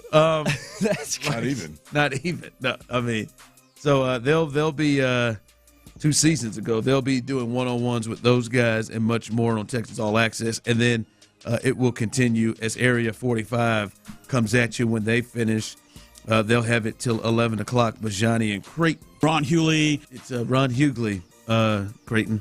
They'll have it. They'll have things going until 11 o'clock. They will have the post-game show for hopefully a win for the Astros, and they get back in this thing with the Rangers and tied this series. So be listening for that until live and local until 11 o'clock. By the way, the Chicago White Sox have lost their 21st straight game. They've just quit, right? It's an AL record. That's a record? An American League record. What is the Major League record? I'm like at this point, it's this. Let's take this thing. I think the Pistons, they got into didn't they lose 23 in a row this past year? Just take it up. How are they close to the Major League record? Oh, very. Yeah, they're approaching it quickly. The record for the majors is the 1961 Philadelphia Phillies. They lost 23 straight ball games. They can do this. Right up against it. Who are they playing right now? They are playing. Oh, they're playing somebody else. Sorry, aren't they playing the A's? I believe. Yeah, they're playing the A's. Damn the luck. Yeah, I mean, as you would say this about football. I feel like we're entering that. USA, it's not hard to go 8-8. You always say, you almost got to be working. You'll be working against yourself to do that. It's hard to lose 21 in a row. Absolutely, in baseball, it is hard. 21 in a row. It is hard to do that, and it sucks. Can you do me a favor? I'm gonna do it. I wonder what their home attendance has been in this deal. Because I'm telling you, what would it look if the Astros were on a 21-game losing streak? How many people do you think would be going out to Minute Maid? Because I know that the Astros have had lean time. Yep. Would they be in Oakland A territory? Who? The Astros. No. If they had lost 21, if they're going in for game 22 in a row. No. People would still be rolling out there? It would take a while. I think it would take a season for people to quit on them. People already had season tickets. They're going to go. The Oakland A's have worked hard to be as pitiful as they are. You want to know about the attendance for the trash-ass White Sox? Oh, God, please, let me hear it. I bet it's better than you think. The average attendance at a Chicago White Sox game this year is the fourth lowest in the majors at 17,300 folks. Man, that's better than I would have thought. You got some loyal fans, and that's their last home game. They got 14,000, and that was for them to get to 17 in a row. Home crowds that have a lower attendance nightly: probably the Kansas Tampa City. Bay Rays, the Miami Marlins, and of course, dead last, the Oakland A's. Soon to be Sacramento, soon to be Las Vegas. I would be out there just pissed. If I was a fan out there, I'd be out there just. I think at this point, I'd rightfully so with the bag over the head. Who's the Lions used to do that? Saints. The Lions, the Saints did it. The Jets. I'd be out there with the bag over my head. I can just see that bag over the head. The Aints. No, seriously, what do you think the mindset of the players are in this? Do you think they are gung ho on trying to break this? They are. They're out here dude, this is some point you got to get to the embarrassing point. And I feel like we've passed it of giving everything they got this is it. We've got to stop this. We have got to stop this. We got to get a damn win. Yeah, look, I've been not a part of a record-setting loss, but an embarrassing season with a team that typically had played good football. I've been a part of this. When you're in it, you don't. When you're in it, man, you're just game to game. At bat to at bat, hopefully start to start. Look, when you lose 21 straight, there ain't a player on that team that has any business worrying about 21 or 22 straight. Your ass better get up there and swing the stick. I think they get it. I think they get a win tonight. Do you? I think they get a win. I think they break. Bet on it, Tyler. I hope. Tyler said he's bet on it. You're betting on it. You're betting on the White Sox tonight. Oh, no. I actually only have 2 Astros bets on my slate, and I'm on the Astros money line to win the game, and I'm on Jordan to get over 1.5 bases. A lot of other action around Major League Baseball. Don't you? Oh yeah. Jordan over 1.5. If it's there, 9 times out of 10, I'll take it because it's gonna pay off. They better have finished this before they get to the Astros. They get the Astros on the 16th. They're 10 days away from the Astros. They got 2 more against the A's, 2 against the Cubs, and 3 against the Yankees. I want to go to one of those games so bad. They if can they're lose. Still on the street. God, they can lose all those games. I mean, clearly they can. Good God. Someone said that, Ron, don't forget the Astros were like the Chicago White Sox years back before Jim Crane. No, I know, but damn, at least they didn't bang in 21 in a row. That's it. I will say, speaking of that, I don't think you guys are – I don't think there is a space to panic right now with the Astros. They are fighting it, and if they have another one-run scoring effort tonight against the Rangers, that will be super ignoring. What am I trying to say? I think you're trying to say annoying. I think you want I'm saying ignore and sorry, you cannot ignore it. Do not ignore it. Ignore and annoy all at the same time. But it's super annoying. But I got to say, man, the pitching is something to be extremely exciting about. Now, listen, I don't think they're going to blow saves a lot in the bullpen. But Clint, if they can keep getting anywhere close to the performances, the pitching performances they're getting, I mean, they're losing games where their starters going 6 innings and giving up a run. They're losing games where their starters getting 12 strikeouts, 11 strikeouts. Like, if they keep getting anything close to this, that's what's hard to find in consistency. The bats kind of come and go. If they can keep getting this, and it looks like Verlander, if he has a good bullpen session, could be on the way. And when you just think about comparing it to who they're fighting against, and I'm not talking about getting to the ALCS, it just at least to the division, the AL West, with the Rangers and the Mariners, I don't think it's time to panic right now, even though their offense is struggling the way it is, because I think those teams have major warts as well. Yeah, look, I think we talk a lot about Jake Myers, talk a lot about the bottom of the lineup, and that's all fine and dandy, but in reality, the pitching, the starting pitching, and the top 4, 5, maybe 6 hitters in this lineup are ultimately what are going to determine the fate of this team. So I mean, when it's all said and done, those guys have to produce at the plate, and pitchers. Look, let's not get ridiculous.